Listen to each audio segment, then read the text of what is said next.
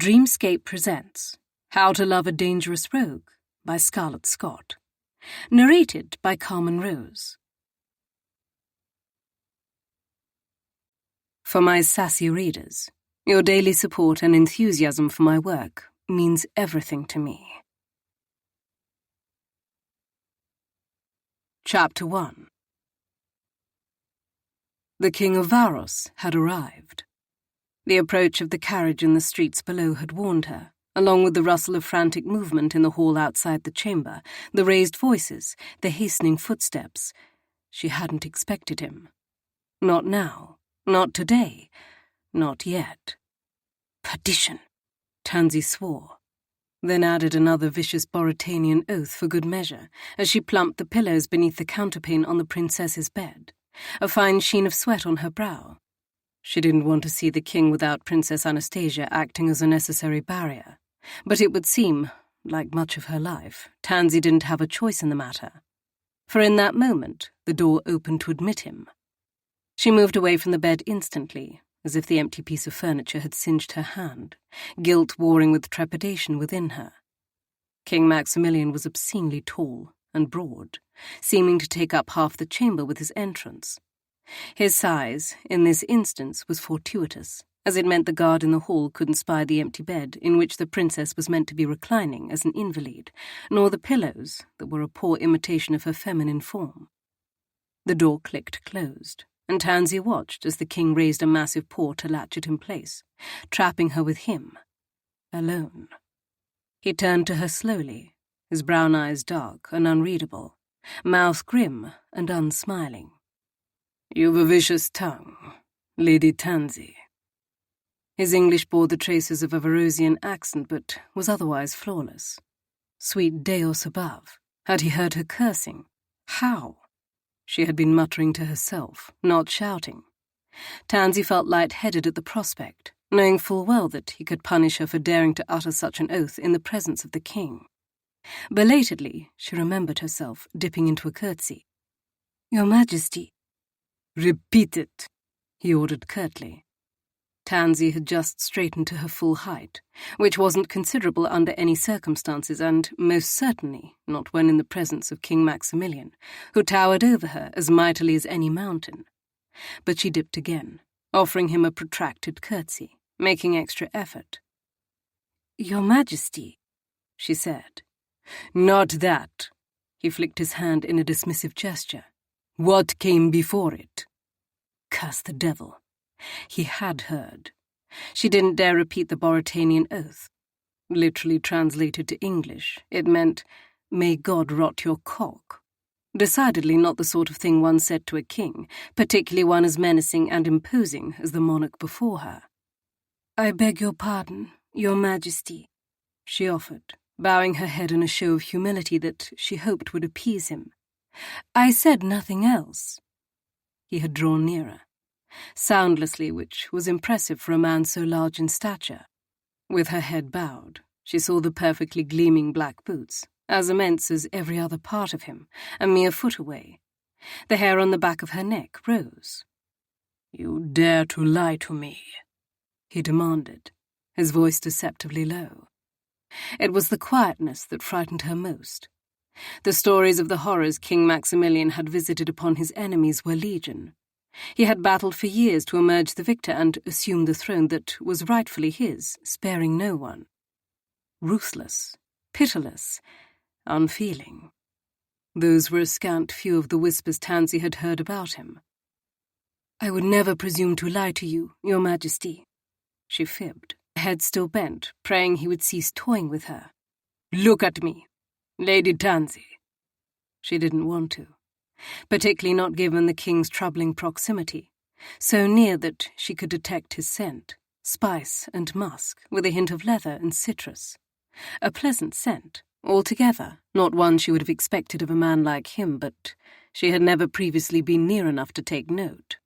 She supposed it stood to reason that brutal warriors might smell as lovely as anyone else.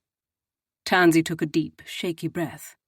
"Forgive me, I said, look at me," he interrupted, enunciating each of the words as sharply as if he wielded a whip.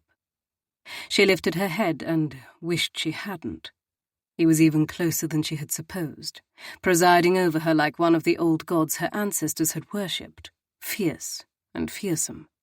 His face a collection of angular blades, wide jaw, high cheekbones, a stern nose.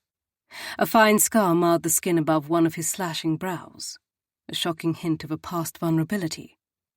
His black hair brushed over broad shoulders, twin patches of silver at his temples. He had amber flecks in the dark brown depths of his eyes, and his mouth was almost cruel to look upon, sensual and full lips so harsh and unyielding. And then those lips moved.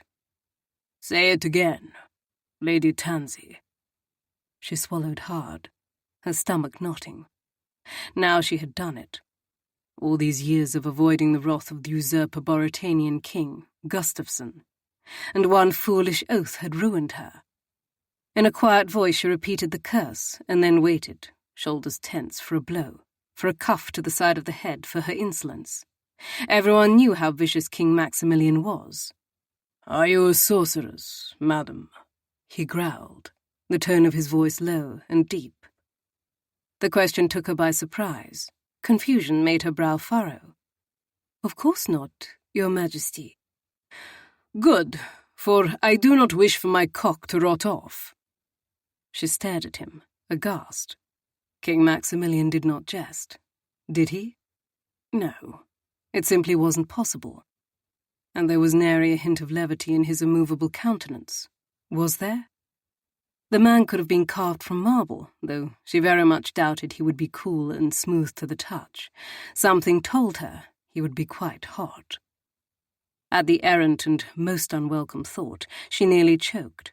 The result was a strangled sound that was most impolite. "Are you well?"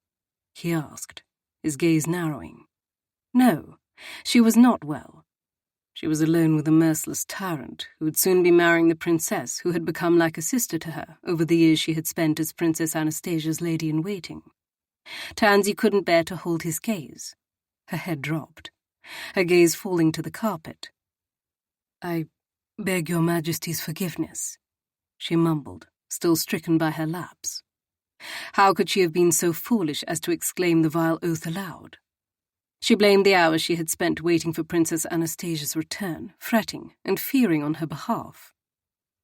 "I asked if you are well," he reminded pointedly. She was aware of him shifting. There was a rustle of fabric, his long arm stretching toward her slowly. Would he strike her now, then? "Very well, thank you, Your Majesty," she managed, scarcely moving her lips. Was all he said. His voice fashioned of steel and ice, and then his finger was on her chin, rough and firm and yet surprisingly gentle, urging it upward, making her meet his gaze again. "I won't hurt you, if that is what you fear. Does King Gustafsson strike the women in his court?" The bloodied lashes she had tended on the princess's back rose in Tansy's mind, and she had to bite back the bile rising in her throat. She should lie, for the tale was not hers to tell, but with his fathomless gaze holding her in thrall, she couldn't seem to find the words. Still, she needed to say something. The king had spoken to her, had asked her a question. She began, only for his finger to settle in the bow of her upper lip, staying further explanation. "You've answered me well enough," he interrupted. As quickly as he reached for her, he withdrew his touch, before spinning on his heel and stalking toward the door. He unlatched and wrenched it open. Then he strode out, closing it smartly at his back, somehow taking the air from the room with him. Tansy stared at the panelled door, holding her breath. The only sounds were more muffled voices and booted footsteps disappearing down the hall, both finally supplanted by the rhythmic ticking of the mantel clock. The jangling of tack interrupted, rising from the street below, and still the door remained closed. Tansy waited, lip tingling where King Maximilian had laid his finger. King Maximilian of Varos was planning a revolution and a wedding, not necessarily in that order. If the wedding came first, so be it. If the revolution took precedence, that was just damned fine. What he hadn't been planning was to smash his fist into the nose of a Royal Boratanian guard. However, since the snivelling whelp he currently had pinned to the wall wasn't answering him, he was leaving Maxim with little choice. Maxim drew back his fist. "Has King Gustafsson given you leave to use force against the princess or her lady-in-waiting? You've until the count of 3, puppy. 1, 2, Yes, Your Majesty!" the man gasped, his reddening face turning a shade to rival the Royal Boratanian purple livery he wore. "King Gustafsson has instructed all guards to use force if the princess or Lady Tansy escapes." Maxim released some of the pressure on the guard's windpipe. He didn't want to choke the bastard entirely, just to instill much-needed fear. Fear by throttle. "Do you know why we're in London?" he demanded of the guard. Yes, Your Majesty," the man sputtered, eyes wide with fear as he scrambled to find footing on the polished marble floor. To announce the betrothal between yourself and Her Royal Highness Princess Anastasia." "That's correct." He flexed his fingers on the guard's neck incrementally, showing him that there was far more strength he'd yet to unleash, for Maxim had learned long ago just how terrifying restraint could be. "Princess Anastasia and Lady Tansy will be under my protection soon, and I don't like any of my possessions to be touched. Do you understand?" The sound of the man's soul skidding frantically on the marble floor was almost comical. Maxim might have laughed if his mind weren't plagued by thoughts of the grey-eyed lady-in-waiting he had left mere minutes earlier. Lady Tansy Francis. She had a flower's name. Flowers were easily crumpled in a fist. They faded and wilted after the bloom, shriveled and died, only to return the following season. Stupid, useless things flowers were. I understand, Your Royal Highness," the guard squeaked out, clawing at Maxim's hand on his throat. "Good," he spat, releasing the man so suddenly that he crumpled to the floor in a pathetic heap. "Tell the other guards as well." With that instruction delivered, Maxim spun on his heel and crossed the hall in easy, long-legged strides. When he reached the staircase, he ascended 2 stairs at a time, eager to return to the invalid chamber where his betrothed, Princess Anastasia, was meant to be convalescing. There was only one reason behind his impatience, however. Lady Tansy. His finger still burned from where it had touched the velvet softness of her upper lip's maddening bow. There were no guards at the door now, which was how he preferred it. Hopefully the worms would wait below while he concluded conducting the rest of his business. It wasn't above choking a few more of them, if necessary, or setting his bodyguard Felix upon them, like a hound after unsuspecting hares. Drawing blood wasn't out of the question, although he didn't want to make the usurper Boratanian king suspicious. No. He wanted to lull the bastard into a false sense of security, and then strike. Maxim didn't bother to knock at the door. He simply entered, finding the lady-in-waiting precisely where he had left her. Hands clasped behind her back, gaze wide, as it landed on him, her full lips parting. "Your Majesty," she said, grasping her skirts to dip into a full, elegant curtsy that belied their mutual presence in this grim, closed-off chamber. She was so damn small that, for a fleeting moment, he had a fanciful notion that he might tuck her into his coat and spirit her away without anyone the wiser. Maxim knew he was a great, towering beast, but he had never felt his size more than standing alone in this room with her. He was taller than most men. Taller than all men he'd encountered thus far in London, thanks, no doubt, to his pillaging ancestors. "You are to cease curtsying in my presence when we are alone," he told her curtly, irritated at the way his body leapt to attention in her presence. "I dislike ceremony." She rose, smoothing her skirts, the only indication of her confusion, the slight crease of her brow. "Forgive me, Your Majesty. I did not intend to displease you." Displeasing him was not the problem. Pleasing him was, because everything about the woman before him pleased Maxim far too much. And he wasn't meant to be lusting after his future wife's lady-in-waiting. He didn't have time for lust. He had a war to wage. He grunted. "You are to stop apologizing as well, unless an apology is requested of you." She was too subservient. Yes, that was the word. Frightened of him, he suspected. And while he preferred everyone in his midst to fear him, his court, his men, his enemies most especially, the thought of Lady Tansy being afraid of him made his gut clench. He swallowed, and he tracked the movement of her creamy throat with great interest. Her neck was dainty and feminine. He could wrap his entire hand around it, not to squeeze but to hold her in place for a kiss.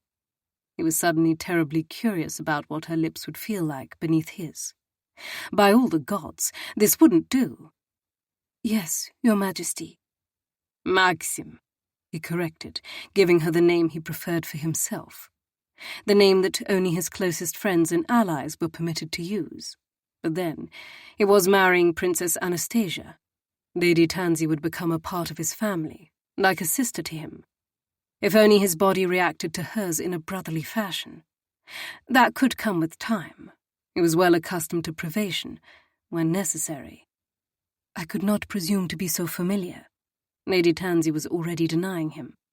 Maxim was not a man people denied. He had spent more than half of his 40 years making certain of it. "Maxim," he repeated sternly. "In private, it is what you will call me." A stirring of pink rose to her cheeks. He wondered why. Because he spoke of privacy between them. 2 more steps, and he was upon her, the fresh scent of her perfume invading his senses. He had noted it before, when he had laid his finger over her philtrum in an effort to keep from touching her lips and yet stay her further speech. Floral, just like her name.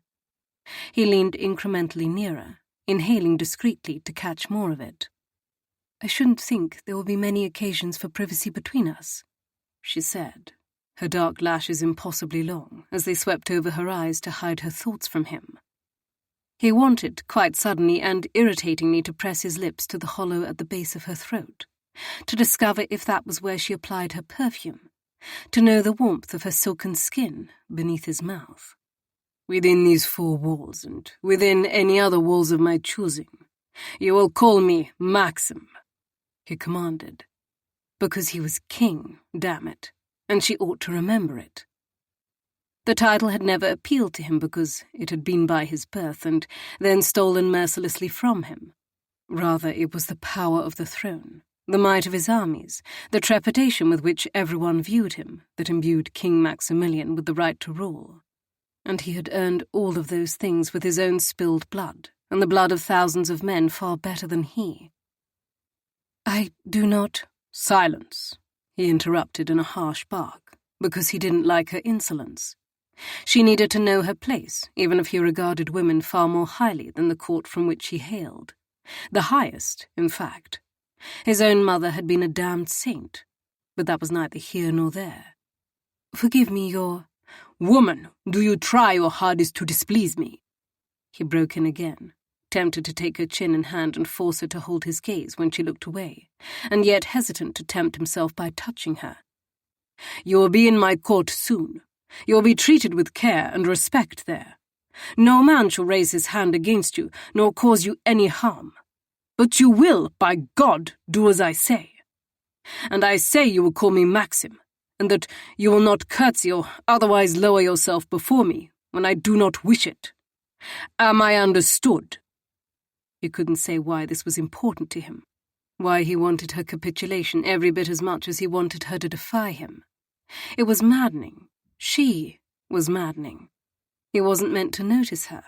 His union with Princess Anastasia, St. George, coupled with the revolution he intended to set in motion in her homeland of Mauritania, would give him the position of strength he required for his own small island kingdom.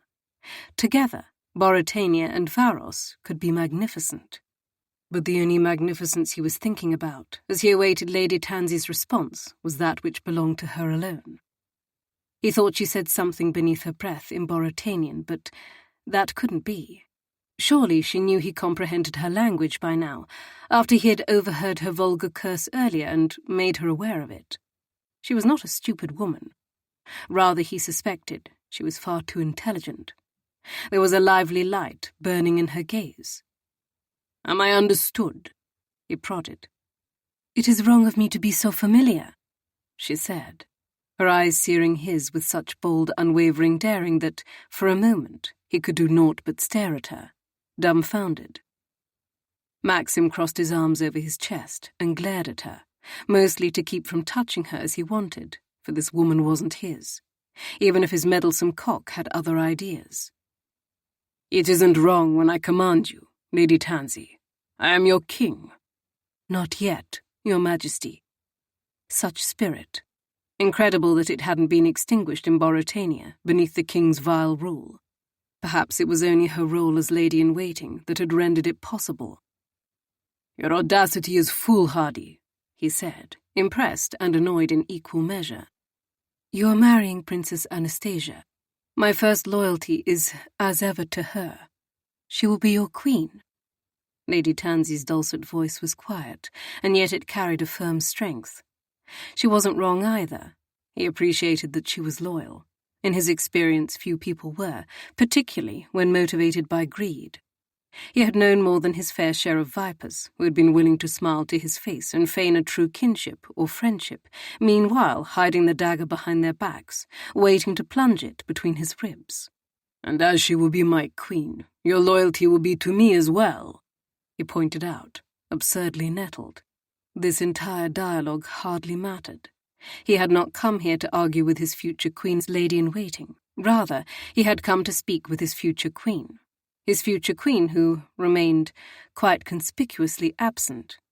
Lady Tansy watched him, her countenance immobile, her mysterious eyes more potent than he could bear. Her intense regard was making his prick go hard. Ye gods! When had a woman's mere regard ever made him get a cock-stand? Never. "Speaking of my future queen," he bit out, changing subjects and tactics abruptly. "Where is she?" That made Tansy blink. Ah, telling, that blink. The lone indication that she was not entirely at ease. "She has gone on your errand, at your request," she said. He knew that, of course. Princess Anastasia had taken his carriage. His most trusted men watched and kept her safe. The life of the woman who would be his queen was of the utmost importance. And Maxim didn't trust the princess's uncle, King Gustafsson, as far as he could throw the bastard. He suspected the king had sent assassins to London to watch the princess and kill her if she proved herself more liability than asset. Concern brewed within him as he took note of the grey pall beyond the windows. "The hour is growing late, however. Should she not have returned by now?" "I expect her at any moment," the lady-in-waiting said, her tone dutiful, her voice kept carefully low, lest any of the guards beyond overhear. And he couldn't blame Lady Tansy, for they all played a dangerous game with Gustafsson's guards. Princess Anastasia feigned illness, while secretly seeking her exiled brother, the rightful king of Boritania, and the one man Maxim truly needed to be able to wrest the throne from Gustafsson. Because he needed peace in Boritania. He needed the kingdom to prosper and flourish. He needed trade and an alliance between Boritania and Varos that would be worth more than the damned paper upon which it was written. "I'll wait, then," he said, testing her to see if she was lying on behalf of the princess. A second blink, and then the small pink tip of Lady Tansy's tongue crept over her lower lip, leaving it glistening. "I am certain your Majesty has better uses for his time." The appearance of her tongue had left him briefly bereft of air. A sizzling arrow of lust had landed straight in his groin, and all he was able to think about was how feminine, how lush, how desirable the petite lady-in-waiting was. She had a foul mouth to rival any sailor's, and he wanted to know what other wicked things she might say and do with it.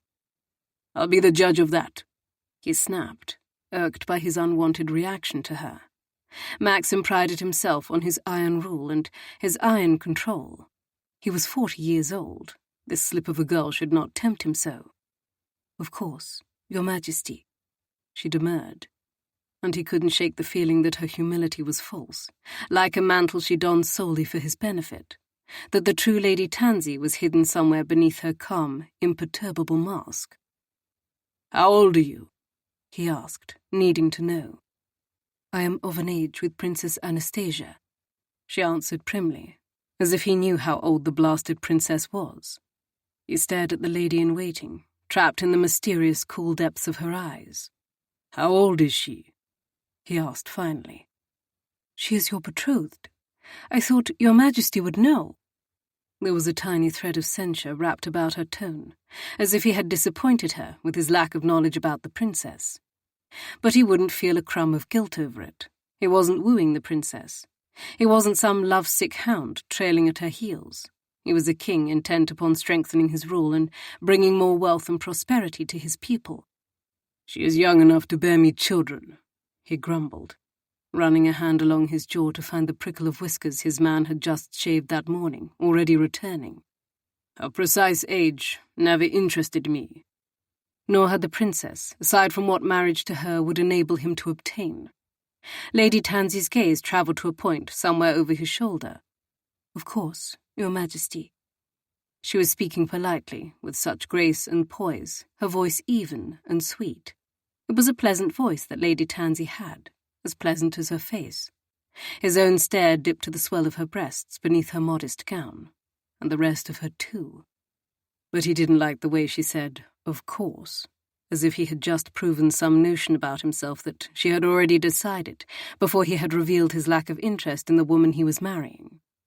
"You still haven't told me how old you are, Lady Tansy," he reminded her pointedly, jealous of the wall over his shoulder for holding her rapt attention. He was accustomed to everyone looking at him, being in awe of him, whether for his size or his throne or his wealth. He was the king of Varos. 25, she answered, her eyes still averted. He wanted those eyes on him, curse it. He was 15 years her senior, and he felt every one of his 40 years, compared to her youth and beauty. "Look at me, when you speak, my lady," he demanded. At last, those grey orbs returned to him, but whatever she was feeling and thinking remained hidden. It was then he realized there was a hint of palest blue circling her irises, rather like a sea in the midst of a storm. "As you wish, your majesty." Her unflappable poise commanded a reaction in him that he couldn't contain. Maxim wanted to ruffle her feathers. "Better," he allowed grudgingly. "Now come and sit with me while we await the princess's arrival." Lady Tansy's eyebrows rose. "Sit with you?" She repeated his request in the manner he imagined she might if he had announced that she must throw herself from the window. He gave her his most feral grin. "Yes, Lady Tansy, sit with me." As he offered her his arm, he knew she had no choice but to take it and allow him to escort her the handful of paces to the sitting area arranged by the fireplace. Her hand settled on his sleeve as lightly as a bird. He placed his hand atop it, keeping her neatly trapped, the warmth of her soft skin a subtle, delicious temptation. And Maxim had never been adept at denying himself what he wanted, whether a woman or a kingdom. Chapter 2. King Maximilian's hand was incredibly large, so large that it covered hers entirely on his shot silk coat sleeve. And it was hot, not as smooth as she would have supposed a king's hand to be. Not that she had spent any time at all considering King Maximilian's hands. No, indeed. The flip in her belly at his touch was a product of her nerves and nothing more. She was overset, awaiting Princess Anastasia's return. Fearing for her welfare. Yes, that was all. Nervous about the necessity of keeping further company with the king. About the lies she had been telling on the princess's behalf. King Maximilian guided her to the seating area as politely as if they were at court with the watchful gazes of 100 courtiers looking on. He was perfectly mannerly, surprisingly elegant for a man whose barbarous acts on the battlefield and beyond were legendary. But she wouldn't think of any of those things now, not with him so near, for fear that her countenance would give her away. "Sit, my lady." His low voice was perilously near to her ear. With a jolt, she realized he had lowered his head toward hers. Swallowing hard against an odd rush of some unfamiliar emotion, she seated herself with more force than necessary. The impact of her bottom colliding with the cushion made her breasts jostle beneath her gown. To her horror, She saw the king's dark, glittering gaze dip and linger. An answering fluttering took up residence low in her belly. Ignoring the unwanted reaction, Tansy made a show of arranging the drapery of her gown around her, flustered beyond measure by his nearness, his voice, his probing stare, his scent. King Maximilian smelled like a Boritanian summer, citrus with a hint of bay. And the more she studied him, the more she was forced to admit just how disturbingly handsome he was. In a series of sinuous movements that were far more graceful than she would have anticipated from a man of his size, the king seated himself opposite Tansy. The effect was almost comical. The armchair could scarcely contain him. He stretched his long legs before him, crossing them at the ankle, looking comfortable and quite at home, as if he expected to remain there for an indeterminate span of time. How she hoped and prayed Princess Anastasia would climb through the window soon, and for more reasons than merely her concern for her friend's safety. The king was still far too near. She shifted on her seat, her discomfort growing, her cheeks warming beneath his steady regard. "Will the guards not wonder at how much time you have spent within the princess's chamber?"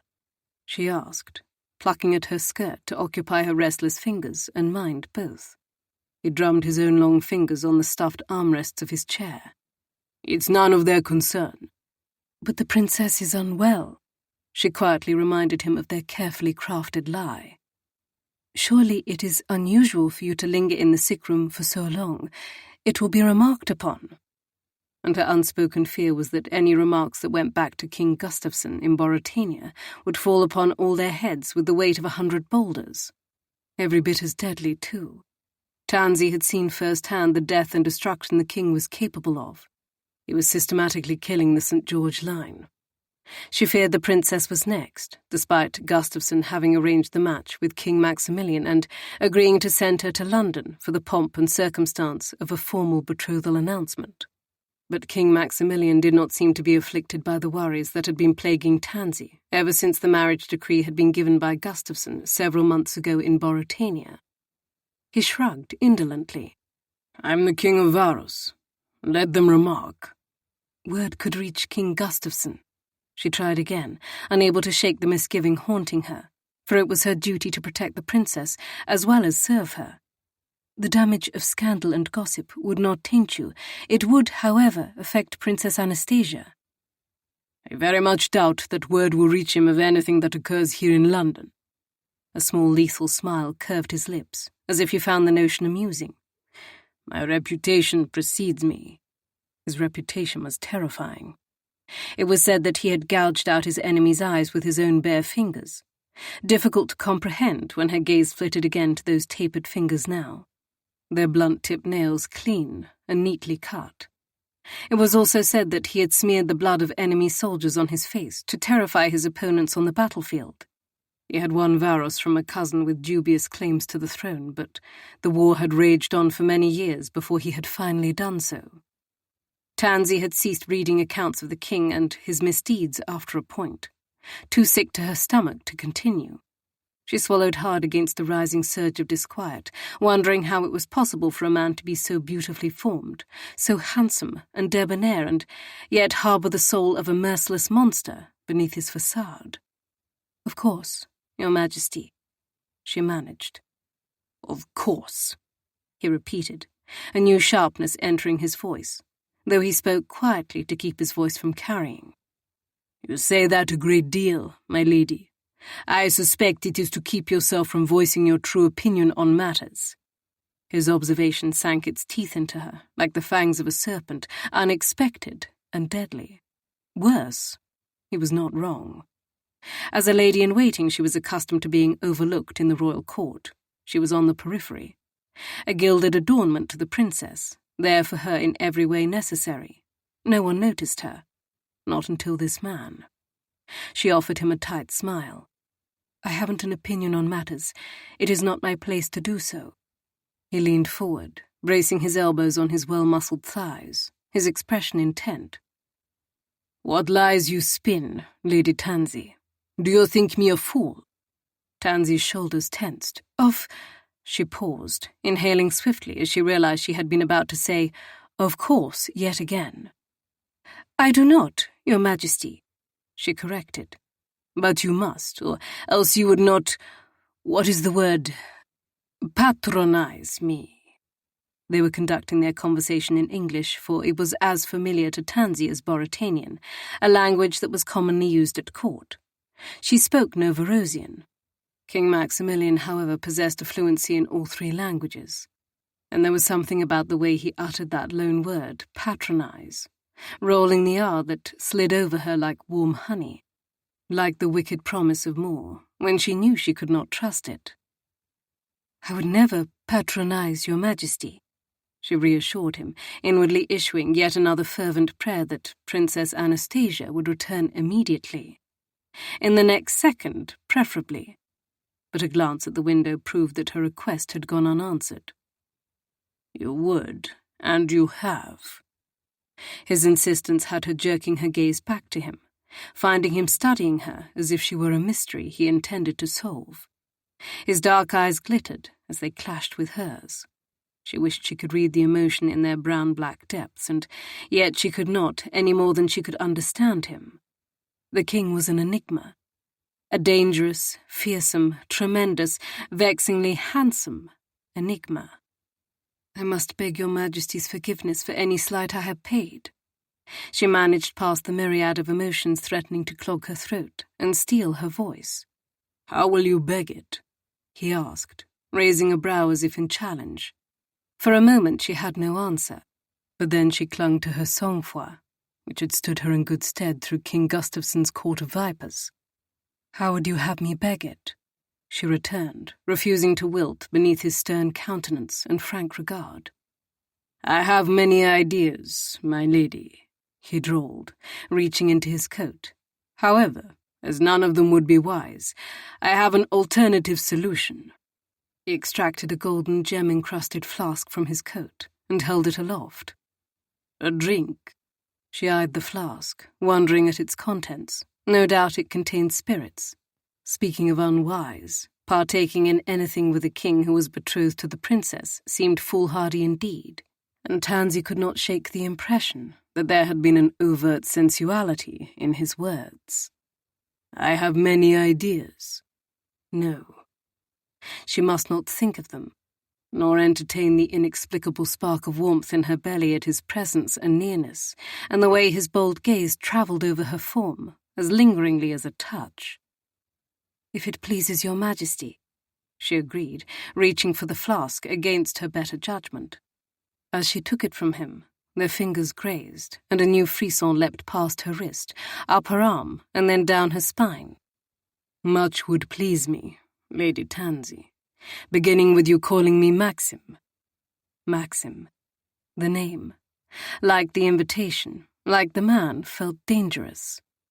Holding the flask more tightly than was necessary, she opened it and brought it to her lips, tipping it back.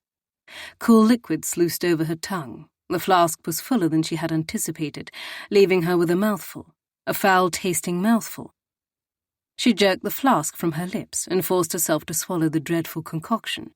Her eyes watered as she struggled not to choke and sputter. A low rumble interrupted her misery. It was coming from the king, watching her with hooded eyes. Laughter, she realized. He didn't seem a man who was capable of levity, and yet he was laughing at her. Tansy's cheeks went hot, embarrassment creeping over her. "What is it?" she managed, her voice raspy. "Scotch whiskey. Have you never tried it before?" "Never," she croaked, wishing she could spit the taste of the vile stuff from her mouth. "Nor can I see the allure." His lips turned up into a smile, and for a searing moment Tansy forgot the flavour coating her tongue, because when King Maximilian of Varos smiled, her breath caught, seizing in her lungs. Every part of her body became exquisitely aware of him as a man. His handsomeness was austere and forbidding, but when his mouth curved and the grooves at the corner of his eyes deepened, his masculine beauty was nothing short of arresting. "Perhaps it's a spirit that one must try several times to garner an appreciation." His tone was low, almost intimate, as was his gaze, lingering on her lips as she licked them to rid them of the terrible flavour of his Scotch whiskey. She almost said, "Of course," her usually unassailable nerves rattled by this man and his mercurial personality, but she bit back the words at the last moment. "Perhaps," she allowed instead, offering the flask to him. He accepted it, and unless she was mistaken, deliberately caused their fingers to brush once more. Holding her stare, he brought the flask to his lips, making a show of placing them where hers had so recently been, and taking a long pull of the awful spirits within. She watched as his Adam's apple dipped twice, whilst he swallowed. A ring on his finger caught her attention. It was fashioned of gold, with a red stone at its centre. He lowered the flask and offered it to her again. "Test our theory, Lady Tansy." Our theory. There was something equally intimate about the word our, the implication that they were somehow secretly united, even if only for the purpose of something as trivial as sharing a drink. The air surrounding them certainly felt intimate. They were alone, his long limbs spread out so that his booted feet nearly touched her gown's hem. They were in a bedchamber, the princess's bedchamber, she reminded herself sternly as she accepted the flask with great reluctance. "I'm not certain I should. I very much fear my mouth shall never recover if I ingest another sip of your foul brew." He drummed his fingers on his thigh, the ruby winking from his ring like a taunt. "If you aren't daring enough for a second taste, I understand." He questioned her mettle. Tansy raised the flask to her lips, holding her breath as she poured another measure down her throat, hoping she wouldn't regret her capitulation, and somehow suspecting she would. The act of sharing a flask had never filled Maxim with unadulterated lust, or at least it hadn't until now. But there had been something damnably erotic about placing his lips on the cool metal where Lady Tansy's had been, and watching her as she attempted to prove her daring to him by choking down another swallow of his whiskey was its own form of sensual torture. Because her defiance, her bravado, ye gods, they were mesmerizing. The quiet little lady-in-waiting possessed the fortitude of steel. And he liked it. Liked the sharp intelligence hiding in her eyes. Liked the way her shoulders went back and her spine stiffened before she met his challenge. Liked that she was willing to swallow his foul brew, as she had called it, just so that he wouldn't think her weak. Liked her. And curse it all, that was a problem, because he wasn't meant to like the lady-in-waiting of his future queen. He was meant to like the woman he would wed, the one who was still presently missing. Lady Tansy lowered the flask to her lap, wrinkling her nose as she swallowed loudly enough that the indelicate sound broke the peacefulness of the chamber. "It's still perfectly vile," she announced with a moue of distaste. He tried to recall the first time he'd ever tippled. It had been so long ago. "I thought the same when I had my initial taste," he told her, and then wondered why the hell he was confiding in a woman he scarcely knew, a woman he ought not to know any better, and yet he couldn't seem to help himself. "How long have you been drinking it?" she asked, surprising him with her soft query, with her interest in him as well. No one asked him questions that were of a personal nature, at least no one save his rascal brother, but Nando was likely debauching a bored wife of the Ton at this very moment, perhaps even two at once. Maxim reminded himself of Lady Tansy's question, forcing his mind to return to long-ago days that seemed a lifetime away, days that were forever out of reach. "I was a stripling of 14 at the time, and I'm a man of 40 now. I reckon it has been a long time." 14 seems terribly young for a man to drink such stringent spirits, she said, still holding the flask in her dainty hand. He could not tell if she was reluctant to return it to him, or if she had forgotten she yet held it, likely the latter. "My sire gave me the whiskey. His mother was Scottish, a Graham." The warmth fled him as he recalled the reason for the drink instead of the heritage that had supplied it on the far-flung, sun-drenched island of Varos. "We were at war with my uncle. I had just watched my first man die. His blood was yet on my hands when my father gave me the whiskey and told me to drink. That doing so would help to numb the shock." Lady Tansy's countenance had grown taut with compassion. Her brow furrowed. "And did it?" He shook his head. No. It didn't. That wasn't the first lie my father told me. Nor was it the last. Gods, why was he telling her this? He wasn't even slightly soused. He had no decent excuse. I don't remember my father, she said, her voice small. He died when I was quite young. And then she surprised him by bringing the flask to her lips and taking another healthy sip. I'm sorry, my lady, he offered, knowing it was woefully inadequate. He had lost his father in the early half of the Varos Great War, and he had never entirely recovered from it. I still miss my own sire, he added, though he has been gone these last 20 years. Lady Tansy nodded solemnly and extended his flask.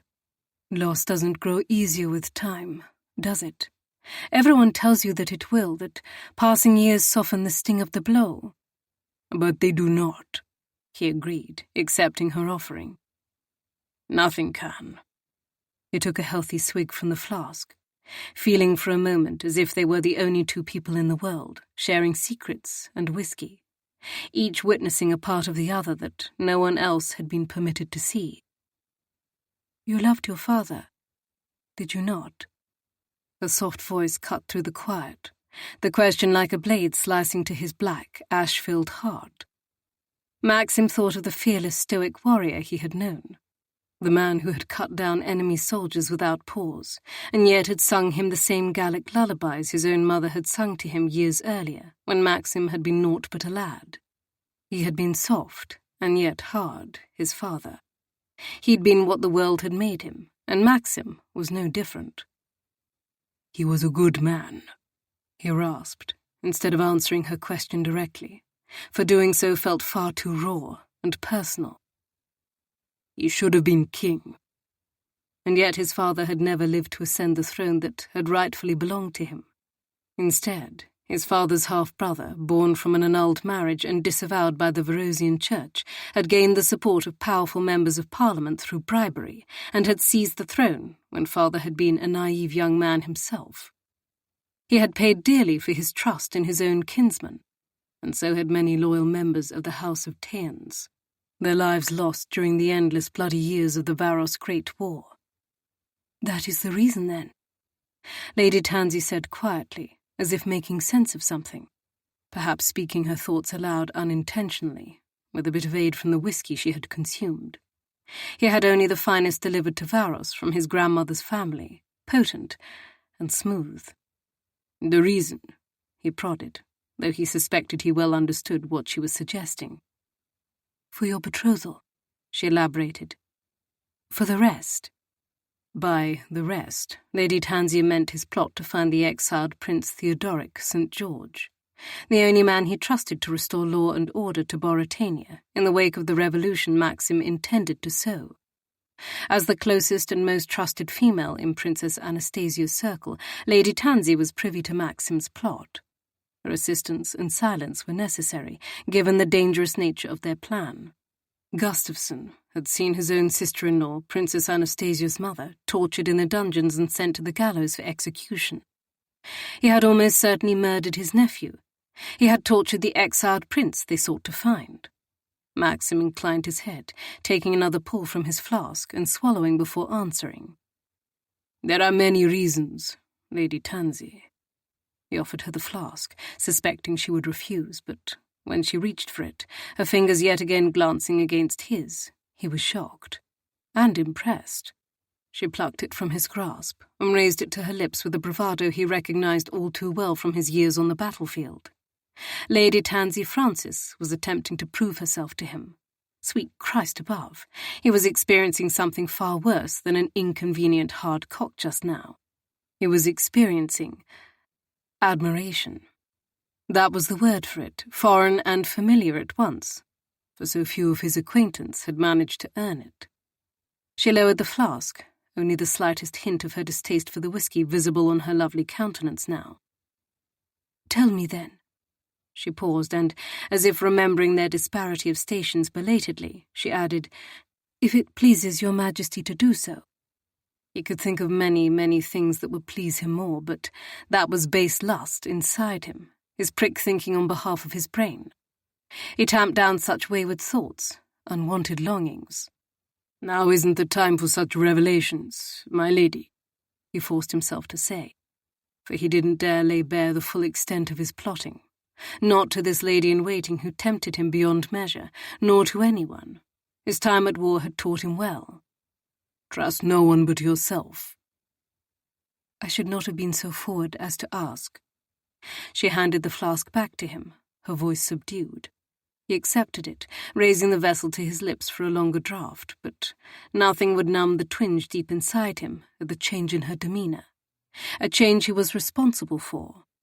Nor could he tamp down the stupid, futile urge to confide everything in her. Perhaps it had been too long since he'd known the comfort of a feminine presence in his life, as well as his bed. His mistress Lucinda had never been capable of soothing him the way Mina had. "I give you leave to be forward with me," he said, wiping his lips with the back of his hand.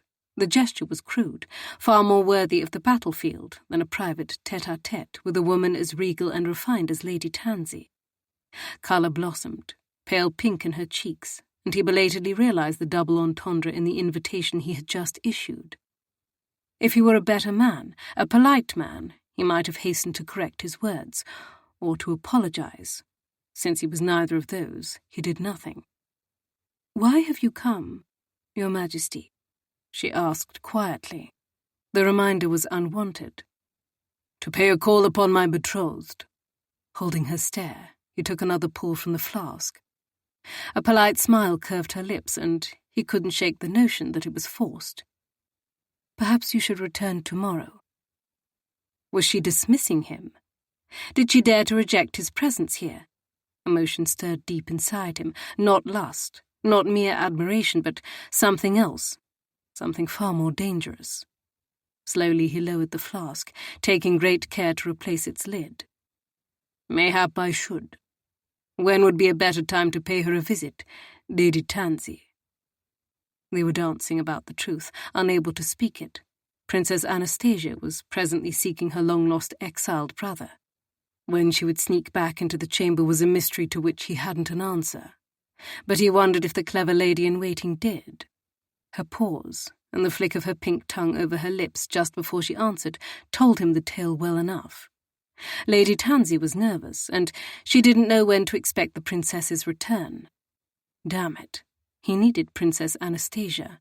Without her, his chances of finding her brother, Prince Theodoric, were grim. To say nothing of persuading the man to aid his own cause, should he locate him. The princess and her welfare was priceless to him. "Tomorrow evening," the lady-in-waiting suggested, "after your obligations."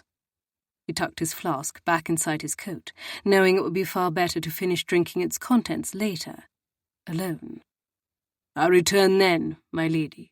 Be certain to tell your princess just how much I value her health when she wakes." The last was said for the benefit of Gustafson's guards, should they be anywhere in the vicinity, but the warning within it was purely for Lady Tansey. A great deal was resting upon the shoulders of Princess Anastasia, and she had damned well better prove her usefulness to him, or else. "I will be certain to extend your felicitations," Lady Tansey said, utterly imperturbable as she rose and smoothed her skirts. All the intimacy they had shared in those stolen moments effectively obliterated. Grinding his jaw in irritation, he rose, towering over her. "Until tomorrow, madam." She dipped into as fine a curtsy as he had ever seen at court. "Your Majesty." She had once more reverted to pure, icy reserve. If he hadn't heard those perfect lips of hers uttering such vulgarities earlier at his entrance, he wouldn't have believed her capable of it. But he had. And now he knew there was far more to Lady Tansey Francis than he had previously supposed. May the gods rot his cock for it. Chapter 3. Maxim was pacing the entry hall when his brother swept in from the mews with a dripping greatcoat and a half-sotted grin. "The hour is late," he told Nando curtly, in their native tongue, for although English was as familiar to him as Varosian, when he was in a state, he preferred their language. "Too late to be marching, brother." Nando said, removing his hat and sending a shower of water droplets to the polished floor. "Is it raining again?" he asked needlessly, ignoring his brother's pointed remark. Nando knew him too well. Only Mina had known him better, but he had been a vastly different man then. In the 15 years that had passed since her death, Maxim had changed so much that he doubted she would recognize him. The thought was not without the omnipresent bitterness that haunted him, along with the stinging lash of blame, for what had happened to his sweet, lovely Mina was Maxim's fault alone. "It is always raining," Nando remarked with a devil-may-care shrug. "One only need fret over it when one ventures out of doors, and why venture beyond 4 comfortable walls when there is so much beautiful entertainment to be found within?" "Within the walls of some countess's bedchamber, no doubt," he muttered, his foot tapping on the floor to the rhythm that soothed him. If he ceased his measured pacing, then he had to move something, or else his cravat choked him, and his skin felt too tight, and his entire body felt as if it were crawling with insects. But that was only when his fits took hold of him. He had been doing his utmost to battle them, waging an inner war, one he was currently losing. "She was a duchess," Nando said glibly. "Her friend may have been a countess, however. Lady such and sundry, if I'm not mistaken." Maxim slid a finger between his cravat and his throat, creating an incremental space that seemed somehow vital for continued breathing. "You are carrying on exactly as I supposed you would be this evening, then." "Where are all the servants?" Nando frowned as he looked about, sounding perplexed. "My hat and greatcoat are dreadfully sodden." "They're abed," Maxim growled, trying not to feel irritated with his brother and failing. "It is 3:30 in the morning." "Is it?" His brother tossed his top hat away, as if it were an insult, the felt brim and crown travelling end over end to land with a damp thud some feet away. "Ye gods! London ladies keep disreputable hours." Oh, to be as carefree as Nando, with his head of blonde curls and his sea-blue eyes that forever had the ladies swooning. Nando seducing whomever he wished. Nando flitting about at night without a care as to kingdoms, or thrones, or alliances, or exiled princes, or revolutions. Or beautiful grey-gazed ladies-in-waiting who were forbidden. Maxim tapped his foot and crossed his arms over his chest, pinning his brother with an unimpressed stare. "Indeed." Nando hummed, shucking his greatcoat and sending a fresh flurry of water to the floor. "Whatever happened to the carpets?" "They were ruined," he said simply, thinking it best not to trouble his younger brother with the entire truth. The blood had proven too difficult to remove from the woolen rugs, covering the polished wood. In the end, they'd been rolled up, neatly concealing the body within. "Ruined how?" Nando countered, surprising Maxim with his persistence and curiosity both. "It hardly signifies." Maxim waved his hand dismissively. Tap, tap, tap. But his brother's eyes narrowed, dropping to Maxim's restless foot. Something has happened. Yes, something damn well had. Something had been an enemy infiltrating the haven of the townhouse he had leased for this infernal betrothal announcement. An announcement he was only making to further his goal of securing peace and prosperity for his kingdom and his people. "It has been dealt with," he said simply. "You should go to bed." Nando raised a lone dark brow. "And leave you alone in this state?" "I think not, brother." "In this state." Maxim clenched his jaw and rolled his shoulders at the words, the implication, the unspoken acknowledgement that something was inherently wrong with him. He supposed he should be grateful that Nando hadn't uttered the word that truly incited him to abject rage. Madness. "I'll remind you that I am your king," he said sternly. But despite his proclamation, he still couldn't stop tapping his damned foot, because when the fits came, his body was not his own. It was as if it belonged to another. "You're my brother first," Nando said, throwing his soaked greatcoat in the same direction as his abandoned hat. It landed with a heavy thud on the newly revealed parquet. Maxim stared at the coat and hat, noting a small smear of red on the wall that had been missed by his assiduous servants in their earlier efforts at cleaning. Shooting a man was so blasted messy. Tomorrow, He would see the last trace of what had happened upon his return from visiting Lady Tansy removed. For tonight, he couldn't stomach wiping the blood from the plaster himself, for fear of the effect it might have upon him. He hated blood, a fact which had never bothered the gossips who had claimed he'd smeared the blood of his enemies on his face in battle. Hated its hot slipperiness, hated its metallic scent, the taste of it in his mouth, the splatter of it on his face and hands in the midst of a battle, his own soldier's life source. His stomach clenched violently. Tap, tap, tap.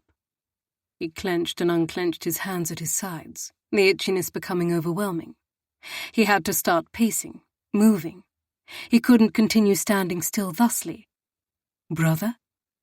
Nando's familiar, calming voice stole him from the grips of whatever ailed him, forcing his gaze back to his brother, his reckless, careless, wonderful brother.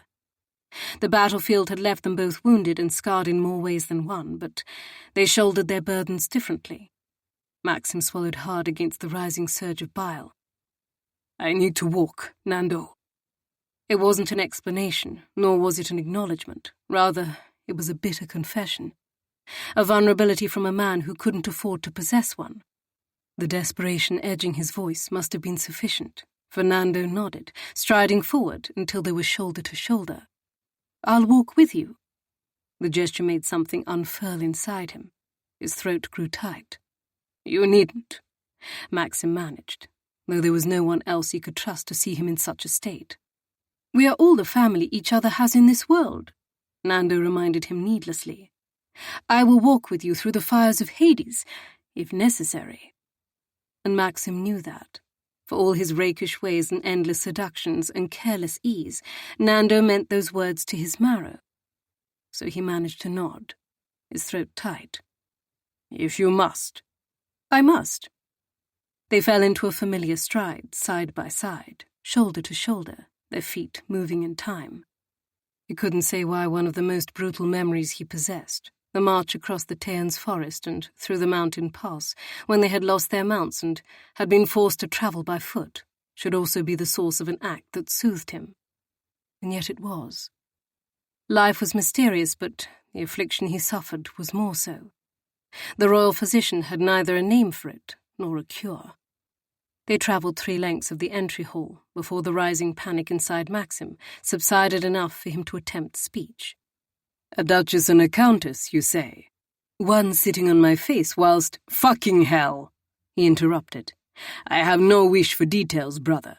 I was merely trying for polite conversation." "Polite? You?" Nando laughed lightly. "I wouldn't have thought it possible."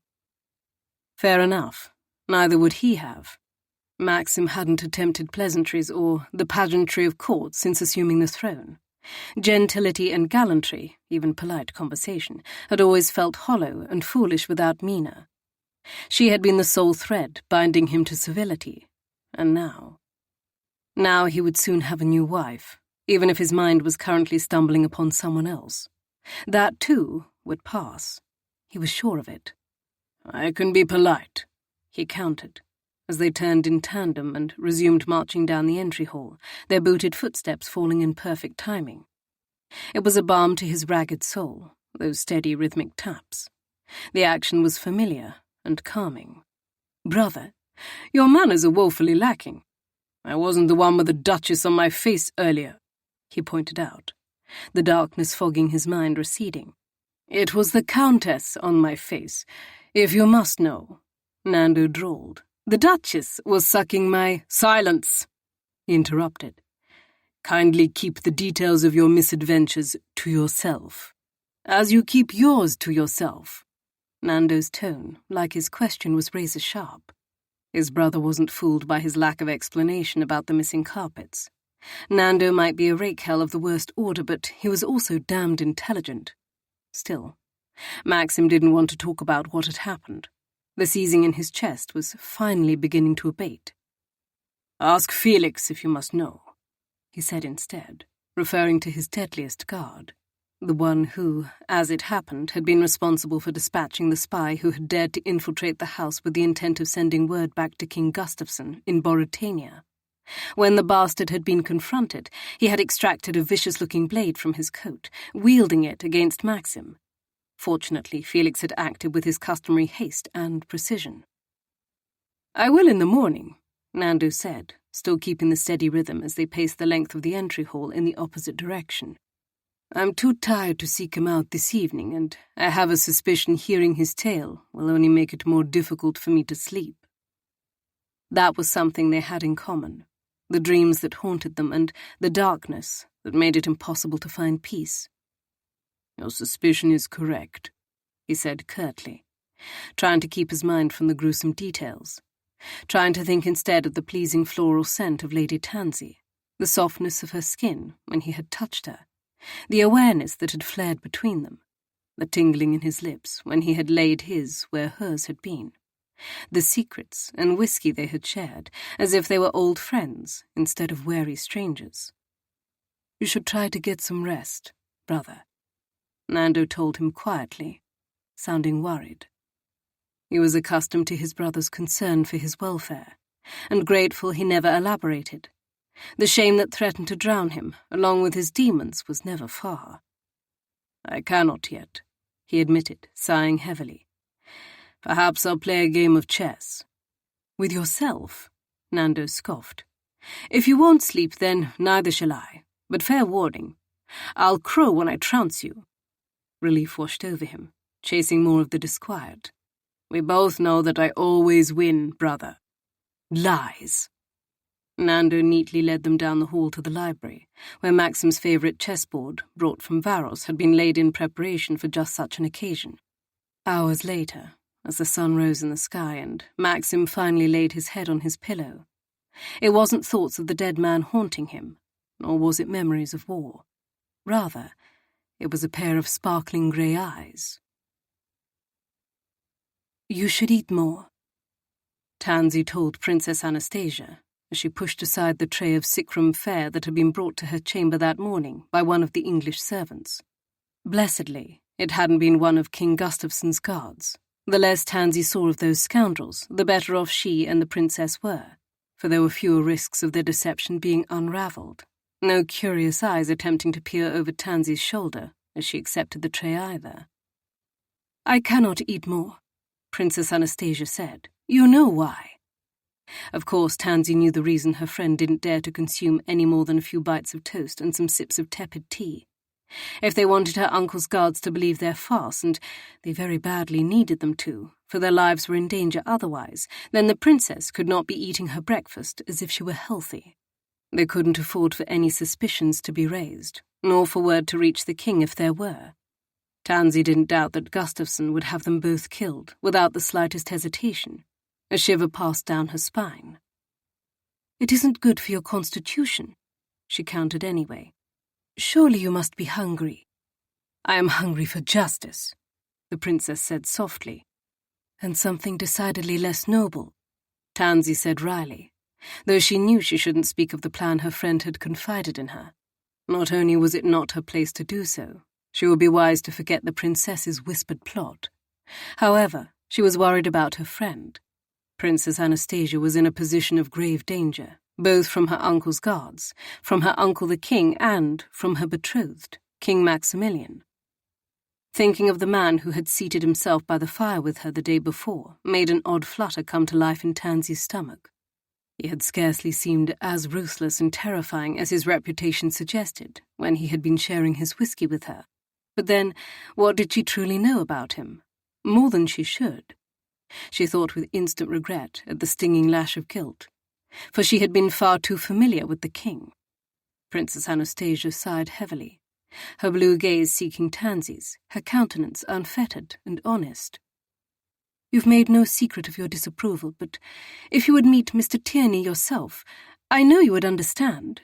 There is something about him that is—" "Rakish?"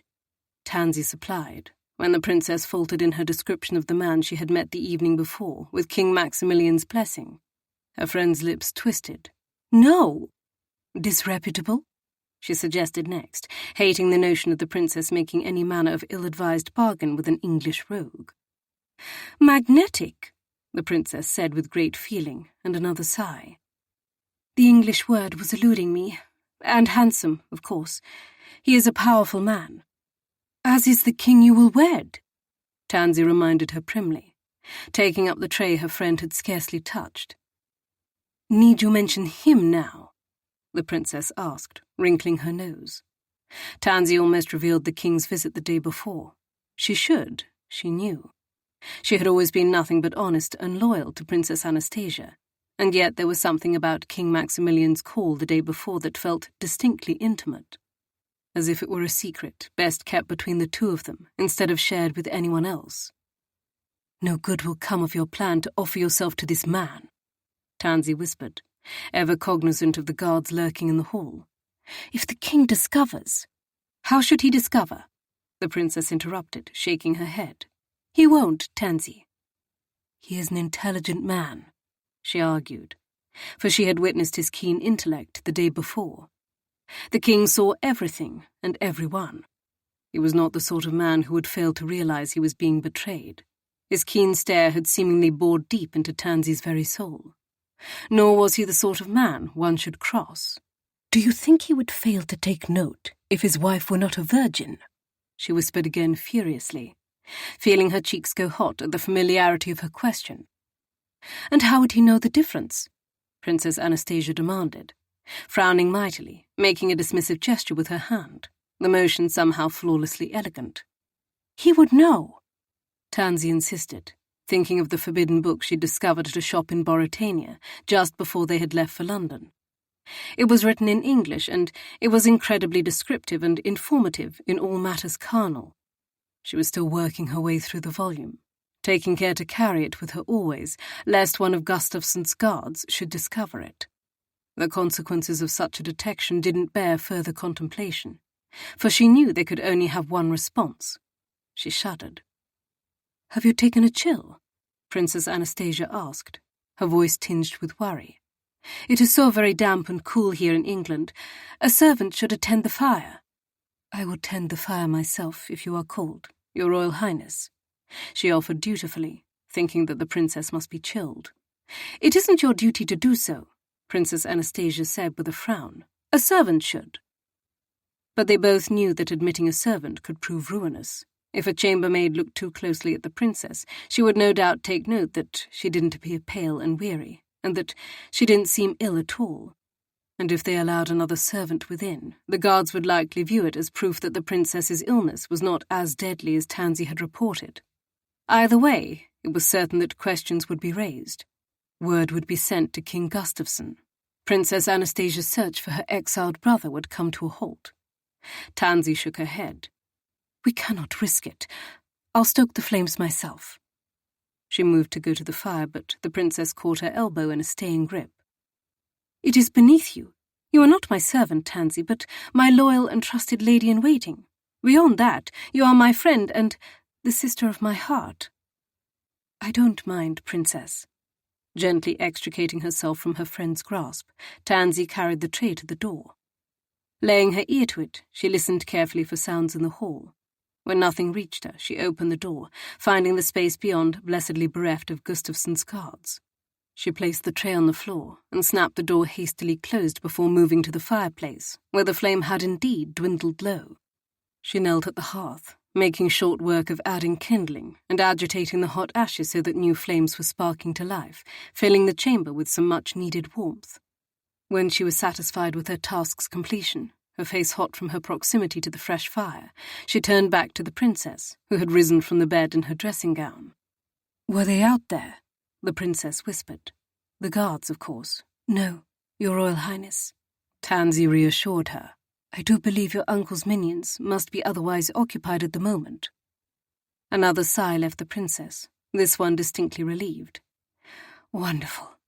I wish they would occupy themselves elsewhere every second of each hour. Or better yet, that they would throw themselves from the roof or drown themselves in the Thames." Tansy's lips twitched with suppressed mirth. "I fear we won't be so fortunate." "Of course we won't." The princess folded her in an impulsive embrace. "Oh, Tansy, I don't know what I would do without you here with me. Pray don't be displeased with me for wanting to carry on with my plan. It is the only thing I will have done solely for myself in as long as I can recall." Tansy returned her friend's embrace, understanding her all too well. "I fear for you, Your Royal Highness. It is my duty to protect you and serve you in all ways. I wish you would call me Stasia," the princess said, her voice sounding small and sad. And once again Tansy understood. "But you are my princess, and one day soon you will be my queen." It was an important distinction, one she couldn't forget. Even if she had during those intoxicating moments with King Maximilian the day before. As Tansy gave the princess another reassuring squeeze, she vowed to herself that she would never be alone with the king again. Chapter 4. A sudden, jarring knock at the door stole Tansy from the distraction of the book she had been half-heartedly attempting to read. The Tale of Love, with its lewd and shockingly descriptive chapters, had been entertaining her previously, a much-needed source of amusement despite the risk she took in reading it. But with her thoughts and heart heavy, she was no longer finding the wickedness within its pages nearly as intriguing as she previously had. "Who comes?" she called in Boratanian, her heart leaping into her throat as she snapped the volume closed. The bed behind her was empty, pillows neatly arranged into a princess-shaped lump once more. How she hated these hours of subterfuge, when the risk of discovery was brutally heightened by the princess's glaring absence. They were one knock, one open door, one curious guard away from all their efforts coming undone. And should that happen, from the inevitable punishment that would follow, certain death. "King Maximilian to see Her Royal Highness, Princess Anastasia," came the gruff response from the guard, cutting into her worried thoughts. The pronouncement didn't alleviate any of her concerns. He had returned, and earlier than she had expected. Tansy had been hoping that Princess Anastasia would be here when he paid his call, praying that she would. "No," she muttered to herself, rising from her chair and depositing the book upon a nearby table. "No, no, no." Why had Princess Anastasia yet to return? How long would she be gone? And would the king suspect something was amiss and that the princess intended to give herself to the man she had paid to find her missing brother? Tansy felt dizzied, her entire body alight with a strange sense of half-panic, half-excitement. He was here, and she would have to face him. "Just a moment, if you please," she called loudly to the guard, casting a frantic glance around the chamber to make certain everything was in its place. The window was closed, the curtains neatly closed. The bed looked occupied. She strode to it anyway and plumped the pillows, arranging the counterpane to her satisfaction, delaying the inevitable. She walked across the room, telling herself that she could survive one more encounter with King Maximilian. But then she opened the door, a small sliver, and saw broad shoulders, a massive chest, and a knowing dark stare. And all the reassurances she had offered herself promptly died a swift death. "Your Majesty," she murmured, awareness washing over her, like molten honey. "Lady Tansy." The way he said her name in his deep voice made it sound like a sin. She swallowed hard. "The princess is sleeping." He raised a brow, his lips tightening incrementally. "I'll wait until she wakes." She stepped back with great reluctance, allowing him just enough room for entrance, his large body shielding the empty bed from the guard's view beyond in the hall. When he closed the door at his back, she retreated swiftly, putting some necessary distance between them. For despite all her fervent vows to herself, she was once again alone, with the king. His stare travelled up and down the length of her body, and she knew a fleeting, foolish urge to check her gown for wrinkles and her hem for tears or stains. "Good evening." She dipped into a curtsy. "Good evening, Your Majesty." He was already walking when she straightened, his long-limbed strides taking him across the chamber to the princess's bed. With a swift, efficient motion, he peeled back the bedclothes, revealing the lumpy assortment of pillows beneath. "As I suspected," he drawled. His countenance was as hard as if it had been hewn in stone. There was no softness to King Maximilian, not even a spare hint of flesh on his lean, muscular form. And his implacable stare was upon her, as if she were responsible for Princess Anastasia's failure to return promptly enough for his call. Her suspicions over the princess's tardiness made Tansy's ears go hot. The king's gaze narrowed to glittering obsidian slits as he let the bedclothes drop back into place. "You know something you aren't confiding in me." He issued the words as an accusation, rather than a question. She swallowed hard. "Of course not, Your Majesty." King Maximilian approached her in a predatory prowl. "What did I tell you yesterday about all of your of courses, Lady Tansy? Could it be that you've already forgotten?" His voice was soft to keep it from carrying to the hall, and yet it bore an underlying strength that was as hard as granite. She clasped her hands together before her and resisted the urge to retreat from his imposing form as he stopped near enough to touch. She had a wild, fleeting thought about what it would feel like to place her hand on his massive chest, to test the strength of his arms, but then she hastily dashed the unwanted curiosity away. "Naturally, I have not," she said. "Your Majesty said that you suspected I used the phrase to keep myself from offering my true opinion on a matter. However, as I said yesterday, I haven't any opinions. It is not my place to do so." "Are you telling me that I am wrong, my lady?" he asked sharply. He had certainly laid a neat trap for her. Any answer she could give would pay him insult. "I would never deign to do so," she told him solemnly. He said. That disapproving hum he had given her the day before. Not a growl, at least, nor a grunt. Dare she consider it an improvement? "Are you a liar, then, as well as a lady-in-waiting?" he asked shrewdly, and she had her answer. Decidedly not an improvement. "I do not count myself a liar, Your Majesty," she answered quietly. He seemed somehow harsher today. The slash of his jaw was tense, and he looked very much like a man who carried the weight of the world upon his shoulders. No doubt he did carry the weight of his kingdom and his people. For a wild, fleeting moment, she knew a pang of guilt at the secret she was keeping from him, but then she banished the unworthy emotion. Her loyalty was to Princess Anastasia, above all else. "You've a secret," he said firmly, insistently. His gaze was hard and glittering, probing and penetrating. There was something about this man that made her intensely aware of him. It was as if her body was somehow commanded by his presence, making a traitor of her with every moment they spent alone. "I have no secrets, Your Majesty," she said, giving him the somber answer that she knew she must. "You haven't any secrets, just as you haven't any opinions," he said, his voice low and deep and somehow smooth and cutting all at once. A slow smile curved his lips, and the transformative effect it had upon his already handsome countenance left her breathless. "And yet you claim not to be a liar." He took another step closer, bringing with him the tempting hint of leather and citrus and musk. And he was towering over her now, in truth, near enough to touch, the 3 gold buttons on his white linen shirt within easy reach. They bore his insignia, she realized for the first time. King Maximilian was a devilishly handsome man. She could admit it to herself, from his black hair with the blazing silver at his temples, to his massive form and sensual mouth to those dark, knowing eyes. "Yes, Your Majesty," she answered simply, her eyes slipping to the orbison at her feet, for she couldn't bear to continue holding his gaze. It was like staring into the sun. "You will call me Maxim from this moment forward."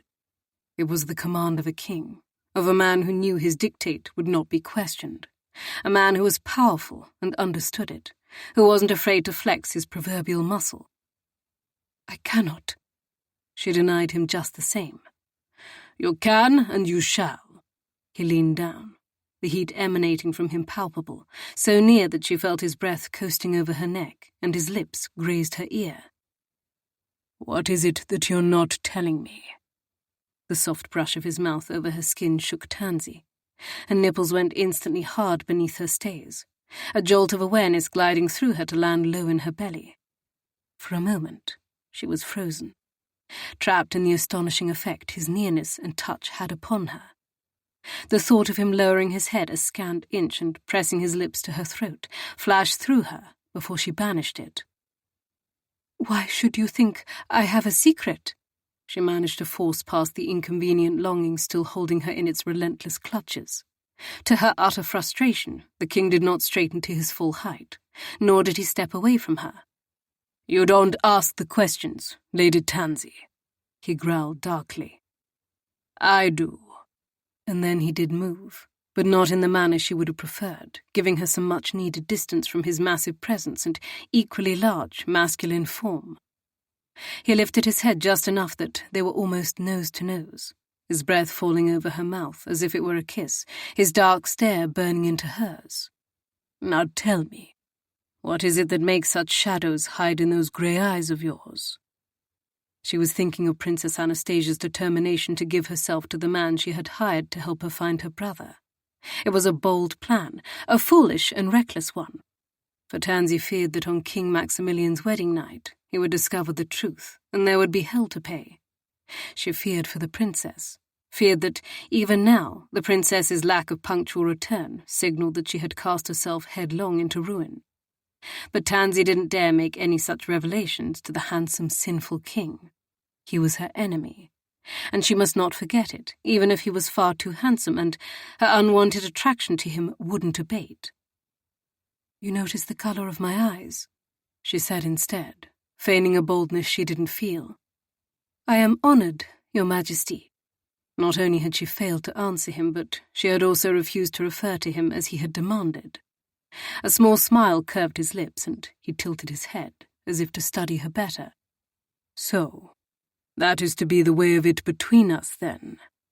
She disliked the way he said, "between us," implying that the two of them were anything more than strangers, somehow adding an underlying intimacy that made her heart pound faster and made yearning pool in her belly.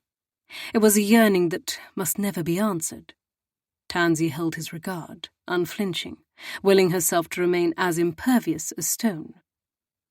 "That is very much the way of it." Had he doubted, it would be any different. She was the lady-in-waiting to his future queen. They had been inseparable since they had both been young, naive girls, before the world had changed and jaded them. And Tansy did not just consider Princess Anastasia the sister she had never had. She owed the princess her life. Without the St. George family, Tansy would have been adrift in the vast sea of the Boratanian court, without a home or anyone to care for her. She owed the princess nothing less than her pure, constant loyalty, and that was what made her uncontrollable reaction to King Maximilian all the more infuriating. She hated herself for the way she felt in his presence, for the restless urge to touch him, to be touched by him. "You do know that you are speaking to your king, do you not?" he asked then, tearing her from her ruminations. "You will not be my king until you marry Her Royal Highness, Princess Anastasia." They stared at each other, each of them unwilling to relent. His hand rose, and she could not contain her flinch at the sudden movement. Her instinctive reaction made him frown severely. "Have I given you reason to believe that I would strike you?" he demanded. She bowed her head, feigning subservience in the hope that it would calm his ire. "No, Your Majesty." Fingers were on her chin, as they'd been the day before. The pads of his fingertips were calloused, and the way he touched her, he forced her head up, not harshly, and yet unrelenting, forcing her to look at him. "I don't harm women, Lady Tansy." He stroked his thumb over her jaw, a place she had never previously been aware would be so responsive to a touch, and yet she couldn't deny the reaction the simple caress evoked. Her knees trembled. "You're safe with me," he added. Only she recognized his assertion for a lie at once, because being in his presence was the greatest peril she had experienced, not to her person, but to her loyalty to the princess. She was desperately drawn to King Maximilian, and it seemed there was nothing she could do to change that. "I don't feel safe with you," she whispered, the admission torn from her. She hadn't intended to make it. "Why not?" His forefinger moved slowly, stroking the underside of her chin, the steady glide a seduction in itself. "You are a dangerous man, Your Majesty." "Perhaps." He continued his light caress, holding her captive with scarcely any effort. "But I am also just, which is why you should tell me what you're keeping from me before you make me cross. I assure you, Lady Tansy, that You don't wish to see me when I'm cross." His baritone was as soft and tantalizing as his touch. "What happens when you are cross?" she asked, inwardly chastising herself for the breathless quality of her voice and the rapt fascination with which she watched him, as if she were his to touch, to play with, to tease. As if she were his lover. She wondered stupidly, wildly, how he treated the women he took to bed. Did he touch them as tenderly, with such care that seemed at odds with his massive size and his brutal reputation? Had he earned the calluses on his hands from fighting on the battlefields he had conquered? "When I am cross, I do everything in my power to vex my enemies." He smiled then, a beautiful smile truly, that revealed the full extent of his white, ridiculously even teeth. Did all the men of Varos look so splendid, or was it merely this one? Belatedly, his claim occurred to her. "I am certain you could not vex me, Your Majesty." "And I am equally certain I could. Do you wish to try me?" She had no other choice. "I suppose I must." His smile deepened, making grooves at the corners of his dark eyes and sinful lips. "Consider yourself warned, Spitfire." Her skin was so damn soft, and she was so stubborn, so tempting. He had never wanted to kiss her more. Everything within Maxim was clamoring to take her mouth, to claim her, to sweep her into his arms and carry her away like the spoils of war, to strip her bare and use his lips and tongue and teeth and cock to please her until no more stubborn resistance remained. Lingering here and clashing verbal swords with the beautiful lady-in-waiting was stupid, and he knew it. Only yesterday an assassin intent upon killing him had been slain in his entry hall. He was likely standing within the lion's den, with Gustafson's guards within a shout's distance at all times. And there was also the matter of the ever-elusive princess he was to wed. She had been due to return an hour ago, by his calculations. But he hadn't become the king of Varos by failing to seize what he wanted, and he very much wanted Lady Tansy. She had thrown the gauntlet between them. He was merely taking it up. To that end he released her with great reluctance, and turned to a book abandoned upon a nearby table, retrieving it. She had been reading the volume, he knew. The contents mattered not to him. What did matter was that it belonged to her. He folded himself into one of the uncomfortable armchairs by the fire, and flipped the book open to its frontispiece. She flew after him, like a little bird intent upon chasing a predator from her nest of eggs. "What are you doing?" He gestured calmly with his left hand. "Reading." "But that is my book," she sputtered, her fingers tangling in her gown, as if to keep from snatching the tome from his grasp. "Is it?" He raised a brow, giving her an unconcerned look. "Not any longer. Now it is mine." With that pronouncement, he turned his attention to reading. The book was in English. Its title, The Tale of Love, was decidedly intriguing. Was it a bawdy book, then? His stubborn prick twitched to attention at the possibility. "You must not read it," she said, sounding rather frantic, catching her lower lip in her teeth. His cock hardened, pulsing with eagerness. She was beautiful, hovering over him with an expression of utter concern on her lovely countenance.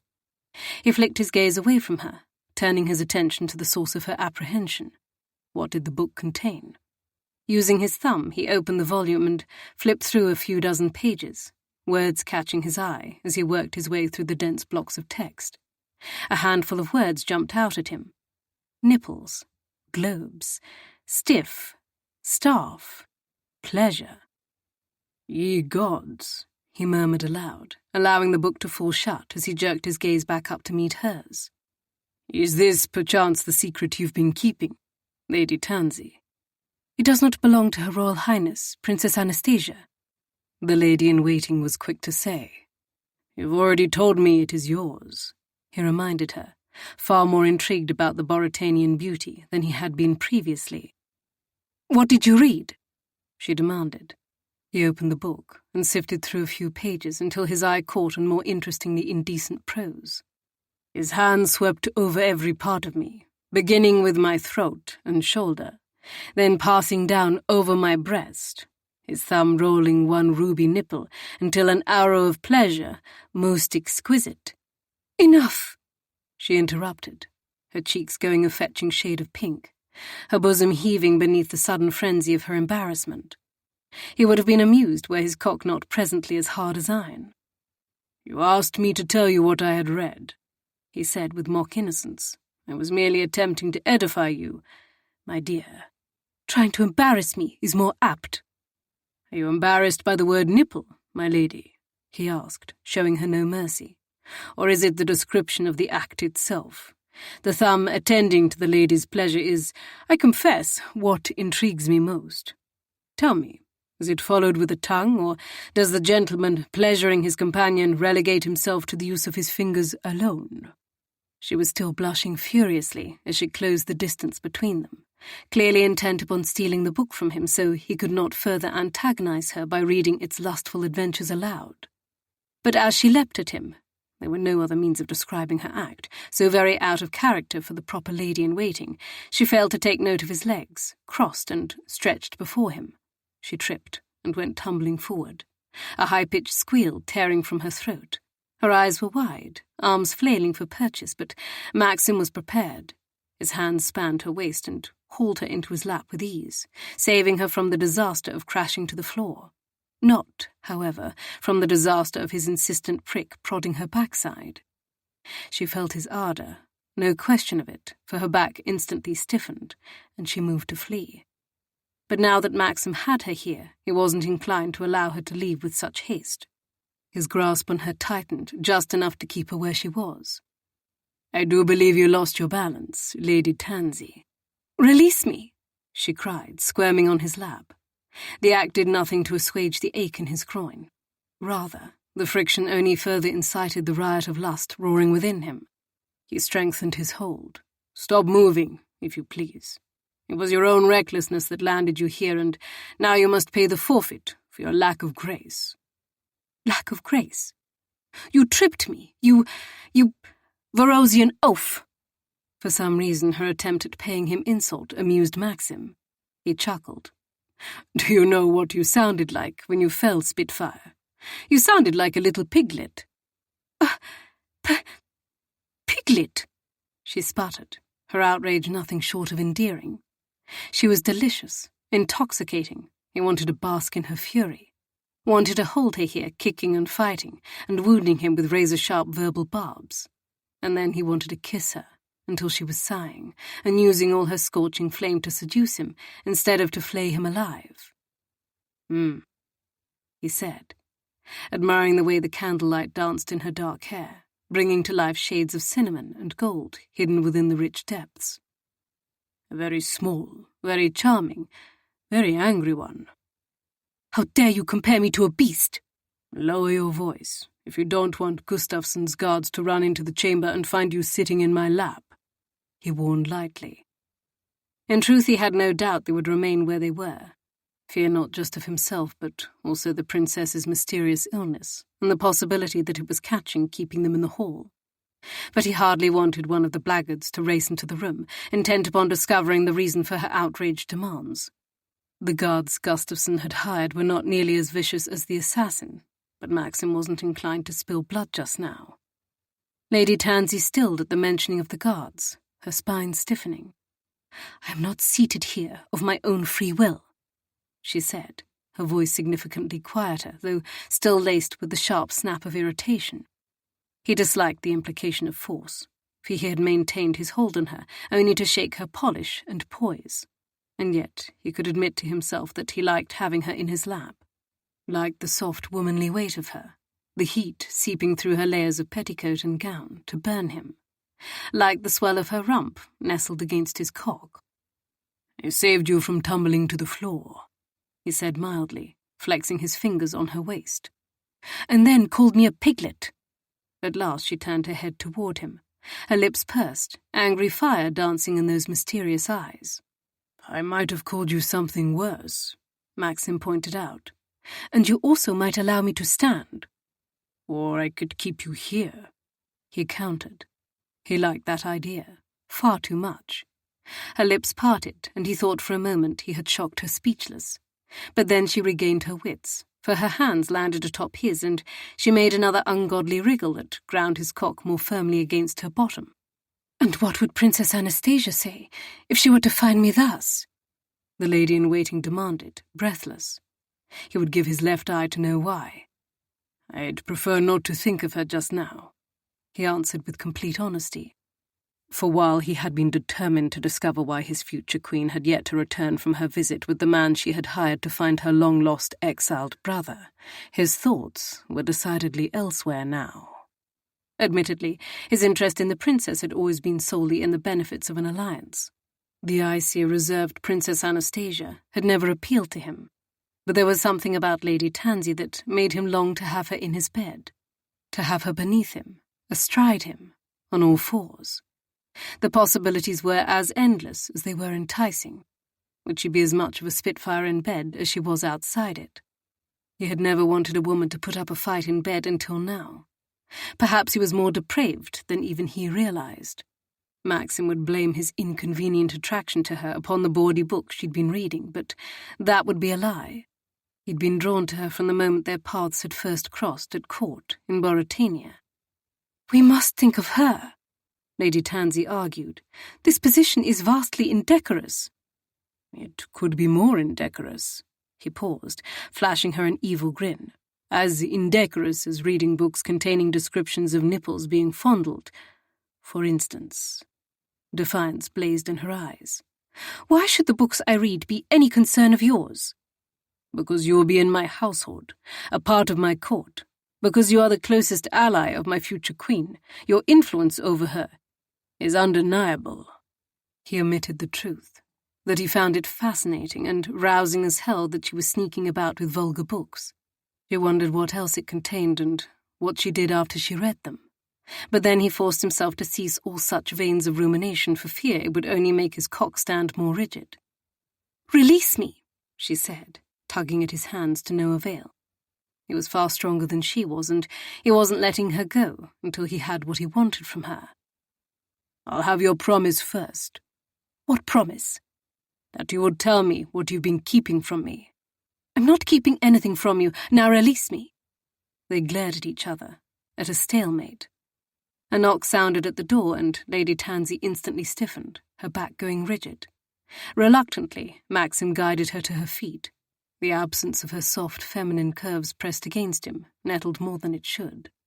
But nothing irked him more than the indication that she feared Gustafson's guards. "What is it?" he called curtly in Boratanian. "It is me, brother," came Nando's familiar voice from the other side of the door, speaking in Verosian. Maxim's gut instantly curdled. If Nando was here, instead of wallowing in bed with some willing London lady, that meant trouble was afoot. "I'll be right there," he said grimly, before turning to Lady Tansy with an ominous promise of his own. "I'll return to see the princess another day." Chapter 5. "A duel!" Maxim roared. Nando winced as the carriage rumbled away from Gustafson's townhouse. "You needn't shout so loudly, brother." He loved his brother. Nando was the only family he had left. But Maxim also wanted to thrash the ever-living hell out of him. He ground his molars so hard that his teeth ached, trying to calm himself before he responded, trying to tamp down his inner rage, telling himself that Nando cared. He wasn't trying to put everything Maxim had worked for, the prosperity of Varos, in danger, but anger was boiling up inside him, taking root like an evil tree. And it wouldn't be answered until he slammed his fists into the squabs at his sides, the satisfying crash of his knuckles into the oiled leather, making his brother jump. "Maxim?" Nando prompted, looking equal parts shamefaced and wary. "You aren't speaking." "That is because I fear what I'll say," he bit out tightly. He had been warned by his closest adviser in his privy council that Nando was reckless, that his recklessness could prove dangerous to their cause, and that he should be left behind in Varos. But what his privy council didn't know, what no one knew, save Nando, was that Maxim needed his mutton-headed, wench-loving brother to help him stay sane. "Oh," Nando said with feeling, lacing his hands together in his lap before him as if in prayer. Perhaps he was. Maxim narrowed his eyes. Are you praying? Nando swallowed hard, his Adam's apple bobbing. Mayhap. Then you may as well say a prayer that I don't kill you for being so stupid, Maxim said harshly. The instant the words left him, Maxim regretted them. Nando crumpled before him like a kicked puppy. I'm sorry, Maxim. You ought to be sorry, he said sharply, trying to control his ire. I asked you to exercise care in your dalliances, did I not? She said her husband would never know. Nando's expression was a study in guilt. Understanding dawned. Ye gods, Nando! Tell me the husband didn't walk in on you in bed with his wife. A second wince. I try never to lie to you, brother. Fuck! He growled, before he could leash his tongue. Nando had been bedding the cuckold's wife. The cuckold had interrupted them, and now the cuckold had challenged Nando to a duel. Maxim was busy trying to find an exiled prince, avoid being assassinated, keep his future queen safe, and orchestrate a revolution in a nearby kingdom, and Nando was getting caught bare-assed by angry husbands. Maxim's fists landed in the leather squabs again. And now the husband has demanded you meet him with pistols at dawn, he elaborated, when he could once more control his temper sufficiently. I'm afraid so, Nando admitted weakly. You needn't worry, Maxim. I'll find a second and meet him. I'm a crack shot. No, you won't, damn you. I've enough to worry about without you killing some English lord because you couldn't get your prick wet with a proper strumpet. You do know that strumpets aren't proper, by the very definition of their nature of work, do you not? Nando dared to ask him, clearly attempting to make light of the circumstances facing them. But Maxim wasn't in a laughing mood.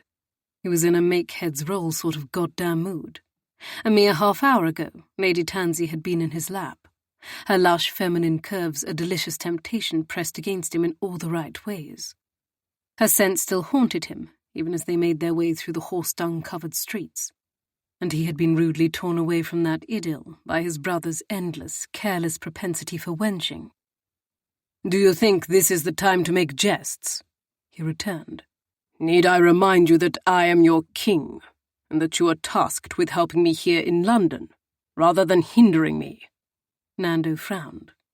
I am trying to help you, curse you, but you scarcely entrust me with any information. You're always either hiding in the study with Felix or off somewhere attending gods know whom. A fellow eventually suffers from sufficient ennui, leading him to seek entertainment and enlightenment. Up a married woman's skirts, apparently, he muttered. Nando had always been a scapegrace, but this dallying with a married woman beneath her husband's nose, while Maxim was undertaking a very important and very dangerous series of missions in England, was the most foolish bit of nonsense in which he'd found himself yet. And the timing could not have been worse. Perhaps if you found your way up a woman's skirts now and again, you wouldn't be so blasted angry all the time, Nando suggested. And just like that, all the fury Maxim had been endeavouring to control roared to life once again. Apologize, he bit out. His brother sighed, looking instantly contrite. I'm sorry. I shouldn't have spoken of it. Forgive me. No, you should not have, he agreed tightly, for the subject, like the war, was one about which they had agreed to never speak. After Mina's death, Maxim had lived like a monk for many years, until Lucinda had come into his life. But he had found solace in Lucinda's arms and her welcoming bed. Not true and abiding emotion, nothing deeper than a mutual need for each other's company and the release it provided. Lucinda could never compare to the woman he had loved and lost, what seemed like a lifetime ago. Unbidden, thoughts of Lady Tansy intruded, along with a tantalizing question that felt like a crude betrayal of what he'd shared with Mina. What if Lady Tansy could compare? The wayward notion didn't matter, he told himself sternly. He was marrying Princess Anastasia, not her lady-in-waiting. But he wouldn't lie. The prospect of taking Lady Tansy as his mistress held sudden, tremendous appeal. He couldn't recall being so stirred by a woman. Not since Mina. I'm sorry about the duel, Nando was saying, bringing Maxim back to the present with a jolt. It was never my intention to cause you problems here in London. I was simply trying to occupy myself, to keep out of your way. Perhaps if you would entrust me with a more important position, I wouldn't need to seek out diversions. Maxim forced his clenched fists to open. Pummeling inanimate objects was beneath him, and it didn't solve anything. But he was beginning to think he had misjudged his Hellion brother. Are you suggesting that if I placed a greater weight of responsibility on your shoulders, you wouldn't go about shagging every woman in sight? He asked crudely. Nando brushed at the sleeve of his coat, red staining his high cheekbones as he cleared his throat. It is hardly every woman in sight. I do have requirements. Quite a reassurance. He drummed his fingers on the bench at his side, trying to keep his anger restrained as he reminded himself that Nando had good intentions. He just tended to go about them all wrong. The more pressing matter for now is what you intend to do about the duel. As I said, I'm going to meet the Earl of Levering tomorrow morning at dawn, Nando said as if it were a matter of course. You can't order me about.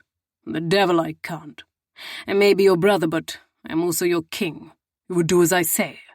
He paused, taking a deep breath and reminding himself this was not the battlefield, even if, in some ways, the plotting he'd been orchestrating here in London made it feel that way. Already he could feel the hair beginning to stand on end on his arms, his heart starting to pound harder, his mouth going dry. That wouldn't do. He couldn't have one of his fits now, and not so soon after the last one. He had known that the dangers swirling around him would produce a strain, but he hadn't realized they would affect him so strongly and so quickly. What is it you command me to do?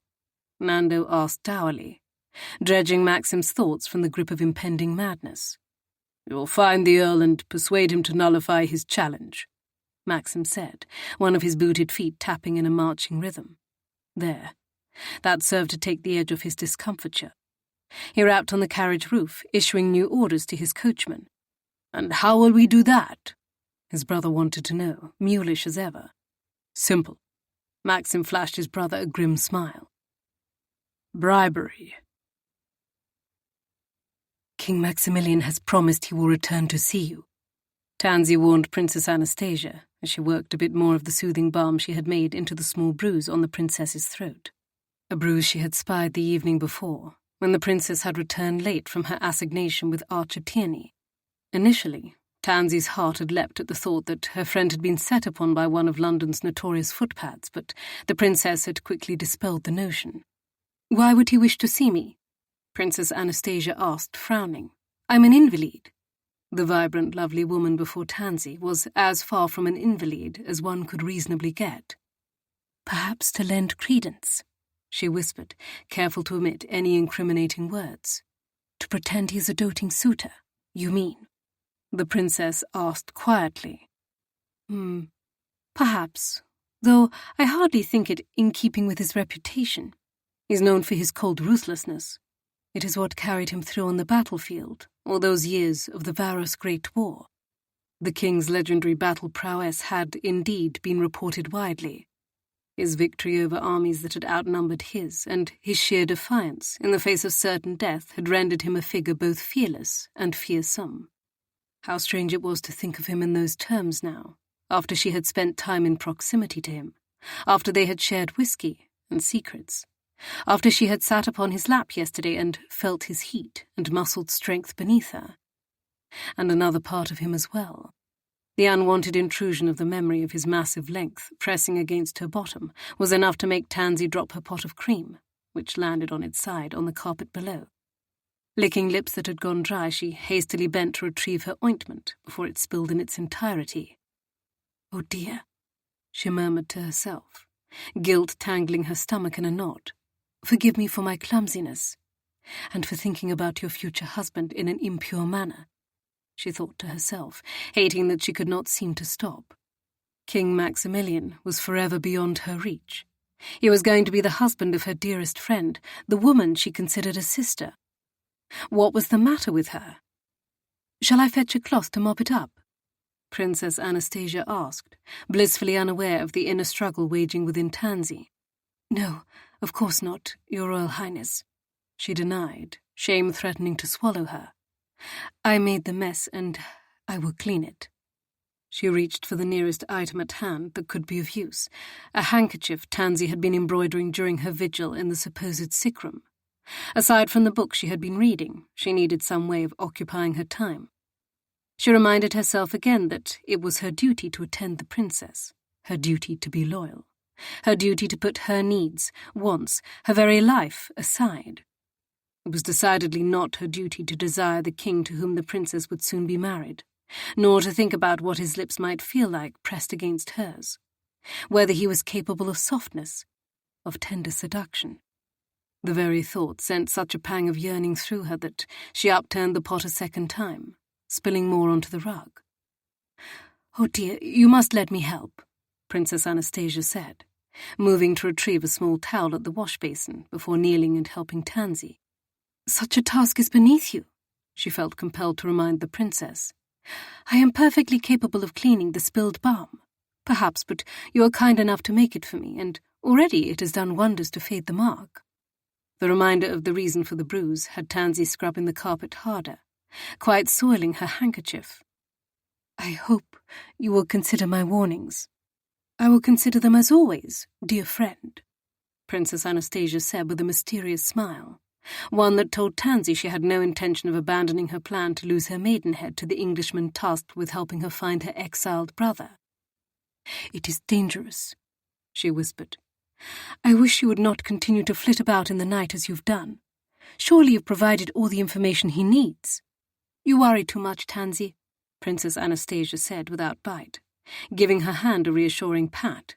"This is my last chance for freedom, before—" Her words trailed off, and she grimaced, as if her future as King Maximilian's queen were too wretched to consider, let alone voice.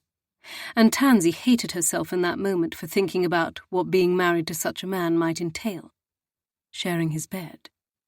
Hated herself for the forbidden longing it sparked to life deep inside her. Hastily, Tansy finished cleaning the rug and straightened, pot of balm in hand. "Promise me you will be careful, Your Royal Highness. Boratania is depending upon you." Princess Anastasia rose as well, her countenance turning serious and hard. "I know they are, and I promise you, Tansy, there isn't anything I want more than to see my kingdom and its people prosper again. Support me in this one whim, giving myself to a man of my choosing. It's all I ask for myself." Tansy nodded, humbled by the princess's depth of sacrifice. She was putting herself in grave peril for the good of Boratania, and Tansy admired Princess Anastasia for that, and so many other reasons. It wasn't that she thought the princess was unworthy of making her own choices, but rather that she very much feared the repercussions of those choices. One in particular. But she didn't want to think about why she was so concerned about King Maximilian and his response, should he discover what the princess had been about with Archer Tierney. Nor did she want to think of him as a man with emotions and desires at all, for doing so rendered him far more tempting than he already was. No, indeed. She would be well served to keep her mind and heart rooted firmly in duty and loyalty to her princess and kingdom, where they belonged. Tansy raised her fingers to her lips in the traditional salute, then lifted them into the air. "For Boratania. Thank you for being such a good, steadfast friend to me for all these years. I couldn't have asked for a better lady-in-waiting at my side." The princess returned the salute, solemn. "For Boratania." And Tansy did her best to tamp down the worry and guilt festering in her belly. Chapter 6. Something mysterious was afoot, and Maxim didn't like mysteries, or liars, or princesses who were meant to be taking his carriage as transport, and yet inexplicably turned it away. "You're certain?" he asked again of his coachman, who had returned early with an empty carriage, and the news that the lady he'd been meant to squire to Archer Tierney's townhouse that evening had declined the use of the carriage and walked away. "I'm certain, Your Majesty," the coachman said. "The lady said she wouldn't be needing the use of the carriage this evening, but that she would arrange for a different night." Yes, something was definitely wrong. Either the princess was engaged in deception of some sort, as he suspected, or her nighttime activity had been discovered. And if the latter was the case, the princess's life was in danger, not just hers but her lady-in-waiting's as well. His gut clenched. He had to go and see for himself. Messages could be intercepted or misconstrued. Maxim thanked the coachman and gave him directions to take him back to the townhouse where Princess Anastasia was staying. Essentially where the coachman had just arrived from, but if the man questioned the reason or found it odd, he gave no indication. And that was why Maxim paid him so well. He settled on the squabs, crossing his 2 long limbs that were never at home in a carriage, and tried to practice patience as the carriage rocked into motion. He was weary to the bone, having spent the night before chasing an earl across London to avoid a disastrous duel. Bribery had, as he had suspected, won in the end. Nando hadn't met anyone at dawn this morning with pistols, and he'd also been forced to assure Lord Levering that he would avoid Lady Levering for the duration of his stay in London. Nando had sighed on the carriage ride home, objecting to being banished from the Countess's bed, even if he had understood the reason for it. Maxim had narrowly avoided giving his brother the thrashing he deserved. In the end, no members of the aristocracy had been maimed or hurt. The only damage had been to masculine pride. And that was precisely how Maxim wanted it, because he had far more important matters to attend to, namely, where the long-lost exiled Prince of Boritania was, and why the devil the princess had turned his carriage away. He couldn't lie. The closer the carriage drew to his destination, the greater his anticipation, and to his shame, it hadn't a thing to do with either the exiled prince or the princess he would be marrying. Rather, it had everything to do with Lady Tansy Francis, the grey-eyed spitfire he couldn't stop thinking about. She had damn well better be safe, he thought, as the carriage finally drew to a halt outside the townhouse, the prospect of harm befalling her lying heavy on his chest. He leapt from the conveyance before it had completely come to a halt, calling out his order for the coachman to return and collect Felix, his trusted bodyguard. A man he decidedly shouldn't have come here without, he thought wryly as he approached the front walk and rapped at the door. His need to solve the mystery of the princess's refusal of the carriage had spurred him on, supplanting all else, even the thought of his own protection. But he couldn't lie to himself. It had also been the need to make certain nothing had happened to Lady Tansy. His protective instinct where she was concerned was as strong as it was baffling.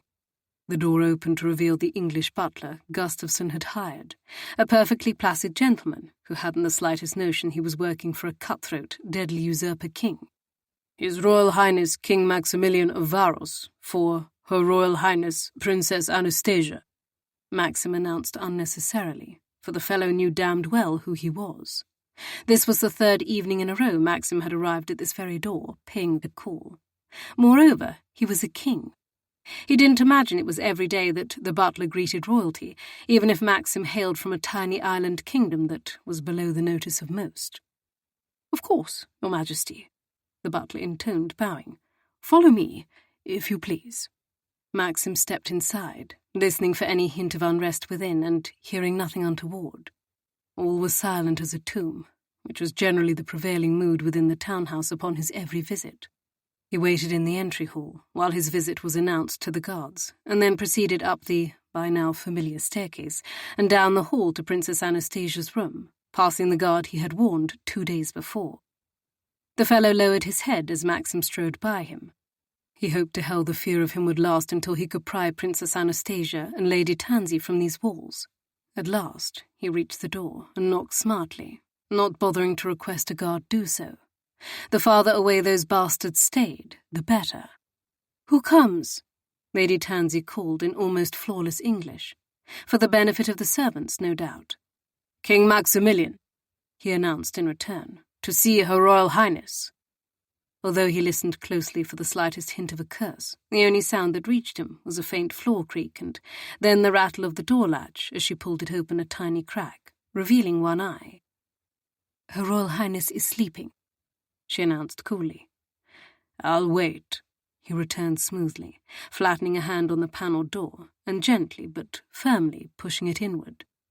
Lady Tansy had no choice but to allow him entrance, and they both knew it. Still, as Maxim stepped over the threshold and snapped the door closed at his back, he couldn't deny a certain sense of pleasure unfurling in his chest. Pleasure at seeing her, he realized. Lady Tansy's dark hair was swept into a chignon, a few curls coming free to frame her face. She dipped into an elegant curtsy instantly. "Your Majesty." He wanted to correct her, to tell him to call him Maxim, as he had commanded, but first he needed to get to the heart of the matter. He stalked to the bed, with its artfully arranged pillows once more plump to replicate the outline of the princess. With one hand, Maxim flipped up the counterpane, revealing the subterfuge. "Sleeping," he repeated, turning to Lady Tansy with a raised brow. Lady Tansy frowned at him. "You are surprised?" He took her hand in his, pulling her to the farthest point in the chamber from the door, and any chance a passing guard would overhear. The awareness that shot through him at the contact was undeniable, but he forced himself to ignore it for now. He needed to learn where the princess was and why she had declined the use of his carriage this evening. "What are you doing?" Lady Tansy demanded, her voice a harsh whisper, her expression ferocious as she attempted to disentangle her fingers from his, as if his touch burned her. Maxim released his hold, taking pity on her. "Finding a place we can converse without fear of listening ears," he told her quietly, calmly. "Why should we need to converse? I do believe we have said everything to each other that needed to be said." He gave her a small smile. "How wrong you are, Spitfire. Where is she?" "On your errand." Lady Tansy's brows drew together. "Where else?" "Somewhere that didn't require the use of my carriage," he explained. "She sent my coachman away. I came here immediately, fearing the worst," and finding the same tableau that had greeted him upon his previous visits. A pile of pillows being watched over by a tempting lady-in-waiting, with determination and stubbornness forged in steel. He would give anything to take her mouth with his, to know the supple give of her luscious lips, to discover if she would respond. Maxim suspected he already knew the answer to that particular question. "As you can see, nothing is amiss," Lady Tansy said, her tone lacking conviction. Unless he missed his guess, she was worried. But she also knew more than she was saying. "I see the opposite, my lady," he countered. "Something seems to be distinctly amiss. The princess is not here, and she is not in my carriage under my protection. Where the devil is she?" Her chin went up in a rather defensive gesture. "The guards spotted your carriage by the mews. I learned that questions were being asked. The princess thought it prudent to avoid travelling in it, given the suspicion." "Fair enough," he allowed, stroking his jaw as he considered Lady Tansy with grave care. "How did the princess arrive at her destination, then?" She gave him a tight smile. "I believe she arranged for another conveyance." Lady Tansy was lying. His instincts never failed him, and everything, from her false cheer to the stiff set of her shoulders, suggested she was not telling him the truth. Interesting. Maxim smiled back at her, feeling wolfish. "I appreciate Her Royal Highness's sense of caution."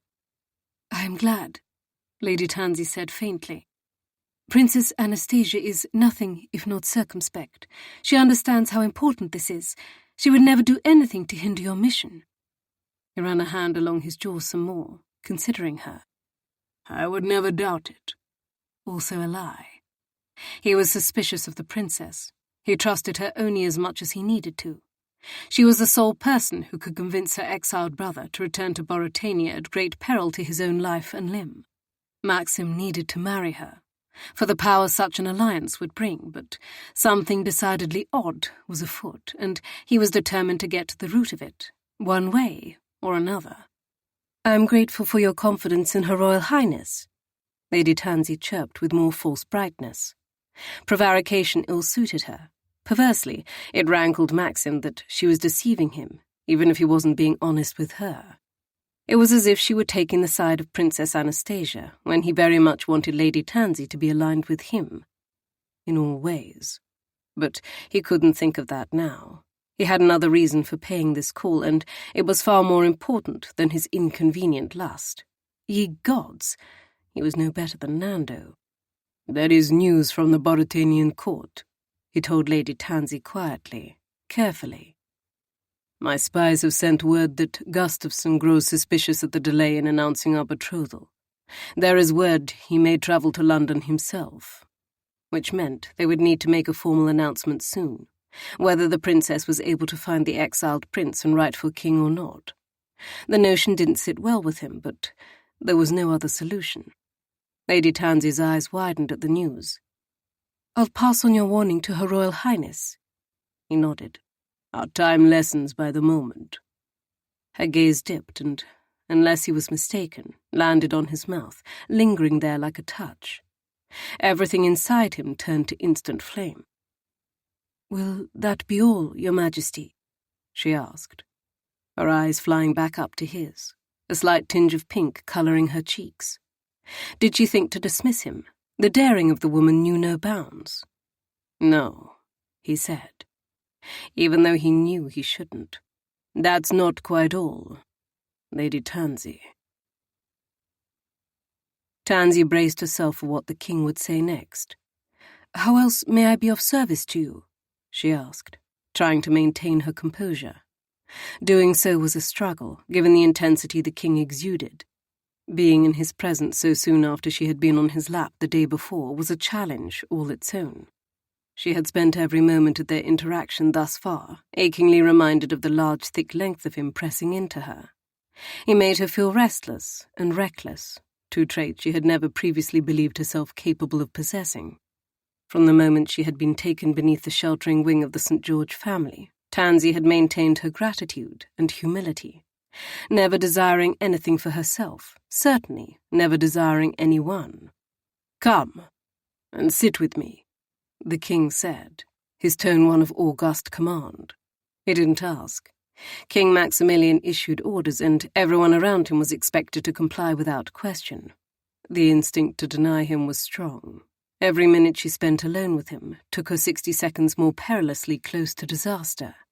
"I would prefer my own chair this evening," she told him tartly instead.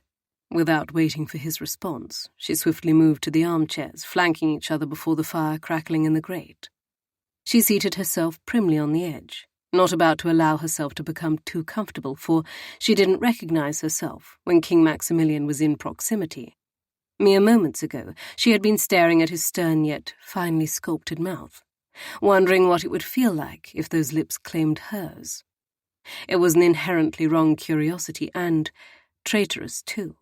The king stalked across the chamber in a handful of long-legged strides and sank into the chair at her side, his dark eyes searching as he reached into his coat.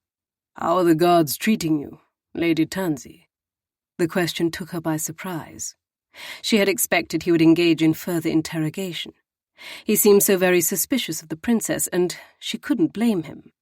No doubt Princess Anastasia had possessed an excellent reason for turning away the king's carriage this evening, but Tansy couldn't fathom what it could be.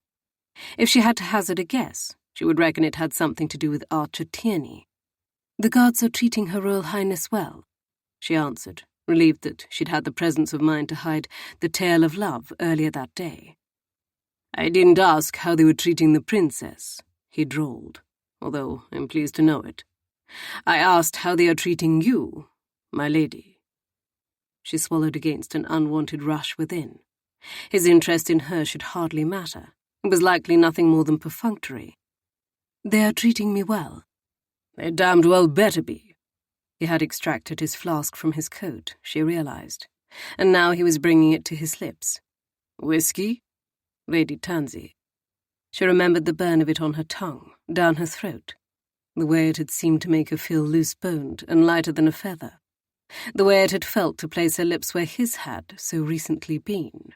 Dangerous. So very, very dangerous. "Tell him no," urged an inner voice of caution. "It's hardly befitting of a lady in your position." "Yes, please," she said, reaching for the flask, spurred by some hint of inner wickedness she hadn't previously known she possessed. His fault, she was sure. A sudden smile kicked up the corners of King Maximilian's lips. Not quite a true smile, she thought, but a hint that he was pleased by her capitulation. "You surprise me," he said, the low timbre of his voice undeniably pleasant. He relinquished the whiskey to her, and she brought it to her lips for a sip, feeling bold and defiant and free. The princess wouldn't return for hours. Tansy had been trapped in the chamber for most of her days since arriving in London, supposedly tending to the invalid Princess Anastasia. Here was an opportunity for distraction, however unwise. She took a hesitant sip of the whiskey, and then returned the flask to him, licking her lips. "Thank you." He brought the flask to his own lips, seemingly taking care to place them precisely where hers had been. The king took a long pull before swallowing, holding her gaze all the while. A flush crept up her throat, the heaviness of desire making her feel languid, yet needy. It was a complex combination, and, to her detriment, she couldn't seem to banish the memory of his member, hard and firm and so very large, prodding her yesterday. What did it mean? The king was a massive man. It stood to reason that he was also similarly sized in other portions of his anatomy that remained hidden. But she couldn't shake a more intriguing possibility, that the king was attracted to her, that the length beneath her had been the result of his own pent-up desire, not so different from hers. These were thoughts that were unworthy of her, thoughts she had no right to entertain, for the king was going to marry her oldest and dearest friend, the woman who was like a sister to her, the princess she had sworn her loyalty and life to. "Tell me, my lady, what is it that you do with your time when you are hidden away in this chamber?" His request dashed her ruminations, bringing her back to the present with a jolt. "I read," she blurted, before she could think better of it. The king grunted. "I'm aware." "Also so," Tansy added, inwardly cursing herself for being so foolish as to mention reading, for it had clearly reminded him of the book she had gone to great pains to hide. "You certainly possess the patience for such an art." He took a small sip from his flask. She didn't know if he was offering her praise or insult, but she decided to believe it was the former. "Thank you." "What else do you do?" he asked next, as if reading and sewing were insufficient pastimes. "I attend to my duties," she answered honestly, surprised he would issue such a question. She was a lady-in-waiting. It was her primary obligation to assist the princess in all matters. His regard was solemn, his gaze probing and far too intimate, making her feel as if he saw her in a way no one before him had.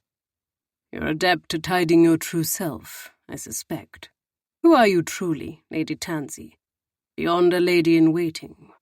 Once again his question surprised her, largely because she didn't have an answer, and that was most shocking of all.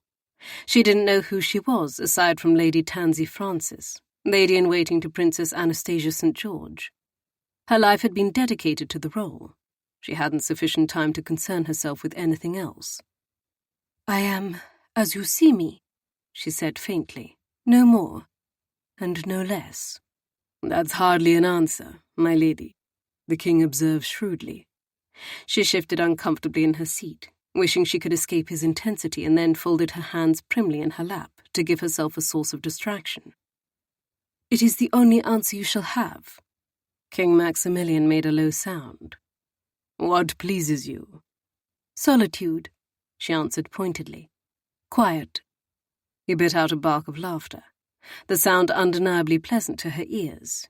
"Your laugh," she thought then. "Your laugh pleases me greatly." For there was no denying the effect it had upon her. She felt his levity as acutely as if he had brushed his hand along her bare spine. Better still, she had earned it. He struck her as a man who had little use for humour. "Touché, Spitfire," he said, giving her a smile that made her stomach perform an odd little flip as he raised his flask as if in salute before sliding it back inside the pocket in his coat. "What pleases you?" she asked, suddenly desperately curious, even though she knew that she shouldn't be, that she had no right. His smile faded, his dark gaze burning into hers. "A grey-eyed lady-in-waiting with a sharp tongue I'd like to put to better uses than flaying me alive." Her breath caught. What uses? She shouldn't have asked, shouldn't want to know. "Kissing," he said simply. "And other uses I shouldn't describe to a maiden, even if she delights in reading filthy books." Molten heat pooled between her thighs. Understanding struck her like a bolt of lightning, arcing from a stormy sky to claim her. It was wrong. It was wicked. She was ashamed of herself, but she wanted King Maximilian of Varos, wanted his stern, forbidding mouth on hers, wanted to know if his kisses would be as bold and unforgiving as he was, or if they would be tender and seductive. And she couldn't lie. It nettled her that he was treating her as if she were too innocent to know his other intentions beyond mere kissing. "What if I'm not a maiden?" she asked brazenly, spurred on by the whiskey and the sudden, uncontrollable desire blossoming inside her. He stood abruptly, rising to his full, tremendous height.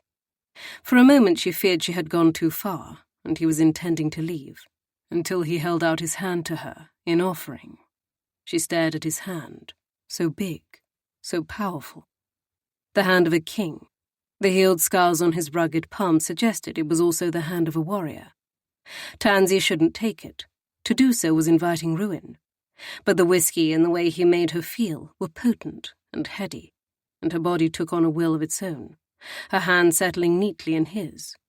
Long, calloused fingers wrapped around hers, and, with one swift tug, he hauled her from her seat. She landed against the hard-muscled wall of his chest, and it felt good, his heat burning into her.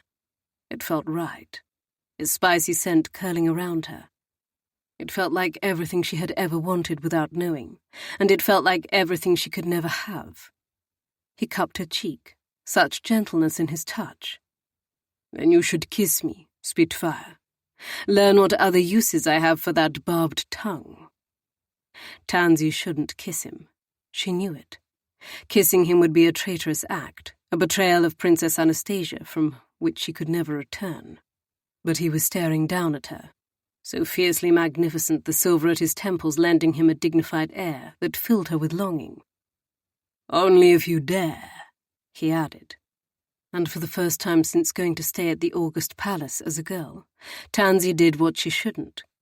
She reached up, setting a tentative hand on the king's cheek, feeling the prickle of the whiskers shading his angular jaw.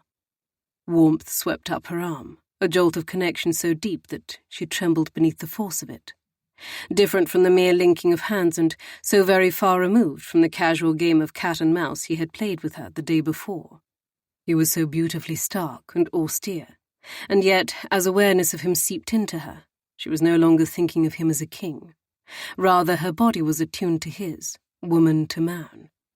Everything else was stripped away at the feeling of his face beneath her palm, such raw intimacy that was forbidden between king and commoner.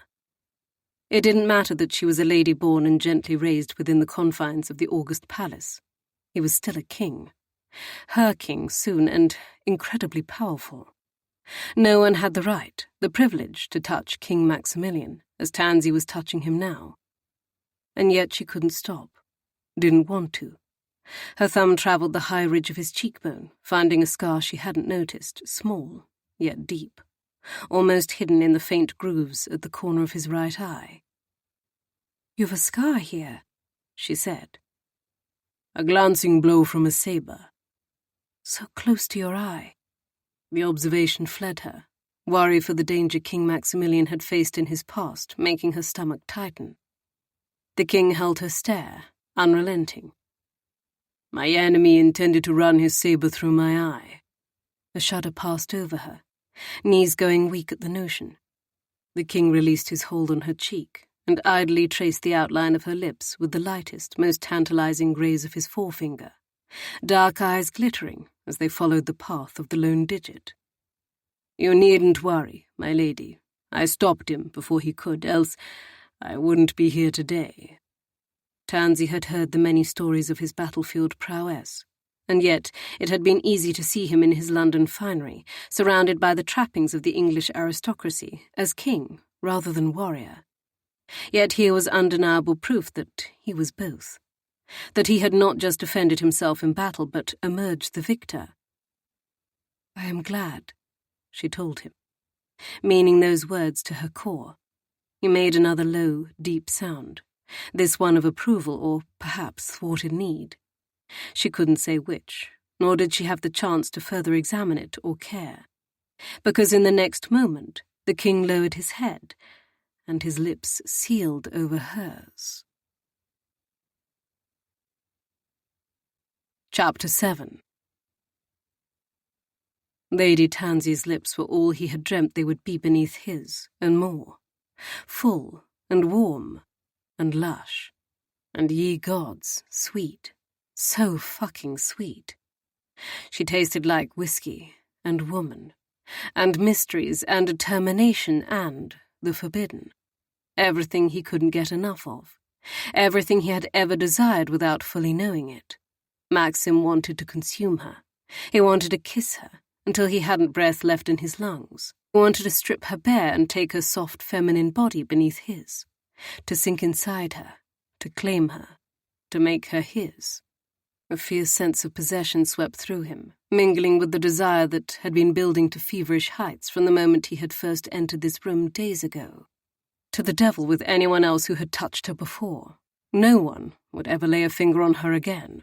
Not in his court, nor in his kingdom. All Varos would know that she belonged to him. Hell, who was he fooling? His tiny nation wasn't enough. No one would ever kiss her or touch her or bed her for as long as he lived, not in this damned world. He parted her lips and gave her his tongue. She made a husky, sensual sound, welcoming him. The hand on his cheek slid to thread through his hair, and her other hand found purchase on his cravat. He despised the fashionable linen neckcloths so unanimously adored in England, but he wore them in an effort to keep from looking as if he were a brutal barbarian from a foreign land, even if that was precisely what he was. Maxim had always been more at home on the battlefield than in the throne room. Yet when Lady Tansy's fingers curled in the snowy white cravat and tugged him closer, he vowed he would wear the constricting piece of fabric every day if it meant she would pull him nearer and return his kiss as if her life depended upon it. He would have his man tie it into 100 knots just for the chance to have her clinging to him thus again, for the right press of her breasts into his chest, the heat and the softness of her. Because Lady Tansy's mouth, her lips, her silken sigh, her surrender, her seductive curves moulding to him, her scent invading his senses better than any marauding infantry ever could. It was heaven.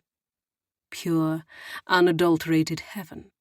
He had never known a kiss like this one, for the way it changed him. Lady Tansy's kiss made him forget, reminded him he was a man of blood and bone, of desire and need and so much pent-up longing, instead of the regal king and battlefield warrior fashioned of ice. He had kissed other women before her, and yet it was the frustrated capitulation and undeniable desire of the woman in his arms that unravelled him more than any of those experiences combined. It made no sense, the effect this small lady-in-waiting had upon him.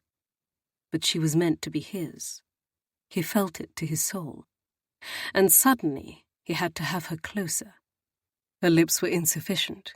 His hand settled on her waist in a possessive hold, and he lifted her, their mouths still feasting on each other.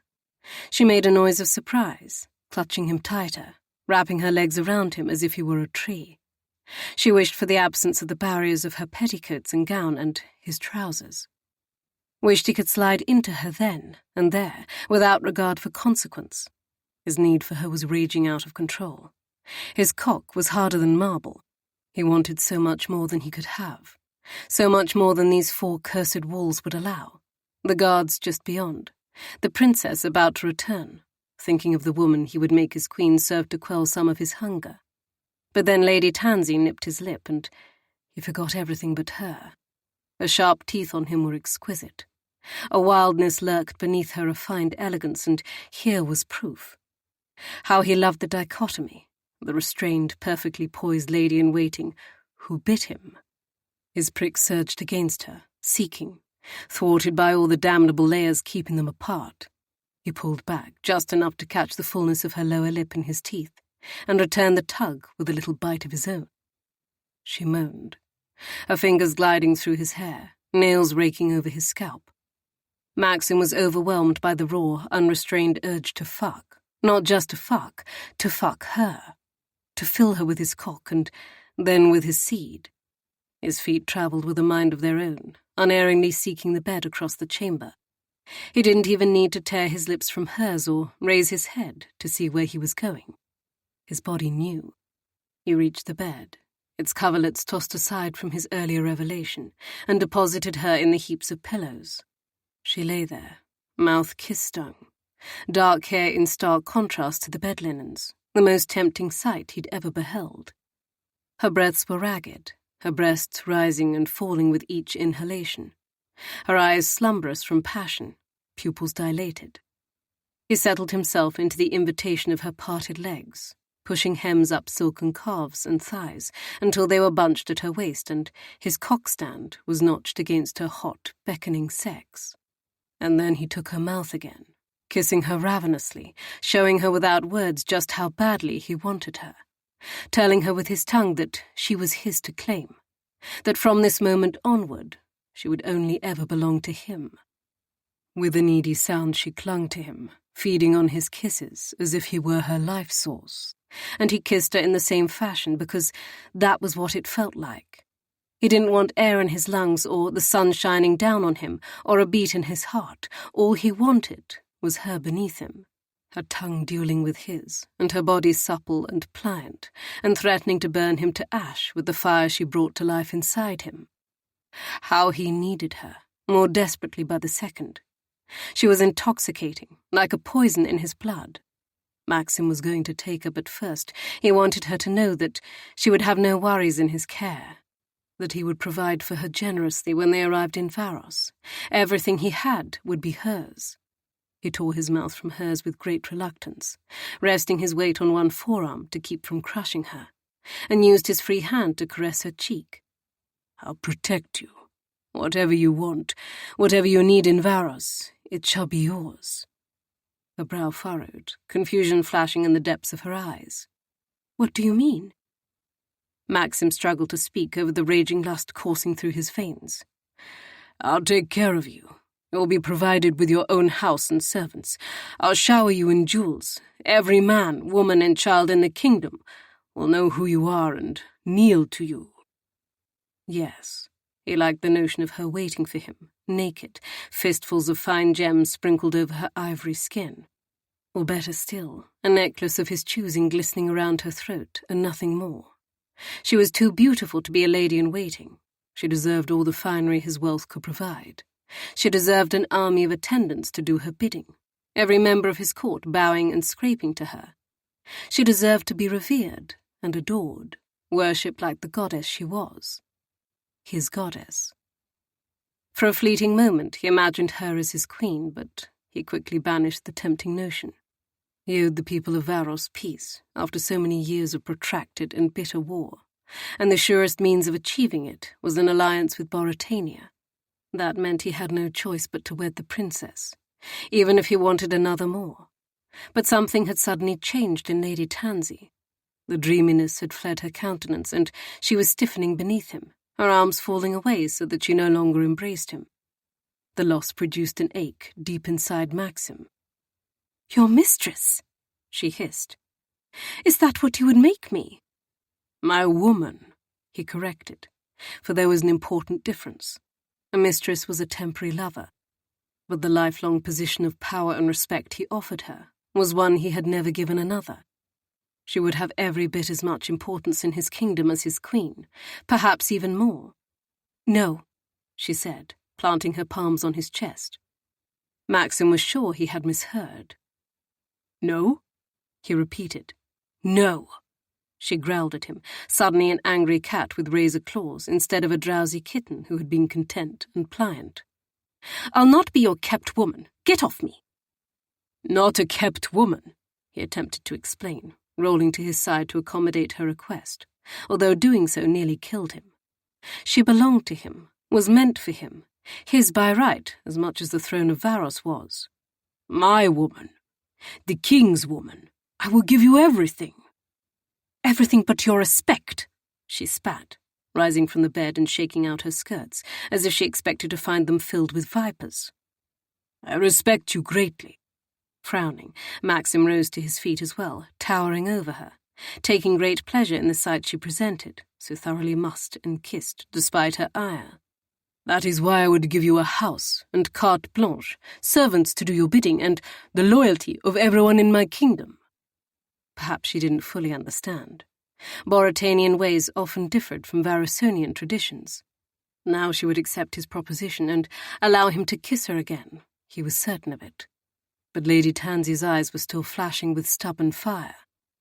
"You do not respect me at all, or you would not wish me to step down from a position of honour to lie in your bed in a position of dishonour." He stared at her, bemused by her outrage. "The position is one of great honour. You will want for nothing." Her chin rose, and he couldn't deny the picture she presented. A gorgeous beauty, regal as any queen, affected him deeply, despite her angry rejection. "I must decline your Majesty's offer," she said coolly. "My loyalty is to the princess, and I have failed her this evening." Maxim was suddenly, absurdly jealous of Princess Anastasia. He wanted the fealty Lady Tansy gave to her to belong to him alone. He wanted her to accede to his wishes, to give them both what they so plainly desired. He hadn't mistaken the restless way she had moved against him and clung to him, nor the half-dozen breathless sighs and soft moans she had given him, the answering glide of her tongue against his, the seductive nip of her teeth, the wet heat of her sex, tantalizing him through the barrier of his trousers. "You will change your mind," he vowed, to Lady Tansy, to himself. She was his, and she would know it. The damn world would know it. But he was a man who had spilled the blood of others on the battlefield, and he knew when it was time to retreat. "I won't," she denied. Of course she did. He would fight her anyway, fight her, and win. "Oh, but you will, and I will greatly enjoy earning the word yes from your pretty lips, just as I'll enjoy being deep inside you, making you mine, watching you come undone for me." Maxim bowed, the blood thundering in his veins. "Until next we meet, Spitfire." He turned away from her, and all the temptation she presented, turned his back upon the unmade bed, where he had nearly fucked her in the mound of pillows. And with each step that took him farther from Lady Tansy, Maxim's determination to have her rose until it became insurmountable. He had never accepted defeat in all his 40 years of life, and he didn't intend to begin now. Tansy waited on the chaise longue for what felt like a lifetime, drowning in a vast sea of guilt and longing. The two made for a devilish combination. Long after King Maximilian had left her, he had been all Tansy had been able to think about. The memory of his lips on hers, bringing her to life. The delicious weight of his big masculine body covering Tansy's, pinning her to the bed. The rigidity of him, pressing in demanding fashion between her legs, where she had ached for him, where she still ached for him. The torment of it all threatened to swallow her whole. But then there was the sharp, stinging anguish of the betrayal she had committed against the princess. It mattered not that Princess Anastasia harboured no tender feelings for the king. He was still the man who would be her husband, and Tansy had kissed him. Not just kissed him, she had lain with him, and in the princess's bed, no less. Had felt him intimately aligned with her. Worst of all, had he not broken the spell of lust he'd cast over her by asking her to be his mistress, she would have allowed him anything, would have given herself to him. She shut her eyes miserably against the flickering candlelight, which itself seemed a recrimination, until the subtle scraping at the window alerted her to the return of Princess Anastasia. Relief washed over her, relief that the princess was safe, concern, too, over where she had been, but there remained the sickening guilt as well. "You were gone for hours," she observed quietly. The princess sighed. "I thought you would be abed by now." "As well I should have been," she said, thinking of other things she should have done and hating herself all the more. "As should you." Princess Anastasia cleared her throat. "You know why I was gone." Tansy rose from the chaise longue, moving across the chamber in the princess's direction. "Your original purpose should not have required all evening and half the hours of the morning," she reminded her quietly, fearing that the worst had happened and that Princess Anastasia had given herself to Archer Tierney. She didn't like to consider the reason for her concern, that she was every bit as much nettled by the realization that Princess Anastasia would betray the king as by the danger her friend so openly courted with her rash behavior. If her uncle were to discover what she was doing. Tansy shuddered, not wanting to consider the repercussions. The princess opened the fastening of her cloak, giving Tansy the opportunity to sweep it away, grateful for the distraction from her whirling thoughts. Calm, mindless tasks and duty supplanted the guilt and worries for a moment.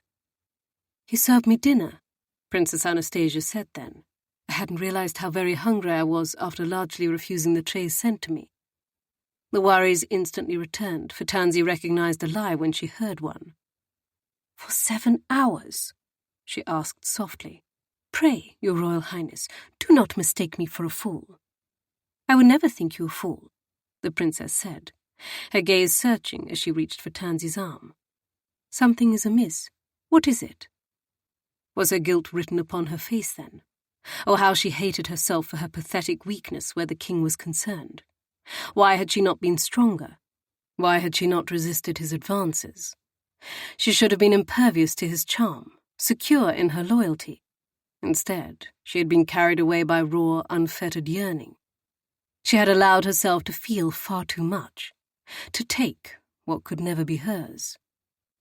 "Of course something is amiss," she said, agitated, as she withdrew from her friend's grasp. "You are placing yourself in grave danger, acting as recklessly as you are. And I have been acting with equal recklessness." The princess frowned.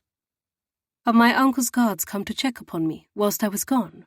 "No," Tansy reassured her, knowing she had to reveal the awful truth to her friend and face the consequences. "He came," she added, unable to force herself to say King Maximilian's name aloud. "My brother?" the princess asked. There was no hope for it. She was going to have to say it after all, just as she was going to have to confess.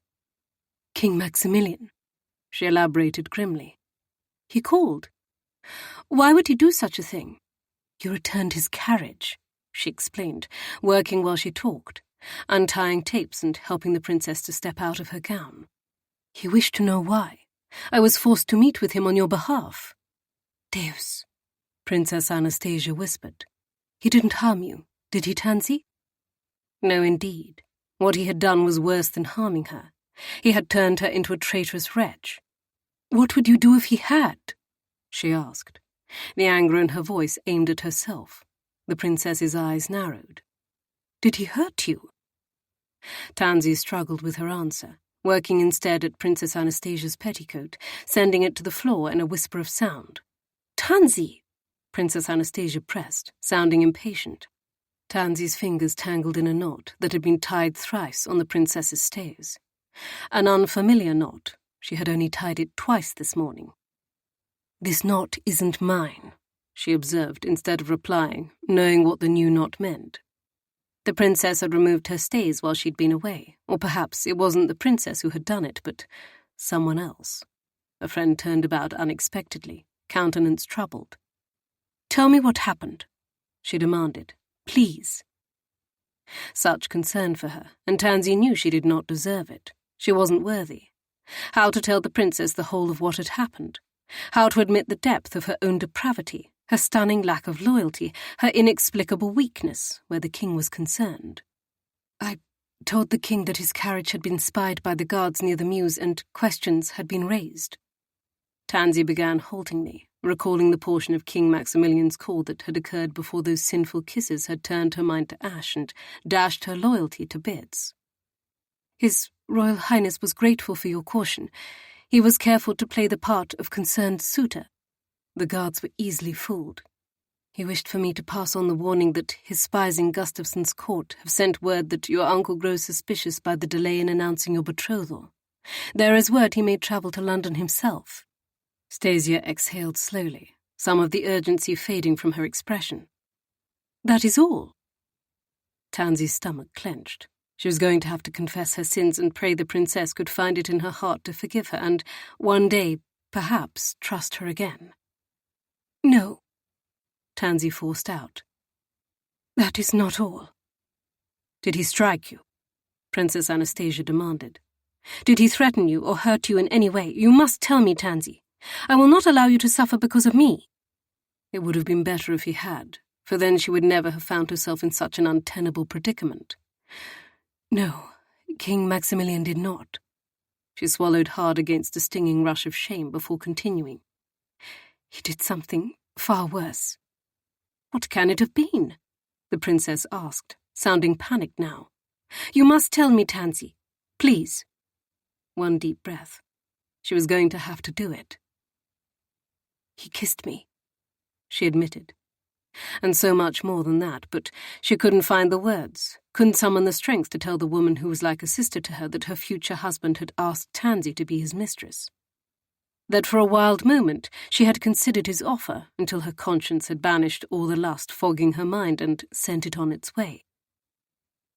He kissed you, her friend repeated, sounding shocked.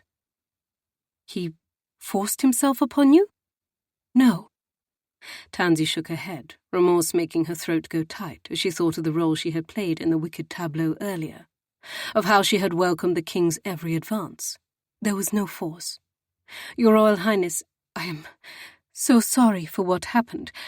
I pray that you will forgive me and that I may regain your trust. Princess Anastasia stared at her wordlessly, her mouth dropping open. I never meant for it to happen, Your Royal Highness. Tansy rushed to add into the silence, bowing her head, too afraid to look at her friend for fear of what she would see in her eyes. I must beg you for mercy, which I do not deserve. I promise you that it will never occur again.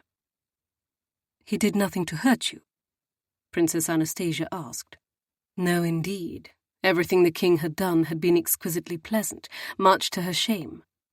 Nothing, Tansy said, staring down at her fingers, laced together as if in prayer, so tightly that her knuckles stood out in stark white relief.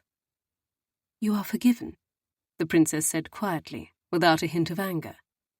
Tansy jerked her head up, tears stinging her eyes, gratitude pouring forth like a river bursting over its banks. Thank you, Your Royal Highness. Stasia, if you please, the princess told her kindly. You have always been like a sister to me, Tansy. That shall never change. More compassion she was not worthy of receiving. You are the only sister I've ever known, she said thickly, emotion rising as she thought of the parent she had lost at such a tender young age, of the siblings she had longed to have as a girl and had been denied by the deaths of her mother and father, of how she had been raised alongside Princess Anastasia instead. She owed the princess her very life, but so much more than that as well. Tansy vowed to herself that she would never again so much as look upon King Maximilian, let alone touch him. If he paid another call at the townhouse, she would bar the door and deny him entrance. Heavens, she would climb out the window herself to escape him. Anything to keep from falling back under the spell of desire, to keep from surrendering to the promise of sin and foregoing all she held dear. Tansy had always wondered why a woman would lower herself to becoming a man's mistress instead of demanding her place as a wife. But now she understood. How shockingly easy it was to be tempted by a man like the king. The princess took her hand then, giving it a reassuring squeeze. We shall weather this storm as we always have, together. Tansy nodded, still frowning as she thought of how unbearable the future seemed. Her place in the king's court, rendering it all but impossible to avoid him when they reached Pharos. And then she thought of all the perils facing Princess Anastasia as the king's plan continued to unfold beneath her uncle's nose. But you need to take greater care, she warned the princess, fretting anew over all the mysterious hours her friend had spent in Archer Tierney's care. About that blasted knot and the implications of it. The danger grows stronger, and I am not certain how much longer we can continue to fool the guards or King Maximilian. Just a bit more time, Princess Anastasia said. Soon, everything will fall into place, just as it's meant to be. Tansy continued her ministrations, wondering how the princess could be so stoically accepting of the knowledge that the man she was about to wed had been kissing another. The very thought of King Maximilian's mouth on any woman's but hers filled Tansy with jealousy that was as unwanted as it was unfounded. There was one thing she was certain of. This madness had to cease. Chapter 8. One dead body was inconvenient. 2 dead bodies were a problem, particularly when one of the men in question bore an uncanny resemblance to his uncle. Maxim tapped the sole of one of the unfortunate fellow's boot. Who do you suspect was behind this latest attempt? Felix paused in the act of wiping the remnants of blood from his blade with a black handkerchief. "Lingering loyalists. These two aren't Boruthanian, though they took care to wear the Boruthanian colors. Charles has been beneath the dirt these last 3 years," he reminded his bodyguard. "Why would his supporters come for me now, and why here in London?" Felix resumed the cleaning of the vicious-looking blade, which he had recently removed from the body of the nearest man. "They want you dead, Your Majesty. You're beyond the protection of your court here, and they know it. They likely believe the betrothal celebrations will distract you, make you vulnerable to attack. And if they further sow the seeds of discontent by wearing Boruthanian colors, they cannot lose, even if they give their lives to their cause." Bile rose in Maxim's throat as the scent of blood, so familiar and so detested, filled his nose. After so many years of war, he was beyond weary of it. Exhausted by endless battle, losing too many good men. Tired of blood and death and the ceaseless quest for vengeance that had once been his own driving force until he had finally emerged the victor. But could there be a victor, truly, when there would forever be shadows waiting in the darkest night for him to be alone, hoping to sink their daggers between his ribs or slit his throat? His heart was pounding hard, his mouth going dry. All signs that one of his fits loomed. No, he couldn't afford to lose control now. Not when so much was at risk. The peace he had worked so damned hard to achieve. His alliance with Princess Anastasia. His chance to overthrow King Gustafsson. Lady Tansy. He didn't know where the last thought emerged from. But suddenly, all Maxim could think about was the dark-haired siren who had denied him the night before. What if he risked bringing further danger upon not only himself but Lady Tansy and the princess as well? He had to concentrate, to keep the demons at bay. He inhaled through his mouth, trying not to breathe in the scent of the blood. "This one resembles Charles," he acknowledged grimly, giving the dead would-be assassin's boot another sound tap. "Likely a byblow." "Your uncle had more bastards than there were hours in the day," Felix agreed, finishing cleaning his blade and restoring it to its hiding place inside his boot. "He could be one." There was so much blood on the floor, pooled around the bodies, seeping into fabric and carpets alike. He was going to have to replace the Orbison in this chamber as well. It was an odd concern, he knew. He ought to have had a thought for the dead men on the floor. Perhaps he would have done, had the pair of them not been hiding in the study, intending to stab him mercilessly to death. "This makes 3, he pointed out needlessly, for Felix could count the number of men who had sought their way into the house intending to slay him, just as well as Maxim could. 3 dead men, Felix agreed. Death, blood, bodies, gore. The sound of cannons roared in his ears, or maybe that was the pounding of his heart. Screams filled his mind. That was the ugly, ruthless, terrible consequence of warfare. The battlefield never left a man. Years could pass, a lifetime even, but the memories remained, forever haunting, emblazoned upon his mind. Maxim began tapping his foot. His cravat was so tight, choking him. He wanted to breathe, but his lungs felt as if they had been seized by an invisible fist, and he didn't want to smell the metallic tang lingering in the air. "Do you suppose there are more?" he asked his most trusted man. "If there are more, they'll meet the same fate," Felix said calmly, his tone one of eerie reassurance.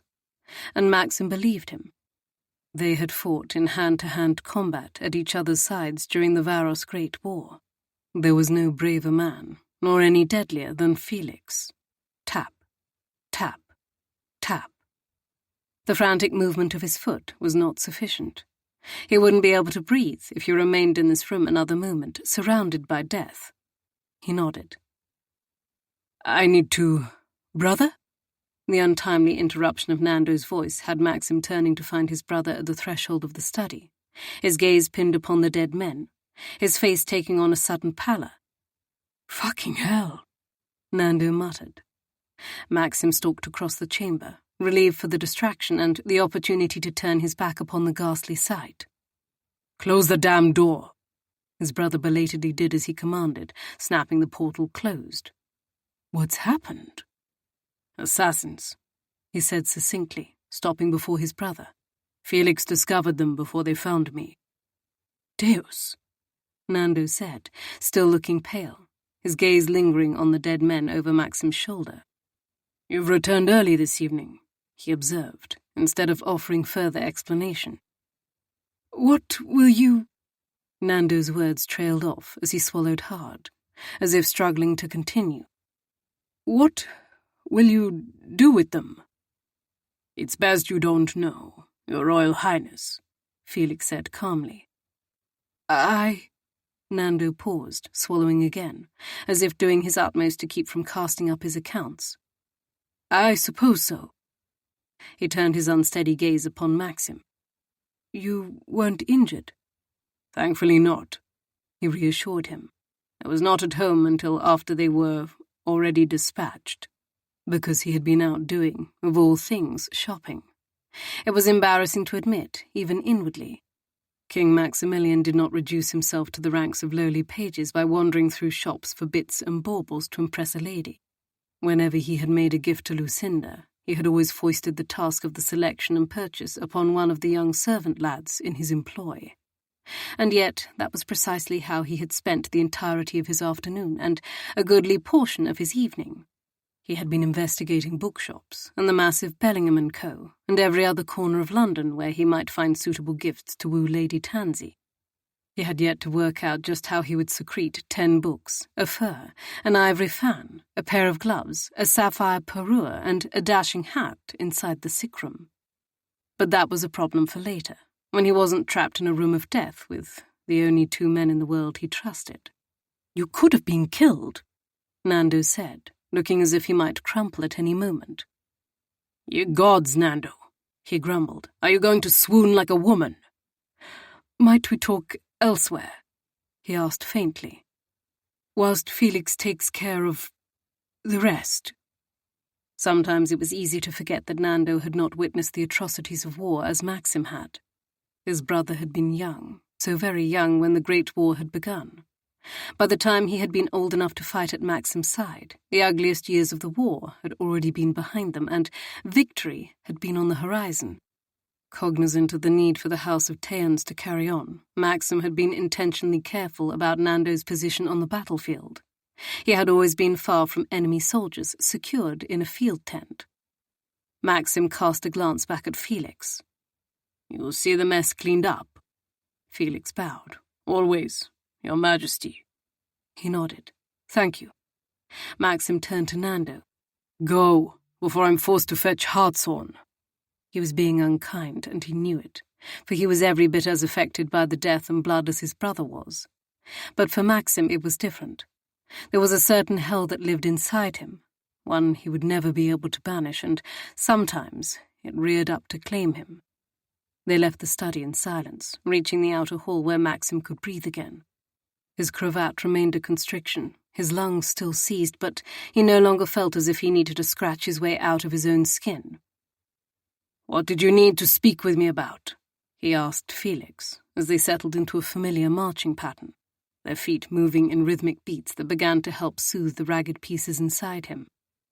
Gratitude hit him like a blow. Nando was a scapegrace, but he knew Maxim so well, better perhaps than he knew himself. "I've forgotten," his brother said, his voice weak. "Not another cuckolded husband?" he asked sharply, thinking of the blasted duel that had only narrowly been avoided. They marched neatly to the rear of the townhouse, past the staircase, and then pivoted, returning from the direction they had just come. Servants moved about in a flurry of activity, guards slipping in and out of the study at Felix's direction. The townhouse was a beehive of activity and people. "No," Nando reassured him. "I've learned my lesson." That remained to be seen. "One would hope," he drawled, trying not to think about the lifeless forms in the study, about the blood, about the obvious proof that he had yet to snuff out the entirety of the Loyalists fomenting rebellion in the name of Charles.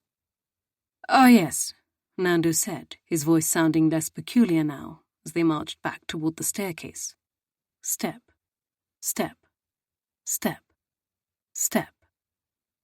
There was comfort in the familiar, in the regimented, the routine. He could breathe again. He cast his brother a sidelong glance when he didn't continue. "You've remembered." "I have," Nando said lowly. "It's about Lady Tansy Francis." His shoulders tensed. "What of her?" It was all he could do to keep from roaring that she was his, that his brother should keep his rakish, philandering ways far from her. But then he remembered that he was scarcely any more worthy of her. He needed to marry another, after all. "I was thinking that perhaps I ought to court a lady who is unattached, and who better than Princess Anastasia's lady-in-waiting? She is lovely, and it will be a furthering of the alliance. Naturally, I wanted to ask your permission first." Nando sounded quite pleased with himself, but Maxim was clenching his jaw with so much force that he feared his molars might crumble. "Not her!" he barked. Nando's footsteps faltered, and he shot Maxim a searching look. "Why not?" "Because you scarcely even know her," he forced out, instead of blurting the embarrassing truth, that he wanted Lady Tansy for himself. "I've spoken with her on several occasions now," Nando corrected him, frowning. "She is quite intelligent and kind. I have no reason to believe she wouldn't make an excellent wife." Maxim was absurdly jealous of the time his brother had spent in Lady Tansy's company without his knowledge. What had been said? Had he made her laugh? Ye gods, if he had touched her! "You cannot dally with the princess's lady-in-waiting," he snapped, hating the idea. "I don't wish to dally," his brother countered. "As I said, I think that perhaps the time has come for me to settle down with a wife. I would certainly cause you fewer problems, and I'm of an age that I ought to do so." "I thought you'd be happy, brother." He was happy with the notion of Nando no longer causing him headaches with married women and irate husbands and every other nonsensical scrape in which he'd found himself over the years. However, there were hundreds of unattached females at court who would be eminently more suitable choices, specifically who would not be her. "I am pleased you are expressing a desire to take on more responsibility," he allowed grudgingly. "However, the lady-in-waiting of my future wife can't marry a prince of the realm." "Why not?" Nando asked a bit petulantly. "Because I said so," he snapped. "Find someone else. Anyone but her." Nando stopped marching and spun to face Maxim, his expression one of mulish stubbornness. "You may be the king, but you can't command me. I've a free will. I can court whomever I want." "Yes, you may," he agreed tightly. "Just not her." "I'm afraid you'll be destined for disappointment then, Your Majesty," Nando said bitterly, "because I've decided that Lady Tansy is the only woman I want." With that pronouncement, Nando stormed away, rather like a petulant lad who had just been denied a favourite toy. Maxim watched him go. It would seem they found themselves in the same predicament, he thought grimly, because Lady Tansy Francis was also the only woman he wanted. And therein very much lay a problem that was somehow even larger and more frightening than the men who'd wanted him dead. King Maximilian hadn't returned, but another visitor had. One who had climbed the tree beyond Princess Anastasia's window, just as she did each night when she escaped her confines to roam the city in search of her brother, the exiled prince. This visitor was a man who claimed he had come at the directive of Archer Tierney, one who had a message for her. Tansy held the hastily scrawled missive in the meagre candlelight, her heart leaping into her throat as she read for the third time the news that it contained. Princess Anastasia had been wounded. She was being attended by a physician, but her injury had rendered her unable to return this evening. Tansy inferred that meant the princess couldn't climb the tree, which meant her injury was significant enough to impair her movement. "Mr. Tierney says I'm to await your response," the man whispered, hovering at the periphery of her vision. Her hand shook as she extracted a fresh sheet of paper and dipped her pen into the inkwell, scratching out her reply. "My loyalty, as always, is to Her Royal Highness. I'll do my utmost to keep others from discovering her absence, but I recommend 3 days at most before suspicions rise, though sooner, if at all practicable. Respectfully, T. P.S. I must insist that if an infection sets in, you notify me at once." She folded the epistle thrice before entrusting it to the man who waited in the shadows. Silently, she handed him the response.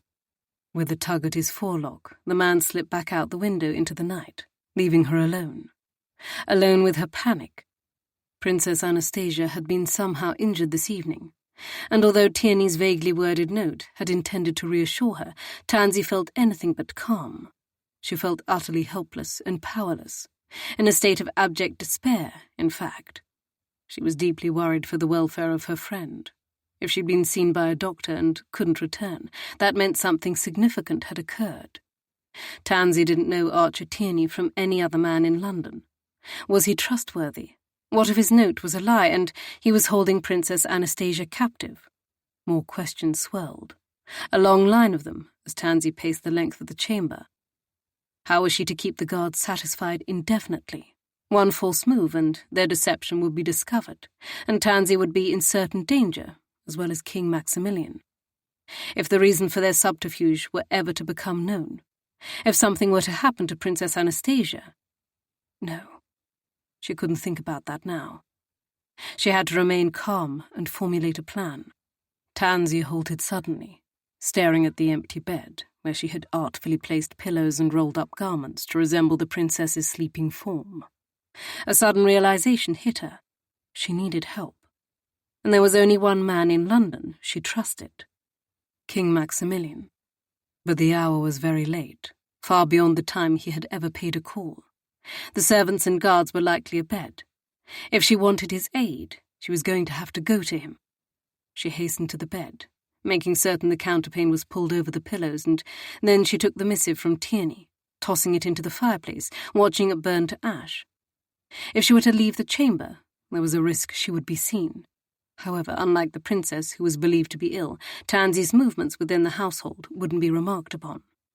She could likely slip away with ease and find herself in the mews. The only risk would be in someone venturing inside the room while she was gone. But it was one she was going to have to take, for the princess's sake as much as for her own and King Maximilian's. Everything they had been working in secret to build was in grave peril. Tansy retreated to her room and gathered her cloak, preparing to venture out into the dangerous night.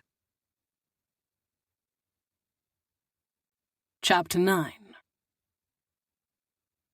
"Your Majesty, what is it now, Felix?"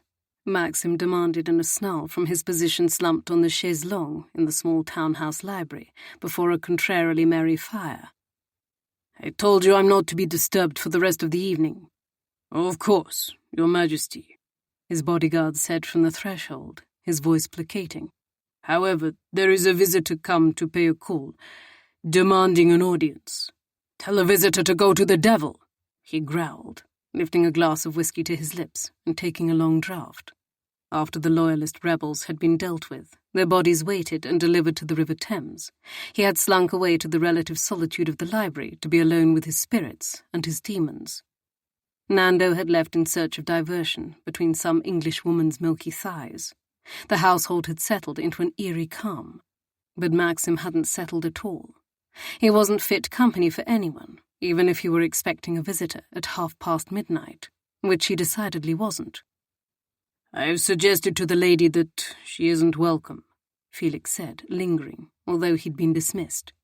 "She begged me to tell you it is a matter of grave importance concerning Her Royal Highness, Princess Anastasia St. George." Maxim shot to his feet. "The lady?"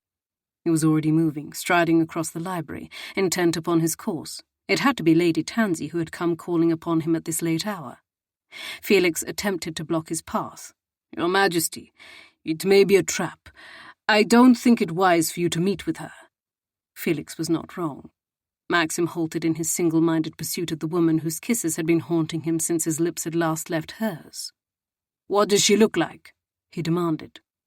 "She is small of stature," Felix said, "with dark hair. Grey eyes," Maxim pressed. "A face so lovely it hurts to look upon it." The last question fled him before he could think better of it, his tongue no doubt loosened by the whiskey he'd been using to drown himself. Felix coughed, looking distinctly uncomfortable. I'm Sure I didn't look that closely, Your Majesty. Let me pass, he ordered curtly, for there was his answer. Felix simply didn't want to admit that he had admired the lady in question. If it wasn't Lady Tansy, Maxim would eat his fucking banyan for breakfast. Your Majesty, let me pass! His bellow was likely unwise, given the fact that Felix had saved him from murderous assassins no fewer than 3 times this week. However, he was nettled. He wouldn't be stopped from seeing her. He needed to find out why she had taken such a risk, placing herself in great peril to call upon him in the darkest dregs of the night. Felix obliged him, stepping aside. Of course, Your Majesty. Where is she? He asked, even though he was moving in the direction most likely, the front of the house. In the entry, Felix called after him. He moved with lightning speed, finding her waiting at the door enshrouded in a dark cloak, her beautiful face pinched with worry. She started forward when she saw him and then belatedly appeared to remember herself, dropping into a curtsy. Your Majesty. He wasn't interested in ceremony with her, not tonight, not ever. Rise, Lady Tansy. Maxim took her arm in a gentle hold and started down the hall past Felix. Your Majesty, Felix protested. Lady Tansy is welcome at any hour, he told his bodyguard. The only danger she posed to him was a decidedly different sort than the men who wanted him dead.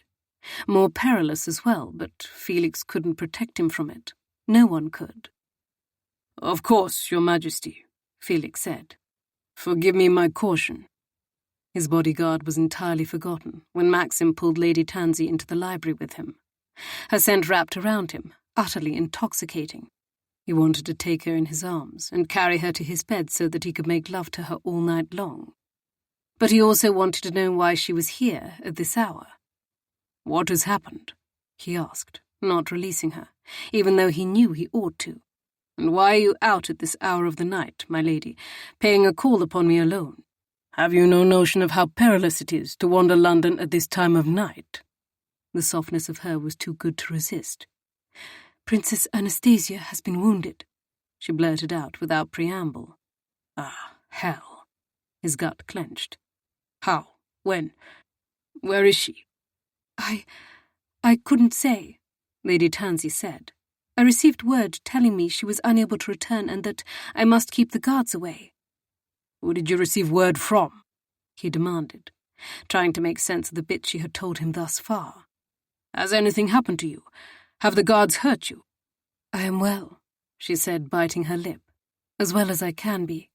It is the princess who is in danger. I am told she was attended by a doctor. A doctor? He caught Lady Tansy's chin in a gentle grip between his thumb and forefinger. Who sent for the doctor? Where is she now? Lady Tansy nibbled at her lip. I don't know for certain. She was keeping secrets for the princess again, and Maxim damned well didn't like it. Tansy, he said urgently, dispensing with her title and formality. Do you think me stupid? I can see that you know very well where she is. You must tell me. The future of Varos depended upon the princess's safety. He needed her, not just as his queen, but to secure her exiled brother's support. He needed Prince Theodoric to join him in challenging King Gustafsson. The kingdoms of Varos and Boritania would be stronger together. Such an alliance would further increase his power and go a long way toward forcing lingering Charles loyalists to realize the futility of their cause. I cannot tell you. Tears glistened in her eyes, forming rivulets that ran down her cheeks. My loyalty is to Princess Anastasia. Your loyalty should be to me, he told her, frustrated by her refusal to give him the information he sought, and bothered by the anguish in her voice. As your king. What will happen if she doesn't live? Tansy asked. I warned her of the dangers. I begged her to take care. More tears rolled down her cheeks. The hood of her cloak had fallen down her back, and the glow of the lamplight in the small, intimate confines of the library caught in her dark hair, revealing the red and gold hues that were hidden within. She was so lovely, so obviously torn, and he couldn't bear it any longer. All will be well, Maxim soothed. You were right in coming to me. He realized the importance of that action with impossible clarity. In a moment of panic, when she feared her world would come tumbling down around her, She had found her way to him. Freely and despite her outrage at him the day before, she trusted him. Because he couldn't go another moment without her mouth beneath his, he kissed her, chastely at first, tasting the salt of her tears. And then, when she opened for him, with greater urgency, he had only intended to comfort her, to offer distraction from her upset, perhaps even to persuade her that she should tell him everything she knew. And yet the moment her hands settled on his shoulders and she responded to him, he was lost. He hauled her against him, the decadent crush of her breasts into his chest, enough to bring him to his knees. She made a soft whimper of need that went straight to his cock. He licked the seam of her lips and she sighed, giving him the opportunity to intrude. His tongue sank into the velvety heat of her mouth, and her fingers dug into the muscles of his shoulder as she rose on her toes to align her lips more firmly with his. He wasn't meant to be kissing her. What he truly needed was to find out what she knew about the princess, the extent of her injury, where she was this night. But none of that seemed to matter, because Tansy was in his arms, and her scent was filling him with a raging fire that would only be doused in one way. He didn't bother to think. He was mindless now, driven by instinct and raw animal need.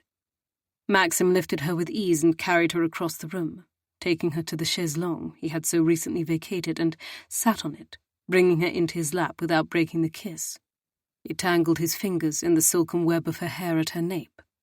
Her lips left his to trail a path of scorching kisses along his jaw. Reverent hot gifts of her mouth on his undeserving skin. He tilted his head back to allow her exploration, vulnerable for her, in a way he would never allow himself to be for another. "Your Majesty," she whispered against his skin. "Maxim," he corrected gruffly. Because he wanted his name on those lips, had to have it.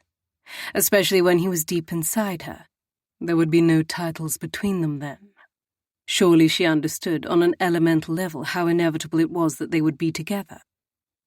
"Maxim," she murmured, kissing her way to his ear, her lips grazing over the whirl in a place he'd never known he was so damn sensitive until this moment. His name on her lips, her mouth fluttering over his skin. Oh, God. It was the most exquisite seduction he'd ever known. His length strained against his trousers, drawn by the promise of her sweet weight in his lap, the tantalizing proximity. She had come to him, and she was here now, exactly where he wanted her. The worries and duties weighing upon him were thrust aside by the driving need to have this woman.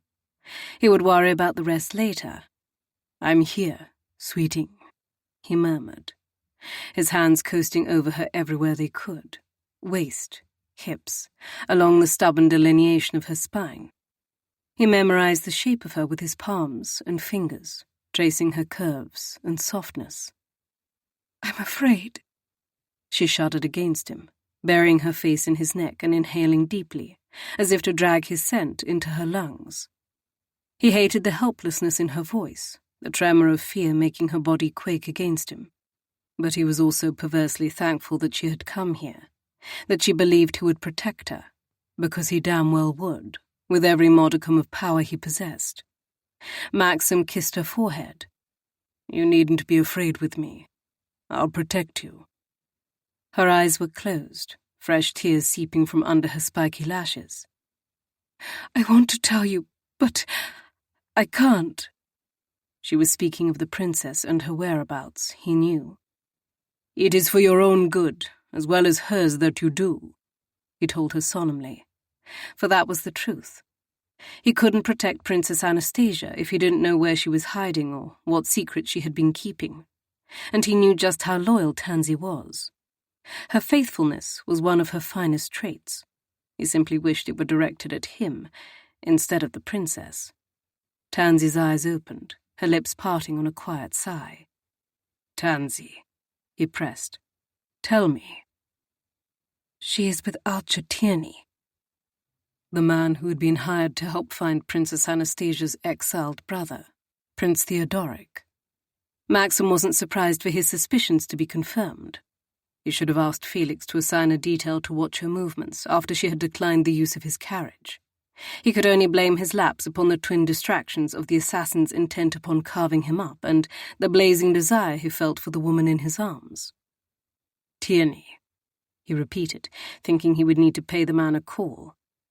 That is who sent you word about the princess being wounded. Tansy nodded. Yes, I didn't know what to do, whether I could trust his word. That is why I came to you. You've done just as you should, he said, cupping her cheek with one hand and catching a falling tear with the pad of his thumb. Aside from putting yourself in danger by traveling on your own, how did you come to me? I hired a hack. Fucking hell! He swore viciously, thinking of all the harm that might have come to her, taking a hired hackney alone at midnight. You took a dangerous risk with yourself. I had no other means of reaching you, she said. I didn't dare trust a message to anyone, and even if I had, all the servants were already abed. He caressed her cheek, sweeping a stray tendril of hair behind her ear. I'll make certain one of my men stays in the house at all times moving forward, so that if you should have to reach me, you needn't place yourself in peril. She shook her head, selfless to the last. You don't have to do that. Yes, I do. You're mine, and I will protect you however I see fit. The wrong words to say to his Spitfire. Her expression turned stubborn. I'm not yours. He would prove to her just how mistaken she was on that account, with words, with deeds, however he could. Tell me you don't feel what is between us, he said instead, caressing lightly along her jaw, trailing his fingers down her smooth throat until he found the closure of her cape and swiftly undid it. The garment slid from her shoulders, pooling on his lap around her in a whisper of sound. Her eyes widened. Your Majesty. It was a protest, and a return to formality, and he wouldn't allow it. He kissed her, swift and hard, before retreating.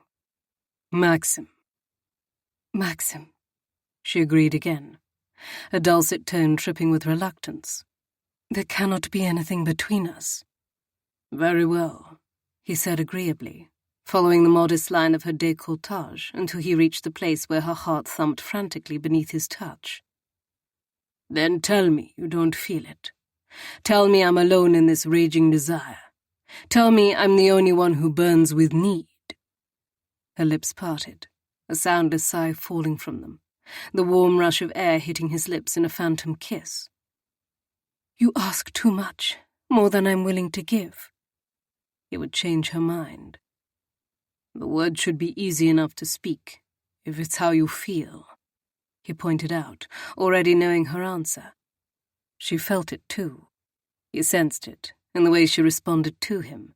Her body melted beneath his touch, regardless of how much her mind did not wish it to be so. She began, only to falter. Say it, he commanded, so close to kissing her again. Please. Her eyes pleaded with him as surely as she did. But he was unrelenting, merciless for her in this alone, because he wanted her more than he had known it was possible to want another. A mere handful of days with her, and she was like the breath in his lungs. He needed her. Why is it so difficult, Spitfire? He taunted softly, pushing her as he knew she needed to be pushed. If you don't want me, then tell me. She stared at him for what felt like an eternity, but must have only been a scant few seconds before she capitulated. I feel it too, she conceded at last, so quietly that he had difficulty hearing her. He finally kissed her then, unable to exist a moment more without his mouth on hers. The sound she made, low in her throat, a feminine hum of surrender, spurred him on. All the ravenous desire for her that he had been restraining rushed forth. She was his. She knew it. Her kisses, her words, her actions told him she did. And he was going to have her. His hands moved of their own accord, finding their way beneath her gown and petticoats, past her chemise and up her stocking-clad legs, beyond soft garters with neat bows, to bare skin. He gave her his tongue as he reverently skimmed his hands over her inner thighs. She was clutching him to her, as she feared he would leave, clinging to his shoulder with a tight grip. Her other hand sliding into his hair to cup the base of his skull, her fingers threading through his hair. And she was kissing him back, feasting on his lips and tongue. The proper, infallible lady-in-waiting had come undone. What a treasure she was. Maxim deepened the kiss, gliding his left hand over her skin to settle at her hip, while he slid his right to her sex. He cupped her there, gently, possessively, offering her a slight bit of pressure when her hips jerked instinctively into his touch. He wanted to remind her that she was his, that he was claiming her now, that this night, her coming to him, her concession changed everything. But words were lost in a tangle of kisses. Everyone beyond the four protective walls enshrouding him ceased to exist. There was only the warmth of the fire, the heady floral scent of her in his lungs, the taste of her on his lips, and the wet heat of her cunny searing his palm. He moved his hand slowly, torturing himself as much as her, withdrawing to trace her cleft with his middle finger before finding her plump little butt and teasing her with light feathery strokes. She gasped, hips undulating, so responsive, his spitfire. He had known she would be. She felt so good that his cock began to leak, from nothing more than touching her cunny. Maxim was lost. It didn't matter. She was his salvation. He was sure of it. His grey-eyed tansy with a will of pure iron. He traced her seam, needing more, needing to be inside her, if not with his cock, then with his finger. And she moved, accommodating him, rising on her knees to grant him a better angle. His fingertips found her entry, slick and beckoning, and he rubbed over it in slow, lazy circles until she was panting into his mouth. Until she ended the kiss breathless, her eyes glazed with passion. "Maxim, I want to feel you," he told her fervently. "I want inside you." Her eyes widened. He pressed slightly and yet did not advance. He would await her permission, even if it killed him. We shouldn't." Not what he wanted to hear. He applied his thumb to her clitoris, rubbing. "Ah," she said, hips moving again. "Maxim." "That's my name, sweeting. Say it, when you come." He brushed his lips over hers. "Now tell me, you want to feel me inside you too." "I shouldn't." She was so beautiful. Her skin flushed with desire, her lips parted, her pupils large and black in her stunning eyes. So torn between duty and loyalty and what she desired. He knew the feeling all too well. It had haunted him for most of his life. "But you want to," he said, needing more, needing everything she would give him. "Maxim." Her tone was one of protest, but she didn't make a move to withdraw from him. Too much blasted loyalty for an undeserving princess who had abandoned her to her fate. But he wouldn't think of that now, nor of the woman he was honour-bound to make his queen, because there was only one woman he wanted, one woman who brought him to his knees, and she was here with him, a miracle fashioned of seductive feminine curves and hot, wet flesh and husky sighs. He worked her pearl with dedicated precision, his thumb fluttering over her in relentless pulses until her hips were chasing his touch and she had forgotten all her objections, or at least he hoped to God that she had. "Tansy, sweeting, let me inside." He paused, his aversion to begging warring with the furor of his desire. "Please." "Yes," she whispered. "Yes?" She nodded, catching her lip between her teeth, and he kissed the indecision from her mouth as he probed through her folds, his fingers sliding inside her tight sheath. Her muscles gripped him, threatening to push him from her body, and fuck, if it wasn't the most erotic moment of his life, feeling her so wet and hot, her body so ready for his. He sank his finger deeper, her cunny clenching hard on him, so slick and needy and greedy. His cock pulsed, yearning for what his finger had. He wanted to thrust mindlessly into her, to fill her with his cock until she screamed out her pleasure and drowned him in a river of her sweet dew. They were staring into each other's eyes, their ragged breaths mingling, their gazes clashing, and he was inside her cunny, just his finger. He eased it out and then slid it back inside, wanting to give her as much pleasure as he could, unable to keep from fucking her. That was how good she felt, how right, how perfect. "Oh!" she gasped, as he deepened his thrusts, keeping his thumb swirling over her bud in tight circles. Her head fell forward until her forehead pressed to his.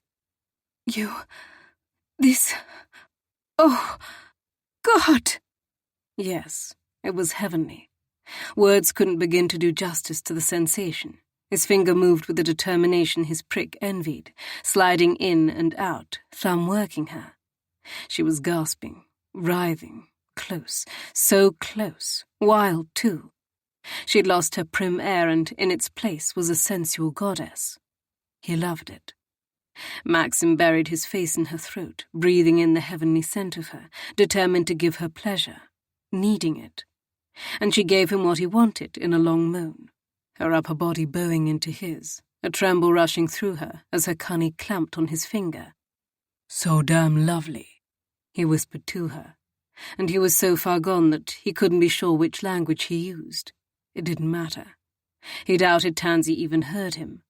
Her body was still trembling beneath the force of her release, and although the hot clench of her on his finger was delicious, his cock was straining wildly, desperate for release. He withdrew from her but didn't remove his touch, slicking her dew over her bud and earning another seductive gasp. "You make me..." Her words trailed off. Words he wanted. Words he had to have. He was jealous of her mind for housing them, of her tongue for keeping them from him.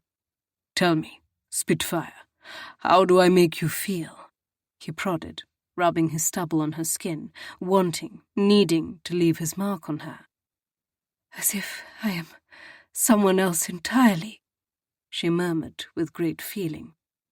"Someone who wants what she should never want." "And what is that?" he asked, raising his head to search her gaze for answers to the mystery that was Lady Tansy Francis. "What is it that you want?"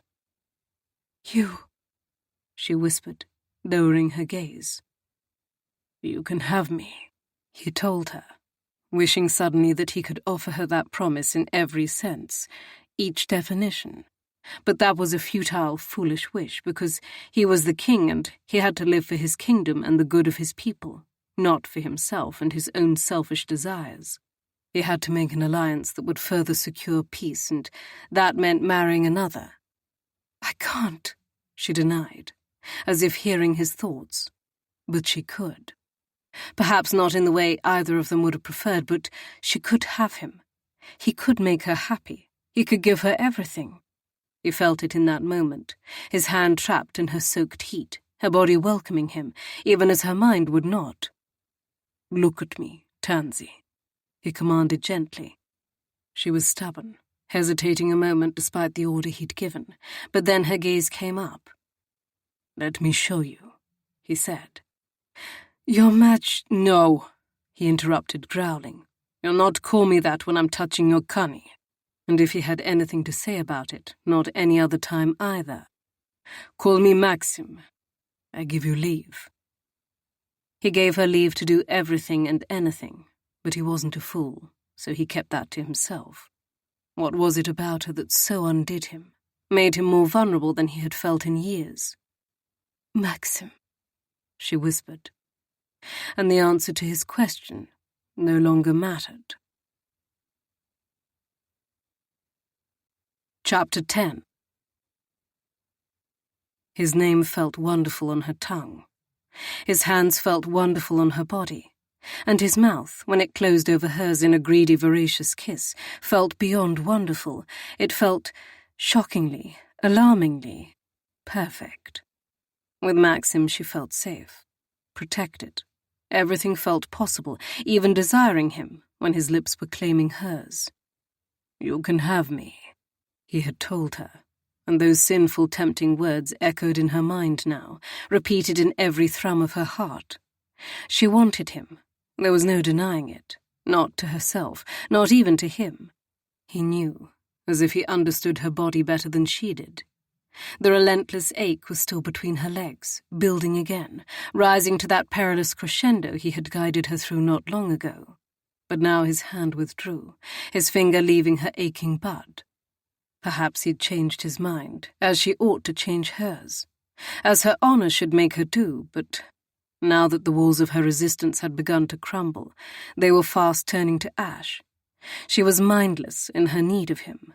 This man, this king who could never truly be hers, regardless of the soft promises he whispered.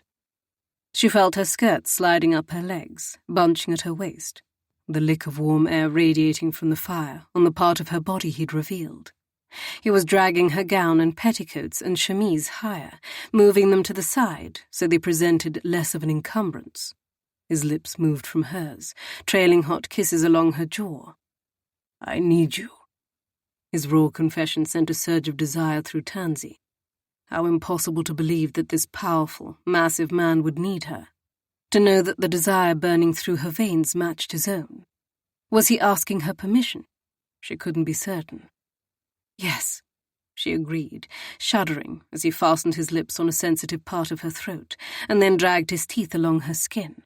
One of his hands was between them now, the other on her bodice, cupping her breast.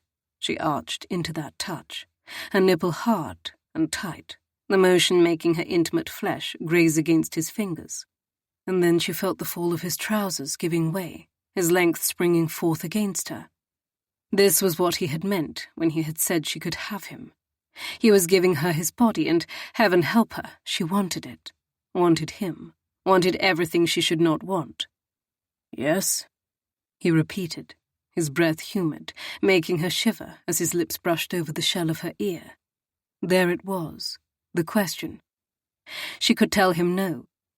She knew him well enough to understand that he would never force her, nor hurt her. He was an imposing man, a joyless one, perhaps even merciless too, but he was not the sort of man who took pleasure in another's pain. How could she deny him?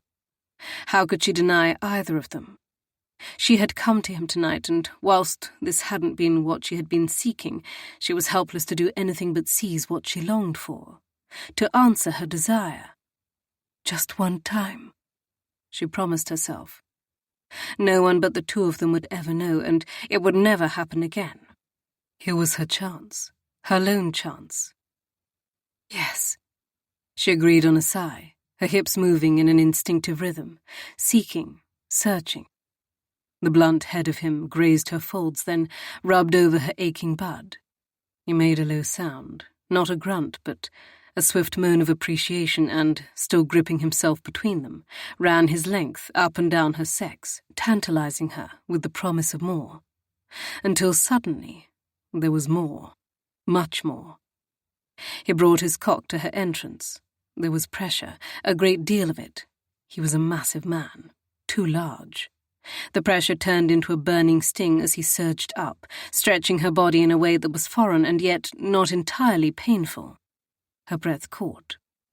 She knew enough of the rudimentary aspects of Congress between a man and a woman to understand what was happening, to know what would happen, and yet her mind had proven woefully inadequate. She hadn't been prepared for the shocking intimacy of him entering her body, the hot sting of his length sliding deeper, claiming her thoroughly in a way she'd never been claimed before. The hand that was on her waist urged her downward, and she wanted to follow his lead, but she was also afraid he might break her in two. His head fell back against the chair, his dark gaze questioning as he stopped, his cock thick and stiff inside her. "You're so tight. Relax and let me in." "I did," she said, astounded that he could not feel himself inside her when he was all she felt. The thickness of his length impaling her, the heat of him, the strength, it was overwhelming. She felt as if she were full, so full, surrounded by him, invaded by him, possessed by him. "I'm only partially there, sweet," he said, further surprising her. "Lower yourself, if you can, and take me to the hilt. I want to be buried so deep inside your sweet cunny that it feels like I'll never leave." His voice was low and pure molten seduction. Velvet and sin and every wicked thought she'd ever had in the dark of night, and the solace of her own private chamber. His words filled her with a flurry of mad wanting. "Deep inside me. Never leave." "Yes," she said. And then, before she could further consider the ramifications of her actions this night, she did as he asked, lowering herself in one full motion. The pain that seized her was unexpected. It was sharp, splitting. She gasped with shock, falling into his broad chest, tears pricking her eyes.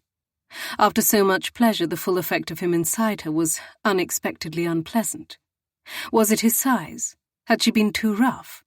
Had she done something wrong? "Sweetheart." His lips were at her temple, soothing, reassuring, one of his hands sweeping comfortingly up and down her spine in rhythmic motions. "Talk to me." She swallowed hard, burying her face deeper into his throat, his cravat tickling her nose and distracting her from the twinge of pain throbbing between her thighs. I've not... "Hush," he murmured consolingly, apparently taking pity on her stammered attempts at explanation. "I know, my beautiful Spitfire. You should have told me the truth.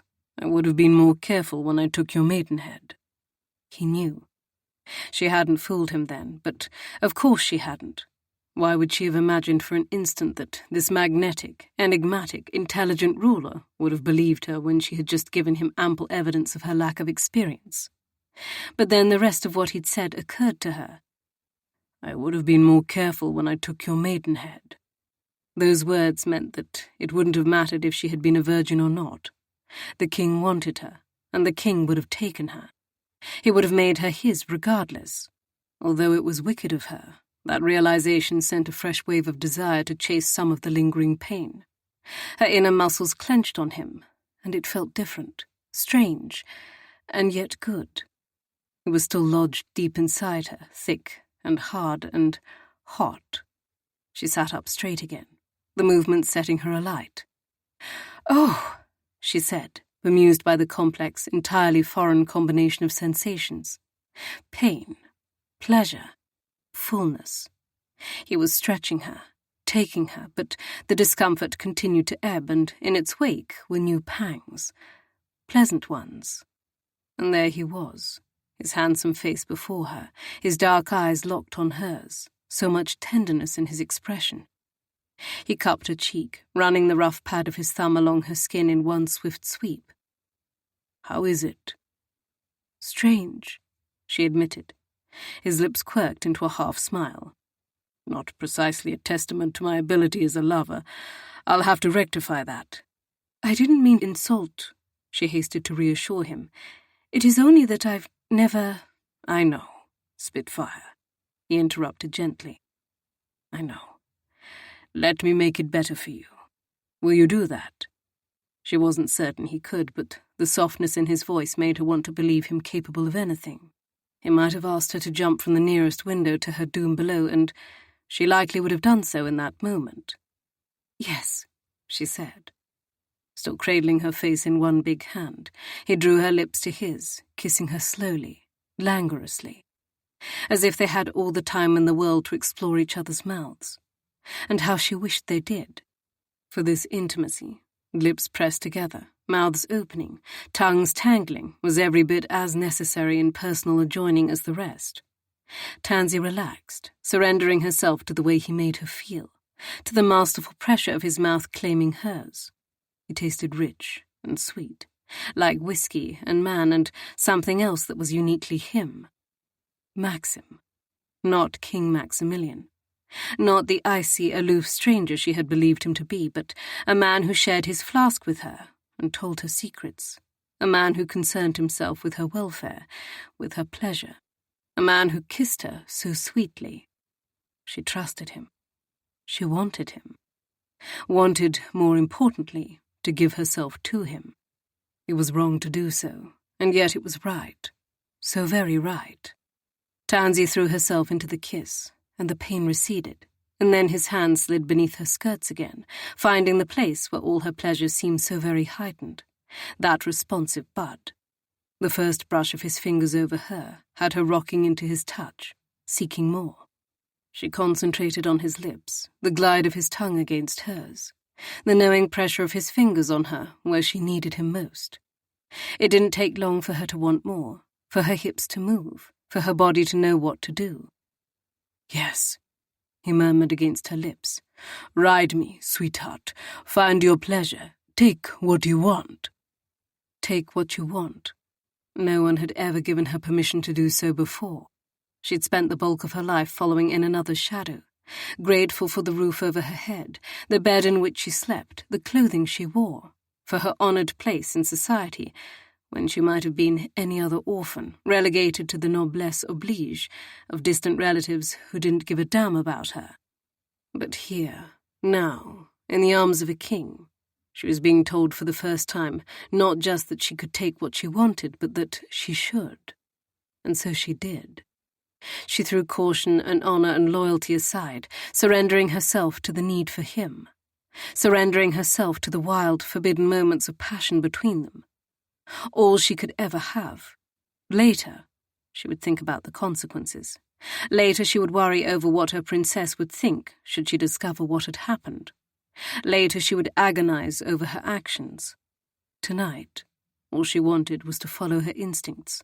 Feeling bolder and braver than she ever had, she kissed him harder, her body moving, rising, following the path his guiding hand assigned her, up and down, his length nearly slipping from her and then sliding deep.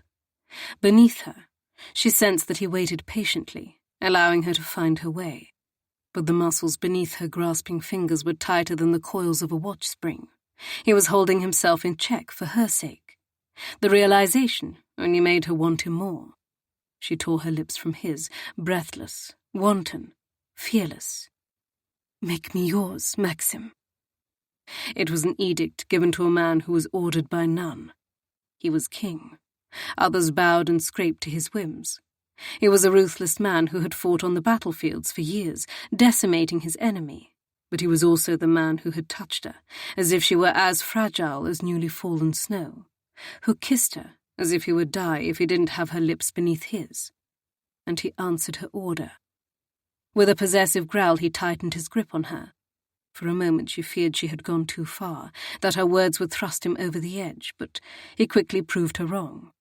His every touch and movement were careful and yet deliberate, bringing the fires of her desire to a raging height until all the pain of his initial breaching of her maidenhead was long gone and forgotten, until all that remained was what happened between them.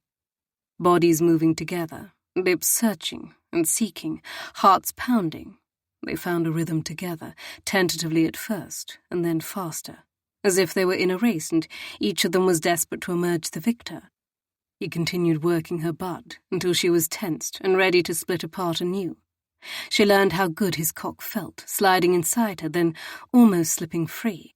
How she could control the pace, the pressure, and in so doing, the pleasure. He had given her free rein, she realized, and she was taking advantage, riding him, rocking against him, kissing him, touching him. So much hardness to her softness. He was so large, so strong, and yet he was beneath her, allowing her so much power over him, giving her the freedom to do what he had said. Tansy was mindless now, driven by the primitive need for fulfillment, her body taking control, faster, faster, higher, higher. Her body was acutely aware of everything. His hand between their bodies moved with harsh emotions, almost jerky now, as he approached the edge of his own loss of control. And then it was happening again. She splintered apart into 1,000 tiny shimmering shards, or at least that was how it felt. The pleasure started between her legs, and then it radiated outward in an explosion of pure, unadulterated bliss. This time, as it overtook her, she tightened hard on its length, the sensation unfamiliar and yet, oh so good, oh so right. She cried out into his kiss, and he swallowed her every sound with his greedy mouth, as if he couldn't get enough of her. Beneath her, his body stiffened, and then there was a hot rush within her. He made a low sound of raw need. All the passion that had been spurring her on began to retreat, and she collapsed against his chest, surrounded by his heat and strength, by the spicy masculine scent of him. Maxim, a man who could never be hers again beyond this lone night. He ended the kiss, stroking her hair, murmuring words softly to her in his own language, words she didn't understand. But then he pressed his lips to her temple with a reverence that almost broke the dam inside her. He switched to English, which they both understood fluently. "I'm glad you've changed your mind, Spitfire." Instantly the contentedness within her dissipated, replaced by the heavy weight of dread. She jerked her head back, holding his intense stare. "But I haven't changed my mind at all." Maxim watched, incredulous, as Tansy flounced off his lap as if he were a raging fire, flipping her gown and petticoats back into place as if he hadn't just made love to her, as if he hadn't just spent inside her, as if she weren't his. This was not acceptable. Grimly he tucked his cock back inside his trousers and refastened them, though not without taking note of the smear of blood, Tansy's blood, the sign she'd been a virgin, instead of the experienced woman he had wrongly supposed. He knew a pang of regret. Not that he had taken her, but the manner in which he had, on a goddamn chair. "Of course you have changed your mind," he told her implacably, rising to his full height. "No," she told him calmly, denying him as he smoothed down her gown and tucked an errant lock of brown hair behind her ear. "What happened doesn't affect my position on the matter of becoming your whore." For a moment Maxim could do nothing but stare at her. She was jesting, surely. "Not my whore, damn you," he countered, his anger rising. "My woman. There is a distinct difference." A massive one, though she remained unwilling to acknowledge it. "Your kept woman," she said dispassionately, her lip curling. "This can never happen again. It was a mistake, truly. I was overwrought and seeking comfort, and you—" "And I took your maidenhead," he interrupted, following her as she crossed the room, daring to present him with her bag. No one turned their back upon the King of Varos. No one except her, it would seem. His spitfire with the daring of 100 men and the most outrageously stubborn streak he'd ever known in anyone. "It doesn't signify," she said over her shoulder, as if she gave herself to a man regularly without consequence, as if what had just transpired between them meant nothing to her, when it had meant every damn thing to him. She was hastening to the door now, as if she intended to leave. After she had just given him the most intense orgasm he could recall, after she had ridden him to within an inch of madness, he took longer strides, catching her before she could go with a hand on her elbow. "Wait, Tansy." "I must return before my absence is noted," she said, attempting to shrug free of his hold. "You will turn and face me," he ground out, his pride stinging. "I don't want to look at you just now." She kept her face carefully averted. "Release me, if you please." "Turn and look at your king," he ordered. Because, damn it, that was who he was, lest she forget. Varos was a small, inconsequential island kingdom without the might and vast wealth of England. It wasn't as large or as prosperous as Mauritania had been in better days, before the reign of Gustafsson had ruined the kingdom. But he would still be her king, and he wished to remind her of that fact if it would keep her where he wanted her, here, with him, where she belonged. Her shoulders stiffened, and she hesitated. For a breath he feared she would refuse to face him. But then she spun, her mouth swollen and dark from his kisses, her hair mussed, the pink rasp of his stubble on her creamy throat. And all he could think about, God help him, was the fact that he had been her first and he intended to be her only, that even now his seed was inside her. She curtsied. It was a mocking curtsy, her expression serene, her eyes where all the fire hid, burning into him. "As it pleases your majesty." He clenched his jaw. "Do you imagine that after you gave yourself to me, I'll allow you to run off into the night alone?" She rose, regal and elegant, the prim and proper Lady Tansy once more. "How else am I to return? I intend to go the way I came." He crossed his arms over his chest. "I forbid it." Her chin went up. "I didn't ask your permission." Vexing woman. He wanted to kiss her and to throw her over his shoulder and carry her to his bed and keep her there for the next decade at least. But he couldn't do that. Not yet. "You are under my protection," he told her with a calm he didn't feel. "As I've already informed you, I'll not be your mistress." His patience snapped. "You are my woman," he ground out. "Your mind may not accept it, but your body betrays you. In time, you'll accustom yourself to the notion." "The kept woman of a king is still a kept woman," she said quietly, sadly. "And the princess, who will be your queen, is like a sister to me. I could never take her husband to my bed after you're wed. You can demand it of me, but I will sooner be locked away in a prison." Her cursed loyalty to Princess Anastasia was a thorn in his side, but he could see that she intended to fight him on the matter, despite everything that had just passed between them, or perhaps because of it. Although she clung to her allegiance, when she had been in his arms, she had revealed to the both of them how very susceptible she was to him. Her desire for him had supplanted her constancy to the princess. It would do so again. Of that he was certain. There was no mistaking the fire between them. But he didn't need to win her over this night. There was the matter of where the princess was being kept and the extent of her injuries, to say nothing of finding a means of getting Tansy safely back inside the townhouse. He had more important concerns, though he deplored the thought of anything other than taking Tansy to bed with him, and making her forget every concern with kisses that sought to soothe the roughness of their first coupling. Next time, he vowed he would woo her. He would seduce her until she no longer had the capacity to think, let alone fret over her misplaced loyalties. Her fidelity would be to him instead of to Princess Anastasia. He unfolded his arms with great reluctance, relaxing his posture. "You have ample time before we arrive in Varos," he reminded them both. "Your mind will alter before then." He wouldn't stop until it did. He had fought a war that had raged on for years, all in the name of gaining what was his by right. Tansy was no different from his kingdom. She belonged to him, and he would lay siege until she accepted it. Because no one kept King Maxim of Varos from what he wanted, and what he wanted with a ferocity that far surpassed any hunger he'd once had for the throne that had been denied him, was the solemn lady-in-waiting before him. "It won't," she argued, persistent in her defiance. He inclined his head. "It will be my greatest pleasure to prove you wrong, my lady. Now come with me, and I'll see you safely returned for the evening." Chapter 11. Maxim was in a foul mood. Nanda was missing. Tansy had left him the night before, after once more refusing his offer. And he'd yet to see her today, caught up in one troublesome matter after the next. His betrothed had been wounded and was being held somewhere in London by another man, and he'd spent the better portion of the day hunting that man down like the mongrel he doubtlessly was.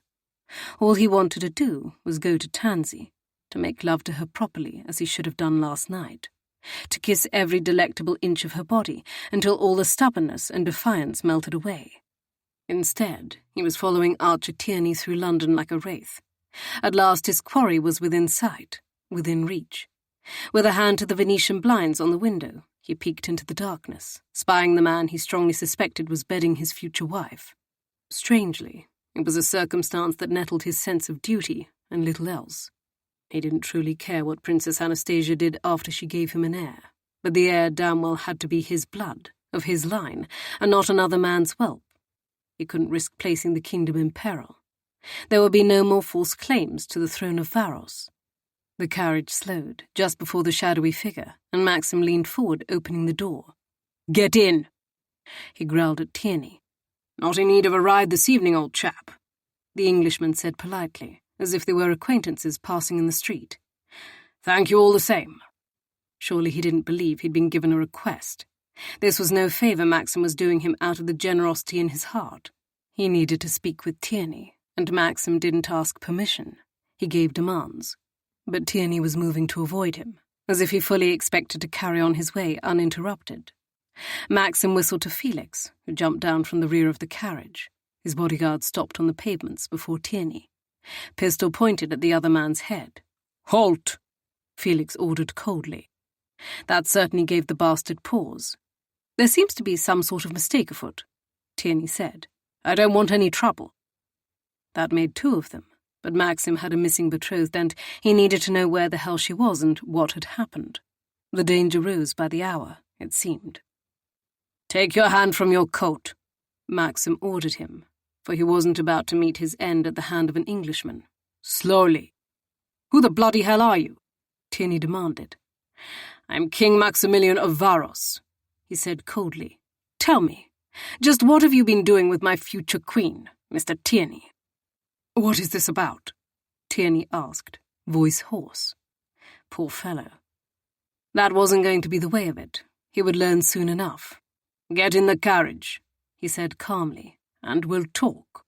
"Hand out of your coat," Felix commanded, repeating Maxim's order. But Tierney didn't appear to be inclined to comply. "Do you want to die today, Tierney?" Maxim asked. "I reckon not." At last, Tierney withdrew his hand from his greatcoat, raising both arms, palms outward, to show his lack of armament. "Excellent choice." Maxim turned to his bodyguard. "Felix, disarm him." Felix stepped forward, neatly removing a secreted pistol and 2 blades from his person, before kneeling and swiftly withdrawing a 3rd blade from its sheath hidden in Tierney's boot. His task complete, Felix stood, nodding toward the carriage. "Get in." Tierney complied with obvious reluctance, stepping up and into the carriage. Felix slammed the door at his back. Within moments, the carriage sprang back into motion. Tierney seated across from him, the glow of the carriage lamp illuminating his face. He looked ordinary enough, hardly menacing. Maxim reckoned he could snap him in 2. "What do you want from me?" Tierney asked. "I want to know where my betrothed is," Maxim said calmly. "Her lady-in-waiting told me that you have her." The other man held his gaze, unflinching. "She is safe." Not truly an answer. Had he expected one? Smug bastard. "And what of her brother?" he asked next, needing to know. Princess Anastasia had been tasked with finding Prince Theodoric and convincing him to join their mutual cause, not chasing after Englishmen. "You know about her brother?" Tierney asked carefully, clearly knowing far more than he revealed. "Of course I do," Maxim told him curtly. "I learned from Gustafsson himself that the Lost Prince was in London." "You call him the Lost Prince. I understand he was exiled." Exiled by a usurper, a pretender to the throne. Maxim shrugged. "The means matter not. Have you found him?" Comprehension dawned on Tierney's countenance. "You're the reason she sought me out to find her brother." Maxim drummed his fingers on his thigh, not bothering to disguise his dislike of the other man. "I was told you were the best. Clearly, I was misadvised." "I've found him," Tierney said evenly. "However, he's made it more than apparent that he has no wish to be found." Hope rose, searing in its intensity. He had fought too hard to allow the exiled prince's reticence to ruin his plan. He needed to find the princess, and he needed to speak with Prince Theodoric. If Princess Anastasia couldn't persuade him to join in their cause, Maxim believed he could. "Tell me, where is Princess Anastasia?" he demanded again. "She's safe," Tierney repeated. Damn the man. "According to whom? You, Tierney?" "What do you want?" the other man asked, as if he had the right to question him. "I want Theodoric St. George. You've been paid a handsome sum to deliver him to me." And it would appear that he had entangled himself romantically with the princess instead. There was no denying the possessive note in Tierney's voice when he spoke of Princess Anastasia. "The gems belong to the princess's mother, not to you," Tierney countered, "and moreover, they've been returned to her. I'll accept no payment for my services." The cheek of the man astounded him. Maxim raised a brow. "And why would that be, I wonder? Could it also have something to do with the reason the princess failed to return to her bedchamber last night? If you are insinuating that something untoward has happened between the princess and me, you're wrong. She was wounded. That is the reason she didn't return. Did her lady-in-waiting not tell you that?" Tierney was calm and poised, but he was lying. Maxim was certain of it. "I'll ask you the same question I asked her," he continued undeterred. "Do you think me stupid?" Tierney gave him an insolent shrug. "I'm sure I couldn't say." The man needed to be reminded of his place. "I wasn't in favor of having you killed, as Felix wanted," he said slowly. "But I may change my mind yet. I invite him to try. Felix is my most highly trained assassin," Maxim warned. "No one can slit a man's throat as quickly and quietly." "If your intention is to kill me, then have done with it," Tierney said with a fool's defiance. "As we speak, the princess's uncle is conspiring to have her murdered. He tried once, but fortunately I was there to shoot the bastard dead before he could do more than wound her arm. If you want a living wife, you may wish to consider that." Maxim's blood went cold. It was as he had feared then, but it was impossible to know if the assassin who had tried to harm Princess Anastasia had been hired by her uncle or one of his own enemies. "How do you know Gustafsson was behind the attack?" he asked. "I can't be certain," Tierney admitted, "but when my men gathered the body they found Boritanian coins on him. He wasn't known to me or my men, nor was he a common footpad. He didn't attempt to steal anything.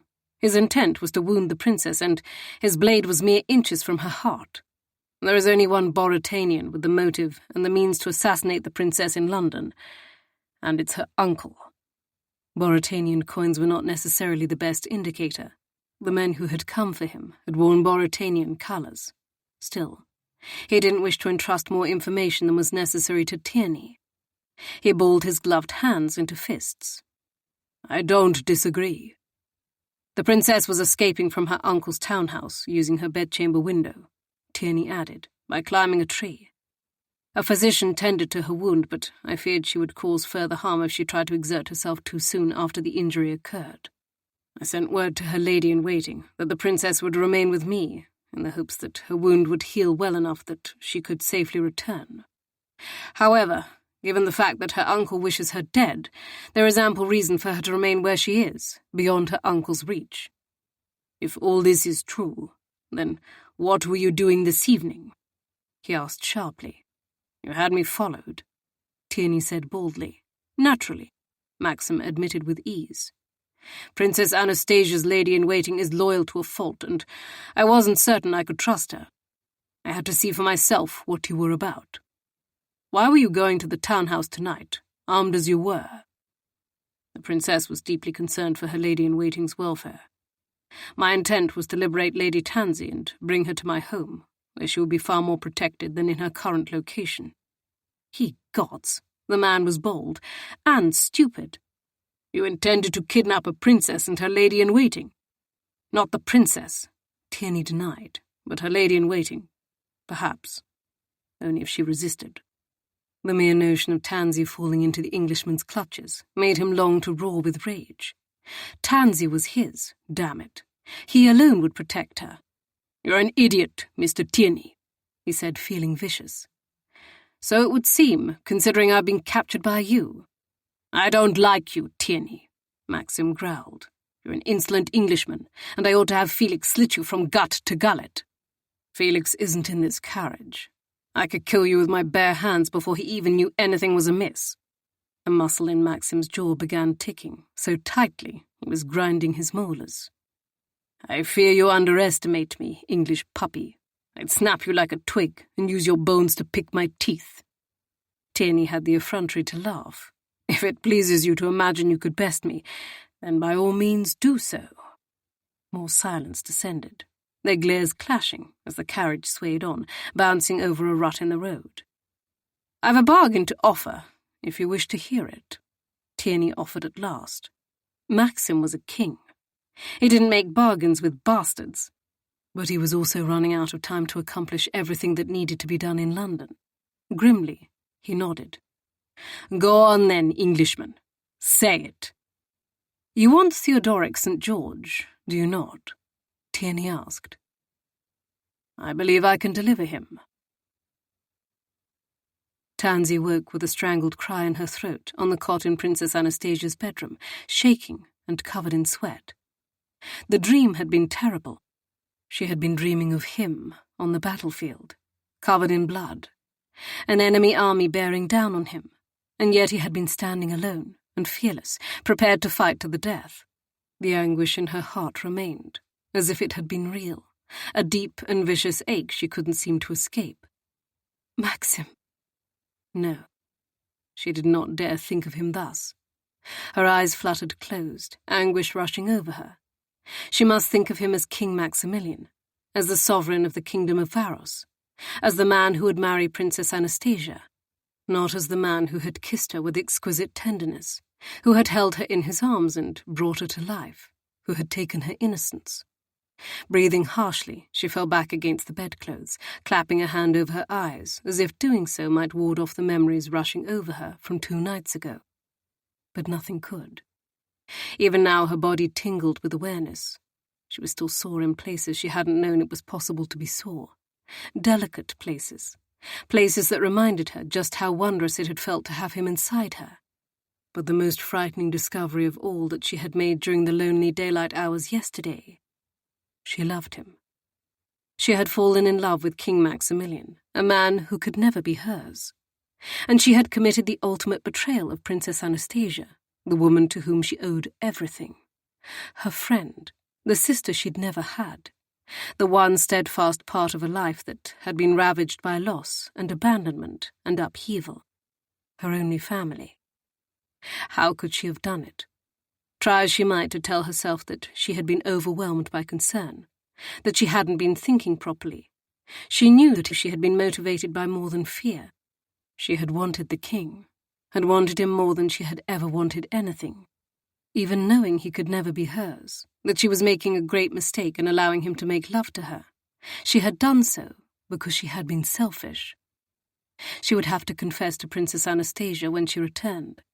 Tansy sat up, pressing a fist to her mouth to stifle her worried sob. If she would return. There hadn't been further word. It had been too dangerous. The morning was rife with gloom, rain spattering on the windows, the room lit by the meagre strains of light seeping from behind the curtains. After spending the previous day in a state of constant fear of discovery from the guards, and then staying awake most of the night, hoping the princess would return, she must have finally fallen asleep. A knock sounded at the door, startling her. "Lady Tansy." She recognized the low, deep growl instantly. "Just a moment, please," she called. What was he doing here at this early hour? She shot from the cot, clad in nothing more than her chemise. With trembling hands she rushed to don a petticoat and gown. The door opened suddenly, the king shouldering his way inside, his massive form instantly seeming to take up all the space in the room. He was so large and powerful. This morning there was a new air of intensity about him, his expression drawn and tight. Gone was the passionate lover of 2 nights before. How to greet him? Perhaps he had taken her at her word and decided he no longer wished to pursue her as his mistress. The knife's edge of disappointment came with a corresponding arrow of guilt. That was what she wanted. She reminded herself firmly. His acceptance. "Your Majesty." She dipped into a curtsy, clinging to formality. The door had snapped smartly closed at his back, and he was striding across the chamber with great determination, his gleaming boots eating up the distance separating them. He caught her arm in a firm but gentle enough grasp, tugging her to the window. "Come." "Is anything amiss?" she asked, confused. Her heart leapt as the obvious occurred to her. Had something happened to Princess Anastasia? "I wish to see you in the light, and it's damnably dark in here," he muttered, hauling her behind him as he swept aside the window dressing with one haphazardly flung arm. The sun was nowhere to be found, the day beyond distinctly grey, but a faint light fell over the two of them, illuminating the scar near his eye and reminding her of the dream that had jarred her from sleep, not so far removed from the life he had lived. He was known as the Warrior King. He had earned his throne on the battlefield, proving his might and right, facing mortal danger. She shivered. Maxim caught her chin, tilting her face toward the scant light, studying her, his brows drawn together. "Are you hurt?" His touch made a strange liquid sensation pool low in her belly. "Of course not," she reassured him. "Why do you ask?" "You were trembling." He had noticed. She swallowed hard against the rush of longing. "It was nothing." "It was something." His frown was ferocious, his gaze travelling over her, as if searching for evidence that she had been somehow hurt or wounded. "I came to you as soon as I dared." To her. A glowing warmth pervaded her at his words, and then it was chased quickly by guilt and duty. How dare she allow herself to feel joy from his pursuit of her? She had no right. He was not, could never be hers. He belonged to his kingdom and, soon, to Princess Anastasia. Never to Tansy. "You should go to your betrothed, not me." she told him, seeking to put some necessary distance between them. "Have you word of the princess?" His lips twisted into a cruel smile. "She is well enough, from what I'm told. It is you I'm concerned about most. From this morning on, my men will guard this chamber. If you need anything, call for them, and they'll reach me forthwith. Do not hesitate. Indeed, it's imperative that you notify me immediately if anything untoward is happening." There was an urgency in his voice, in his countenance, that she didn't like. Tansy frowned, searching his gaze. "What are you not telling me?" He swallowed hard, and she tracked the bob of his Adam's apple. "There is danger." She might have scoffed had she not been so thoroughly upended by his unexpected appearance and concern. "There is always danger, is there not? It is inherent to the roles we play, this evil world in which we live." He exhaled, the sound sharp in the morning stillness. "This is a different danger entirely. Do you understand my meaning? And I want you, nay, I need you safe." A new wave of fear swept over her. "I pray you would be honest with me, Your Majesty." "By God," he bit out, "you are to call me Maxim." "But you are to be my king," she reminded him, repeating his words from the night she had sought him out. The night he had taken her, the night that had changed everything. And yet, the night that had also changed nothing. For while her feelings for King Maximilian had altered wholeheartedly, her ability to embrace those feelings had not. She was still merely Tansy Francis, the lady-in-waiting of Princess Anastasia, St. George of Boratania. She was the orphan who had been taken in by the royal family. She owed her friend everything, most of all, her loyalty. Loyalty which she had torn asunder 2 nights past. "I am your king," he agreed solemnly, "but you are my true queen. I want you with me, at my side, in my bed." His words jolted her. For a moment her foolish heart dared to believe and hope. And then she understood that he was offering her a position instead of a marriage. He wished for her to be something she could never be, and her hopes shattered along with her foolish heart. "I can only be your queen if we are joined in holy matrimony, as husband and wife," she informed him. "And you are marrying another, understandably, Your Majesty." "I am but a humble orphan cast upon the benevolence of the royal St. George family." "Tansy." "Are you not marrying Princess Anastasia?" she demanded, her voice unusually high, her emotions rising beyond her control. She was making a fool of herself, and she did not like it. But neither could she rein in her reaction. Too much had happened. She loved Maxim, the King of Varos, a man forever beyond her reach for so very many reasons. "You know that I am marrying the princess." His head dipped, a heavy sigh falling from his sensual lips. His dark gaze burned into hers. "Some circumstances are beyond my control. I am acting in the best interest of my kingdom. I have no choice to do anything less." Of course. She understood, even if the knowledge was akin to a blade between her ribs, rendering each breath painful. Even if tears she refused to shed pricked her eyes. She was not free to live the life of her choosing. Her future had been decided for her, from the time her parents had both died and she had been given into the care of the royal house of St. George. Just as Maxim's had been decided for him. He had been born to the throne. The blood of kings flowed through his veins. She was a mere lady, her claim to nobility limited. Her father had been neither wealthy nor powerful, and her mother had been a merchant's daughter. She was, by comparison, no one. She understood the disparity between them. She always had, but it had never felt greater than in this moment, his eyes searing hers with such tender urgency, words she would have otherwise welcomed falling from his lips. There could be no future for them. She could never live with being his mistress, and he could never marry her. "I accept that you are bound by your duty to your people," she told the king earnestly. "You must extend me the same courtesy." "I am a king. The weight of my kingdom, the future of its people, rests upon my shoulders." His voice was low and soft, yet undeniably burdened with the heavy weight of responsibility. She wanted to kiss him, to fold her arms around him, to bury her face in his throat and inhale the decadent masculine scent of his soap and musk and leather, to hold him tightly, to lead him to the cot she had so recently vacated. None of those things could happen. "I understand, Your Majesty," she said simply. "No," he bit out, shaking his head. "You don't. Damn it, woman, heed me. There is danger afoot. I need to know you will be safe.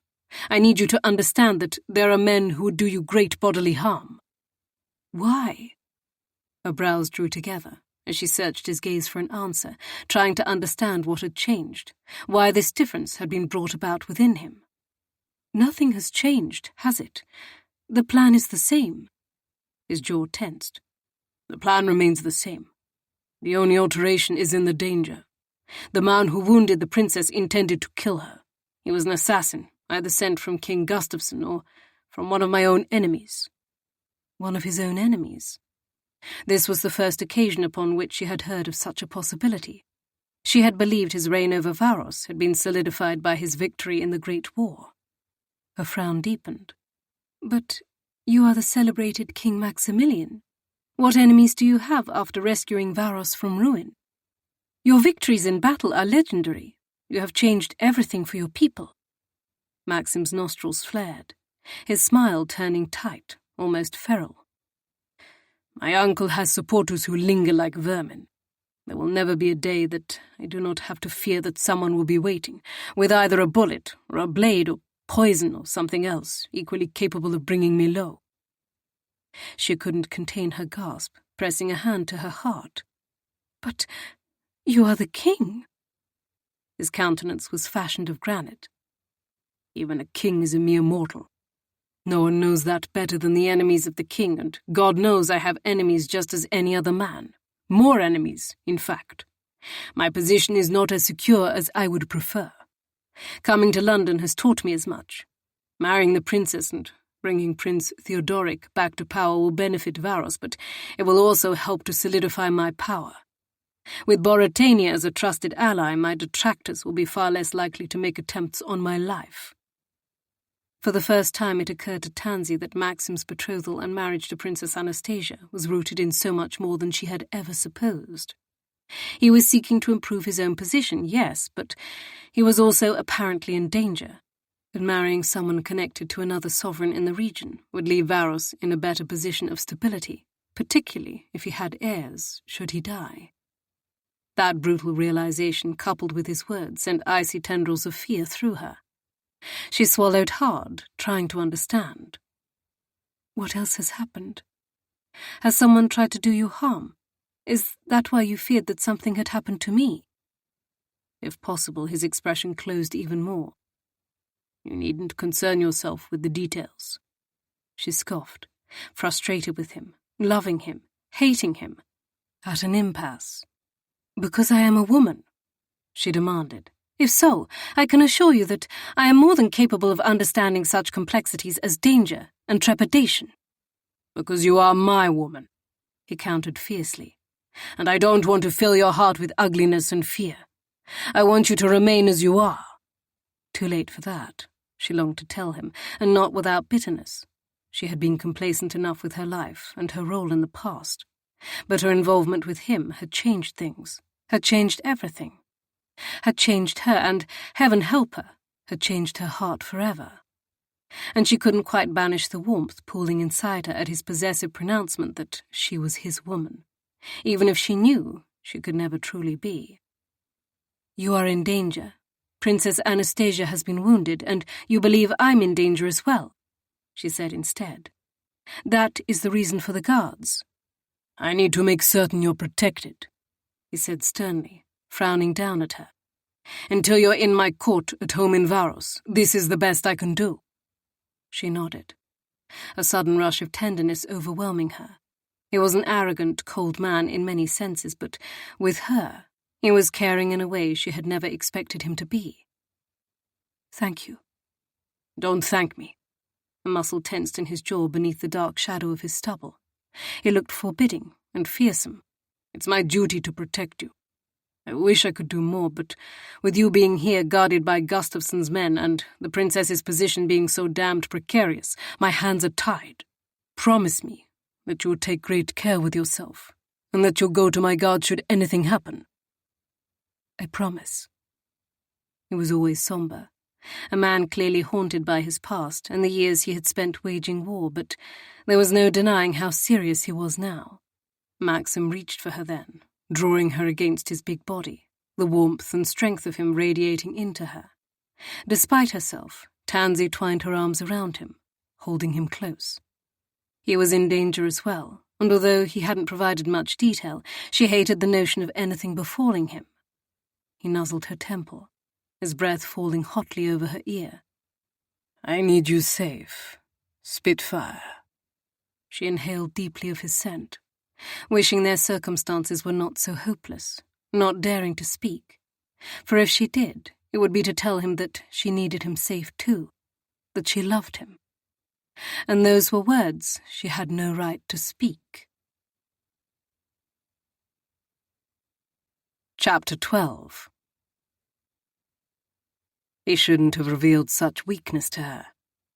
Maxim regretted the admission the moment it left his lips, not because it wasn't true. For he did need Tansy, needed her so much it terrified him. Him, a man who hadn't known fear on the battlefield, even with death all but imminent. But she was warm and soft and sweet-scented in his arms. And he may have been born to be king, but he was also man. Fallible, weak, susceptible man, far too fallible where she was concerned. No, he regretted his admission because he understood what it meant. He hadn't known this deep, inexorable pull to anyone since Mina. And if he were brutally honest with himself, he would acknowledge that not even his feelings for Mina had been as strong as this all-consuming desire and deep, abiding... Ye gods, he didn't even have a name for it. His mind struggled to form a word, but he could find nothing to encompass all that he felt for Lady Tansy Francis. It was vast and frightening. She turned her face toward him, and there was a look of such tenderness in her eyes, tenderness that was all for him. Tenderness that melted all the hard angles inside him into something molten and smooth. And then she cupped his cheek, the soft warmth of her skin setting him alight, and her lips angled over his. Tansy kissed him sweetly, tentatively at first, and then with greater determination. A bolt of desire shot through him, making his cock instantly hard. All his good intentions, his worries, were burned to ash. Nothing that wasn't her mouth, her lush body, existed to him. He was lost in her, on fire for her, his need for her only increasing with every furious pump of his heart. His hands moved with a will of their own, moulding to her waist, caressing. He shouldn't be here with her now like this, inviting danger when there was already a perilous amount surrounding them, enough to drown in. And yet, how could he be anywhere else? How could he not take her into his arms and carry her across the room to where the bed was still generously stuffed with blankets and pillows beneath the counterpane to resemble the missing princess? He had to. Like his quest to regain the throne, Tansy had become a part of him, not so different from blood and bone. His booted strides were taking them across the chamber, their lips still fused. He kissed her, like she was air and water and every other requirement of life in one. He kissed her like he was going to battle and feared he would never return, a kiss to last an eternity. Kissed her and carried her to the bed, showing her wordlessly that she was his, that she meant far more to him than he had ever dared to imagine she could, that the flames burning hotly between them were inevitable. His legs met with the edge of the bed, and he began lowering her to the mattress, intending to join her there. But she broke the kiss, her breathing harsh, her lips painted dark from his mouth on hers. "Not in her bed. We can't," he growled, staying himself mid-motion. "Why not? We made use of it previously." "We shouldn't have. I wasn't thinking properly." But she was now. Clearly, he would need to remedy that problem. Maxim sighed. Where then? He would take her on the floor if necessary. A terrible silence descended, during which he feared she would deny him. deny them both what they so obviously wanted. But then she spoke, so quietly he could scarcely hear her past the blood rushing in his ears. "My God." He looked around furiously, a man possessed by the need to be inside his woman, and spied the small portable bed in a corner of the room. Very small. By God, the frame looked as if it might bend and break beneath a strong wind. He frowned. "I'll never fit on there." She stiffened in his arms. "We shouldn't." Not the words he wanted to hear, so he kissed her again, held her glorious weight in his arms and devoured her mouth until she went soft and pliant again, until his ravenous cock was straining harder than ever against the fall of his trousers, until she made a breathy sound of surrender that told him she had forgotten her objections. He began lowering her back to the bed, because he had taken her in a chair as if she were no better than a common strumpet, and because he wanted to pleasure her as she deserved, in the greatest comfort this damned prison of a chamber would afford them. But she stiffened again, tearing her mouth from his. "Maxim!" There was protest in her voice, and in the stubborn set of her jaw. He kissed her there, nuzzling her silken skin, and wishing he had her in his bedchamber at home in Varos. His bed had been built specifically for him, the size immense. How beautiful she would look in his sheets, naked, and his. Yes, he would have her there, and everywhere else he could. "Not in her bed," she repeated. "We can't." "Damn it," he groaned, and lifted his head, thwarted lust making his voice low and raspy. "Not the cot, Spitfire. I'll break it, and then how will we explain that to the guards?" She nodded. "You are very large." His chest puffed up with pride. He couldn't help it. She caressed his cheek. "The floor? We can spread some counterpanes." He kissed her palm, then couldn't resist running his tongue along the lined surface, tasting her. "It will have to do until I have you where I want you." He could have cursed himself for mentioning the future, when he wanted to keep her agile mind very much in the present. So he kissed her again before she could further ponder what he'd said or find new reasons why they shouldn't make love. He gave her ravishing kisses, hard and swift and deep and passionate kisses. Kisses that he intended to banish every modicum of resistance in her body, all the loyalty that belonged to anyone other than him too. Maxim walked toward the fireplace and deposited her gently in a chair. She looked wide-eyed and dazed, thoroughly kissed and deliciously beddable. He paused for a moment, even as lust licked through him, and stared at the vision she presented. His. New pride rose inside him, along with another feeling that was far more than lust. He cupped her cheek and kissed her again for good measure, and then reluctantly turned away to retrieve some coverlets from the abandoned bed she had decreed they couldn't make use of. Anything to please her. He scooped up as much of it as he could in his arms and turned back to her, feeling every inch the triumphant warrior about to claim his prize. Sweet, grey-eyed, devoted, beautiful, stubborn Tansy, who possessed a fouler vocabulary than some men knew. The corner of his lips tugged up as he remembered her Boratanian curse the day he had first come to the townhouse and found her alone. "May God rot your cock." "You're smiling," she said, as if his levity were a thing of wonder, and perhaps it was. Maxim couldn't recall the last time he'd felt so damn content. "I was hoping you weren't wishing for any deities to curse a certain portion of my anatomy, now that you've enjoyed it for yourself," he confessed softly, teasingly. There was a strange lightness within him now that had no business lingering, a dizzying glow that tempted him mightily to believe in fanciful notions he'd long thought nothing more than blatant falsehoods. Happiness, love, hope, all emotions he'd known once. Emotions he'd vowed never to allow himself again, after they'd been so ruthlessly snatched away. Emotions he had no right to entertain in his present position. But he couldn't help himself as he spread the blankets before the fire. Tansy had risen, her fingers chasing his, delicate and fine-boned in his massive paws. "Let me." No. Here was another rare indulgence, the ability to do something for someone else. Ordinarily, everyone else did for him. Servants, privy council, even the fawning courtiers and the men who had fought at his side. He brought her hand to his lips for a reverent kiss, then her wrist, holding her gaze. "Allow me. I want to." Another admission. It seemed he was full of them today. The sound of footsteps in the hall beyond shook them both from their idyll. Her brow furrowed, and she snatched her hand away, a look of wild fear entering her eyes that he'd give his very life to erase. "We shouldn't," she said again quietly, catching her lip between her teeth.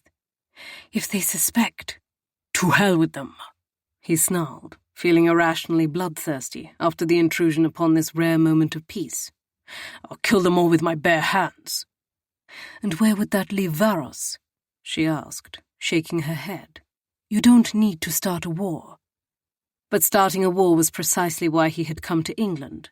It was why he was marrying the princess he didn't want, because he needed to remove Gustafsson from the throne. However, he didn't intend to start the war by slaying all the usurper king's guards. "They'll not dare to interrupt," he reassured her, grimly resuming the task of positioning the bedclothes on the floor. Maxim was careful not to tell her why. He didn't reckon she would approve of his threatening the guards. "And why not?" she asked, far too perceptive as always. "Have you done something, Maxim?" A new smile was curving his lips. He liked that she was calling him by his given name. He liked, too, that she had returned his kisses with equal ardor, sucking on his tongue and kissing him frantically, her small hands clutching at his shoulders and grasping at his coat, as if she intended to tear it to shreds. He had hoped she might. The less clothing he was wearing in Tansy's presence, the better. "I'm the king of Varos," he said simply, instead of elaborating, plumping a feather pillow as if he were an accomplished chambermaid. "They'll not dare to open the door, after I've warned them against it." He was the king, but on the battlefield he'd had to attend to himself in many ways. He hadn't grown to manhood as a spoiled, cosseted royal. He'd come of age fighting for what was his, facing death without blinking. He felt more at home marching, on his aching knees, bedding down on the floor as he'd done for countless cold, dark winter's nights, than he did luxuriating in the riches of his kingdom. He felt more at home with Tansy than he ever had with anyone, even here, in this stolen fragment of the day, with the fear of discovery looming over them, and the somber spectre of the future ominous before them. "I suspect you've warned them with more than words," Tansy said, on her knees at his side, smoothing the blankets with quick, efficient motions. He realized that it was a task she had conducted many times, and that she was little more than a servant, waiting upon the whims of the disappearing Princess Anastasia. Anger coursed through him, mingling with the lust. The urge to demand that she cease acting as the princess's lady-in-waiting struck him strongly.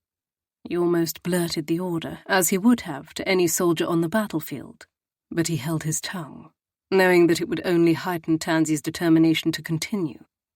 He admired her defiance. It repelled him and enthralled him all at once.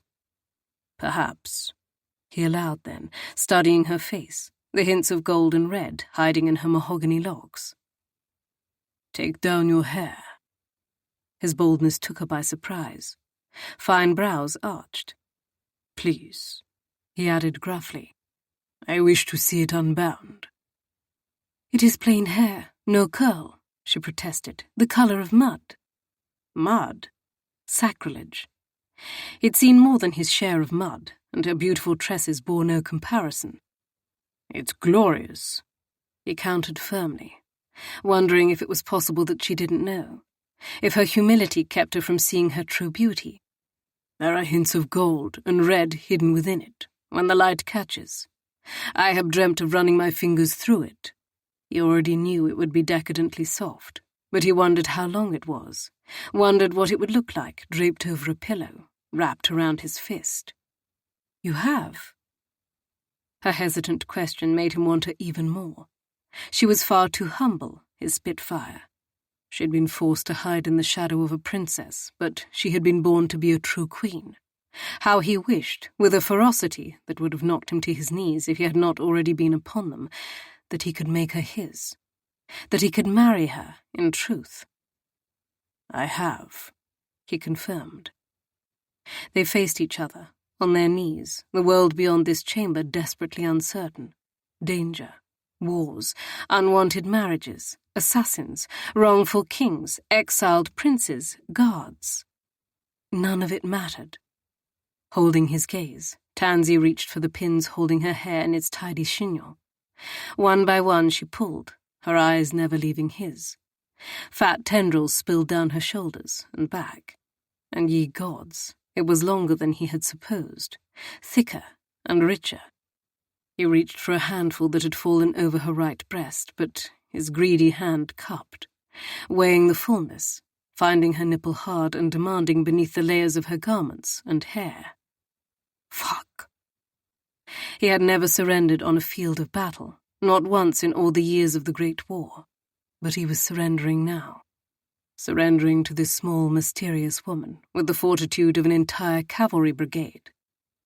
Softer than I imagined, he murmured, realizing that his hand trembled.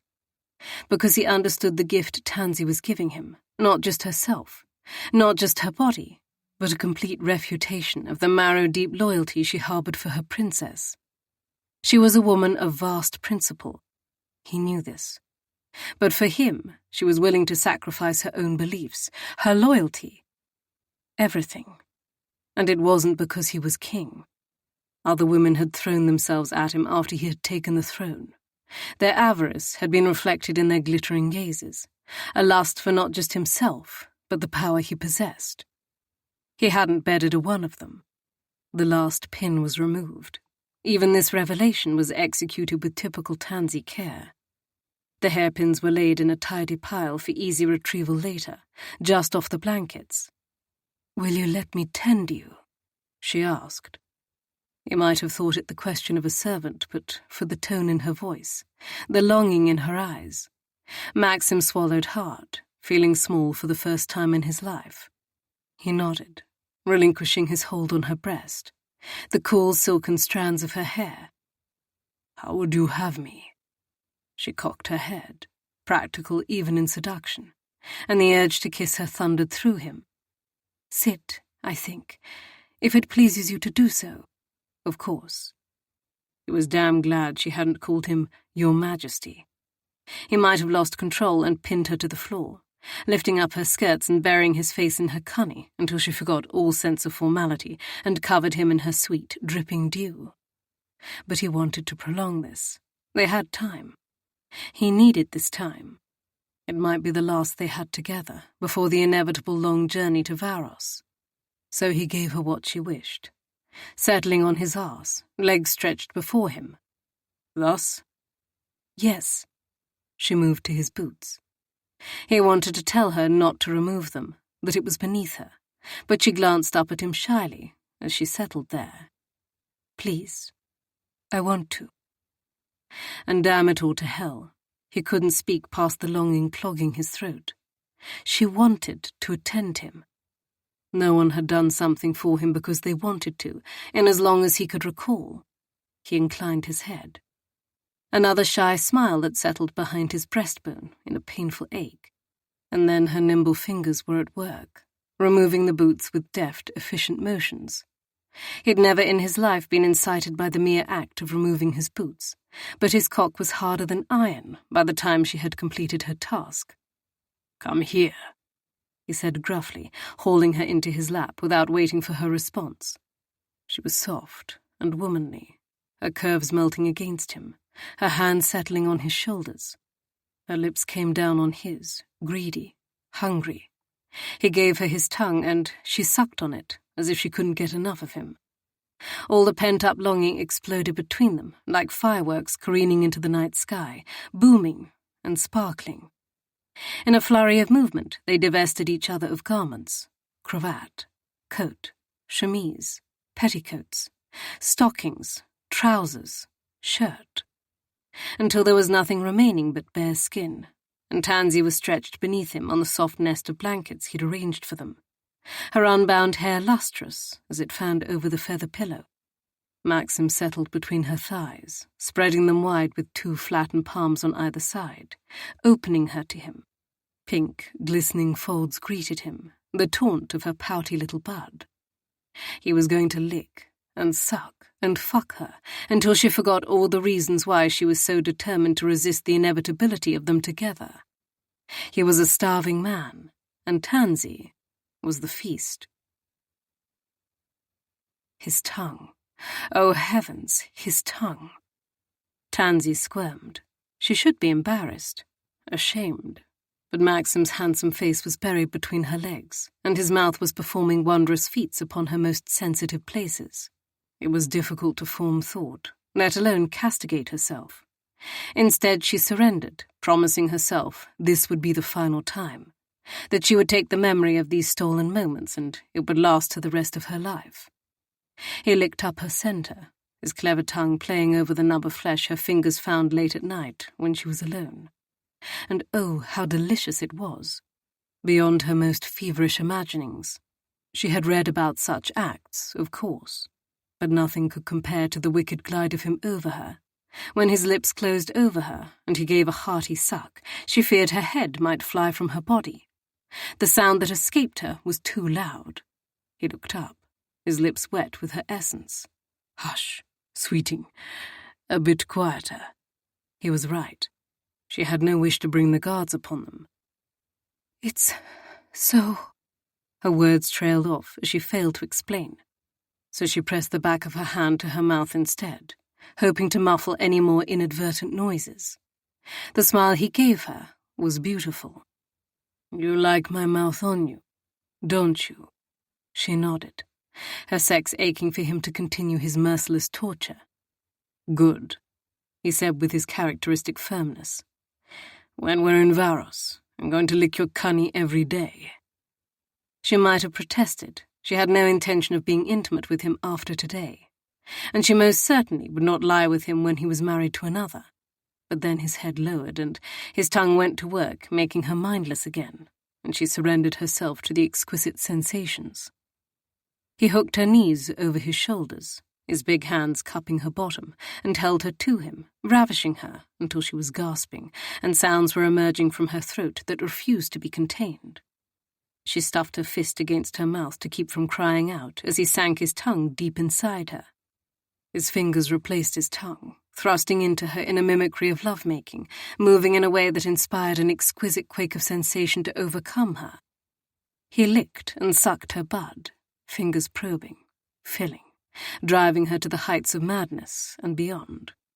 Her release seized her suddenly, and she bit down hard on her knuckles to keep from crying out as wave after wave of delirious pleasure washed over her, radiating outward.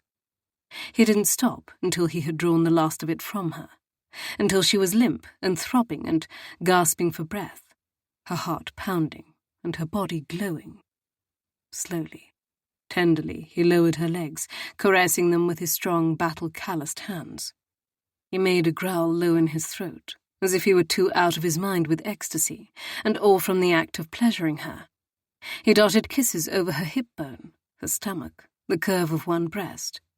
His mouth closed over a nipple, sucking hard, and her body arched instinctively into him, her hips fitting snugly around his big frame. She couldn't resist touching him then, and once her hands began to move, they were everywhere. Over his shoulders, the hard plane of his back, following his spine, higher to his nape, the soft tickle of his hair falling over her skin. His eyes met hers as he moved to her other breast, his tongue flicking the tight pink tip back and forth. "Oh," she said, a sigh of wonderment that he could make her feel so wonderfully, deliciously alive. Everywhere. He caught her nipple in his teeth, delivering a sharp little bite that sent an arrow of heat directly to her core. And then he chased the sting with a reverent kiss. So beautiful. So perfect. She was far from perfect, and she had never considered herself beautiful. But he made her feel both those things, so she didn't argue. Instead, she savored him as he kissed a path to her collarbone, his lips finding a place at the base of her throat that she had never known was so sensitive. His fingers dipped into her sex again, stroking, as he leveraged himself onto a forearm and rasped her skin with his stubble. "Tansy," he murmured into her ear. "My Tansy, tell me what you want." A small moan fell from her lips, all she could manage. How dare he expect words from her? But that was Maxim. Her Maxim. If only for these precious stolen minutes. He gently bit her earlobe, strumming over her bud. "Tell me." Demanding, always demanding, and arrogant, and yet so tender. She wanted to give him everything. Tansy kissed his cheek, kissed the scar from the enemy soldier's blade. "I want you inside me." "Yes," he said. The word almost hissed from him, laden with such victory, as if he had just conquered a kingdom. And then he was there, his cock hard and demanding at her entrance, his lips dusted over her cheek. "Relax, my darling." He said the words in her native tongue, and the last of any restraint she possessed was shattered. She held him to her, undulating her hips, welcoming him inside her.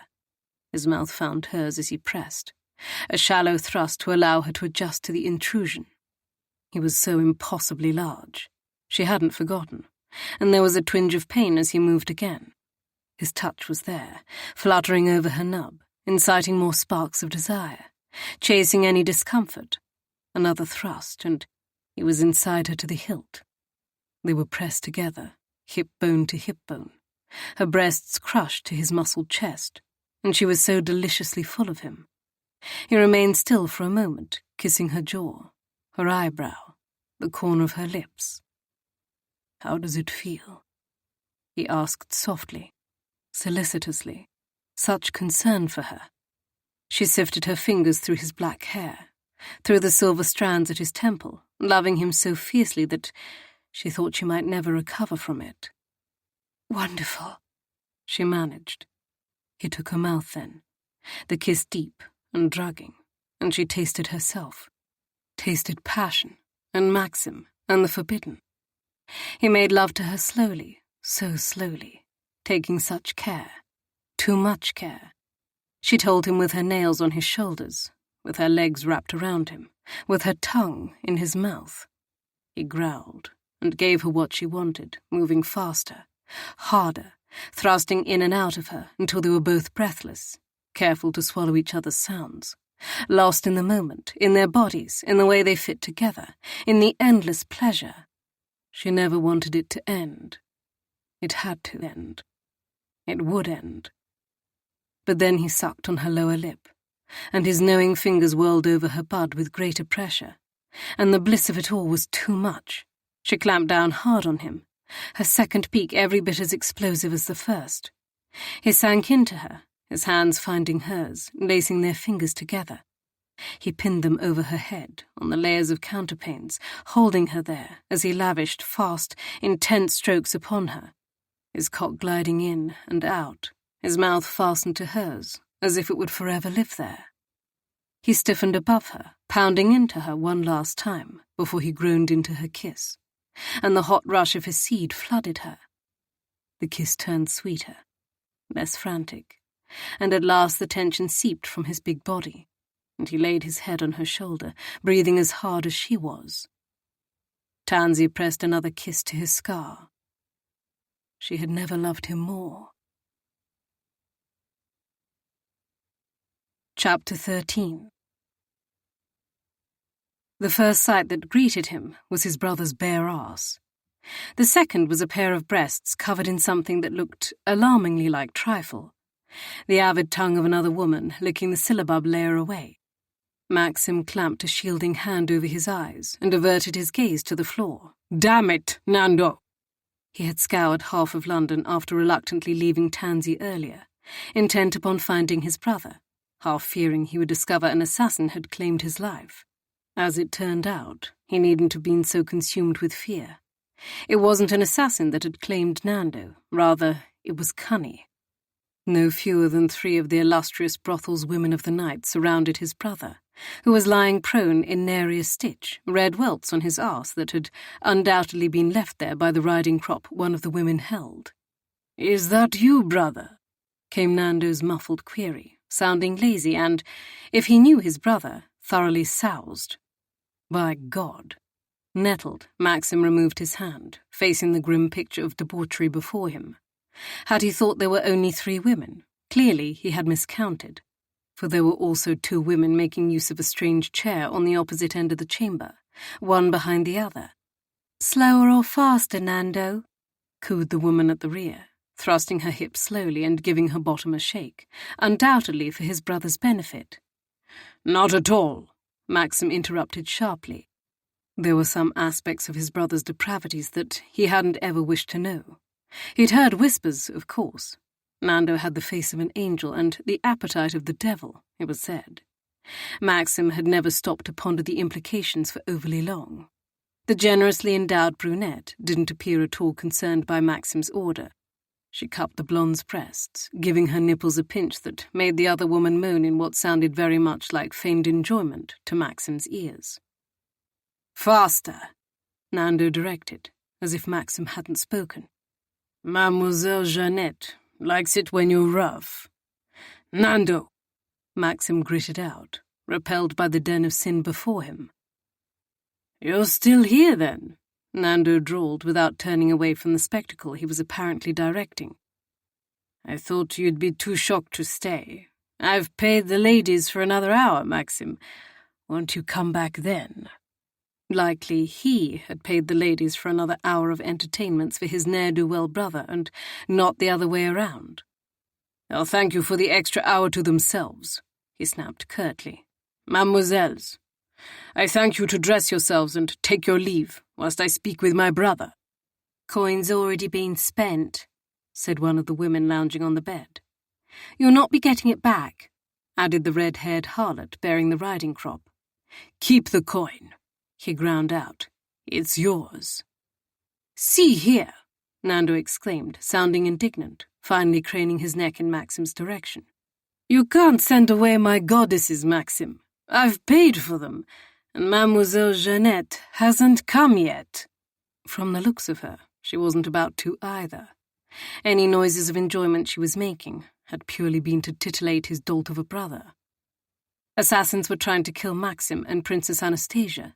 The danger had never been more heightened, and Nando had spent the last few days frolicking with women of ill repute, as if he hadn't a care in the world. But then, this was his scapegrace brother. There were no worldly cares for Nando. "Get out," he commanded the strumpet succinctly, not unkindly, for they had been paid for their presence and their efforts. They weren't at fault for his brother's insatiable capacity for iniquity and stupidity. At the new edge of steel in his voice, the women leapt into action, disengaging from one another and hastening to don dressing gowns. Impassively, he wondered whether the one who had been covered in trifle had managed to wipe herself clean before attending to her dubious modesty. "Maxim," Nando complained. "Cover yourself," he commanded his brother crisply. "The last thing I wish to see is your hairy ass, and covered in lashes, no less. My goddesses told me I was being a very bad lad and that I needed to be punished." Just how sotted was his brother? One of the ladies tittered and then emitted a hiccup. How sotted were they all? The room, now that he thought upon it, stank of spirits and sexual congress. He swallowed back the urge to gag. After the tender passion he'd shared earlier with Tansy, this sordid spectacle was all the more repugnant to him. "Be gone!" he repeated thunderously to the ladies. He waited as they sauntered from the chamber, some more unsteady on their bare feet than others. When the door had finally closed on the last of them, he turned back to Nando, gratified to discover his brother had at least possessed the decency to cover himself and sit up in the mound of pillows he'd been inhabiting. "Did you know," Maxim began, his voice vibrating with suppressed rage and concern, "how worried I've been about you?" "Worried about me?" Nando raised his brows. "Why should you be? You told me no more married women. I would have thought you'd be pleased I've followed your edicts." Maxim had never wanted to cuff his brother more. He clenched his hands into fists at his sides and cast a look around the room for signs of his brother's garments. It didn't take long to discover them draped over various pieces of furniture, likely flung wherever he had discarded them.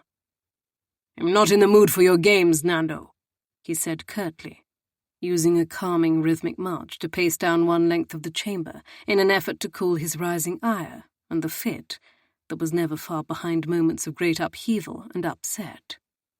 He had been damned distressed when he had learned Tansy was potentially at peril as well. The sole motivating force that had kept him going was the need to see her as safely protected as possible, and then, when he'd seen her, he'd fallen into an abyss of desire. Now that he had located Nando and the necessity of his retaining his wits had faded, he was losing control. It was likely the combination of fear and fury. His heart was galloping faster than a spooked horse. "Maxim?" Nando's voice reached him, as if from the other side of a tunnel. "You're not having one of your spells, are you?" Some of the jocular air had faded, and in its place was concern. Maxim attempted to concentrate on his brother's tone, his safety, his presence. He tried to tell himself that Tansy was being guarded by his best men, that no harm would befall her. But then he thought of Mina's battered, bruised face, her broken, lifeless body. And everything inside him seized. A sound escaped him that was more animal than human.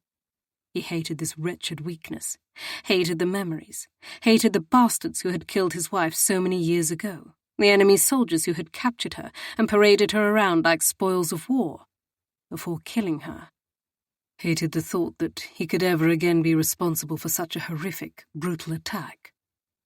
"Breathe, damn it," he told himself, pacing.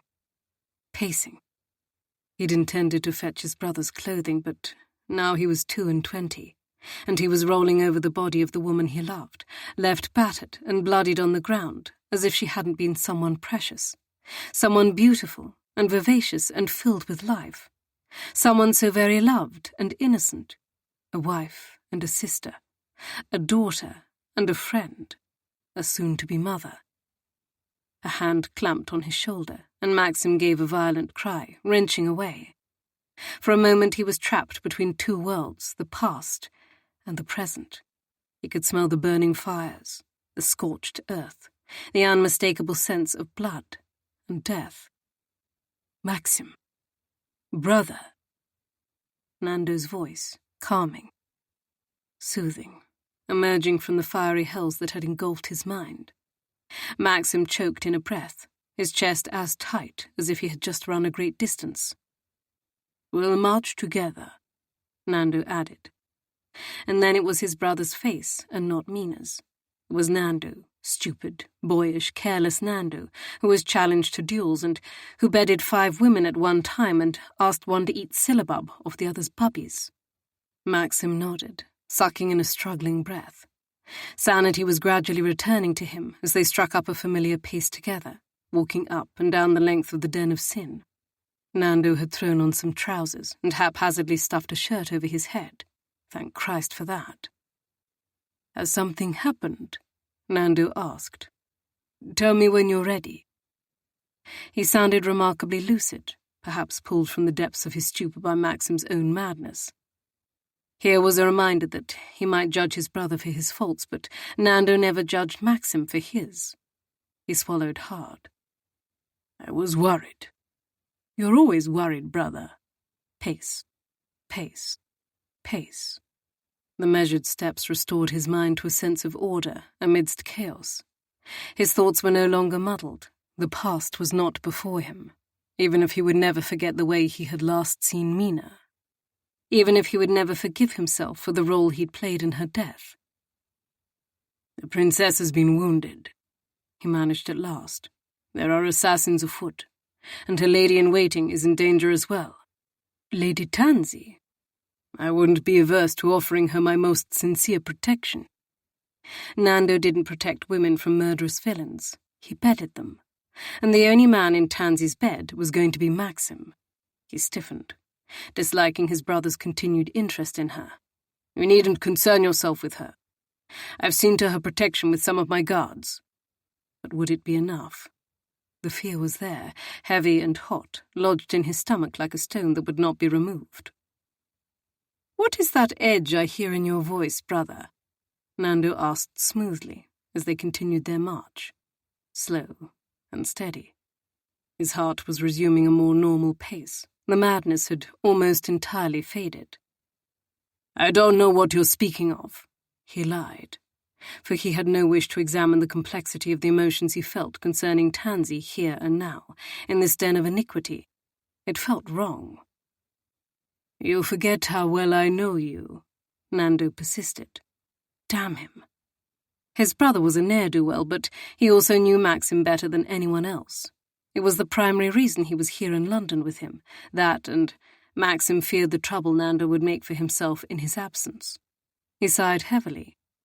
"Lady Tansy is under my protection," was all he would allow himself to reveal, but Nando understood the implications. He turned to Maxim, his countenance lined with surprise. "You've taken the lady-in-waiting of your future queen as your mistress?" He very much disliked the term mistress. His ears burned. "She is mine," was all he said curtly, looking away from the questions in his brother's curious stare. They continued their march, down another length of the chamber. What of Lucinda? His brother wanted to know. Lucinda was a distant memory, a kind-hearted widow of gentle persuasion who warmed his bed. "I'll be cutting ties with her when we return to Varos," he said. Nando whistled through his teeth. "And yet you barge into my chamber and chase away my goddesses." "I interrupted an orgy," he continued, not without disapproval. "And the women whose company you were keeping were paid to do so. They're not goddesses, Nando. They're prostitutes." "Does the princess know you're bedding her lady-in-waiting?" his brother asked slyly. Maxim halted, turning to face Nando, a snarl on his lips. "Do not speak of Lady Tansy with such disrespect." "Apologies." Nando flashed him a crooked grin that reminded Maxim his brother had been drinking heavily whilst cavorting with his goddesses. "The disrespect was aimed at you, not at the lady." He ground his molars. "She will have a place of honor in my court." "As she tends to your wife like a servant." It wasn't a concern he hadn't already thought of himself. He hated the notion of Tansy being relegated to the periphery of his life, when he wanted nothing more than for her to be at his side. But the observation was even more unwanted when Nando issued it in his superior tone. He stopped marching. "It is none of your affair." Nando paused as well, spinning to face him, wearing a familiar, mulish expression. "And yet it is your affair if I'm conducting myself discreetly with my English goddesses." Maxim suppressed a groan of irritation. "Prostitutes!" "Goddesses!" They glared at each other, at an impasse. "I am your king," he reminded Nando firmly. "Everything you do is my affair, particularly when you're endangering yourself for the sake of your prick." It was crude, but Maxim was feeling harsh, sharp as a blade. Nando crossed his arms over his chest. "I fail to see the difference between us. Indeed, if anything, your conduct is worse than mine. You are about to marry your queen, and yet you've been secretly bedding her lady-in-waiting, with every intention of keeping her as your mistress." "My woman!" he bit out. "Mistress," his brother hissed insolently. "Whilst I'm the prince with nothing to do. You won't trust me with any information, save your fits, and I only know about them because you had one before me and couldn't hide it. Meanwhile, Felix knows all, and I'm left in the dark. What am I to do but keep myself out of trouble, as you commanded me?" "Hiding yourself away without telling me where you've gone and fucking 5 harlots at one time isn't keeping yourself out of trouble," he roared. Although the moment his burst of anger left him, he couldn't deny that his brother's words affected him. He didn't entrust Nando with much, aside from helping to calm him if he was near, when one of his spells began. Could it be possible that his scapegrace brother wanted more responsibility? If so, lying abed in a whorehouse all day was certainly not the way to persuade Maxim he ought to share some of his burdens with him. "I only have one cock. How do you think I was fucking 5 of them at once?" Nando asked, grinning. Maxim heaved a sigh, unclenching and clenching his fists at his sides. "I don't want to think about what you do with your prick or how you manage it. I've seen more than I ever wished to see today. All I'm saying is that I need you close. I need you safe. I need you to not be challenged to a duel at dawn or at the mercy of some assassin's blade." Another sigh, and then some of the harshness inside him faded. "I need you, brother. You're the only family I have left." "You need me?" Nando raised a brow, his expression turning suspicious, as if he didn't believe him. Was he such a damned ogre, then? Maxim nodded, the motion jerky, emotion roiling inside him, emotion he didn't want. I do. Nando's look turned sly. I can help to guard Lady Tansy, if you like. No, you damned well can't, he growled. It wasn't that he didn't trust his brother not to force his attentions upon her. He knew that Nando was a rakel, but he was also a man of principle. Seduction was a sport to him. But neither did he relish the prospect of his Tansy being flirted with by his beautiful younger brother. Maxim was all too aware of his battle-scarred visage, the twin patches of silver at his temples, his unruly, almost barbaric size. To say nothing of his age, 40, compared to Nando's youthful 30. A man far more of an age with Tansy than he was himself. Nando tucked his chin and raised a brow, pressing a hand to his heart like a love-struck courtier. Could it be that the mighty king considers his wayward younger brother competition? No. Yes. May God rot his cock, to borrow Tansy's stinging curse. Nando said, sounding unconvinced. Maxim grunted. She is mine to protect. Mine to kiss, mine to hold, mine to love. The last thought struck him with the force of a blow. Love. He didn't. Couldn't. Could he? Did he? Is the lady in agreement? His brother asked sagely, piercing the confused questions muddling Maxim's mind, the emotions warring with each other. Of course she is, he lied smoothly. She seems terribly loyal to Princess Anastasia, Nando pointed out, stroking his jaw now. One of the Boritanian courtiers told me that it was widely claimed Lady Tansy would forfeit her life for the princess, so steadfast is her loyalty. She is loyal, he agreed, to a fault, and he hated it and admired it all at once. He wanted to be the sole recipient of that devotion. The princess could find another to take Tansy's place. Have you bribed her? Nando's tone was curious. Hell and damnation, Nando. Do you think I can't attract the attentions of a lady in my own right, without need to lure her with the promise of baubles and gold? His brother shrugged. I've never witnessed you wooing a lady before. If anything, it was Lucinda who seduced you. Lady Tansy doesn't seem such a bold sort. She wasn't. Not until one grew to know her better, and Maxim had grown to know her. He knew her very well indeed. He would like to know her better still, but there was time aplenty for that. She is different, he said quietly, the revelation torn from him, startling him as much as it appeared to surprise his brother. Different, Nando repeated. Different from Lucinda. He didn't want to admit the truth, and yet to keep it within seemed a base insult to Tansy. Different from every other woman. He heard his brother's sharp inhalation and saw the shock in his expression. Even Mina?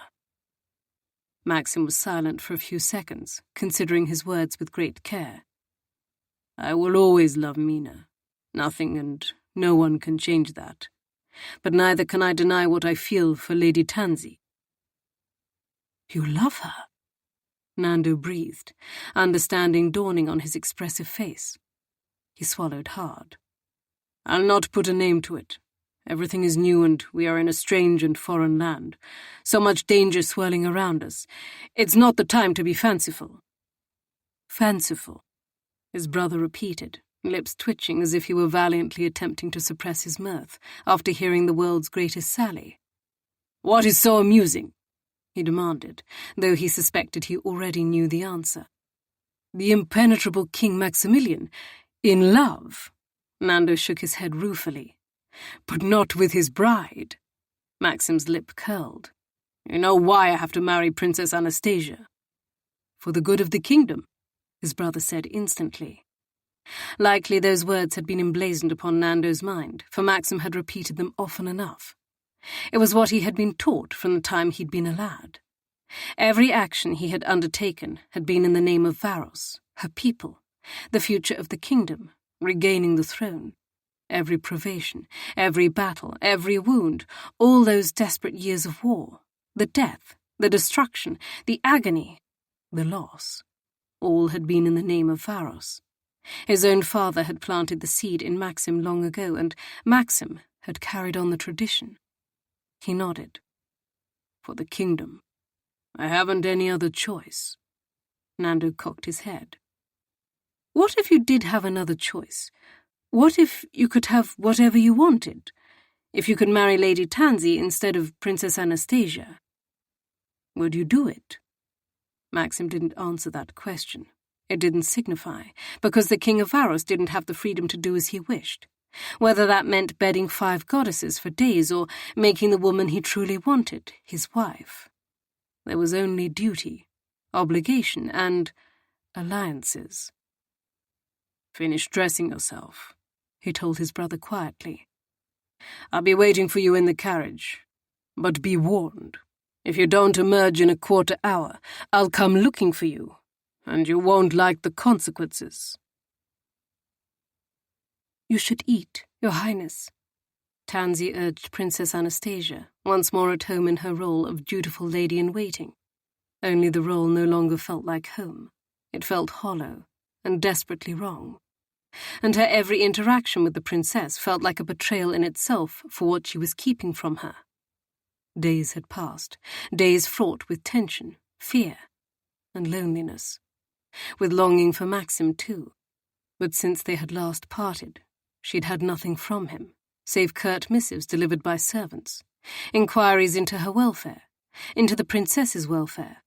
Tansy had answered with a shaking hand each time, taking great care with what she revealed, lest one of the guards open her note and read it before sending it on its way. No tenderness, no caring words, no hint of the intimacies they had shared. Tenderness and love were not hers to give Maxim anyway. He could never be hers, regardless of how deeply her reckless heart longed for it to be otherwise. Finally, Princess Anastasia had been well enough to return. Her prayers had been answered. Tansy had rejoiced when her dear friend had tumbled over the window casement in the darkest depths of the night 2 evenings before. But she had also begun to dread most fervently the moment that would come when she had to unburden herself to the princess and reveal what she had done. A moment that came closer with every passing minute, for she had decided that today must be the day. She could keep the truth to herself no longer. The princess stood at the window, staring down at the rain-drenched world below. I'm not hungry, she told Tansy after a lengthy silence, refusing to turn and face her. Her friend had been most unlike herself since her return. Tansy had noted the difference at once. Initially, she had assumed she had been weary, but despite 2 nights of rest, Princess Anastasia remained listless and quiet, almost sullen, her mien funereal. Had she guessed at the truth of what had happened between Tansy and Maxim in her absence? Her heart beat faster at the thought. But you must eat regardless, Tansy urged. You haven't taken a thing since supper last night, and it is afternoon. King Maximilian will be calling soon. King Maximilian. How wrong that name felt. The pretense of formality after he had come to mean so much to her. After they had been as close as a man and woman could be. Princess Anastasia released a heavy sigh. What does King Maximilian's visit have to do with eating? Heat suffused her cheeks. She mustn't think of those forbidden intimacies. Nor must she think of Maxim as anything other than the king, a stranger. A man who would soon be the husband of another. It wouldn't do for you to swoon, Tansy forced out, struggling to be mindful of her duties amidst her conflicted emotions. You must have at least a bit of tea and toast, Your Royal Highness. Call me Stasia, the princess said suddenly, whirling to face her. I find the title is too heavy a mantle to carry on my shoulders at present, and you are like a sister to me. Let us cease with formality. The guilt that had been threatening to swallow her whole, ever since the day she had first allowed herself to succumb to Maxim, came back with a vengeance. Tansy had done her best to stay busy with tasks, but she had no choice but to attend her friend now. The princess had managed to persuade her brother, the exiled prince, to aid Maxim in his cause. There was no longer a need to linger in London. The betrothal would be announced today, which was why Tansy needed to reveal the truth. She bowed her head now. for she could no longer hold her friend's gaze, knowing what she had done, knowing the boundaries she had crossed, the loyalty she had so swiftly shattered, all for the sake of a man she could never have. "I couldn't presume to do so," she denied quietly. "You can," the princess countered, her tone firm. "I consider you a sister, a friend, the only friend I have, and I am weary, so very weary of being a princess." Sweet Deus, it was unbearable.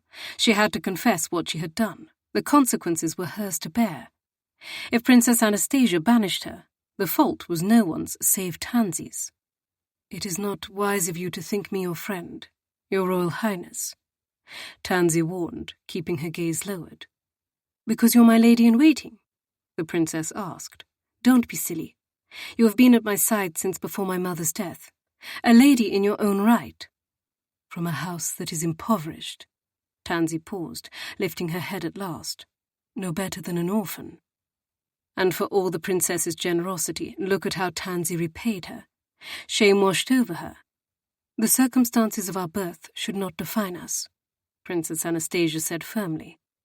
"And yet, they must," Tansy told her sadly. "I will never be your equal, your Royal Highness, nor would I presume to act as such." "I am sick to death of my royal bloodlines," the princess snapped. "What have they dealt me other than misery and despair? They have robbed every happiness from my life. Call me Stasia or do not speak to me at all." "Your royal—" "No!" Princess Anastasia cried out in most unusual fashion, interrupting. "No more! I'll not have it!" Tears were streaming furiously down her cheeks, and she dashed at them with the back of her hand. "I don't want to be a princess. I want to renounce my blood, to surrender the title and live the life I was meant to lead." "You mustn't say such things." Tansy moved to her, offering a soothing pat on the shoulder, wondering at her friend's sudden disquiet. "You're overset." "Call me Stasia," the princess demanded. She had to reveal the truth, now. She couldn't wait another moment longer. "I cannot," she admitted. "I am not worthy of the privilege, for I have betrayed you." "Betrayed me?" Princess Anastasia's brows drew together, a question in her eyes that Tansy had no wish to answer. "How?" Tears glistened in Tansy's eyes, burning, until she blinked and they trailed down her cheeks in warm rivulets, the result of her betrayal. "I've fallen in love with King Maximilian." "In love with him?" Tansy closed her eyes, too anguished to hold the princess's gaze, to look at her for fear of the disgust and loathing she would see reflected there, all of which would be so richly deserved. She had betrayed her in the worst possible way, and more than once, in thought, word, and deed. "Yes," she whispered, hating herself, hating her answer, loving Maxim anyway. "Oh, Tansy." The princess's voice held a note of sympathy. "When did this happen? How?" Not fury, then, as she had feared. There was no betrayal to be heard. Instead, there was a tone of calm understanding, of sad acceptance. Tansy dared to open her eyes, forcing herself to meet her friend's searching stare. "I'm not sure when or how. We've spent an inordinate amount of time together during your absence, and we—" Her fumbling explanation trailed off, her cheeks going hot with the bitter sting of embarrassment. How could she possibly reveal to the princess that she had been intimate with her future husband, and not just once, either? The words refused to emerge. She swallowed hard against the rising lump in her throat. "I understand," Princess Anastasia said, shocking her. Tansy's brows rose. "You do?" Her friend gave her a forlorn smile, eyes glistening with unshed tears. "I've fallen in love with Archer Tierney." She had known, of course, that Princess Anastasia intended to give herself to him, but she had never imagined she would also surrender her heart. What a muddled mess they both found themselves in, loving men they could not claim as their own. "What do you intend to do?" Tansy asked, understanding all too well the fraught emotions on her friend's countenance, for it reflected the heaviness swirling in her own heart. What I must do, the princess said firmly, even as her ice-blue eyes filled with tears.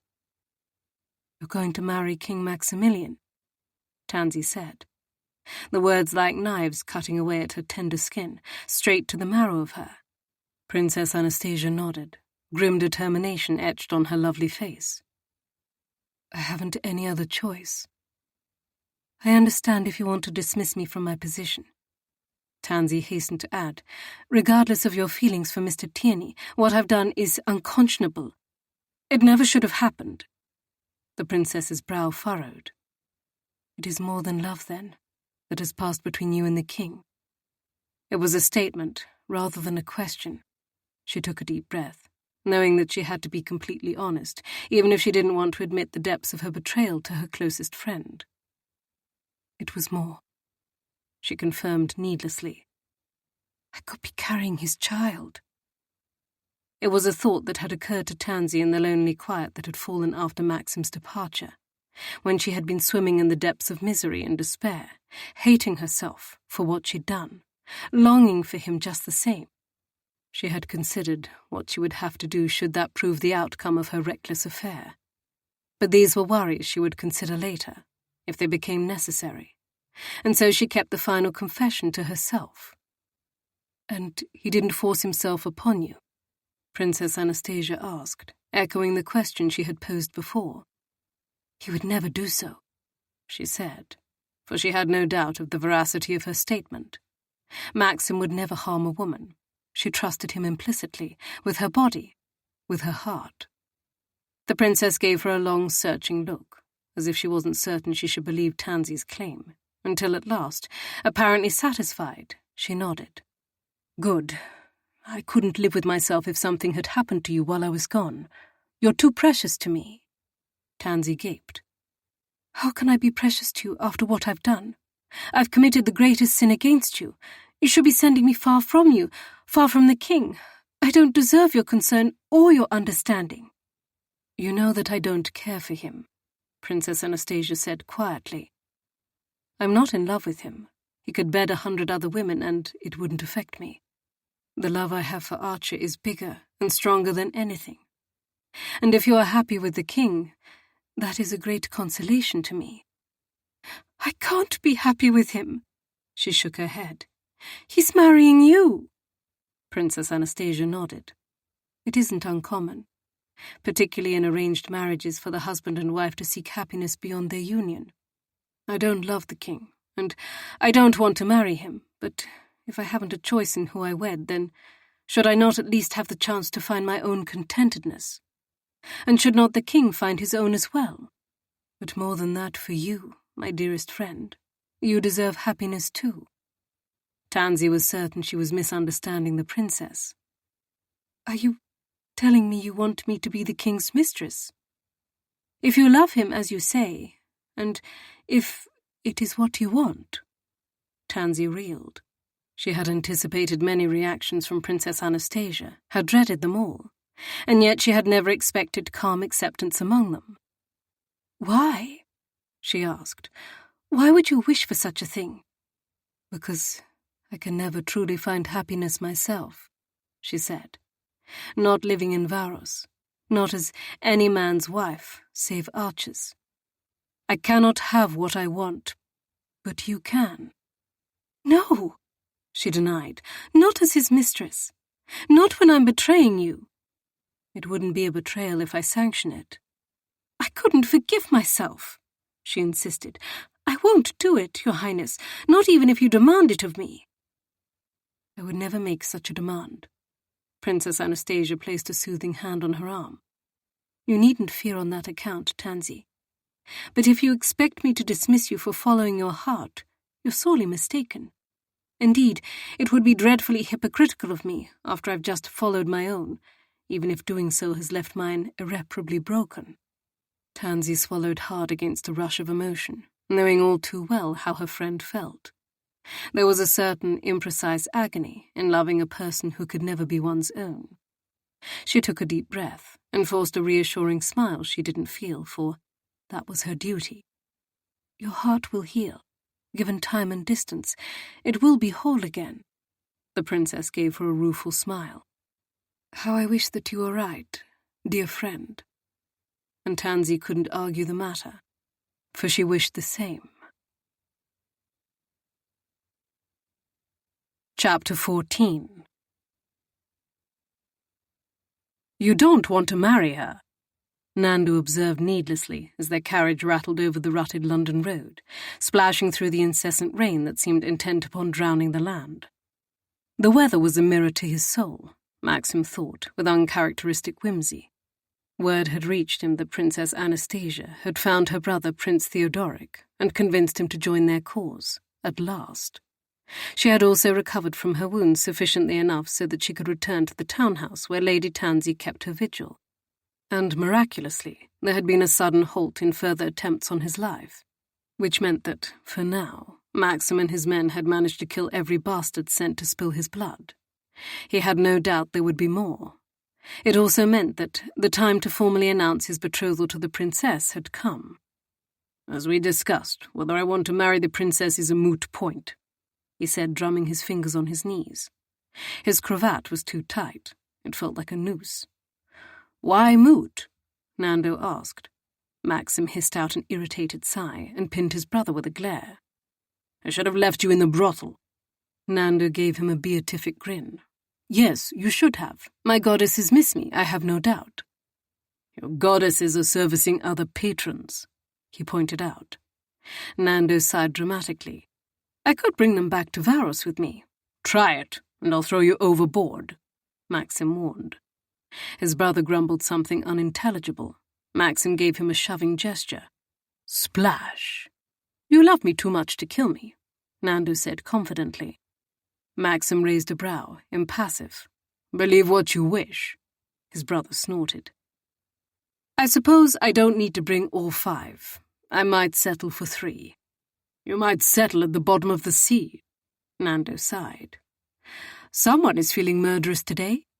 Yes, he damn well was. Maxim inserted a finger between his cravat and his throat, attempting to make the blasted knot loosen, to no avail. He was going to choke before he reached his prospective bride's side. "Feeling like a man about to announce his impending doom," he muttered. Because, as his irritating brother had announced, he didn't want to marry Princess Anastasia. But wants and needs were 2 different beasts entirely, and kings could not choose wants when needs were far more important to the future of the kingdom. "You're the king of Varos. Can you not choose the woman who will be your queen?" Only reckless, aimless, light-hearted Nando would view his circumstances in such a way. Maxim gave his cravat another vicious tug. "I have chosen her. That is why we are announcing the betrothal today." But he couldn't lie to himself. Nando's question returned to him. If you could marry Lady Tansy instead of Princess Anastasia, would you do it? Yes. If he had the power to choose a bride, he would choose Tansy. His prim spitfire, who secretly read wicked books and defied him at every turn. Ye gods, how he had missed her these last few days. It had required all the resolve he possessed to keep his distance and relegate himself to tersely worded missives and reports from the guards he had sent to the townhouse. He had hoped that time and distance would make the unsettling feelings inside him relent. They hadn't. And after the betrothal is announced, how soon are we to return to Varos? Nando asked, frowning. I find I've rather begun to like it here in England. As soon as possible. Felix is making the arrangements. I need to have Princess Anastasia and Lady Tansy far from Gustafson's guards before we send our men to Boritanian shores to unite with the rebel forces. That's wise of you, Nando said solemnly, his customary humour absent. Maxim had entrusted his brother with the full details of his plan of battle. It hadn't occurred to him until their clash at the brothel that Nando secretly longed for a more meaningful role in the monarchy. He had always assumed his younger brother was content to indulge in women and drink, freed of the shackles of responsibility. Thank you, he said simply. The safety of the women is of utmost importance. There's also the matter of Princess Anastasia's 2 sisters, who remain in the August Palace in Boritania. He had yet to settle upon a means of freeing them from their uncle's tyrannical rule. It was a matter he intended to discuss with Prince Theodoric forthwith. Do you think Gustafson will harm them? Nando asked shrewdly. Maxim clenched his jaw. "It is a possibility. We'll need to tread lightly." The carriage slowed. His cravat tightened again. He was grateful for Nando's presence, for his support. Already his chest felt as if a boulder had been laid upon it. He didn't want to do this, didn't want the finality of a betrothal announcement, nor the potential loss of life that was to come in the war facing them. But it had to be done. "We've arrived," Nando said grimly. He swallowed hard. "So we have." "It's not too late to change your mind," his brother added gently. "If only." Maxim shook his head. "I have to marry Princess Anastasia. It is the sole path to prolonged peace, and our people and the people of Boratania need that peace." "I was talking about the goddesses," Nando said with a grin. "Are you certain I can't bring 3 of them along with me to Varos?" "Nando," he growled warningly. His brother shrugged. "A fellow can ask. Or a fellow can hold his tongue if he wants to keep it." "Always threatening your poor brother," Nando grumbled. He snorted. "Poor brother indeed." The carriage doors opened before either of them could say anything more. The time had come. When Maxim had entered the chamber, it was as if he stole all the air from the room. His presence, amidst great pomp and circumstance, was intimidating enough. His massive height, broad shoulders and muscled frame added to the effect. He was dressed formally, in the style of an Englishman, wearing finely tailored trousers and coat, along with an intricately knotted cravat at his throat, and he was so handsome that an ache of raw, unabashed yearning sliced straight through her when he first entered the drawing-room. Their gazes had met only once for the interminable duration of the interview thus far. She had felt the connection, as if he had passed a hand over her bare skin. It had required all her self-possession to keep her features a carefully schooled mask of impassivity, to curtsy and lower her eyes demurely and pretend as if the man she loved, the man who had claimed her body with almost brutal tenderness twice before, was nothing more than a stranger to her. He was speaking to Princess Anastasia now, their dark heads bent together as they signed the documents making their betrothal official. She hated their proximity to each other, hated the inevitability of their union, hated herself for being weak enough to fall in love with a man so beyond her reach. "Have you ever been to Varos, Lady Tansy?" The soft question at her side jolted her from her tumultuous thoughts. She turned to Prince Ferdinando, who had joined her on the periphery of the ceremony. It was difficult to believe this golden-haired Lothario was Maxim's brother. The 2 men could not have been more different in appearance or demeanour. Where Maxim was cold and aloof, sometimes harsh, Prince Ferdinando was light-hearted and smoothly charming, always with a ready smile that glinted in his bright blue eyes. Maxim's black hair and dark eyes, height and build, were in complete contrast to his brother. "I have not, Your Royal Highness," she said, forcing a polite smile to her lips. "You are like it there," he pronounced, as if it were a certainty.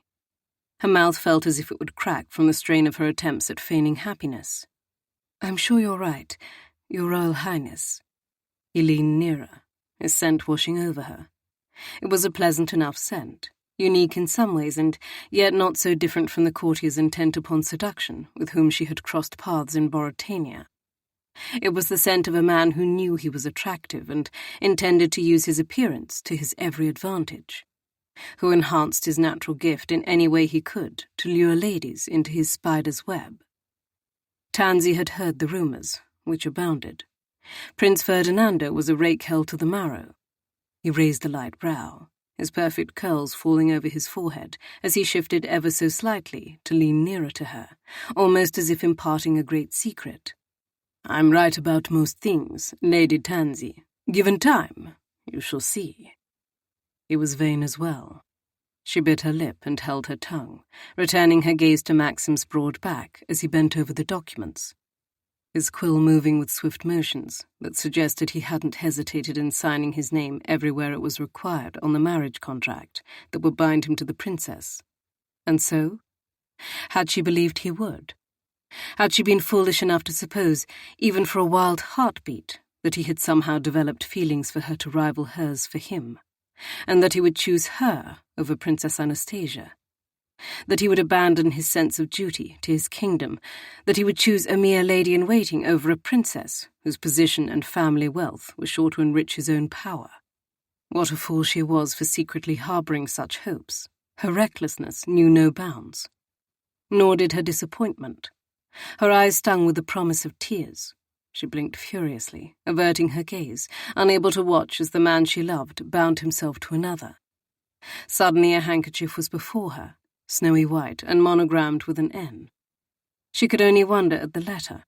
Perhaps the handkerchief belonged to one of his paramours. "For you, Lady Tansy," the prince said when she hesitated. "Your eyes appear to be watering, my dear. Perhaps you've taken on the same illness as the princess. I do hope it isn't catching." She had indeed taken on an illness called love, a hopeless illness for which there was no cure. She snatched the handkerchief from his waiting hand with far less grace than she ought to have used. "Thank you, Your Royal Highness." "You may call me Nando, if you like," he said, keeping his voice low, as if the two of them were alone and engaged in an intimate conversation. "Indeed, I'd prefer it if you would." The end suddenly made sense. She supposed his irreverence shouldn't come as a surprise, given his reputation. "Thank you, Your Royal Highness," she repeated crisply, not about to invite informality with him. Not because she feared she would be susceptible to his advances, but because she wasn't entirely certain she could trust Prince Ferdinando. He was Maxim's brother, but he exuded such silken allure that his intentions were impossible to define. "A lady of substance," he said quietly. "I might have known." She clenched her fingers on the handkerchief, her knuckles aching, and turned to him, curious. "What do you mean?" "He's taken an interest in you," the prince said calmly. Her cheeks were instantly hot. She cast a worried glance around to see whether Gustafson's guards were watching. But it seemed that all eyes in the chamber were upon Maxim, Princess Anastasia, and the proxy who had been sent from Boritania in Gustafson's stead to witness the signing of the betrothal contract. "I don't know of whom you speak," she lied. "My brother," Prince Ferdinando elaborated. She swallowed hard, still clutching the handkerchief tightly as she struggled to keep her expression impassive and blank, returning the prince's inquisitive stare. "I'm afraid I don't understand." The prince gave her a small smile. "Oh, I think you do, my lady." She looked away, disliking the subterfuge. Heaven knew she had been embroiled in far too many deceptions since her arrival in London, and she disliked every one of them. But her gaze settled upon Maxim's broad back, his bent head. She watched as he passed the quill to Princess Anastasia, and her heart broke some more. "It hardly matters," she muttered to the prince at her side, the words intended as a reminder for herself as well. "He is marrying the princess." "Perhaps." She shot the prince a look. "There is no uncertainty about it." "Will you take a walk with me, Lady Tansy?" he invited, shocking her. "We are witnessing the ceremony," she protested. "No one will mind if we take the air," he countered, unconcerned. "You are looking frightfully pale. No doubt a turn in the gardens will prove restorative." She wasn't pale. She was sure of it. If anything, her cheeks were on fire. "It's raining," she pointed out. "Misting," Prince Ferdinando countered, offering her his elbow. "Come." At the opposite end of the chamber, Maxim was leaning nearer to Princess Anastasia's ear, murmuring something to her. The picture they presented was akin to a dagger in Tansy's heart, and suddenly she couldn't bear to remain another moment, witnessing the grand spectacle. Impulsively, she placed her hand in the crook of the prince's elbow. "As your Royal Highness wishes." The prince whisked them from the drawing-room, without a single objection from the guards and other courtiers lining the chamber. They passed quietly through the townhouse. In no time, they reached the double doors that led to the small outdoor courtyard and the privacy beyond. They didn't even stop for wraps or a hat. The air was cool and damp beyond the brick walls of the home they'd fled, but she was surprised to discover that the prince was not wrong in his assessment. The rain of the morning had dissipated, giving way to a fine, cold mist. "You are correct, Your Royal Highness," she observed. trying and failing to keep the bitterness from her voice. No one noticed our departure. And why should they? Those ancient documents they're poring over are undoubtedly scintillating. The prince told her with a teasing air and a rakish grin that revealed a pair of dimples. His conquests likely sighed over those dimples. Tansy felt distinctly unmoved. Indeed, she said, suppressing a shiver, as a brisk wind whipped at her gown and they moved down the gravel path together, farther from the windows and door and prying ears and eyes. I suppose they must be. You're cold, Prince Ferdinando said, startling her with his concern. Take my coat. No, she hastened to deny. It would be dreadfully improper of me to do so. But he paused on the walk and withdrew from her to shrug from his coat just the same. I'm known for being improper. No one will be surprised in the slightest. Another wind blustered past them, and the prince settled his coat over her shoulders as if it were a cape, the warmth of his body seeping into hers. She pulled it around her, grateful for the protection from the mist and chill, even if it was wrong. Thank you, he smiled.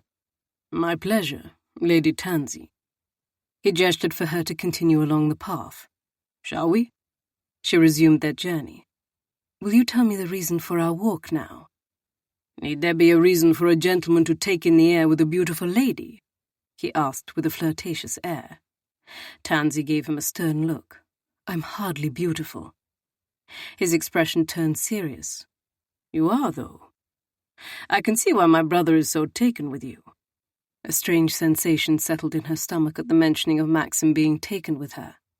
She reminded herself it didn't mean what she wanted it to mean. He desired her. He was a powerful man who could have whatever and whomever he wanted. His Majesty isn't taken with me, she protested. Of course he is, Prince Ferdinand said easily. I know my brother very well. Better than anyone, I should venture to say. I haven't seen him react to a woman this way since his wife. Wife? The word almost made her stumble. She cast the prince a searching glance. His wife? His Majesty was married before. It stood to reason that he could have been. He was 40 years old after all. But Tansy had never heard a word to suggest he had been. Rumours abounded concerning his campaigns on the battlefield, his bravery, his fearlessness. But try as she might, she could not recollect a single mentioning of his wife. It was many years ago, before Maxim became king. He was young, and so was Mina. How strange to think of Maxim with a wife. She didn't think she liked it. Was theirs a love match? She asked. It was, the prince confirmed quietly, sadly. Her death broke his spirit. Oh. Of course it had. He had been desperately in love with his wife, with this Mina. He hasn't spoken of her, she admitted, wondering at the reason. Was she too tender a subject? Did he not wish to share her memory? Was Tansy not of sufficient import to merit the mention? He doesn't, Prince Ferdinando said. Mina was killed in the war by enemy soldiers. Her heart clenched. Dear heavens! She was brutally beaten before she was killed. She married my brother in secret, but somehow the pretender to the throne's forces found out. When they did, they beat her to death and burned down her home. My God! Tansy stopped on the path, overwhelmed by emotion at the revelation. How Maxim must have suffered, and his poor wife as well, to be beaten and murdered in such brutal fashion. A lump of horror and profound sadness rose in her throat. She swallowed hard. I tell you this because I want you to understand my brother, the prince said.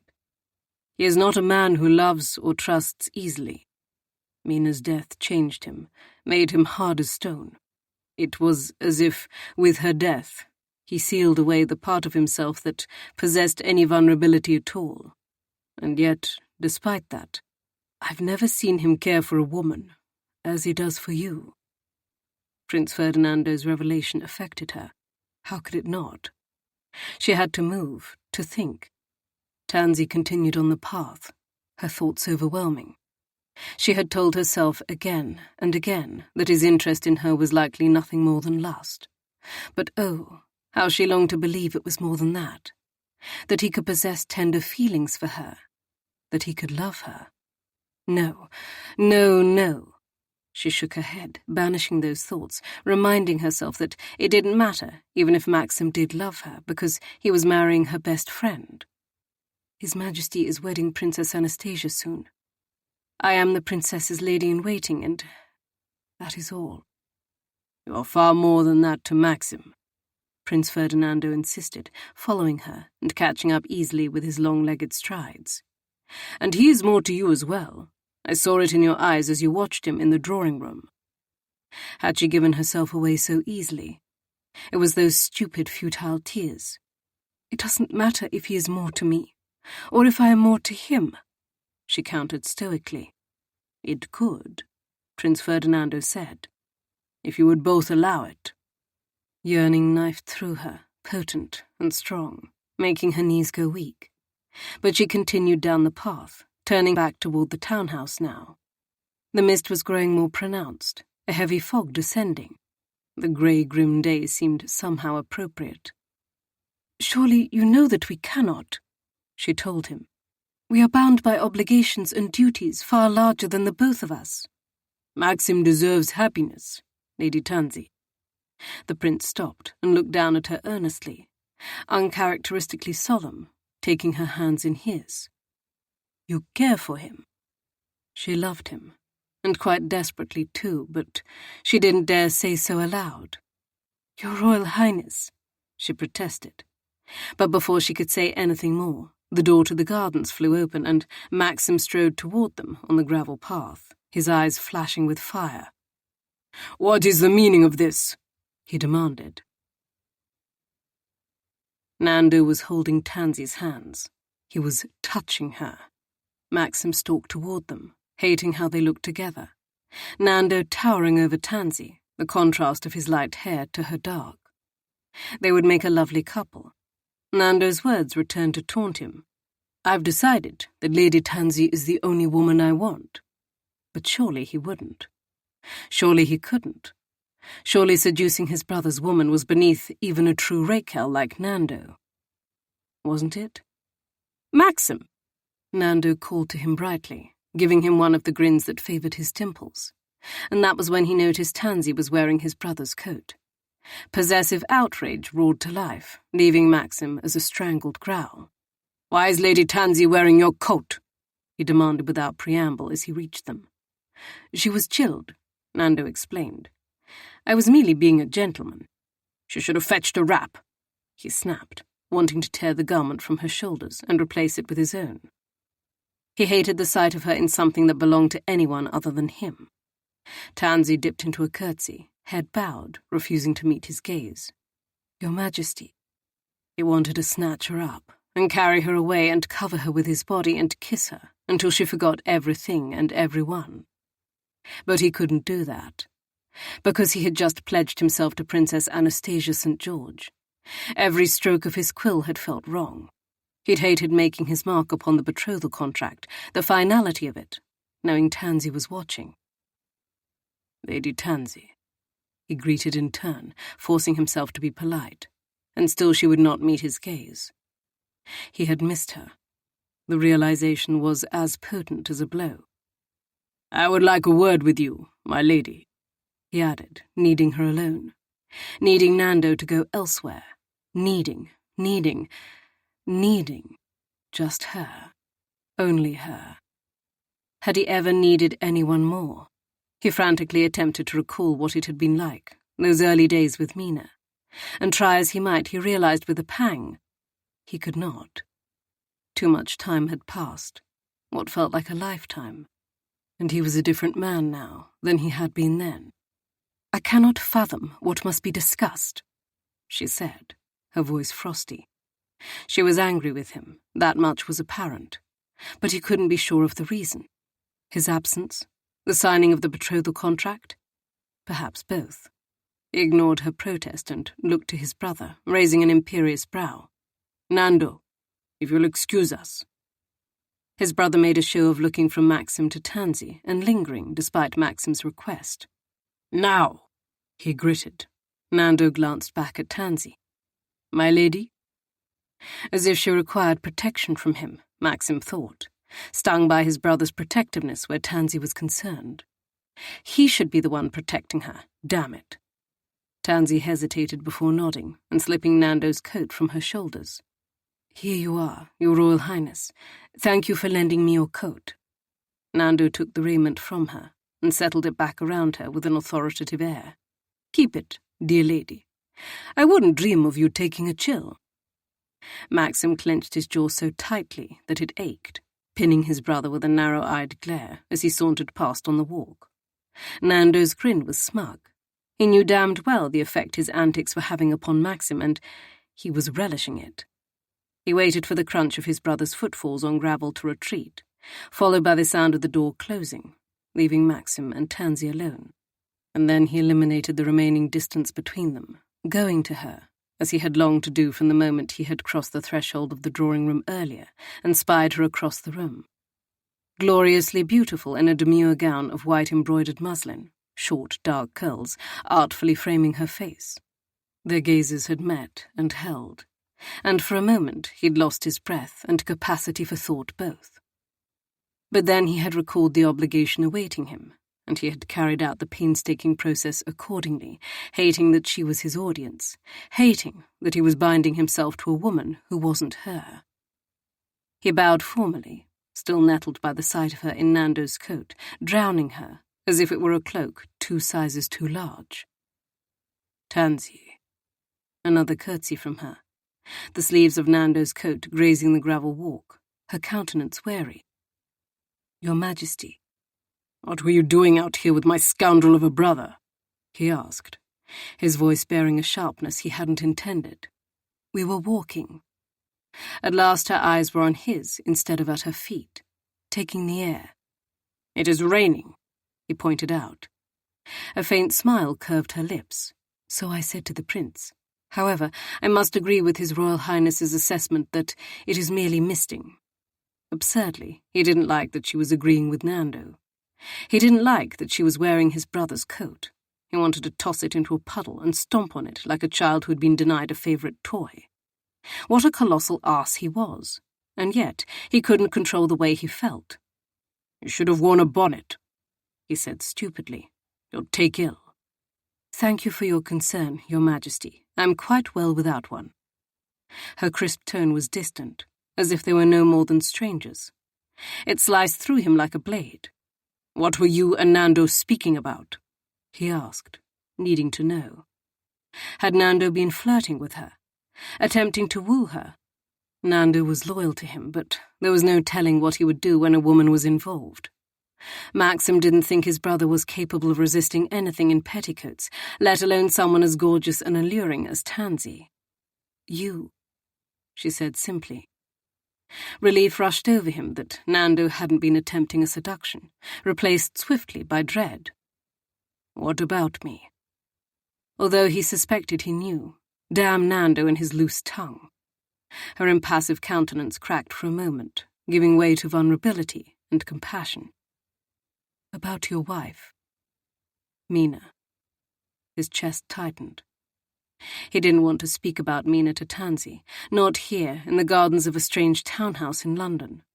Not after he had just signed a contract that promised him to another in marriage that would be a sham compared to the one he'd had with his first wife.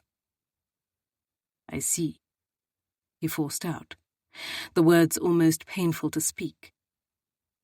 "I'm sorry for what happened," she said softly. He wished Nando hadn't been so free with his knowledge. There were some things he wasn't ready to admit or discuss with others. Mina's death was one of them. But Tansy was standing before him, agonizingly lovely as the mists fell around them, her eyes laden with unabashed care and tenderness. For him, he realized. "Thank you." He managed past the lump in his throat. "It must have been very painful for you." It was strange to hear Tansy speaking of Mina. It felt not like a betrayal, but odd just the same. "Life is filled with pain," he said, trying to keep thoughts of Mina at bay, trying desperately to keep from falling into one of his fits before Tansy. Breathe in. Breathe out. Breathe in. Tansy's concerned face was before him, and the weight on his chest remained almost crushing.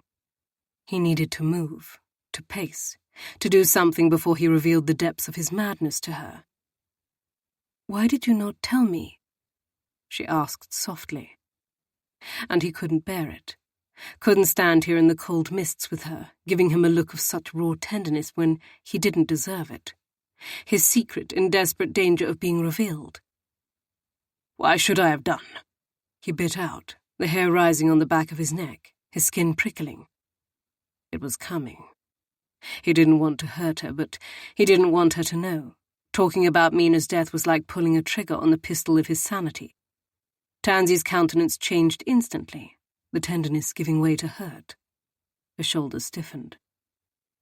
"Indeed, you should not have done. Your past is yours alone, Your Majesty. Forgive me." And she dipped into a half curtsy that was wholly unlike her, and then she flitted past him, leaving him standing alone as the mist turned into rain and his mind splintered into 1,000 tiny shards. Chapter 15. Tansy stood before the window in her new chamber at the Palace of Taeans in the Varos capital city, staring down at the sprawling gardens below. The voyage to Varos had been arduous and long. She had spent the journey aboard the ship with Princess Anastasia, who had been struck with dreadful seasickness. They had arrived the day before, to much rejoicing and fanfare. Streets crowded with revellers, eager to catch a peek of their new queen. A carriage procession from the port to the palace, escorted by armed guards dressed in ceremonial finery. The spectacle had been tremendous. Had she not been nursing a broken heart, Tansy might have delighted in the enthusiasm of the crowds, their arrival in a strange and new kingdom that felt a great deal like her home in Boratania, only different, warmer, wilder. It was Maxim's home, and it had certainly felt that way as they had progressed to the bold, beautiful capital with its ancient architecture mixed with stunning new edifices. It was large, it was aloof, it was filled with mysteries she had yet to unlock. The capital took her breath, just as the king who ruled over it did. She was, without question, miserable here. Miserable as the princess's lady-in-waiting, or Stasia, as her friend had convinced her to call her during the terrible sea passage.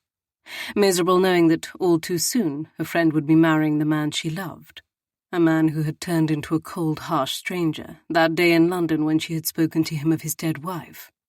She had gone too far, she knew, but the knowledge had been too new and fresh, and after all she had shared with Maxim, she had naively believed he would open himself to her. He hadn't.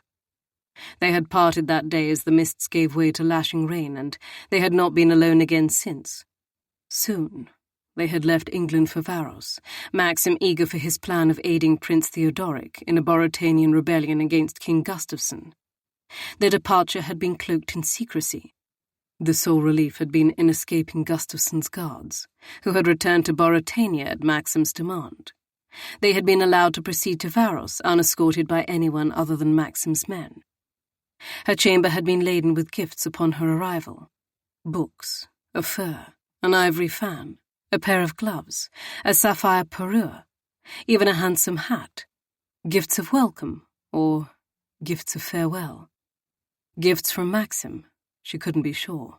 All she knew was that they left her feeling hollow. A knock sounded at her door, the rapid thumps jarring her from her thoughts.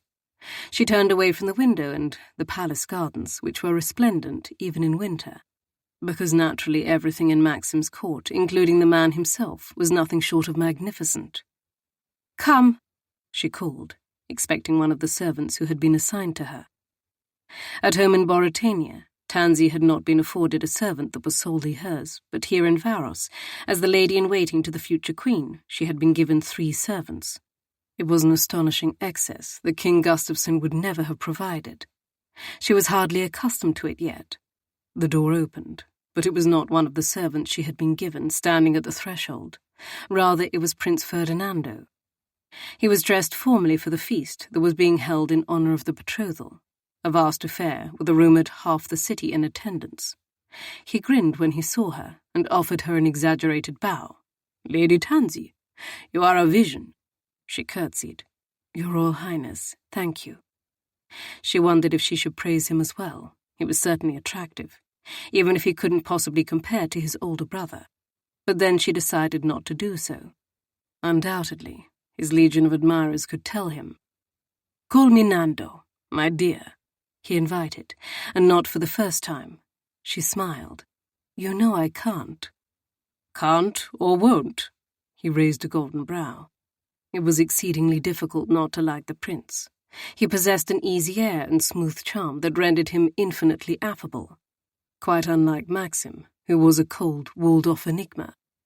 Of course he wasn't always cold, but she mustn't think of the passion she had known with him now, nor ever again. Perhaps a bit of both. She moved toward him, grateful for his presence, for she had managed to spend a small amount of time with the prince on the ship, bringing them to Varos. She considered him a friend. "It is lovely to see you on land, instead of on water." "I still feel as if I'm aboard that damn ship," he said ruefully, striking an indolent pose against the doorframe. "I vow, the affliction didn't last nearly as long when I arrived in England, but perhaps that was down to my activities. I reckon I was distracted." He was speaking of his conquests, and yet his air was entirely unmoved, as if he didn't care about any of them. Rather, as if he found the entire memory empty and unfulfilling, dull even. "Distraction can be potent," she agreed, particularly when that distraction was tall, broad-shouldered, and devastatingly handsome. Prince Nando offered her his arm. "On that we agree. I've come to offer you escort." She had been wondering at the reason for his presence at her door, but at his pronouncement her smile faded, wariness blossoming inside her. "Escort?" The prince nodded. "My brother wishes to see you." Maxim wanted to see her. She had not expected a summons from him, not after the distance that had fallen between them over the past fortnight. Nor did she want to see him. It was too painful. Their polite interactions aboard the ship since that day in the gardens in London, when he had been so cold and impervious, had been agony enough. Now he wished to see her.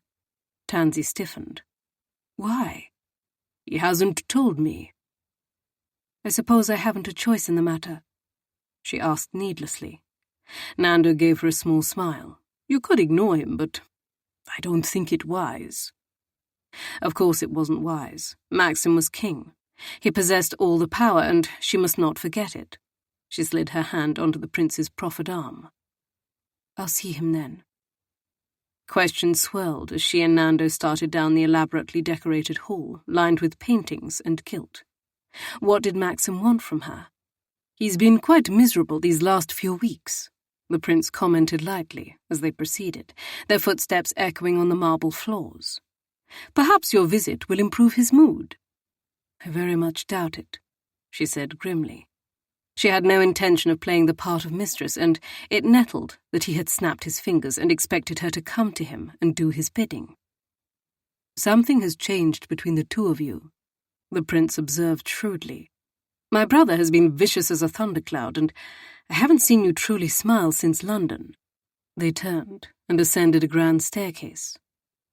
"The king reminded me of the disparity in our stations, and the futility of her love for him. But her heart still foolishly yearned for him just the same. She couldn't lie. Even the prospect of seeing him again had filled her with a complex combination of anguish and eagerness. "He can be a very difficult man," the prince acknowledged. "The war and Mina's death changed him. He wasn't always so cold." Because he had loved his wife, and he had lost her. Tansy didn't want to think about that. Didn't want to feel jealousy toward a dead woman, for it was wrong. "Perhaps he will soften in his marriage to Princess Anastasia," she said, unable to remove the bitterness from her voice. They reached the door to the king's private apartments, where a guard was stationed. Nando stopped before the harsh, dangerous-looking man. "Lady Tansy is expected." She turned to the prince. "You aren't accompanying me?" He flashed her one of his most charming grins, revealing his dimples. "I'm afraid I have other matters to attend to." I'll see you later at the betrothal feast. She wanted to protest, for she had no desire to be alone with Maxim. It was far too dangerous, too tempting, despite her hurt feelings and her every intention of never again succumbing to his sensual lure. Tansy swallowed hard and curtsied, all too aware of the guard standing as silent audience. "Of course, Your Royal Highness. Thank you for your escort." Nando bowed solemnly, all traces of levity gone. "The pleasure was mine, my lady." The guard knocked at the door as the prince took his leave.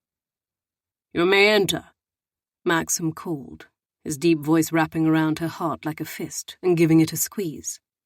The guard opened the door, and she crossed the threshold, stepping into Maxim's lair. The air within felt as if it bore some manner of charge as the portal closed behind her, leaving her utterly alone with him.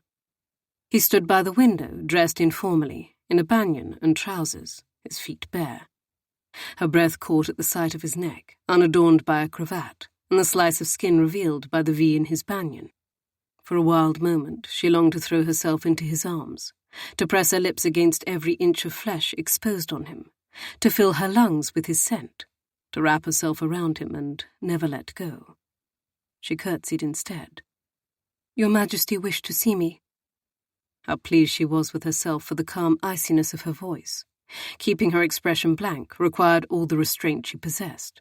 He bowed to her, and then moved forward, his long-limbed strides closing the distance separating them with ease. "You are well." His dark gaze was searching, his lips unsmiling. She wanted to kiss him, wanted to hate him. "Yes," she said simply. "Thank you." "The chamber is to your liking." She wondered if he had chosen the bedroom for her, but quickly banished the thought, for it hardly mattered if he had. "It is a lovely room." His brows snapped together. "You don't like it?" "It's far more than I'm accustomed to," she elaborated. He clasped his hands behind his back, the action making his banyan gape at the top and reveal more of his chest. "In what way?" She tried not to stare at the newly revealed skin and failed. "It is opulent and large." Not as opulent and large as his apartments, which were cavernous, but he was the king, and she was nothing more than a lowly lady-in-waiting. "You may choose another." "I've already settled in it." "Stubborn wench," he said. There was such tenderness in those words that she tensed beneath the stunning weight of it. His impassive countenance shifted, rather in the fashion of a mask being lifted, and what she saw there made her knees go weak. "Why did you send for me?" she asked desperately, already perilously close to abandoning her resolve to resist him. "Need there be a reason?" He unclasped his hands at his back, allowing them to fall to his sides. "I am king." The mask was back in place. She should have been relieved, but she was not. "Whatever His Majesty desires," she mocked. "You," he said. Tansy blinked. "I desire you," he elaborated, stopping before her. "Surely you know that by now." "You're marrying another, and you've made it abundantly clear that your past is none of my concern. Indeed, you've scarcely spoken more than a handful of words to me since that day in the gardens." "I'm sorry." His apology took her aback. Tansy had expected more imperial magnificence, more ice and harsh aloofness. The fight seeped from her. "You're sorry?" she repeated. "Yes, Spitfire, I'm sorry." He extended his hand to her, palm up. "Will you sit with me and allow me to explain?"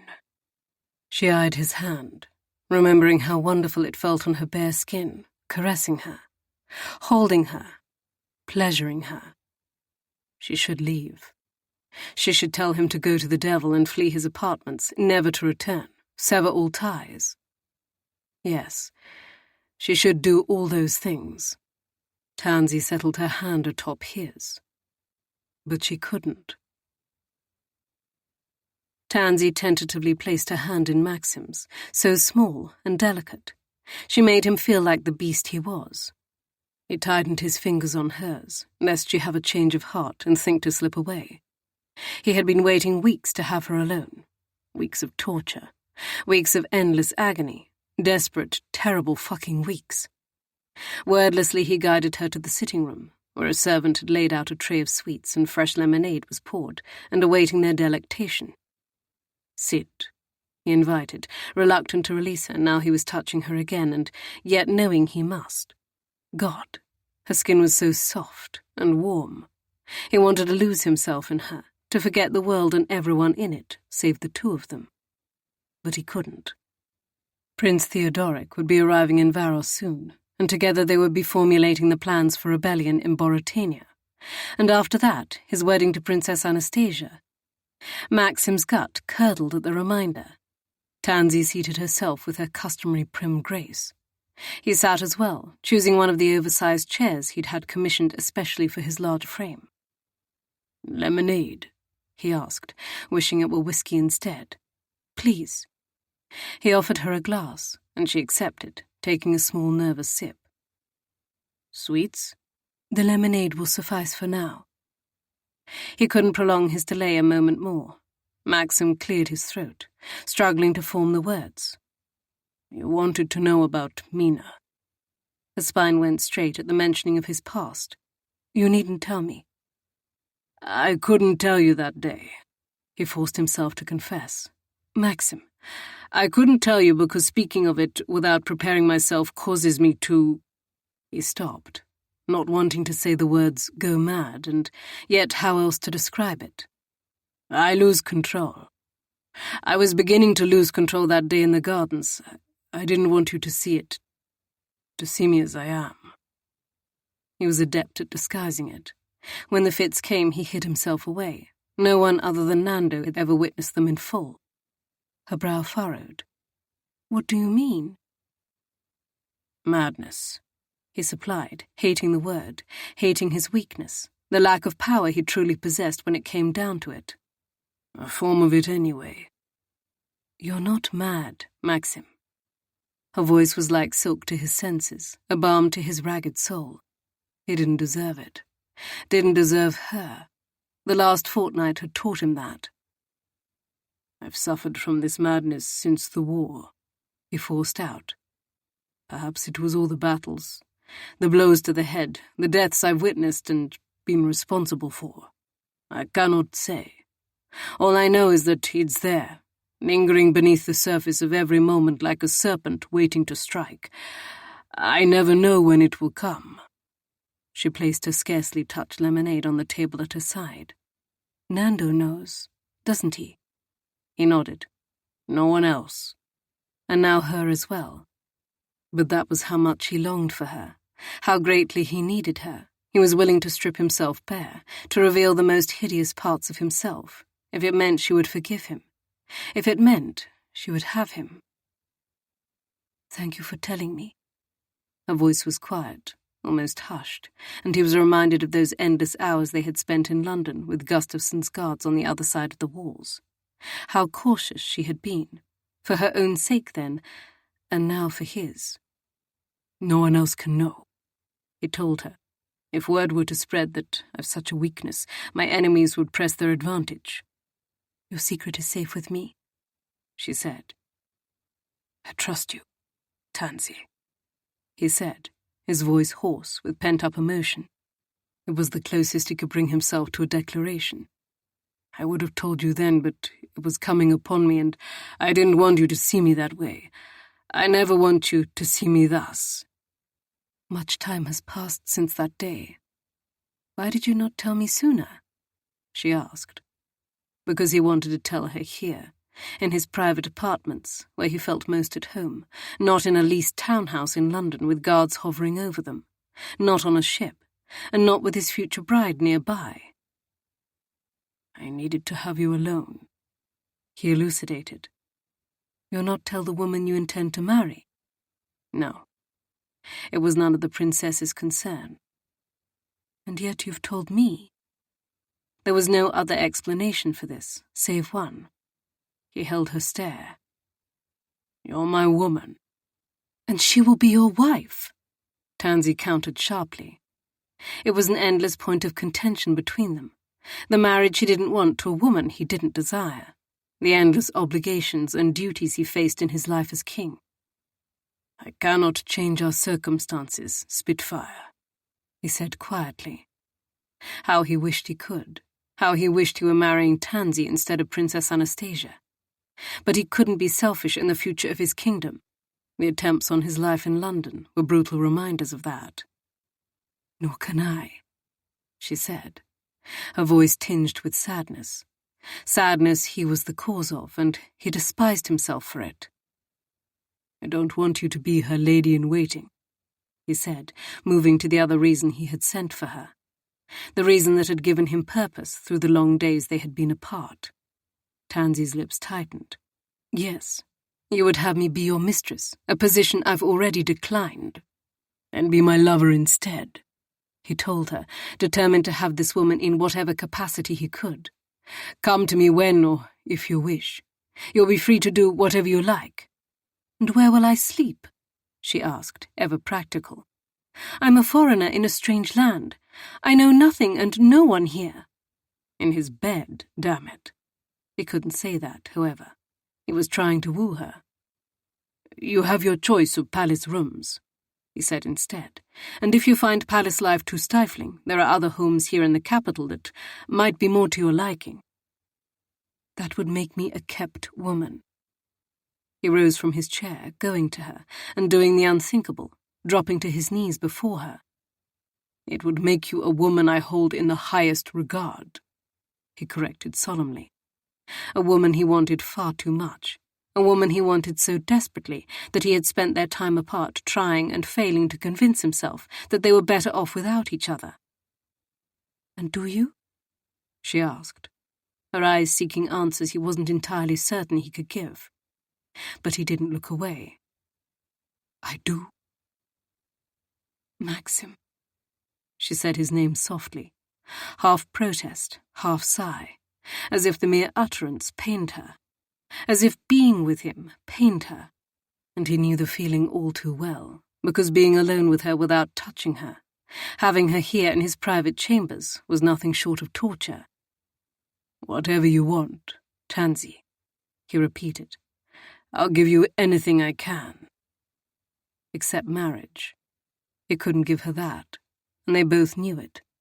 The acknowledgement lay between them, unspoken and ugly. But he wasn't free to wed her. Not with so much at stake. He had to make every decision on behalf of his kingdom with painstaking care. He reached for her hands, taking them in his, and she didn't protest. Maxim took that as a sign that her resolve was waning, and he pressed his advantage, lifting first her left, then her right to his lips for a lingering, worshipful kiss. "Please," he added, when she hesitated, not giving him an answer, but instead watching him with a gaze that seared him to his marrow. "What would you have me say?" she murmured, looking as torn as she sounded. "Say that you'll have me."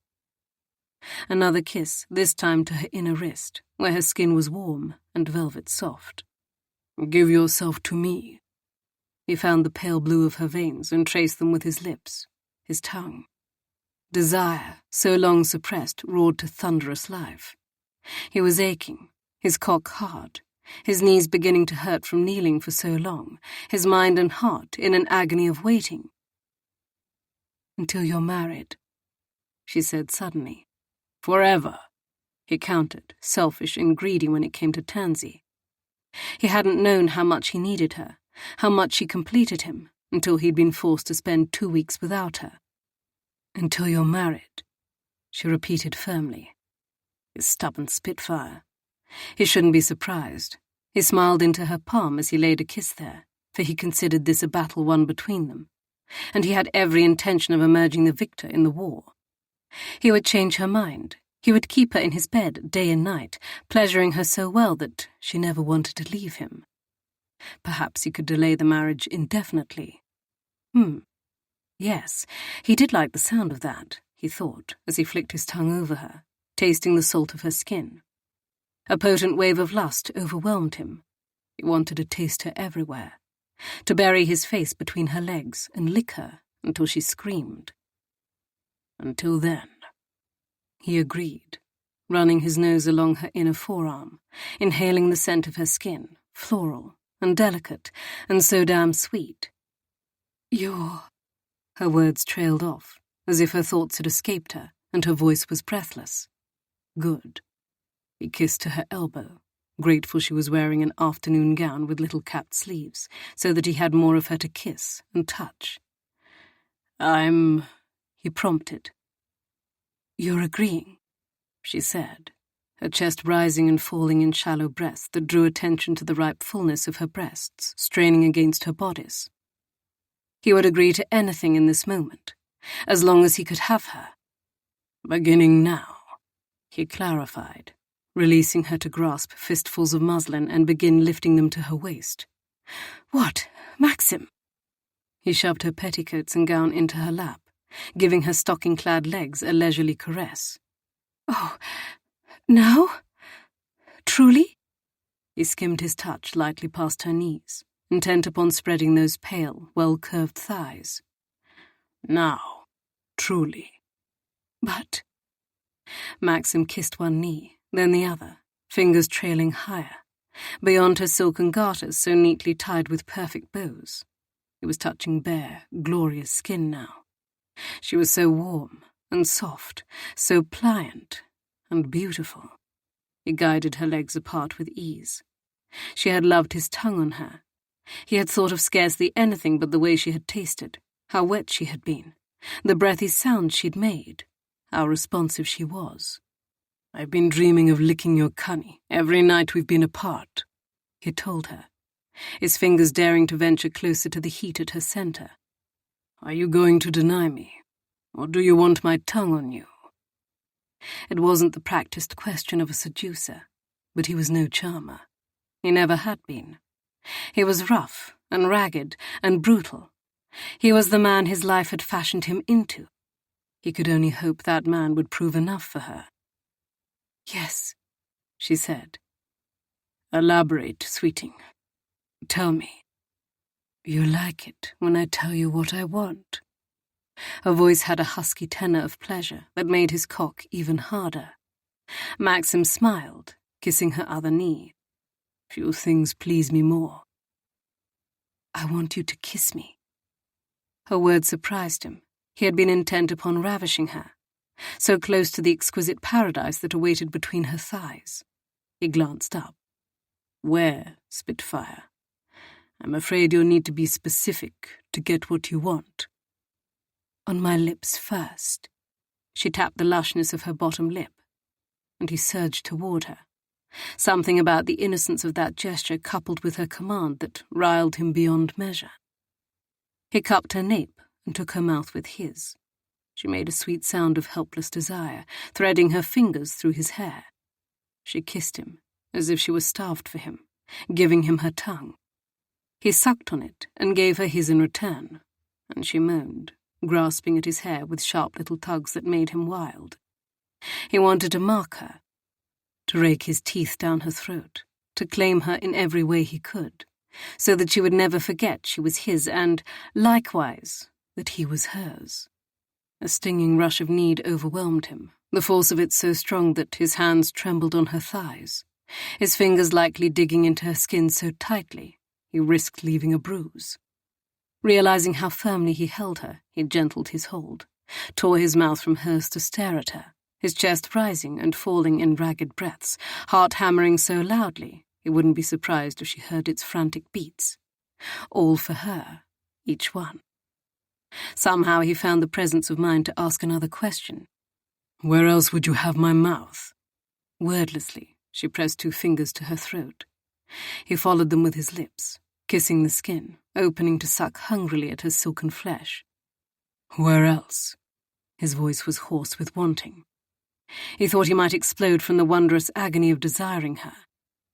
Her fingers dipped to her bodice, the faintest hint of the valley between her breasts, almost entirely hidden by the modest cut of her gown.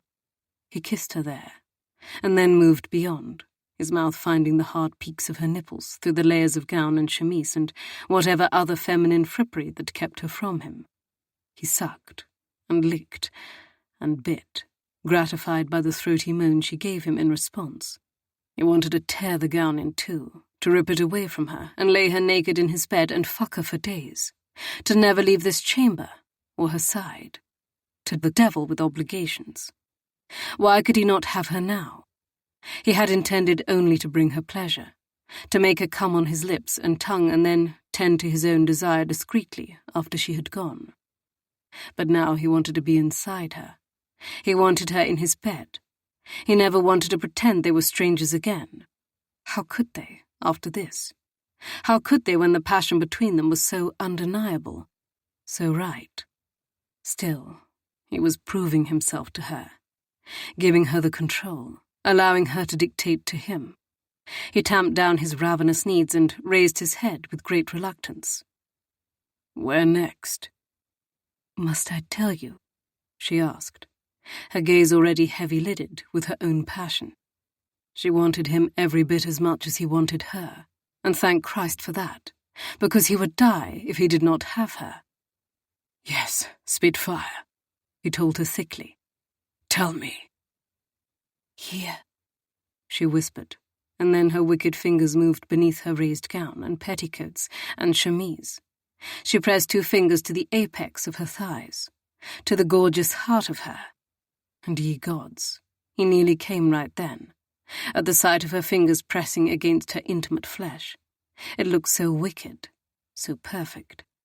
He wondered if she touched herself there and thought of him.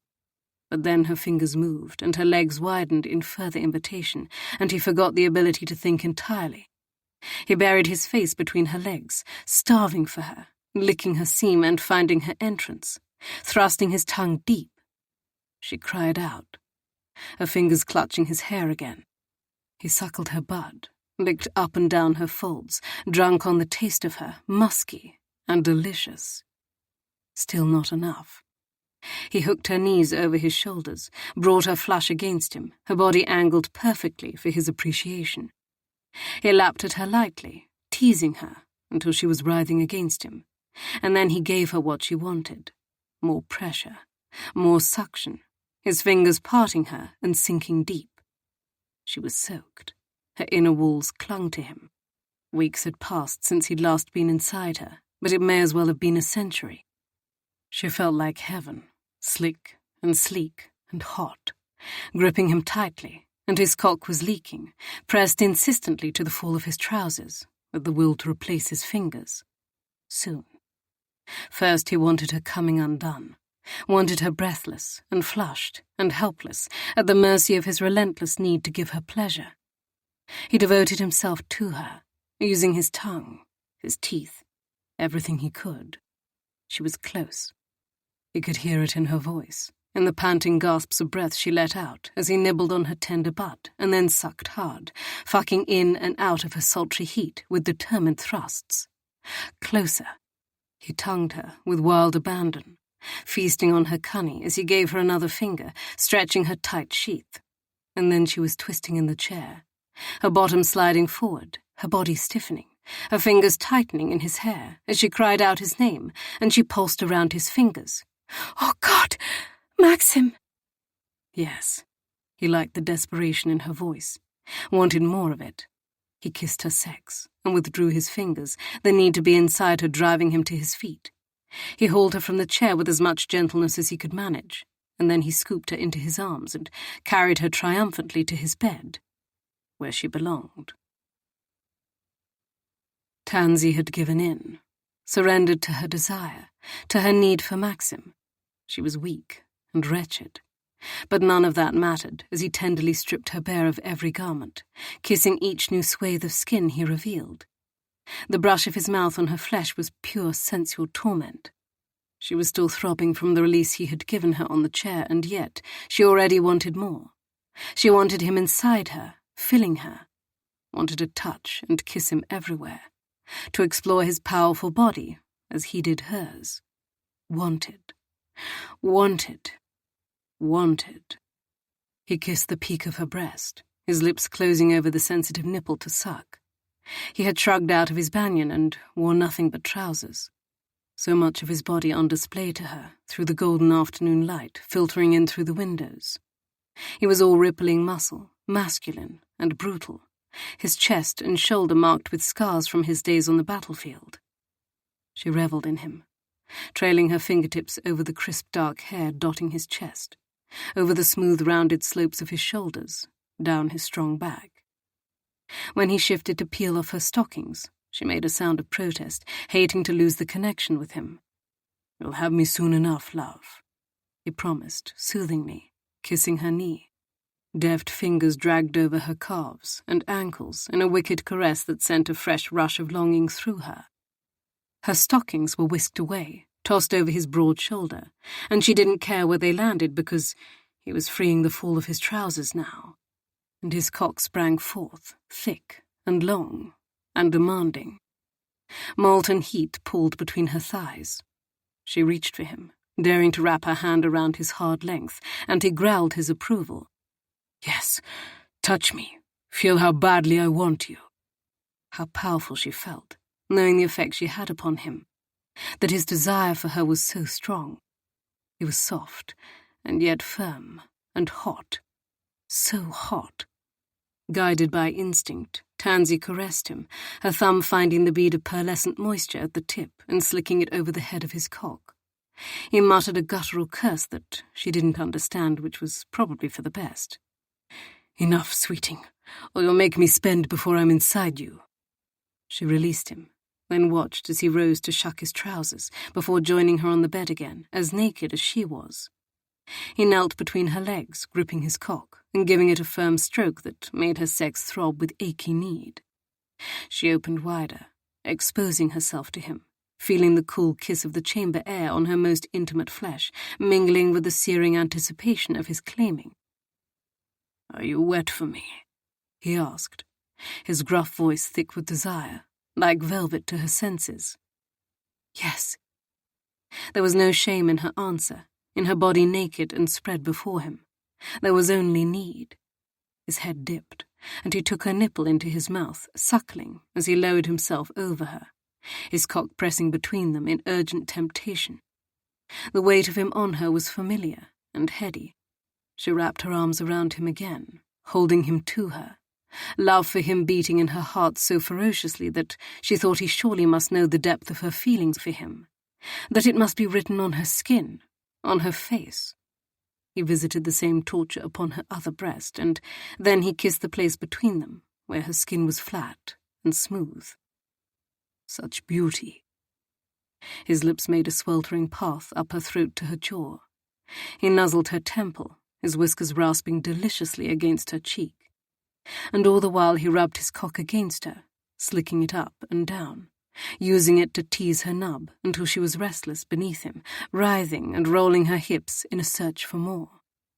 His lips slanted over hers at the same moment that he guided his cock to her entrance. One thrust of his hips, and he was inside her, so large and thick and hard, claiming her, reaching every part of her, or so it seemed.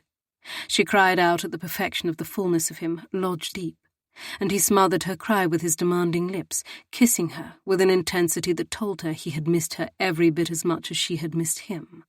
Without breaking the kiss, he withdrew slightly, the glide of his cock sending fire straight through her. And then he slowly sank into her again, feeding her his tongue. She tasted herself on his lips, and it incited more of the riotous feelings within. More. More. More. But Maxim was in no hurry. He made love to her without haste, his hips moving in a rhythm that was designed to drive her over the edge with wanting. Slow, firm thrusts, in and out, his lips hot and demanding on hers, drawing no quarter in his quest to claim her in every way. Fiery pleasure streaked through her. She kissed him harder, raked her nails down his back, and pumped her hips against his, seeking a release he kept beyond her reach. Every thrust was delicious agony, and she was incredibly aware of everything, as if her senses had been heightened to painful potency. There was his scent enveloping her, his hardness against her softness, his breath on her lips, the harsh bursts of his ragged exhalations through his nose, the slickness of his sweat, the abrasion of his chest hair against her greedy nipples, the creak of the bed in time to his thrusts. Pleasure was cresting, rising higher, higher. And then he reached between them, finding the place where their bodies met, and rubbed tight, wicked circles over her pearl, knowing just what she needed. It was too much. She couldn't think, couldn't breathe. It was perfect. Oh, dear heavens. She was coming. Coming hard, clenching on his cock, moaning into his kiss, scraping her nails over his shoulders, coming apart, filled with him, claimed by him, devoured by him. She was trembling and quaking, the force of her spend rocking her body. She would never be the same. This was different from the lovemaking that had come before it. This was all-consuming. Only then did he increase his pace, hips flexing as he pounded into her with harder, faster strokes until he tore his mouth from hers. "Tansy," he breathed against her lips, his body tensing. "My sweet Tansy, you're mine forever now." A deep thrust, a strangled moan from him, and then there was the hot rush of his seed filling her. And she didn't bother to correct him as he collapsed against her, his pounding heart keeping time to hers. Because she was his forever, regardless of what happened in the future. Because even if he married another, King Maximilian would always own her heart. Chapter 16. "Maxim." A gentle, beloved voice was at his ear, lips grazing. Tansy's voice, Tansy's lips. God, he loved her. The realization settled over him as lucidity returned. His eyes flew open to find her face hovering above his, her dark hair streaming around his shoulders in disarray, her lips dark and swollen from his kisses. She looked as if she'd been thoroughly fucked. She looked beautiful. And he was in love with her. Strangely, the knowledge didn't fill him with dread. Instead, a calm acceptance swelled deep within him, a sense of rightness he hadn't known since... No, he wouldn't think it. For everything with Tansy was different. He was different. He reached for her, wonder filling him, and sifted his fingers through the tendrils of her silken hair. "You're beautiful.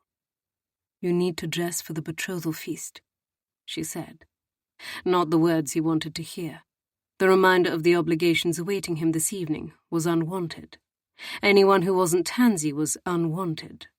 Any task that didn't involve lying here naked with her and fucking her witless was definitely unwanted. She had the counterpane pulled up over her for modesty.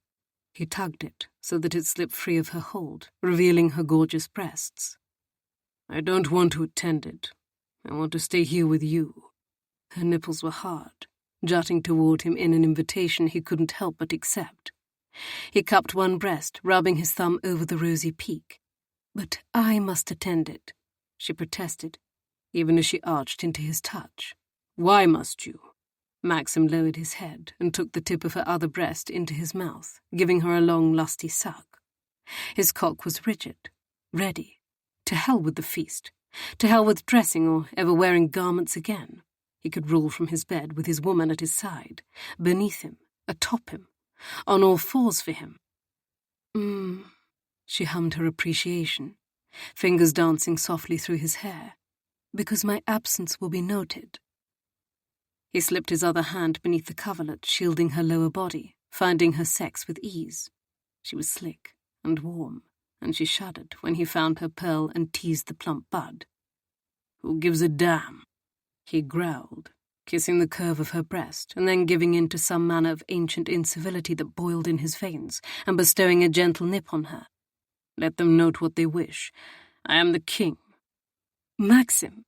A primness seeped into her voice that he didn't like. He was going to have to do better to distract her. He flicked her bud back and forth, gratified, when she gasped out a breath. "Spitfire." He dragged his lips over her collarbone, anointing it with adoring kisses, the warmth inside him spreading as if it were rays of the sun itself, shining into the darkest depths of his soul, where all the despair had once dwelled. Happiness. That was what this mysterious feeling was. This lightness in his heart, in his chest. Tansy made him happy. And he was going to reward her by making her come.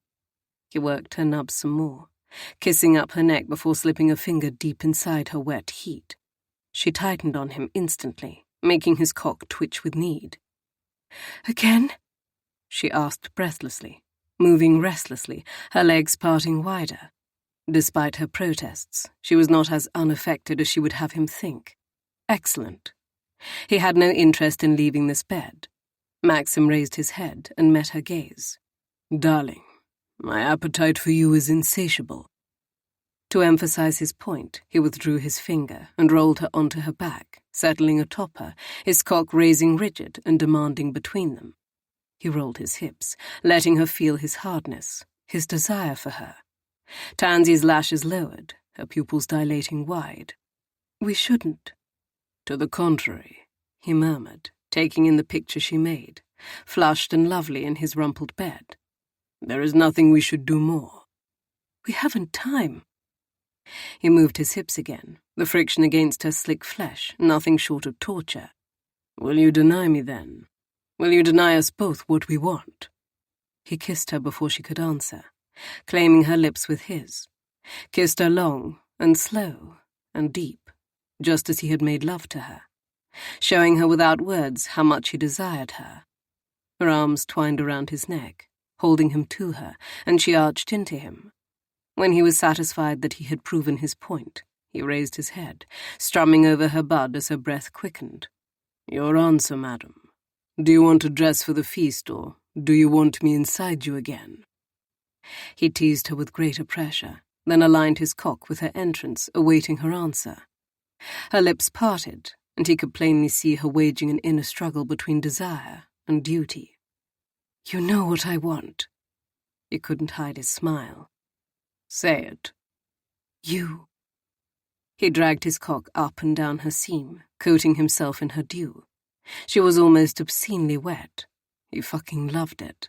He loved her. He should tell her, but in the proper way, not when he was about to bed her. Later, he decided. "How?" he demanded instead. "How do you want me?" Dark lashes lowered over mysterious grey eyes. "Inside me." Those two words, he was lost. Maxim thrust into her to the hilt, gliding in her slick channel with ease, the constriction of her cunny wrapped around him, fitting him like a glove.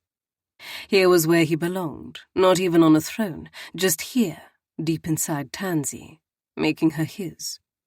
He groaned at the rightness of it, the feel of her, the perfection.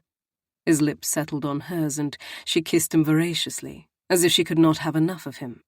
This time, he had already lost his tight grip on his control. He could not control his motions. He slammed in and out of her, taking her in harsh thrusts as he sought his next release. She sucked on his tongue, wrapped her legs around him, met him thrust for thrust. He fucked her across the bed and into his headboard, using a pillow barrier for protection. Maxim caught her hips in his hands and angled her against him so he could penetrate her even deeper, as deep as he could go. He was so close to exploding, pleasure licking up his spine like flames. Maxim broke the kiss, staring down at Tansy. Her eyes were closed, her lips parted, and she was lost in the throes of her own passion.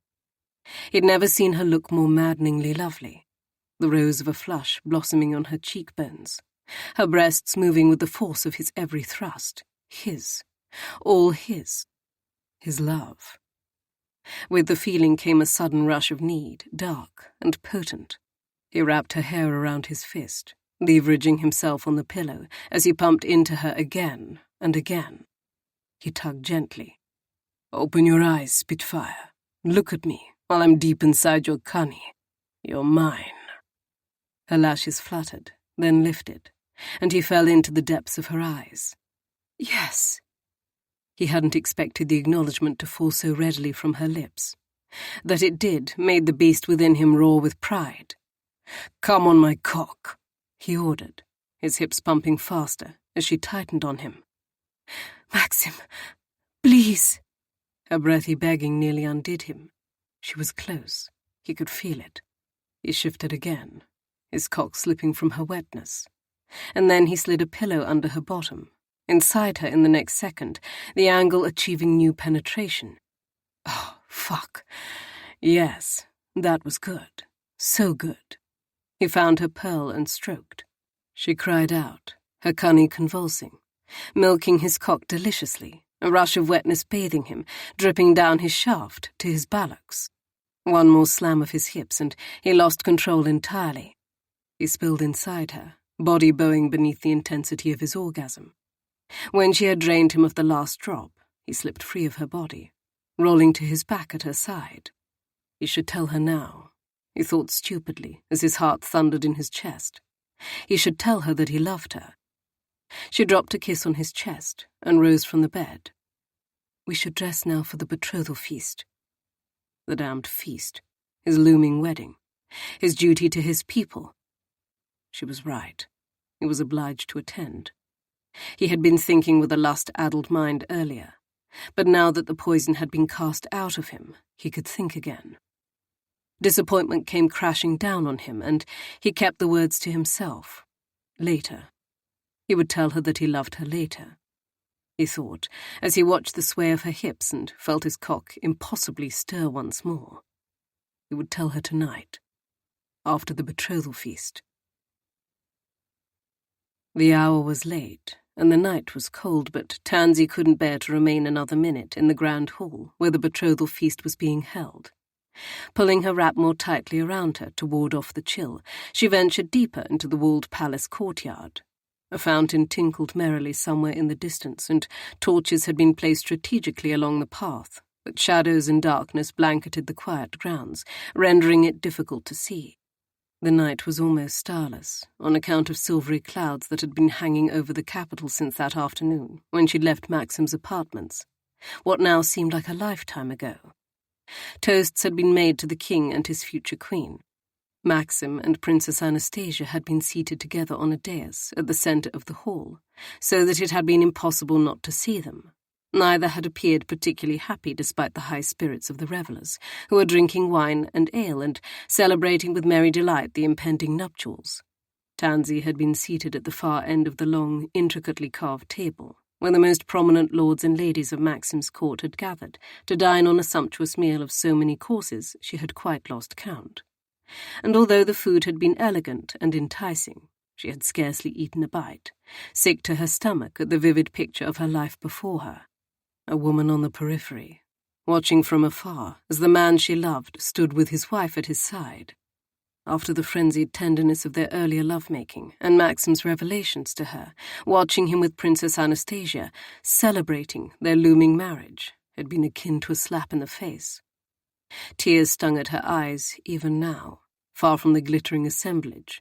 The ladies with their elegant gowns, encrusted in jewels, the lords with their formal court dress, the laughter, the titters, the lack of familiar faces. How hopeless her position was here. Had she imagined that she would be able to remain in Varos after Maxim married the princess, even for a moment? That seeing him with another woman would one day cease to bring her unspeakable agony? If she had, her mind had been addled. She hadn't been thinking clearly, or at all. Loving him, and not being able to be with him, truly in every way, was an anguish she wasn't prepared to bear. She was going to have to leave Varos, to end her service to Princess Anastasia. To carry on was not fair to either of them. Tansy pressed a gloved hand to her mouth, stifling a hopeless sob. Crunching soles on gravel somewhere behind her alerted her to the fact that she was suddenly no longer alone in the courtyard.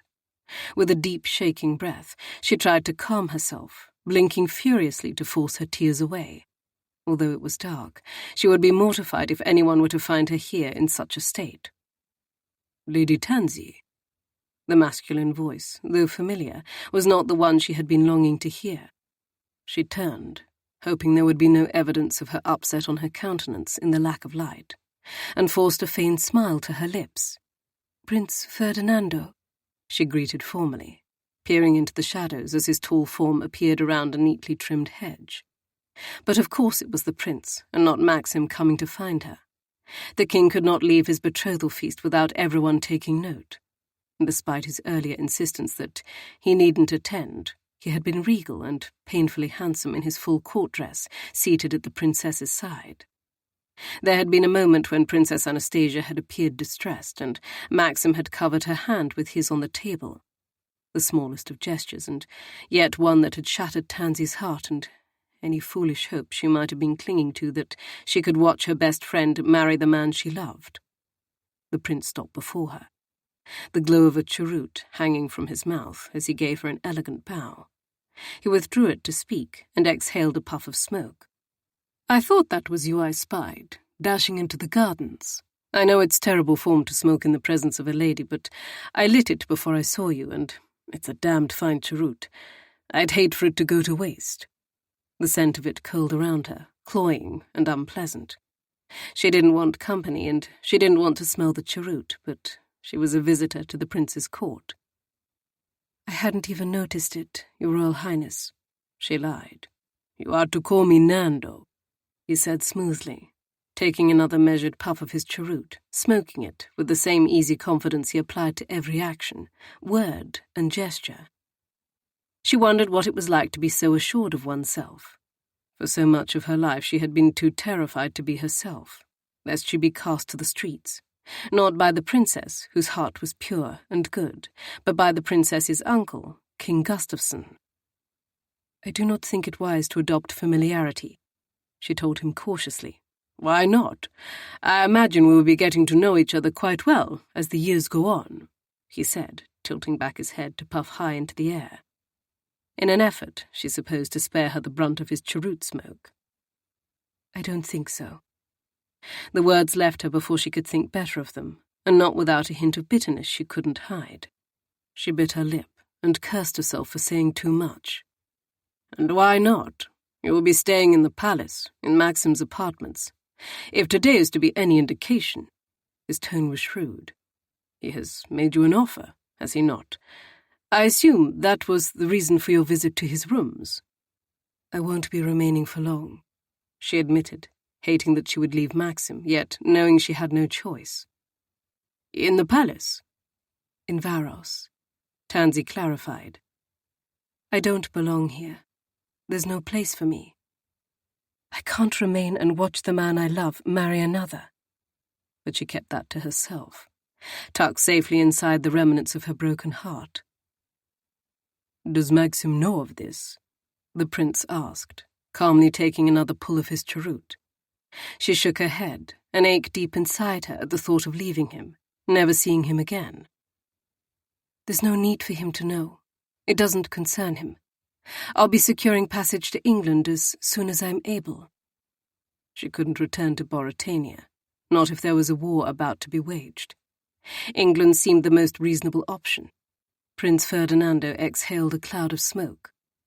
"If you leave him, you'll be devastated." She blinked furiously against another stinging rush of tears, fighting to keep them at bay. "If I remain here and watch him marry another, it will destroy me." Her voice trembled with unspoken emotion. "You love him?" It wasn't a question, but rather a knowing statement. She pressed her lips together, staving off a sob, summoning her control to keep from humiliating herself. "Yes." Desperately, hopelessly, futilely. "He shall be marrying you instead of the princess," Prince Ferdinando said with great feeling. "To hell with allies and wars. He's sacrificed enough of himself for Varos. He deserves to be happy." He did deserve happiness. Maxim was a good man, a misunderstood man, a man who had been through hell in the name of his people, but she couldn't bear the agony of watching him with the princess. "I understand why he must marry Princess Anastasia." The words left her with great difficulty. She had to pause and collect herself before continuing. "But tonight showed me that I can't stay in Varos. It's far too painful. I'm not strong enough to bear it." "Damn it!" the prince cursed, tossing away his cheroot and smothering it beneath the sole of his boot. "You should tell him, Lady Tansy." "If I tell him, he will only try to keep me here. He can be very persuasive when he chooses to be." Her cheeks heated, as memories of just how persuasive he'd been earlier filtered through her, chasing some of the anguish. "He cannot know." "You do him a disservice in not giving him warning," the prince cautioned. But she was firm on this. She was weak and vulnerable where Maxim was concerned. She didn't trust herself not to succumb, should he attempt to dissuade her. "He can't know," she repeated. "Promise me you won't tell him either." "My lady," Prince Ferdinando protested, clearly not liking the idea of keeping a secret from his brother.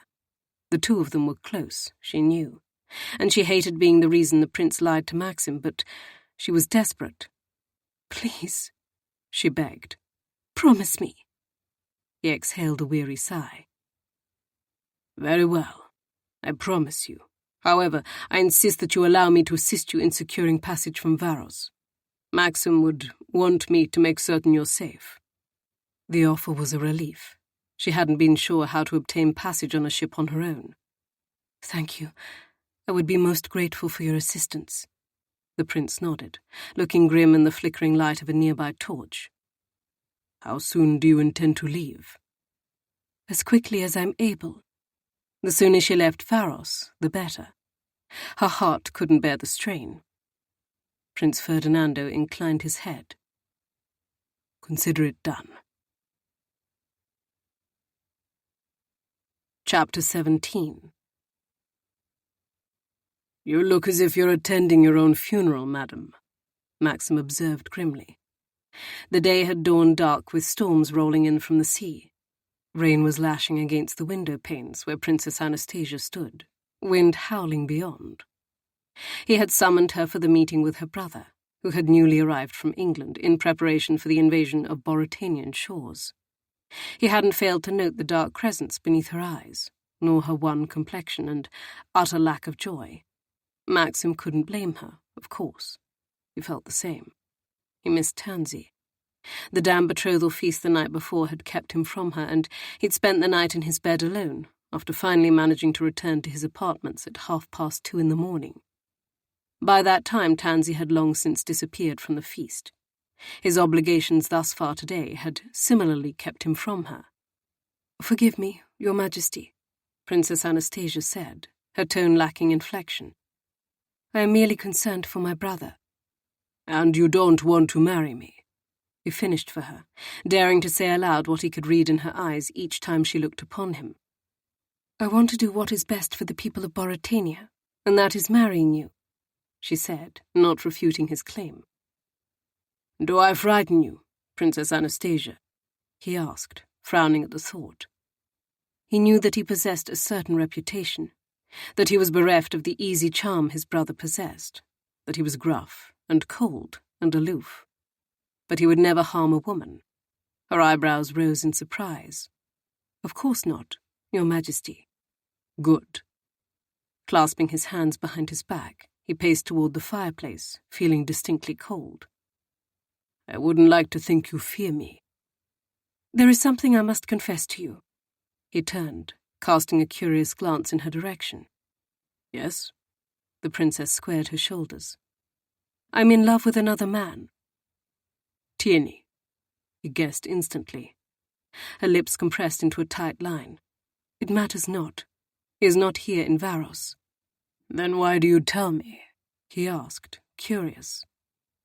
"Because I wish for our marriage to be an honest one. It seems inauspicious to begin it with lies." Their very marriage felt increasingly inauspicious to Maxim.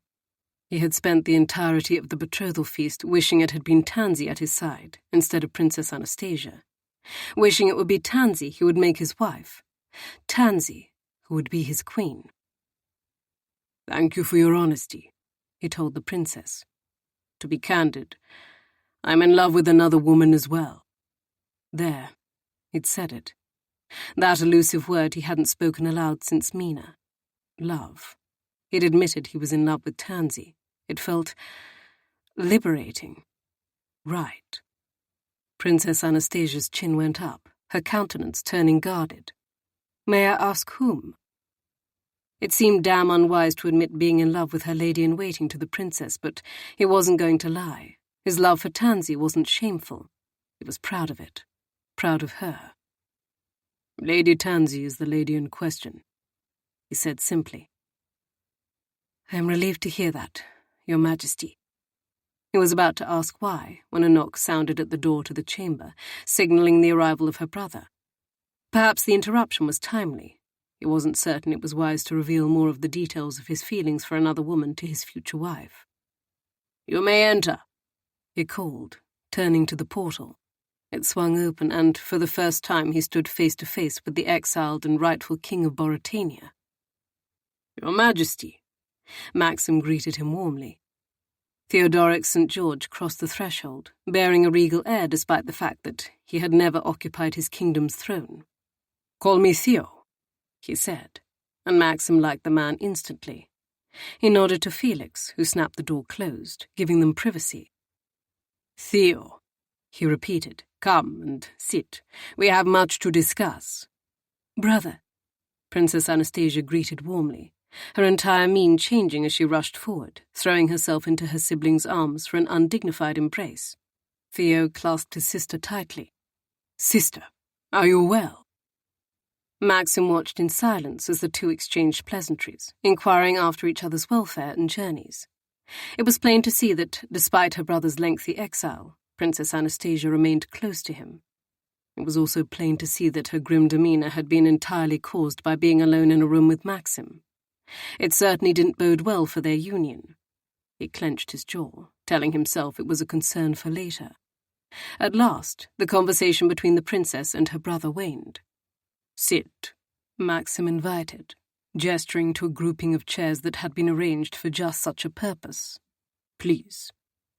The three of them settled in their respective chairs. Theo was first to speak.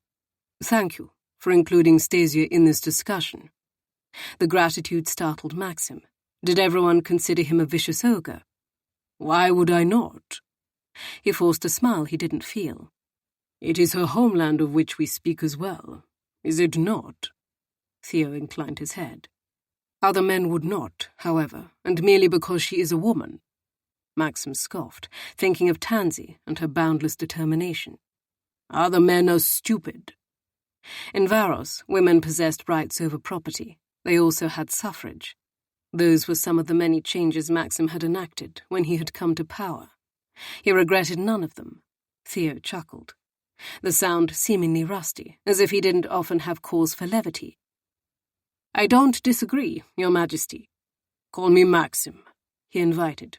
"Please, we are allies, no?" And soon to be family, but that reminder came with an unwanted surge of bitterness. "Allies," Theo repeated, slanting a glance at his sister. "I would like to believe we are." "Allies," he insisted firmly. "I have an army ready to prove it so, and I've men in Boratania awaiting you. They've been gathering the revolutionaries in preparation for your arrival. My ships are at your disposal. Varos is committed to removing the pretender king from your throne and seeing you placed upon it, where you belong." Theo nodded, his expression tense and stern. "I'm indebted to you for your generosity." Maxim shook his head. "I'm not a generous man. I'm a wise one. Having you on the throne will benefit my kingdom and my people.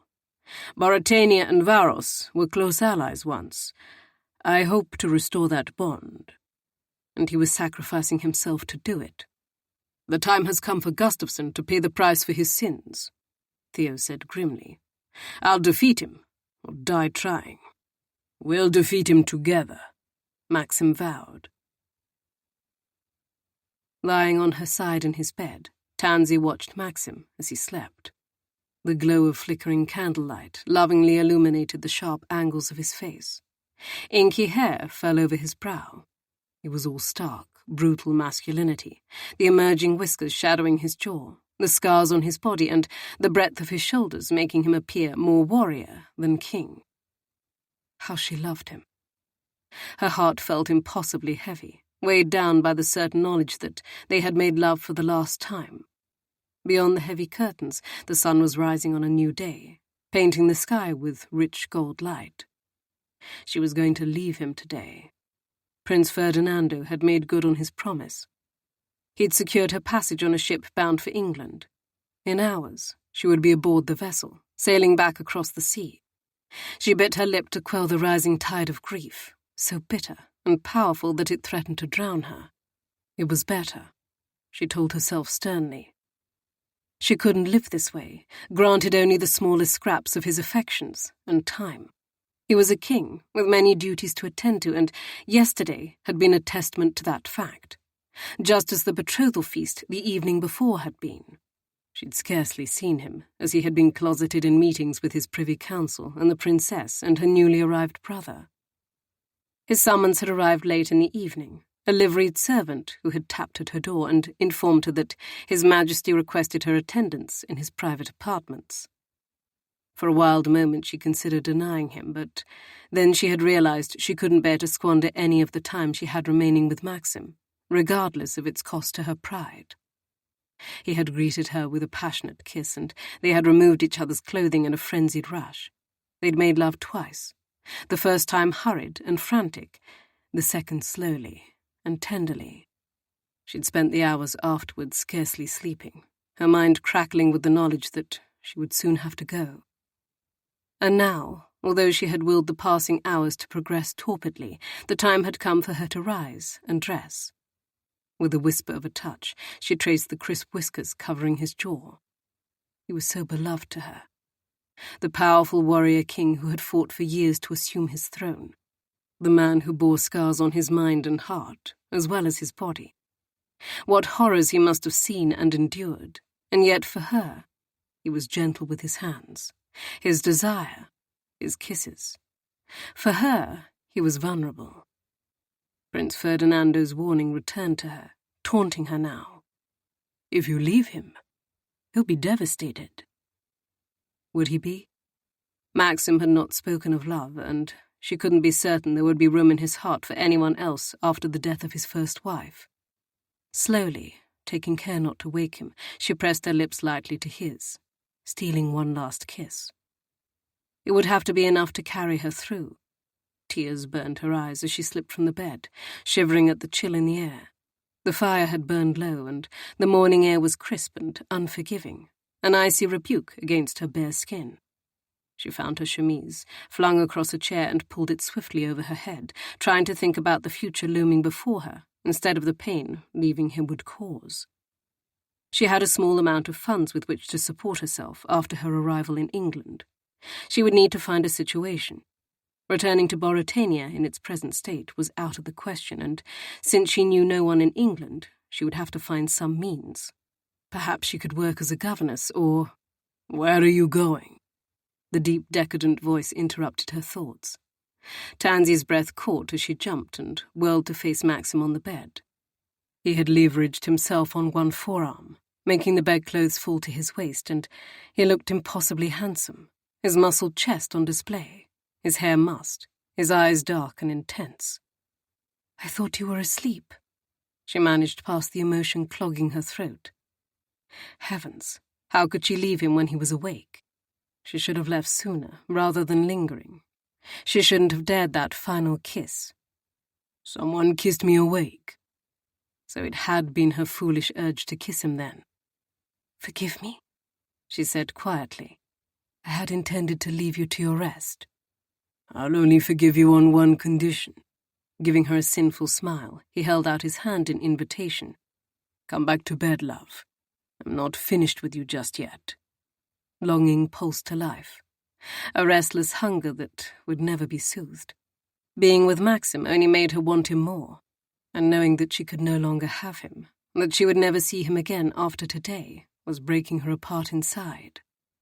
"I should leave your apartments before the servants are about," she protested, wanting to go to him and yet fearing the consequences if she did. "The only thing you should do is come back to me." He flipped back the bedclothes to reveal his cock, rising thick and hard. "Don't leave me in this state. It's criminal." As she watched in helpless thrall, he gave his beautiful cock a leisurely stroke, her sex clenched at the sight. Unabashed desire arced through her. She ached for him to be inside her. "One more time," whispered a wicked voice inside her. "Just one more time." The ship wasn't leaving until the afternoon. She had already packed her meager belongings. Her feet were moving of their own accord. She reached the bed, and he caught her waist in his hands, lifting her easily atop him. "This is how I prefer to spend my mornings," he said appreciatively, his voice gruff, his gaze roving over her with frank admiration. "There's only one thing wrong. You're wearing this blasted chemise." She grasped handfuls and hefted it back over her head, no longer cold now that the blazing heat of Maxim was beneath her. "Better?" He took one of her nipples in the velvety warmth of his mouth. "Much." Tansy ran her fingers through the silken strands of his hair, then kissed his temple at the patch of silver. He suckled her other breast then, and he slid his hand up and down her spine in a gentle caress that incited the flames of wanton desire into a feverish pitch. She was already wet, more than ready for him, their earlier lovemaking leaving her in a heightened sense of awareness. "Mine," he said, against the curve of her breast, as if she were a prize to be coveted, as if he made the declaration for all the world, instead of just the two of them. She kissed his cheek, the scrape of his stubble against her lips, and inhaled deeply of his scent. "Maxim, I love you." The confession left her suddenly, unintentionally, but she had to tell him. She'd meant to all through the night, but fear had made her hold her tongue.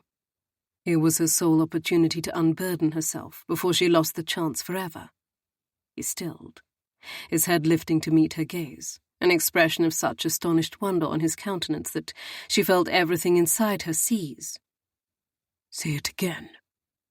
She swallowed, holding his stare. "I love you."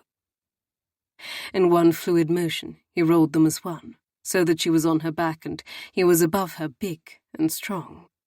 He gave her a kiss that was ravishing and ferocious, and with one thrust he was inside her to the hilt, his cock embedded deep, pinning her to the bed with his hard body. She moaned into his kiss, feeling her will to leave him flee by the second, her core clenching around him to grip him tightly. Their mouths still fused, he withdrew, and then slammed into her again. Tansy wrapped herself around him, arms and legs clinging like a vine. He withdrew, almost slipping entirely from her body. And then he was inside her again, thrusting with powerful strokes that took her instantly to the edge. Maxim groaned and gave her his tongue as his hips moved faster. The sounds of their bodies meeting, skin slapping, the bed heaving beneath the force of his thrusts, filled the air.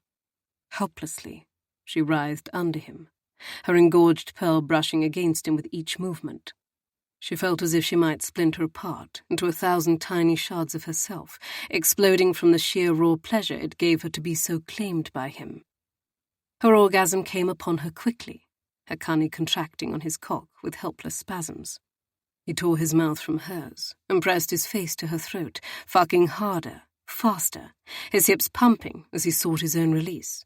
And with each thrust of him inside her, she unraveled more, bliss exploding from deep inside her and radiating outward. His breathing was ragged and warm on her neck, his shoulders stiffening. With a growl he came, filling her with the hot spurt of his seed. Tansy held him to her as he collapsed atop her, their bodies both slick with the sheen of perspiration from their unrestrained efforts, and closed her eyes tightly against the renewed threat of tears. She couldn't bear to leave him, and yet she couldn't bear to stay and watch him become another woman's husband. She only hoped he could forgive her.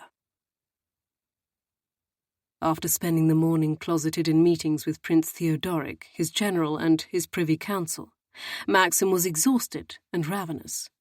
He was also longing for Tansy.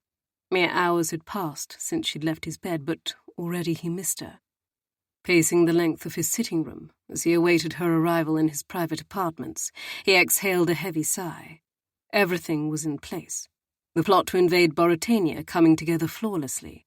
He would soon have what he wanted, and his army and naval fleet were both far superior to Boritania's depleted ranks.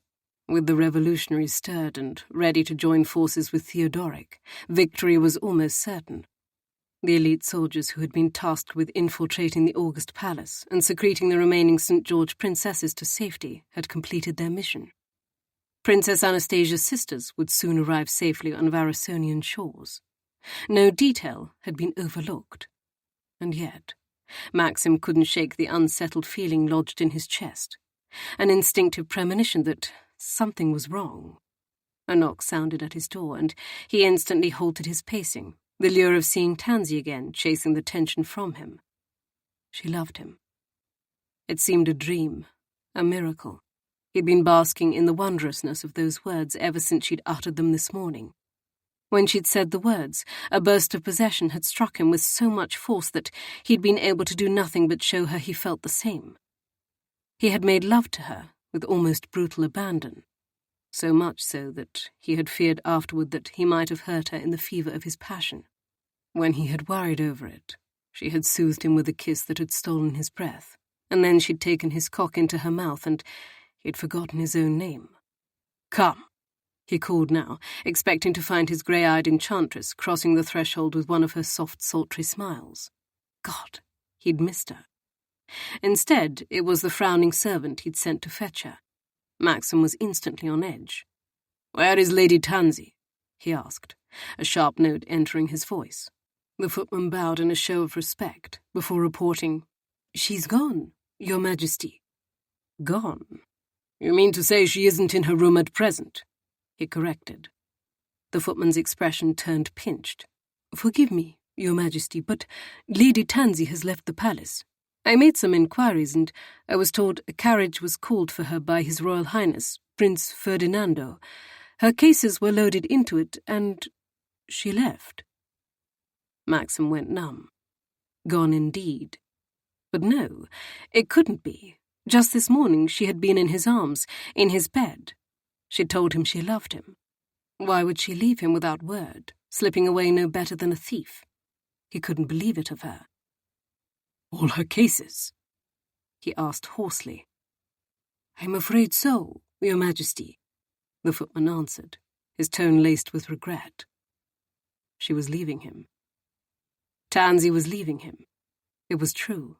There was no other explanation. His mind whirled, his gut clenching, his heart seizing as if gripped by a merciless fist, and Nando had called for the carriage. Damn him. Nando was behind this. He was going to throttle his brother. No, that was far too merciful. He was going to send him to the fucking dungeons. "Do you know where Prince Ferdinando is?" he asked tightly. "I believe His Royal Highness is in his rooms, Your Majesty," the footman said timidly.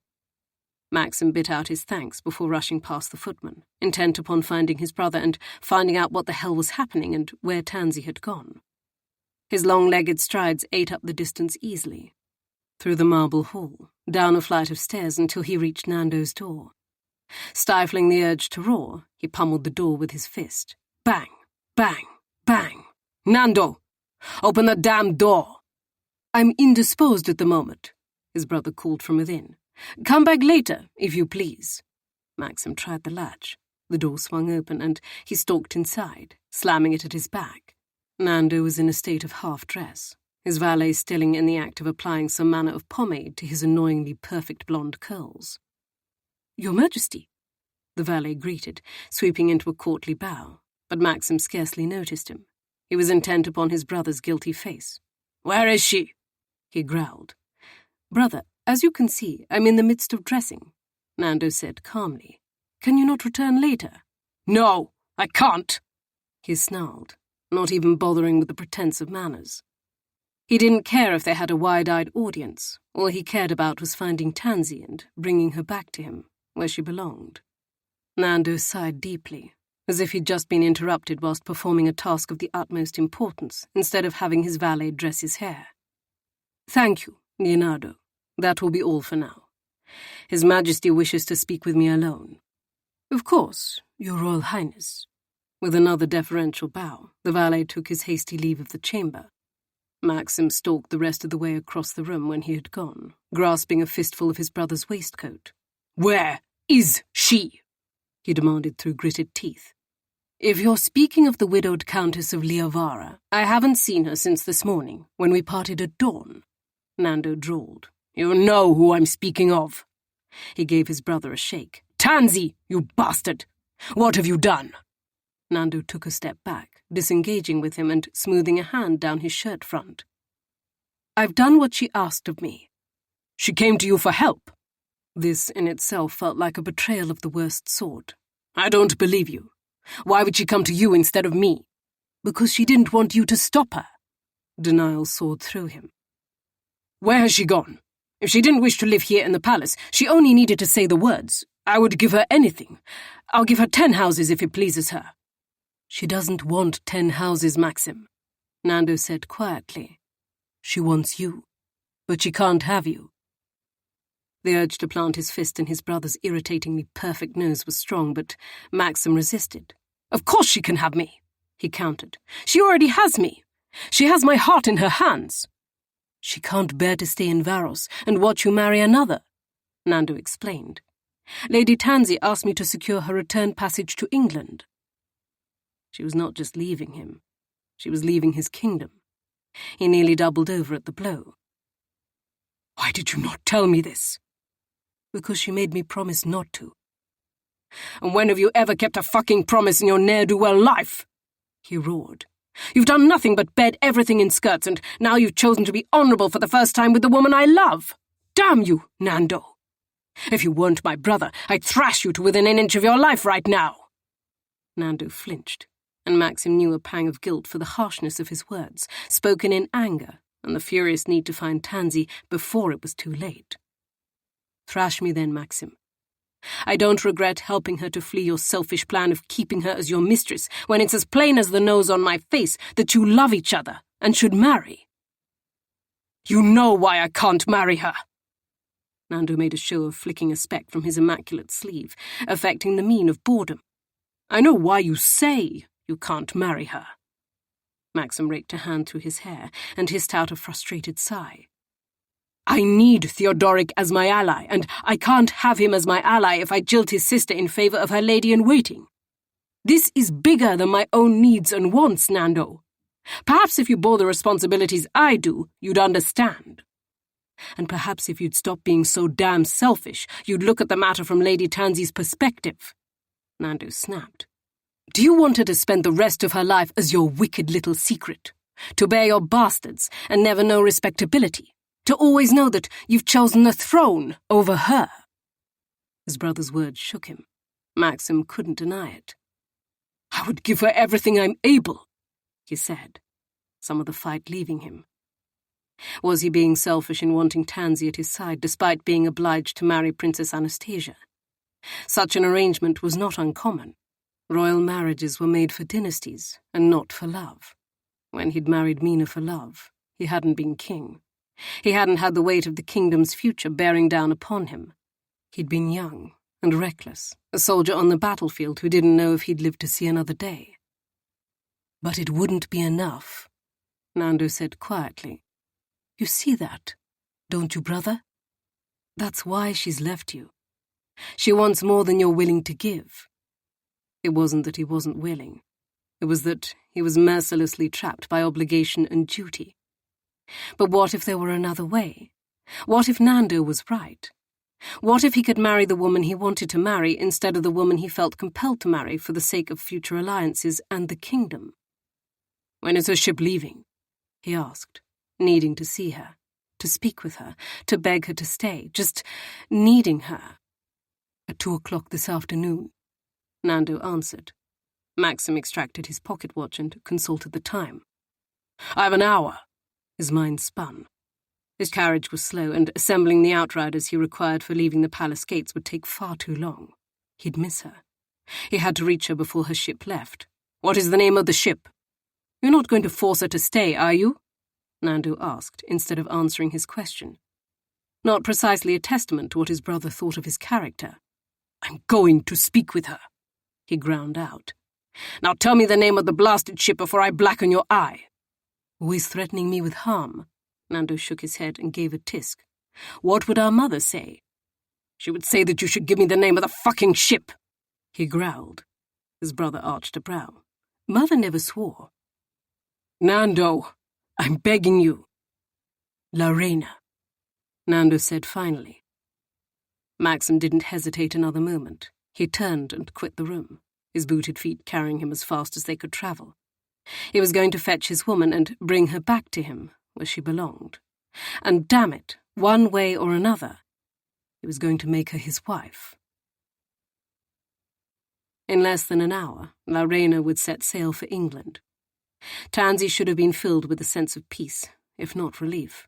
Instead, as she waited to board the ship looming before her at the docks, all she felt was the unbearable weights of dread and regret. She felt like a delicate piece of porcelain which had been left teetering on the edge of a high shelf, only to fall and smash to bits, and, regardless of the attempts anyone would make to reassemble the pieces, she would never again be whole. She had told Maxim that she loved him, and despite the ferocity of his response and the sensual abandon with which he'd claimed her, he hadn't spoken of loving her in return. It was just as well. If he had told her he loved her, leaving him would have proved impossible. As it was, she needed all the strength she possessed to see her cases loaded into the carriage Nando had arranged before climbing in herself. As the carriage had driven away, she'd looked back, the fanciful notion that she might see Maxim running after her, lingering in her foolish mind. Instead, the palace had disappeared from view, and the carriage had been swallowed by the capital city street traffic. And there she'd sat, alone on the oiled Moroccan leather squabs, leaving the man she loved behind forever. A cold wind whipped off the water, nearly claiming her bonnet. Tansy wrapped her pelisse more firmly about herself, shivering. It was difficult to believe that mere hours ago she'd been in Maxim's bed, in his arms. No, she mustn't think of him now. Already tears burned her eyes, threatening to spill. She needed to keep all thoughts of Maxim from her mind, to turn her thoughts solely to the arduous journey awaiting her. A sob rose in her throat, and she pressed the back of her hand over her mouth to suppress it. She didn't want to leave Maxim, didn't want to leave his kingdom, to never again see him, touch him, kiss him, make love with him. "Do not weep now," she ordered herself firmly. "Don't humiliate yourself by turning into a watering pot before all your fellow travellers." She inhaled sharply. She could leave him. She had to leave him, for the sake of her own self-preservation. She had no other choice. Just a few more minutes, and then she would be aboard the ship, and even if she changed her mind, it would be too late. She couldn't weaken in her resolve now. For if she returned to the palace, she would fall back into his arms, into his bed.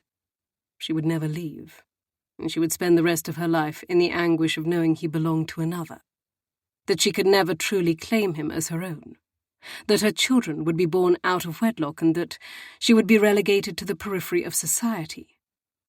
Leaving him was for the best. It was her only choice. Yes, she could do it. She would be strong enough. She would... "Tansy!" His voice broke through her madly churning thoughts, and she whirled about to find somehow, impossibly, Maxim striding toward her, his cheekbones flushed as if he had ridden to the docks from the palace as quickly as he could. He had come to her, and for a moment her heart rejoiced at the sight of him, so beloved, so handsome. He stopped before her, his greatcoat swirling about him, his hat pulled low on his brow. It required every bit of restraint she had to keep from launching herself at him. "What are you doing here?" she asked. He grunted. "I might ask the same of you, madam." His tone was displeased, his expression impossible to read. "I am waiting to board the ship," she forced herself to say. "You're leaving me," he said bluntly.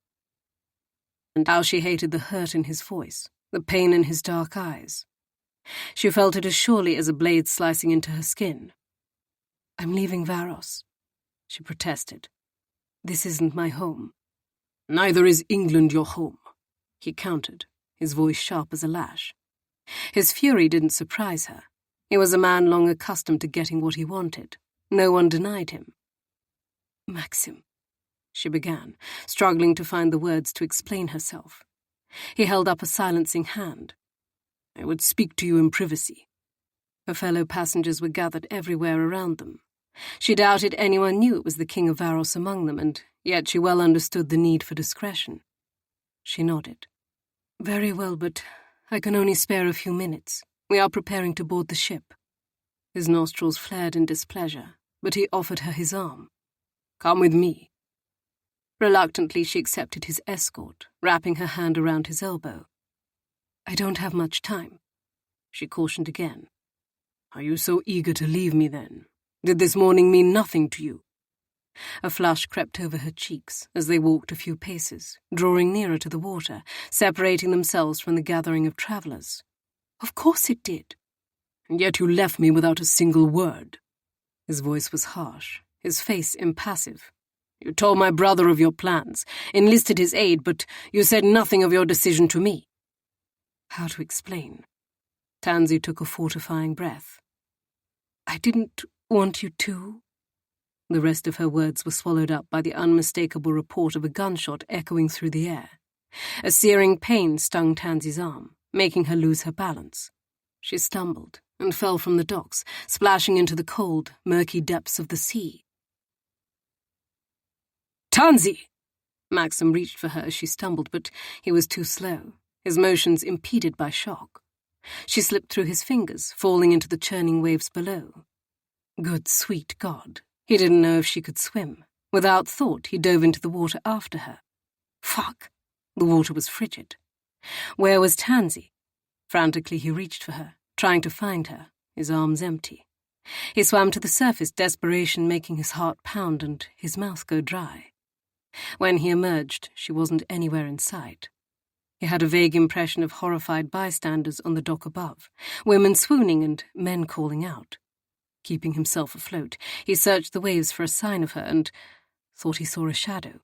Maxim dipped below the surface, swimming in the direction he thought he'd spied her. Mercifully, he found fabric.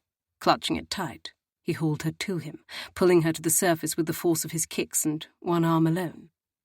When they reached the top, she sputtered, coughing out water, eyes wide with fear, choking out his name. "Maxim!" "I've got you, love," he said in as soothing a tone as he could manage, keeping her anchored to him, even as the weight of her sodden skirts threatened to pull them asunder. "My arm hurts," she managed, her lips trembling, pale from the cold. And that was when he noticed blood. Blood on her. Blood in the water swirling around them. "My God, you've been shot," he murmured, heart hammering as he made the discovery. She'd been wounded, hit in the arm. Fucking hell, he had to get her out of this blasted water. "Someone help us!" he shouted to the men and women watching in horror above. "The lady has been wounded!" He was keeping them afloat, but weighed down by his boots and her garments, he didn't know how much longer he'd be able to keep their heads above water. And he needed to stop the loss of her blood, to determine the extent of her injuries. A flurry of movement caught Maxim's eye, a skiff rowing toward them. He called out, desperate to get Tansy into the boat and safely onto shore. The man at the oars nodded, rowing swiftly to them. "She's been wounded," he told the two men in the skiff. "Be gentle with her arm." "Lift her up to me, if you're able," said the fellow at the front of the boat. "I'll take care." "Maxim," Tansy said weakly, her face pale, lips devoid of colour, teeth chattering. "Please, I'm afraid." The words were like a knife to his heart. Fear for her powered him. With inhuman strength, he clung to one side of the boat, hefting her up with the other. The effort took every bit of strength he possessed. Arms wrapped around Tansy, taking her into the boat. And then the man returned, his hand extended for Maxim to take. Driven by the need to see Tansy safe, he hauled himself into the boat, rolling to his back, cold and sodden, struggling to catch his breath. "Get us to the docks," he managed. Tansy was shivering, blood seeping from her torn pelisse. He hauled her to him, knowing he was soaked to the bone as well, and yet somehow thinking he could warm her, comfort her, heal her. Damn it, he couldn't lose her. Not now, not ever.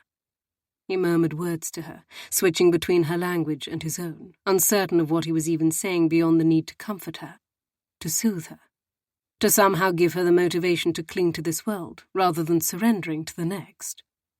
Hot tears scalded his cheeks. He wept openly, without care, without thought. And in his mind he saw Mina, pale and streaked with soot, her face bruised and swollen, almost beyond recognition. He had found his way to her too late to save her, but he wouldn't allow the same to happen to Tansy. "Live for me, Spitfire," he begged, holding her close to him, the wind whipping cold and brutal around them as the skiff frantically journeyed toward the docks. "Live for us." Maxim paced the hall outside the room, where Tansy had been taken in the palace. Looming madness, warring with fear. His personal physician had been summoned to attend her, but she'd been weak and cold. The ride back to the palace from the docks had seemed an eternity, and at some point, as his carriage had swayed over familiar roads in torpid agony, she'd swooned in his arms. "Maxim, you should at least bathe." Nando's voice was at his ear, his brother's booted footfalls matching his presence a comfort that nonetheless lacked the impact it ordinarily had upon him. He couldn't bear to lose her. All he could see was her face, so wan and fragile. She'd been limp as a doll in his arms, pale and lifeless. He wouldn't lose her. "Maxim," Nando pressed when he ignored him. Pace, pace, pace. Neat steps, even time, rhythmic and unending. But not even the old routine could heal him now. Marching with Nando didn't erase the memory of Tansy crumpling into the waters, Tansy bleeding, the terror of realizing she'd been hit by a damned bullet. His chest seized. Who had shot her? And why? He had a suspicion the bullet had been intended for him. He hadn't taken his customary outriders with him in his haste to find her. His carriage had been marked with his coat of arms. Anyone could have spied him. They could have followed him into the crowds on the docks, taken the opportunity. He'd been responsible for Mina's death, and now he was likely responsible for what had happened to Tansy too. "Maxim." Nando's voice, insistent, pierced the haze of thoughts whirling in his mind. He stopped at last, turning to his brother. "What do you want?" "You're soaked," Nando said. "You'll catch your death. A hot bath has been drawn for you in your apartments. Go and warm yourself, change into dry clothes." "Do you think I give a damn about what happens to me?" he roared, fists clenched at his sides in impotent fury. "I'd lay down my life for hers."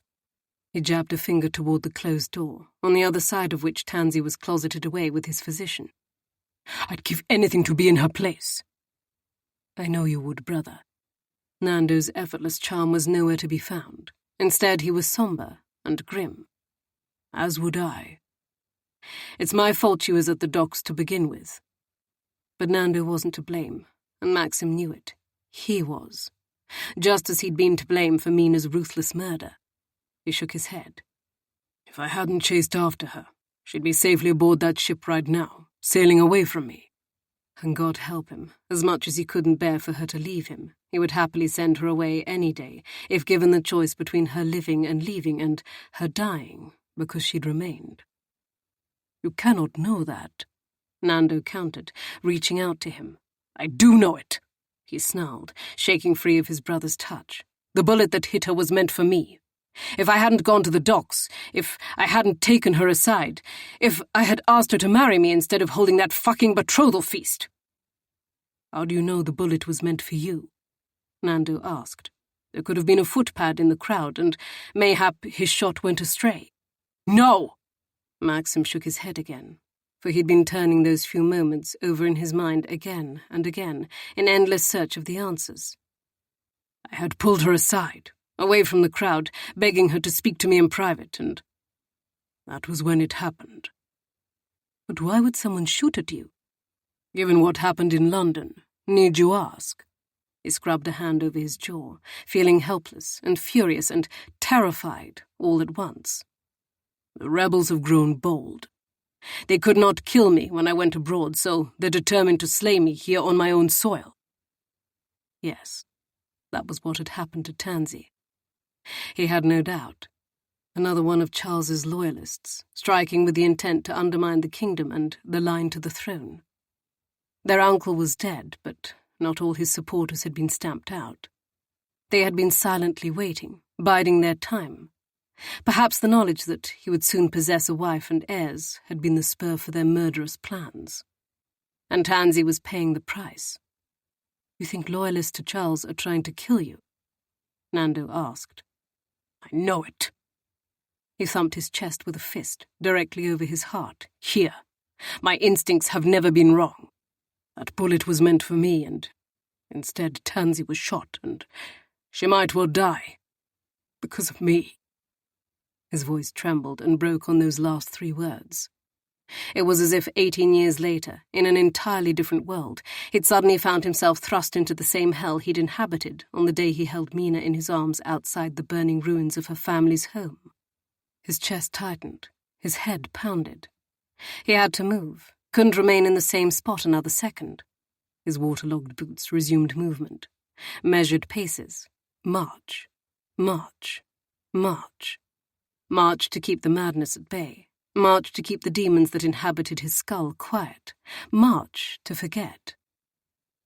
"I blame myself," Nando was saying, keeping time at his side. "You cannot blame yourself.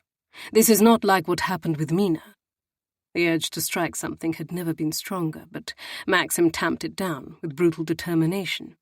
"This is everything like what happened with Mina," he countered harshly. "You don't know because you are scarcely more than a whelp, a lad still on his mother's teat." He regretted the lash of his outburst the moment it left him, but damn it, all he wanted was to know how Tansy was faring, to know if she would live, to see her, to touch her, to beg her forgiveness. "I'm reasonably certain I wasn't on our mother's teat at 12 years old," Nando said smoothly.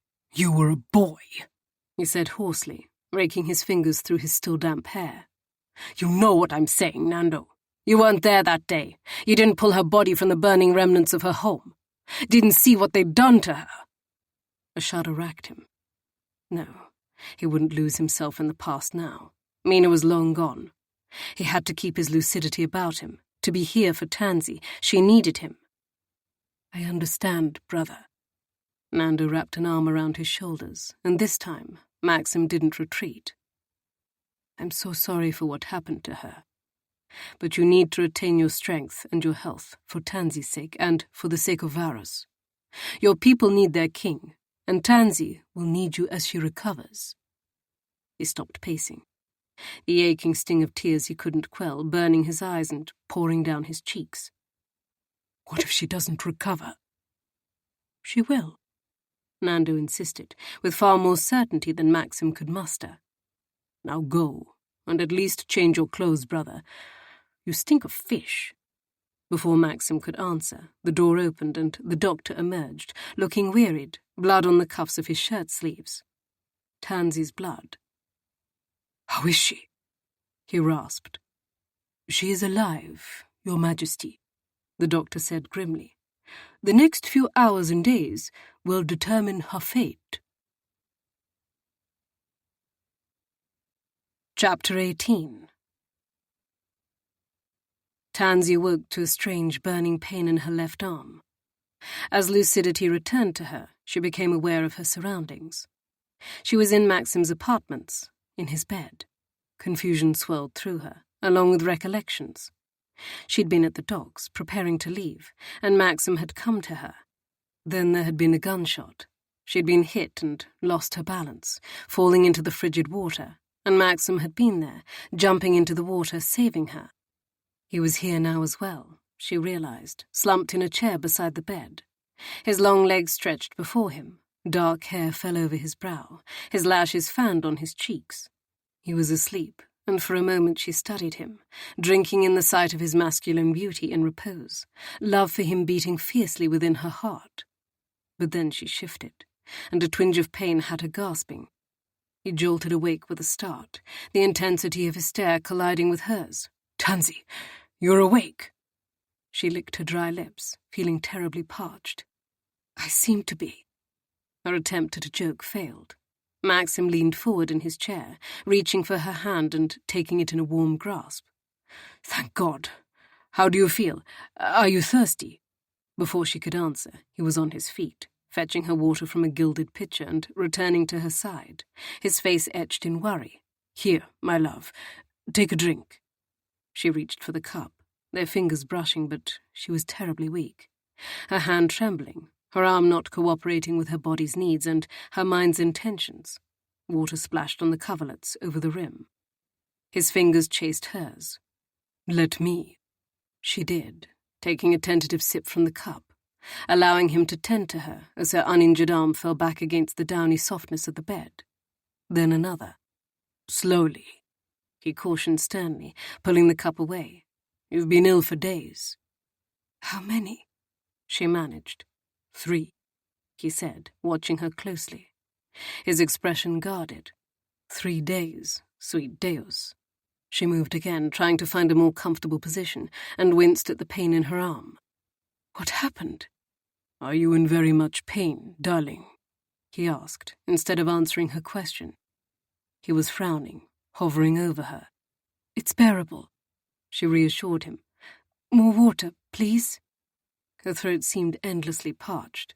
She felt as if she could drink an entire ocean of water and still not be satisfied.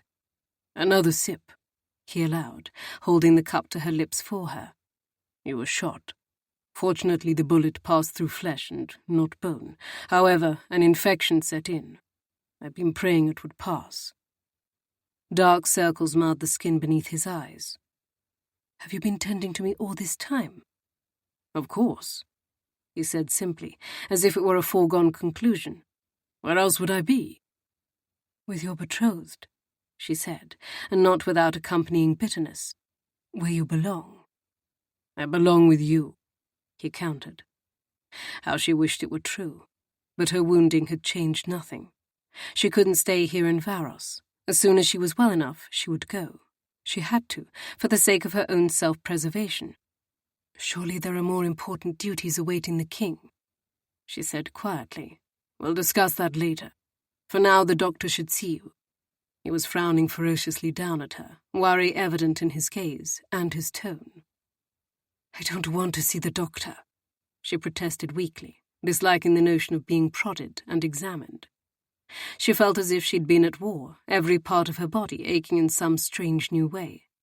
Surely an examination by the physician would only enhance her pain. But Maxim remained impervious, his face a stern, impassive mask. I'm not taking any risks with you, Spitfire. You're too precious to me. Before she could offer further objections, he stalked to a bell pull, calling for a servant. It had taken 1 week of sheer, absolute hell for Tansy to fully fight off the infection that had claimed her in the wake of her wounding and regain her strength. And it had taken 1 week for Maxim's men to find the bastard responsible for it. He approached the prisoner, who had been chained to the walls of the palace dungeon. The man was familiar, save the scar marring half his face and the patch he wore over one eye. He'd last seen that face covered in blood on the battlefield, years ago. Maxim had left him for dead. Rodrigo, he spat in greeting, the name like a curse. The other man sneered. The bastard who pretends to be king. I'm the rightful king of Varos, he countered with a calm he didn't feel. It was your leader who was the pretender. Maxim would show Rodrigo no weakness. Rodrigo released a bitter mocking laugh. You'll never be the true king. You were born of a false union. Inside, his heart was galloping. The madness that was never far lurked at the edges of every moment. He kept his cool facade in place by sheer force of will. My father's half-brother was born of an annulled union, and he was disavowed, he countered. He seized control through bribery and other nefarious means, and he led a pack of brutal, ravening murderers in doing their damnedest to destroy this land. Mina's soot-streaked, badly beaten face rose in his memory, and then he thought of Tansy falling into the water, blood everywhere. Rodrigo would pay for the pain he had inflicted upon those weaker than himself. He would pay dearly. Maxim would make certain this time that the villain could never harm anyone again. King Charles was the rightful heir to the throne. He smiled grimly. And yet I am the one who now occupies the throne, whilst he rots in the dirt. If my hand had been steadier, you'd be rotting with him, Rodrigo growled, tugging at his restraints to no avail. He was secured to the ancient stone walls. Maxim had made damn certain that the hold the devil had been placed in was their most secure. There would be no escape. And if the assassins you sent after me in London had been trained half as well as my men, I wouldn't be here now, he acknowledged. But none of them could do the job properly, not any more than you and your men could win the war. Rodrigo's glare was venomous. We may not have won the war, but we did enjoy passing around your whore. Pity I couldn't manage to kill the new one the same as I did the old. His blood went cold. rage making his shoulders tense and his fingers ball into fists at his sides. "You ordered the attack on the village that day." It wasn't a question. Maxim already knew the answer. It was why he had faced Rodrigo in battle, why he had done his best to slay him. His best hadn't been sufficient, but this time would be different. Rodrigo grinned. "It was a great pleasure to watch the torches set flame to the houses and burn the traitors to the ground." "You murdered my wife! You wounded my future wife, and you tried to kill me!" he accused, lethal menace rising within him, threatening to overtake him. "I would do it all again in the name of the one true king," Rodrigo said defiantly. The urge to do him violence, to thrash him to within an inch of his life, was strong. Perhaps the greatest temptation Maxim had ever known. But he knew that the worst punishment he could inflict upon Rodrigo was to suffer. To live the rest of his days caged like an animal, never again seeing daylight, going mad in the bowels of the palace, existing on gruel and water, and nothing else. "The only thing you will do in the name of the pretender king is stay chained up in this dungeon for the rest of your miserable days," he told the other man dispassionately. "You will be tried for your crimes, and I'll turn over every rock in this kingdom to find the rest of your traitors and to send them here to hell along with you. That's not a threat, Rodrigo. That's a promise." With that, Maxim left the cell, closing his ears to the obscenities and hatred Rodrigo called after him. He'd just made one promise, and now he had another to break. "My sisters have arrived safely," Theodoric St. George told Maxim after performing a perfunctory greeting. "I'm indebted to you. If anything had happened to Annalise or Emmeline, I wouldn't have forgiven myself, and yet I was in no position to retrieve them." They were seated in Maxim's formal study, a decanter of Scotch whisky laid out on a table before them, fortification he feared might prove necessary, given the information he intended to impart. He nodded anyway, pleased to hear the news. "Excellent. I know you wished for their removal from Boratania before we press our advantage, and now we have one less obstacle in our path." St. George raised a brow, his look turning questioning. "You speak heavily, as if there is something weighing on your heart." "Because there is." Maxim reached for the whisky, pouring a measure into his glass before taking a healthy sip. "There is the matter of my marriage to your sister, Princess Anastasia." The other man's countenance turned guarded. "Oh?" "My intention in forming such a union was to solidify an alliance between Varos and Boratania." He elaborated carefully. "With you on the throne, our particular corner of the world will be much more stable. Meanwhile, I've still been fighting an ever smaller group of traitors who remain loyal to my father's half-brother. I need all the stability I can achieve for the sake of my people." St. George passed a hand over his jaw. "I understand the need. Stasia has already explained as much to me." He took another swift sip of his whisky. "Did she also tell you that she is in love with another man?" St. George appeared stunned. "Stasia? Of course not." "As it happens, I'm also in love with another woman," he continued. "Lady Tansy Francis, the princess's lady-in-waiting." "Lady Tansy?" St. George repeated. "Yes." He held the other man's stare, refusing to change his mind or relent. "It is my most sincere wish to make her my wife." "I cannot imagine Stasia has any objections to the match." How odd it was to hear Princess Anastasia referred to so informally. Maxim had never been on such intimate terms with her, and now he hoped he never would. "What do you mean by that?" he asked sharply. "Forgive me for being blunt, Your Majesty," St. George said, "but my sister has made it more than plain to me that she considers a marriage between the two of you an obligation. She is sacrificing herself so that you will aid us in securing Boratania and the removal of Gustafsson from the throne." "And what of you?" he asked.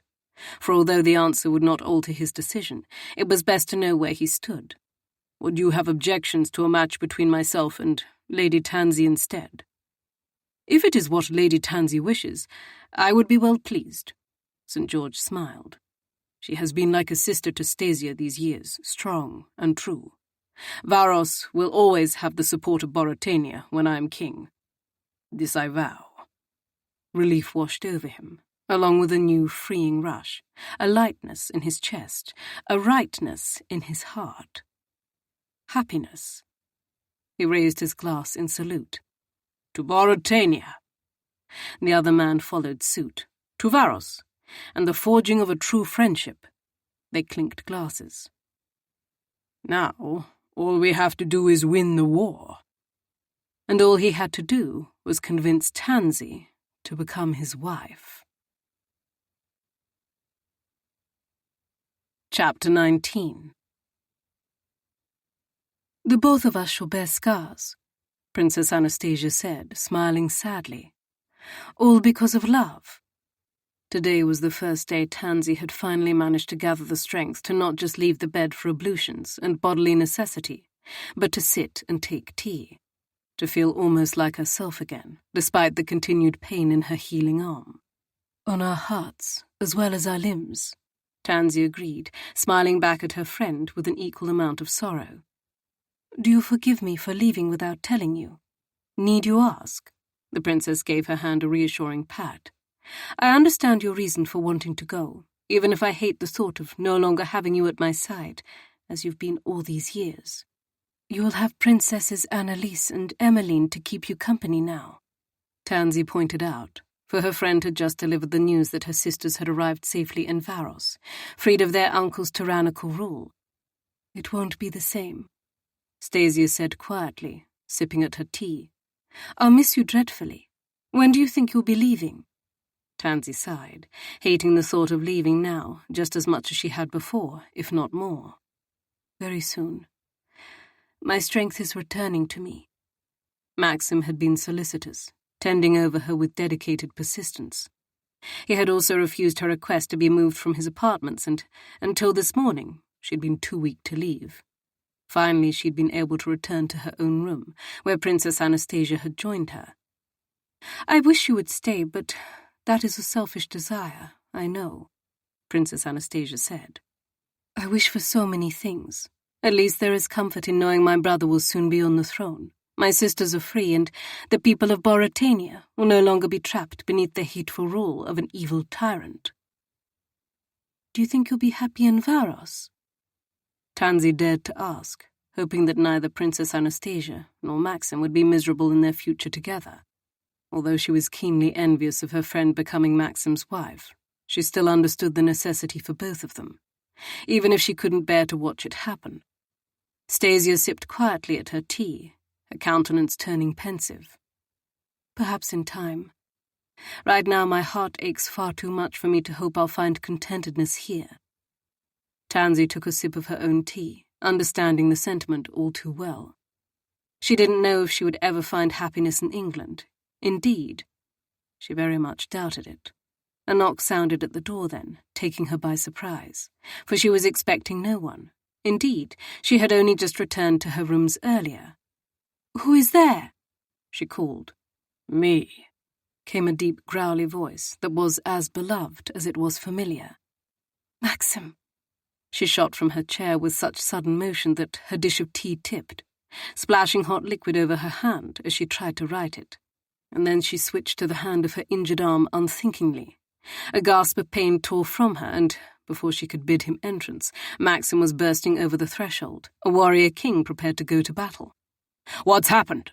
he demanded, stalking toward her. "Are you hurt?" "Perhaps my pride and just a sting to my hand," she reassured him shakily. "I spilled my tea, burned myself, and then attempted to right it with my injured arm." "Thank God." He was there in an instant, blotting up the tea, gently cleaning her hand. "What are you doing here? You should be in my apartments, where you belong." A warm flush crept over her cheekbones at his blatant masculine display of possessiveness, with Princess Anastasia as their audience. "I'm well enough to return to my rooms, Your Majesty." "Princess," he greeted, as if belatedly realizing Tansy wasn't alone in the room. Her friend dipped into a curtsy. "Your Majesty." He looked from Tansy to the princess. "Am I interrupting something?" How like him to belatedly have such a thought occur to him, after he'd already barged through the door and stalked into their tete-a-tete. Tansy would have smiled had her heart not been aching with the bittersweet knowledge she would soon leave him again. "Princess Anastasia and I were taking tea," she said pointedly. "Tea?" His expression turned disgusted. "Coffee is superior." "To you, perhaps," she countered gently. "To anyone with a tongue capable of tasting," he quipped. "I find tea to be delicious," she argued with him, allowing herself to be nettled over his customary arrogance. Perhaps if she clung to that, she wouldn't be thinking about how she would soon be an ocean away from him. "We shall have to agree to disagree on the matter," Princess Anastasia intervened brightly. "It's fortuitous that you're here, Princess," Maxim said. "There's a delicate matter I need to discuss with you." Tansy's heart plummeted. Did he truly intend to speak privately with his betrothed before her? "Can it not wait?" she asked desperately. "I cannot think such a discussion appropriate for me to intrude upon."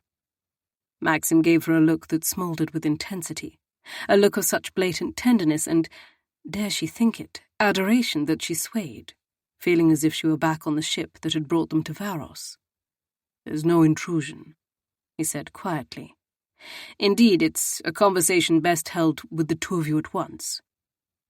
She couldn't fathom what manner of conversation that was.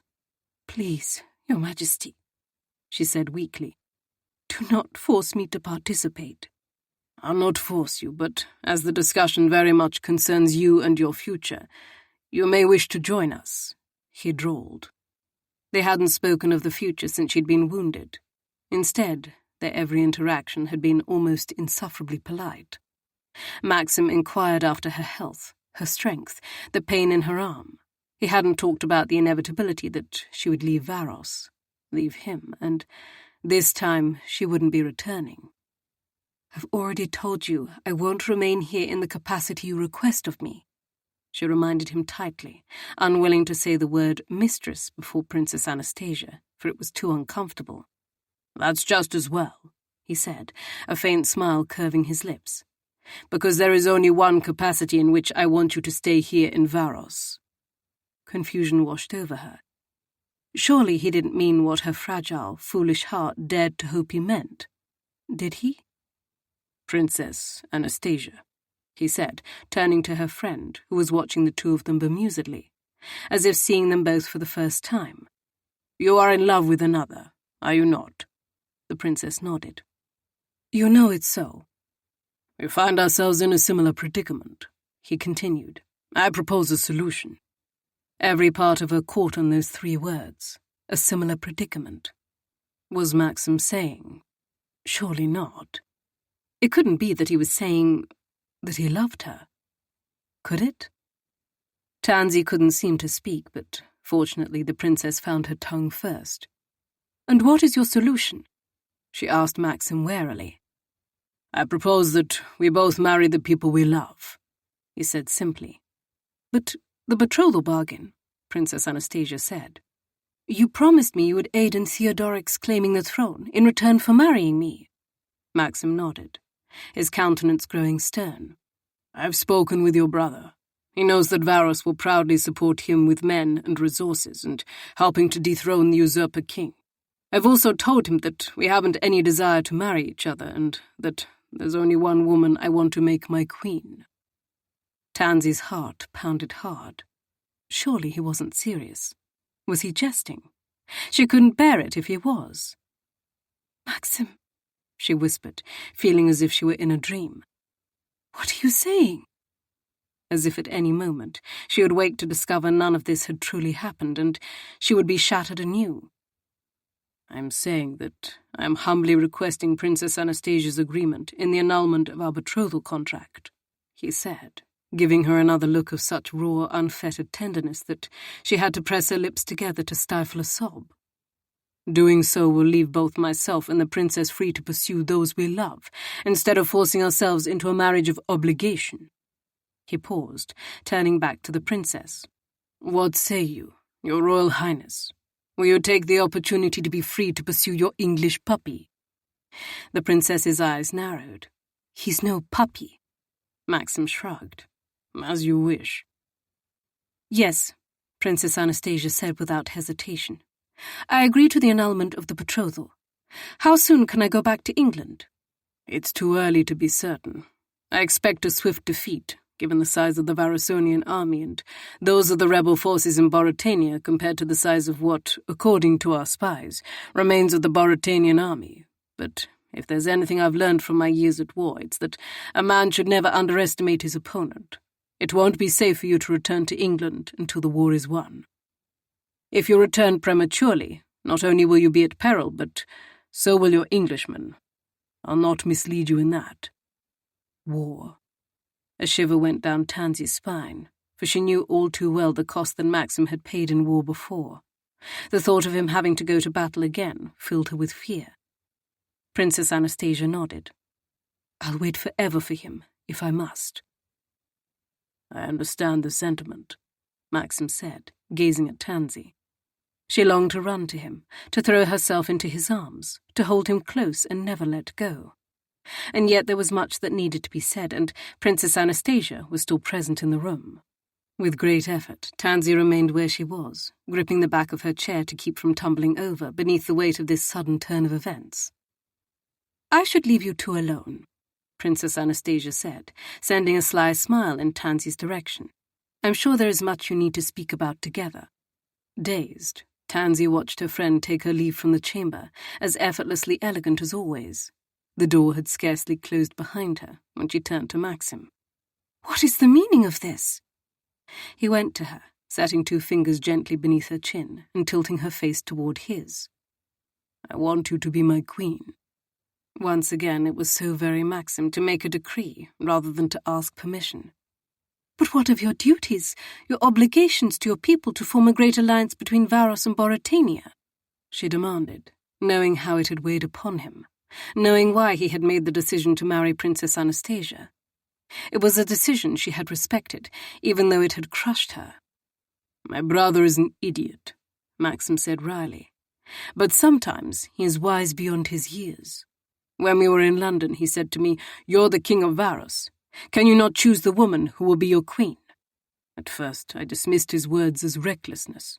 Nando being his wild, ne'er-do-well self with nary a care in the world and no sense of duty. But those words haunted me. He caressed her cheek lightly with the calloused pad of his thumb. And the more I thought about them, the more tempted I was to heed them. I thought my first duty was to my kingdom and my people, to the throne. I was wrong. My first duty is to the woman I love. To you. Tears blurred her vision, made her blink to clear them so that she could see his harshly handsome face. And then she reached for him, wrapping her uninjured arm around his neck and anchoring herself there, bringing their bodies flush. You love me? I love you, Spitfire, he rasped. I should have told you sooner. I intended to, but everything has been such a damned whirlwind, returning to Varos and planning the invasion. It wasn't until the moment I realized you were leaving me that I knew I had to find you and tell you. I had to beg you to be my wife, and I had to do anything and everything I could to make that happen. The day she'd been wounded, he'd intended to ask her to marry him, and meanwhile she'd been plotting to leave him again. Why didn't you tell me this sooner? She demanded. You were badly injured and ill. I didn't want to pressure you into making a decision when you weren't well enough to think clearly. I could have been on my deathbed and I would have told you yes, she murmured, twining her fingers through the soft strands of hair at his nape. The answer for you is always yes, my love. His expression became serious, his eyes burning into hers. You'll marry me. I'll marry you. Thank God, he breathed, as if he had doubted her answer, and perhaps he had.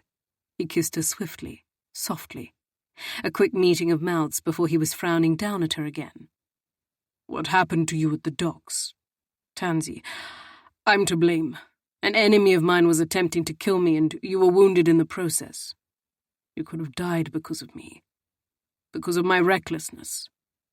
You couldn't have known what would happen, she protested, hating that he believed himself to blame, when he already shouldered so much responsibility in what had happened to his previous wife. "There had been assassins in London," he revealed grimly. "We traced them back to some remaining loyalists. I'd believed them dead, but they were in hiding, lying in wait until the most opportune moment to strike against me. I need you to know that I'll never again be so careless with you. The man responsible for what happened to you has been captured and imprisoned, and my men will have the name of any and every conspirator still on Varusonian shores. But I will see that you are protected in every way. I can't bear to lose you. I'll do anything you ask of me, but please, Tansy, just don't leave me. Never leave me." "Never," she echoed, rising on her toes to press her mouth to his, sealing the promise. He made a low sound of helpless need, kissing her hard before lifting his head. "There is more we need to discuss. With the war looming, it isn't prudent for us to make Gustafsson aware of the broken betrothal until the invasion begins. Otherwise, he may suspect us." "I understand." She searched his gaze. "You're not intending to go to battle yourself this time, are you?" "My battlefield days are done. I have faith in my generals and my soldiers." He leaned his forehead against hers. "The only place I'll go to battle is in the bedroom with my stubborn queen." She smiled through her tears. "I like the sound of that, my king." He kissed the corner of her lips. "We will win the war, I vow it. And we'll catch any remaining loyalists intending to do harm. I'll not have you living in fear. You're mine to protect." "I have faith in you, Maxim. I trust you above all others. That's why I fell in love with you." "Thank you." Another kiss fluttered over her mouth. "Say it again." "Always so demanding," she teased. "Might you not ask nicely?" "Say it again, please," he growled. "I love you, Maxim," she said, falling into the glittering depths of his dark gaze. "I love you, and I'll never leave you. I'm yours, always." His mouth was on hers again, possessive and voracious, stealing her breath. "And I'm yours, Spitfire." Epilogue. 1 year later. Maxim was marching. 1, 2, 3, 4. 1, 2, 3, 4. 1, 2. "Damn it, brother. I think I'm getting a cramp in my leg," Nando complained at his side. "It's been hours," he seethed without pausing his strides. "Fucking hours!" "What manner of hours?" Nando teased with a light air that was wholly inappropriate for the moment and made Maxim want to punch him in the mouth. "Fucking hours," he repeated grimly. "Don't test me, brother. I doubt your legions of women would be tripping over their petticoats to get into bed if you were missing some teeth." Nando grinned. "But I've all my teeth, and they're remarkably straight and neat too. All my women compliment them. I imagine they do," he allowed icily. "However, I'm referencing what will happen when I slam my fist into your mouth for making a jest when my lady wife is down that hall and behind those doors birthing my child." "You love me too much to punch me in the mouth," Nando countered, unperturbed. And damn him, he was right. "I'm not in the mood for levity," he snapped at his brother. "When are you in the mood for levity?" Nando grumbled with good-natured humour. He didn't hesitate with his response. "Whenever my wife is near." Tansy made him smile. She filled him with happiness, the sort he'd never known possible. They'd been married in secret 1 year ago, as the rebellion had unfolded in Boratania. The victory, as Maxim had predicted, had been swift. Within months, Theodoric St. George had assumed the throne that was rightfully his, and Gustafsson had been not just removed from power, but from the earth. St. George had taken an English wife as his queen, and Princess Anastasia was happily wedded to her English puppy, Archer Tierney. Love stories all around, but none so great in Maxim's less-than-modest opinion as his and Tansy's. He was admittedly biased. "Is now the wrong time to remind you that you have me to thank for my matchmaking efforts?" Nando asked, as they continued pacing. "Your matchmaking efforts?" he repeated incredulously.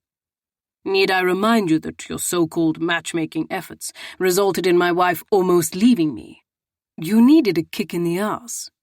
Only think of how miserable you'd have been had you wed the princess instead, or because you had some cork-brained notion about duty. He glowered at his vexing brother. Duty is not cork-brained. I was doing what I believed was in the best interest of the kingdom at the time. We desperately needed stability in Mauritania and an ally on the throne. And Theodoric St. George had proven a most reliable and worthy ally. Already, he had created vast improvements in the kingdom. Mauritania and her people were beginning to flourish again, and Varos rejoiced in it. The last of the loyalist rebels had been arrested for treason, and a much-needed sense of peace had blanketed the land. But now you can see that marrying Tansy was in the best interest of Varos, Nando said knowingly. And I suppose you would claim responsibility for my marrying her as well, he drawled, secretly grateful for the distraction his brother provided. He was maddening, and reckless, and irresponsible, not to mention depraved. But Nando was his brother, and he'd been a steadfast presence in Maxim's life. Nando beamed at him. Of course I would. I am, after all, responsible. Someone had to break through that thick head of yours with some common sense. As a reward for my service to the kingdom, I humbly request you name your firstborn in my honor. Ha! Maxim bit out a reluctant laugh at the suggestion. Only think, if the babe is a girl, she can be called Ferdinanda, and if the babe is a boy, he can be called Ferdo. He shook his head. You've been giving this thought. Why wouldn't I? You aren't the only one eagerly awaiting the birth of my niece or nephew. Those are terrible names, he said without heat. Nando grinned at him. Give it some time. Ferdinanda is a particular favourite, although Ferdo certainly possesses an elegance all its own. I suggest you name your firstborn after yourself, he countered with a snort.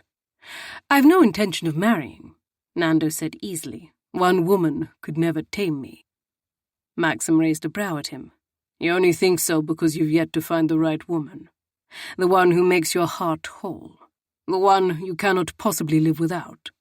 The one who brings you to your knees. Nando clapped him on the back.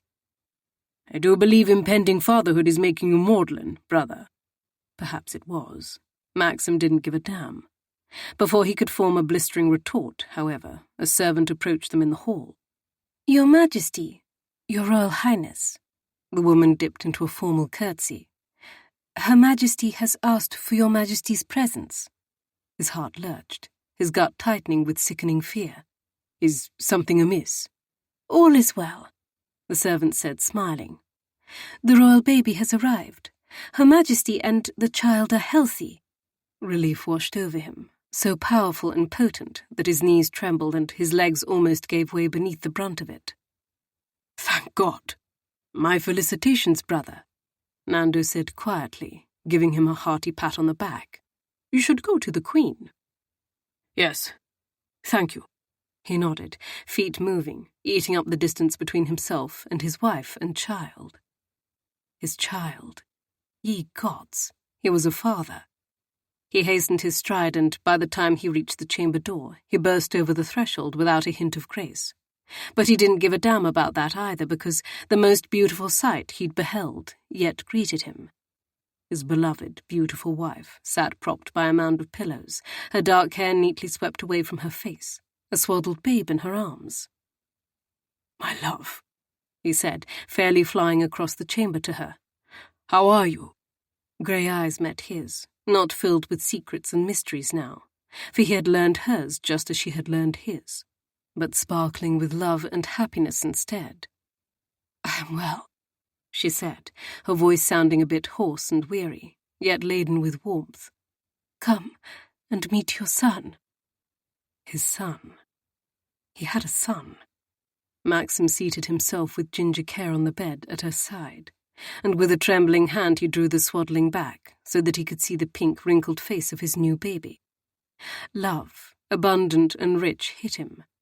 He's a handsome little lad, he said shakily, awestruck by the tiny, wriggling bundle, who rooted toward his finger as he stroked his son's soft cheek.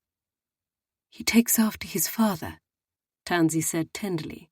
He looked up, smiling, tears suddenly blurring his vision. Thank you for giving me a son. She reached for him, cupping his cheek in one hand, smiling. As I recall, I'm not the only one responsible.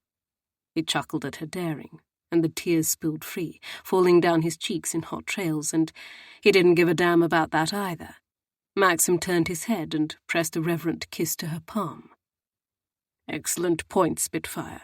But I meant, thank you for carrying him all these months and for giving him life. Nothing has made me happier, she said, looking down at the baby in her arms.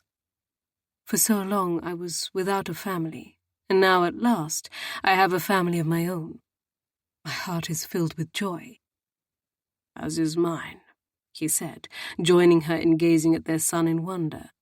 The baby made a small sound, and then his eyes opened, meeting Maxim's. You should hold your son, Papa, Tansy told him. He opened his arms, and she placed the baby into them carefully. The small weight so precious, the tiny life just beginning a source of endless wonder to him. Son, he said, trying out the word, so strange and yet so glorious. Papa loves you. These were words that had grown easier to say with time, and he had Tansy to thank for that. His son's face screwed, going red, and he opened his mouth to emit a small princely roar of protest, likely at having been removed from his mother's arms. I don't think he's pleased with me, he observed wryly. Rock him gently and pat his bottom, Tansy instructed. That seems to calm him.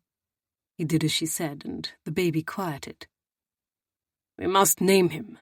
He glanced up at Tansy. Nando recommends Ferdo. Tansy laughed. That's a terrible name. Ah, vindication. That's precisely what I told him. He traced the bridge of his son's nose in awe. If you're in agreement, I would like to name him Caspian II, after my father, and the king who had been denied his throne, who had never lived to see the house of Teans vanquish their enemies and rule victorious. Caspian, Tansy repeated. Caspian Ferdinando. Nando would be most pleased. Since we're indebted to his matchmaking, the least we can do is honor him with our son's name. Maxim gave her a searching look. Has Nando been crowing to you as well? She smiled, a beautiful smile, one that was weary and yet filled with so much love and hope, so much promise for the future.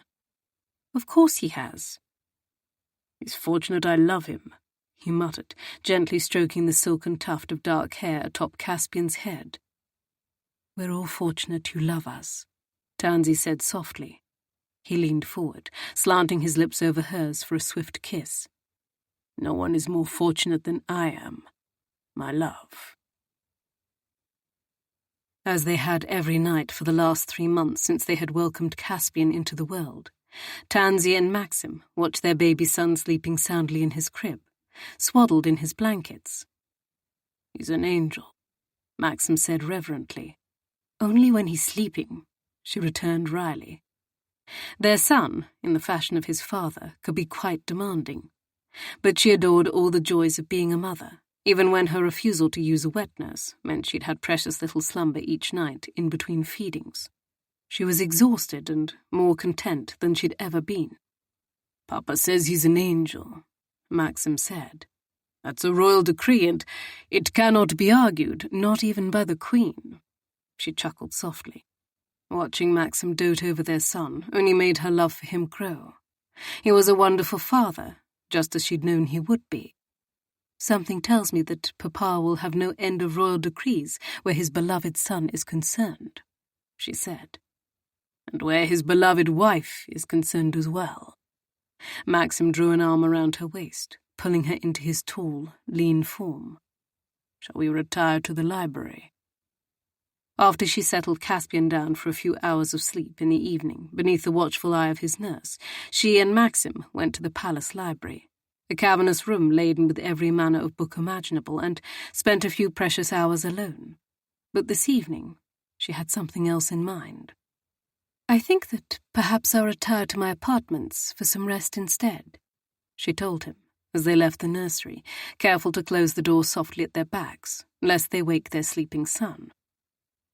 "I'll leave you to your rest, then," he said solicitously. She laced her arm through his, leaning into his delicious masculine heat and strength. "Perhaps you might join me for a nap?" He glanced down at her, his dark eyes curious. "If you wish for the company." Tansy smiled back at him. "I very much wish it." Understanding flared in his expression. "Are you well enough, my love?" "More than well enough," she promised, restless yearning unfurling in her body. They hadn't made love since she'd been heavily with child, and she missed his touch, missed his body moving in hers, missed the searing intimacy they'd known. She had needed time to heal after Caspian's birth, but she was ready. More than ready, in fact. "You haven't been reading that filthy book of yours again, have you?" he teased. Her cheeks warmed. "Perhaps," he chuckled. "My wicked queen, whatever shall I do with you?" "I have a few ideas." His strides quickened. "Show me." He was moving so rapidly that she could scarcely keep pace with him. "Is that also a royal decree?" "Oh, yes," he said darkly. They reached her door, and he threw it open, pulling her inside and kicking it closed with a booted foot.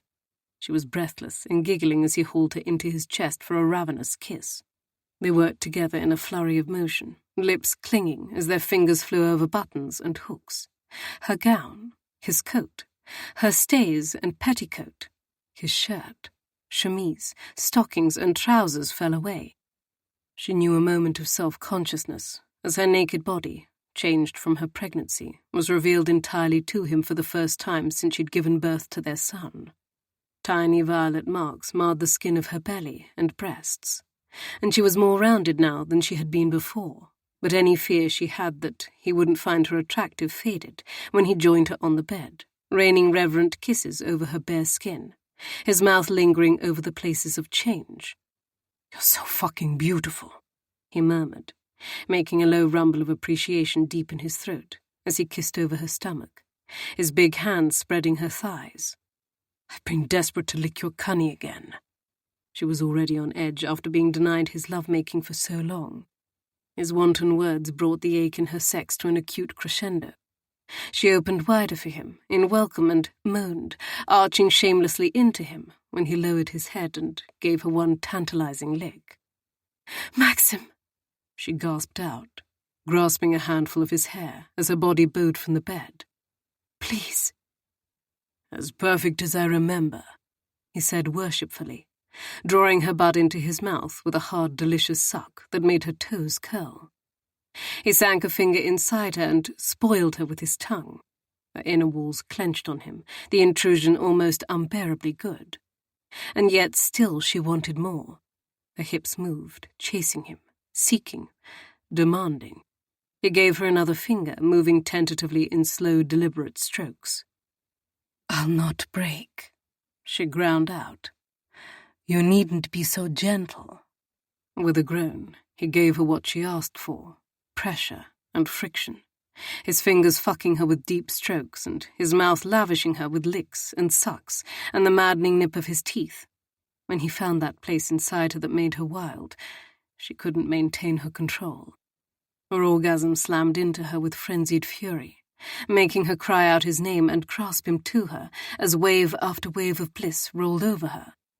She scarcely had a chance to catch her breath before he was looming over her, the slick head of his cock pressing against her aching softness.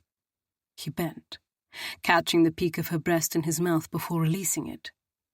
"Are you ready for me, my love?" "Yes," she moaned. "Feel how wet I am for you."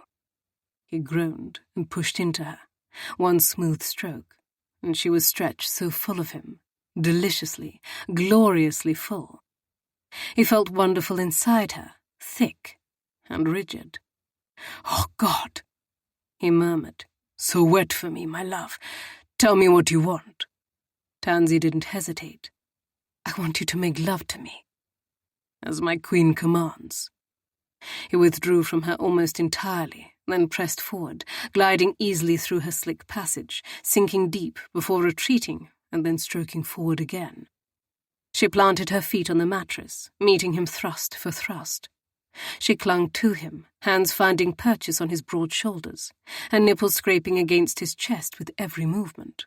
Their rhythm became feverish as they raced together to reach fulfillment.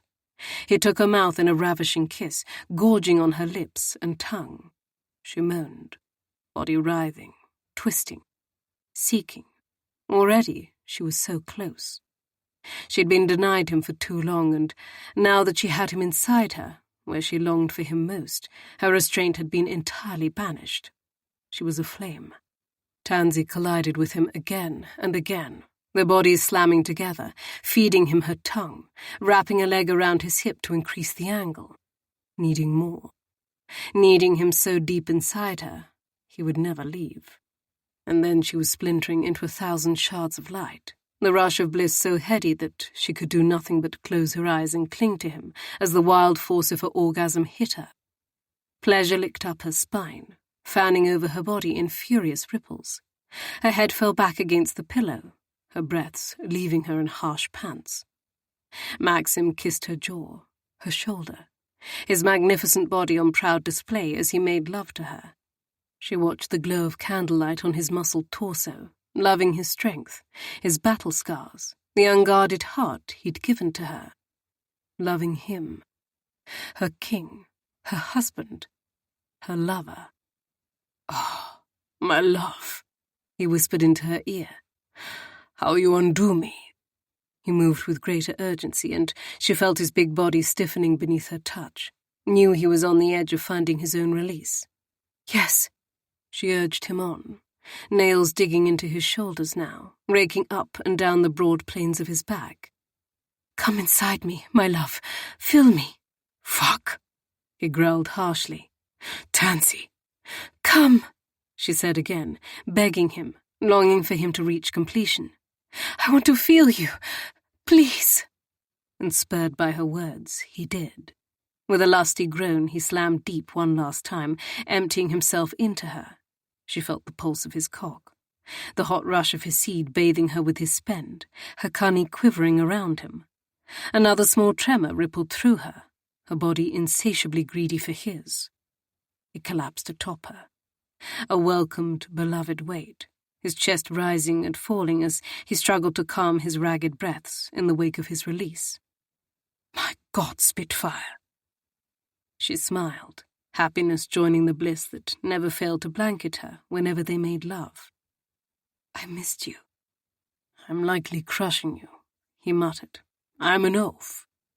She wrapped her arms around his neck, holding him where he was. "Don't you dare move. I've waited far too long to have you where I want you, to be denied now." He raised his head, giving her one of his private smiles, all tenderness and love. "If my queen demands it, who am I to deny her?" Tansy smiled back at him, smoothing a lock of hair from his brow. A wise king would not defy his queen. He was still inside her, and she felt his spent cock stiffening with renewed interest.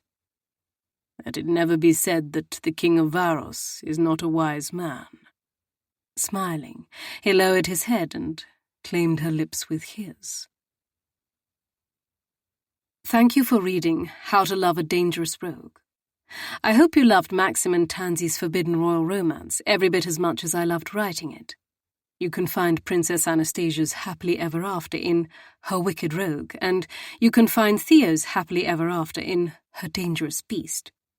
You may also remember The Tale of Love from my Wicked Winters series. It, like the kingdoms of Varus and Boretania, is a product of my imagination, though it's based loosely on similar texts of the era. Please stay in touch, particularly if you want to be notified about the next book in this series.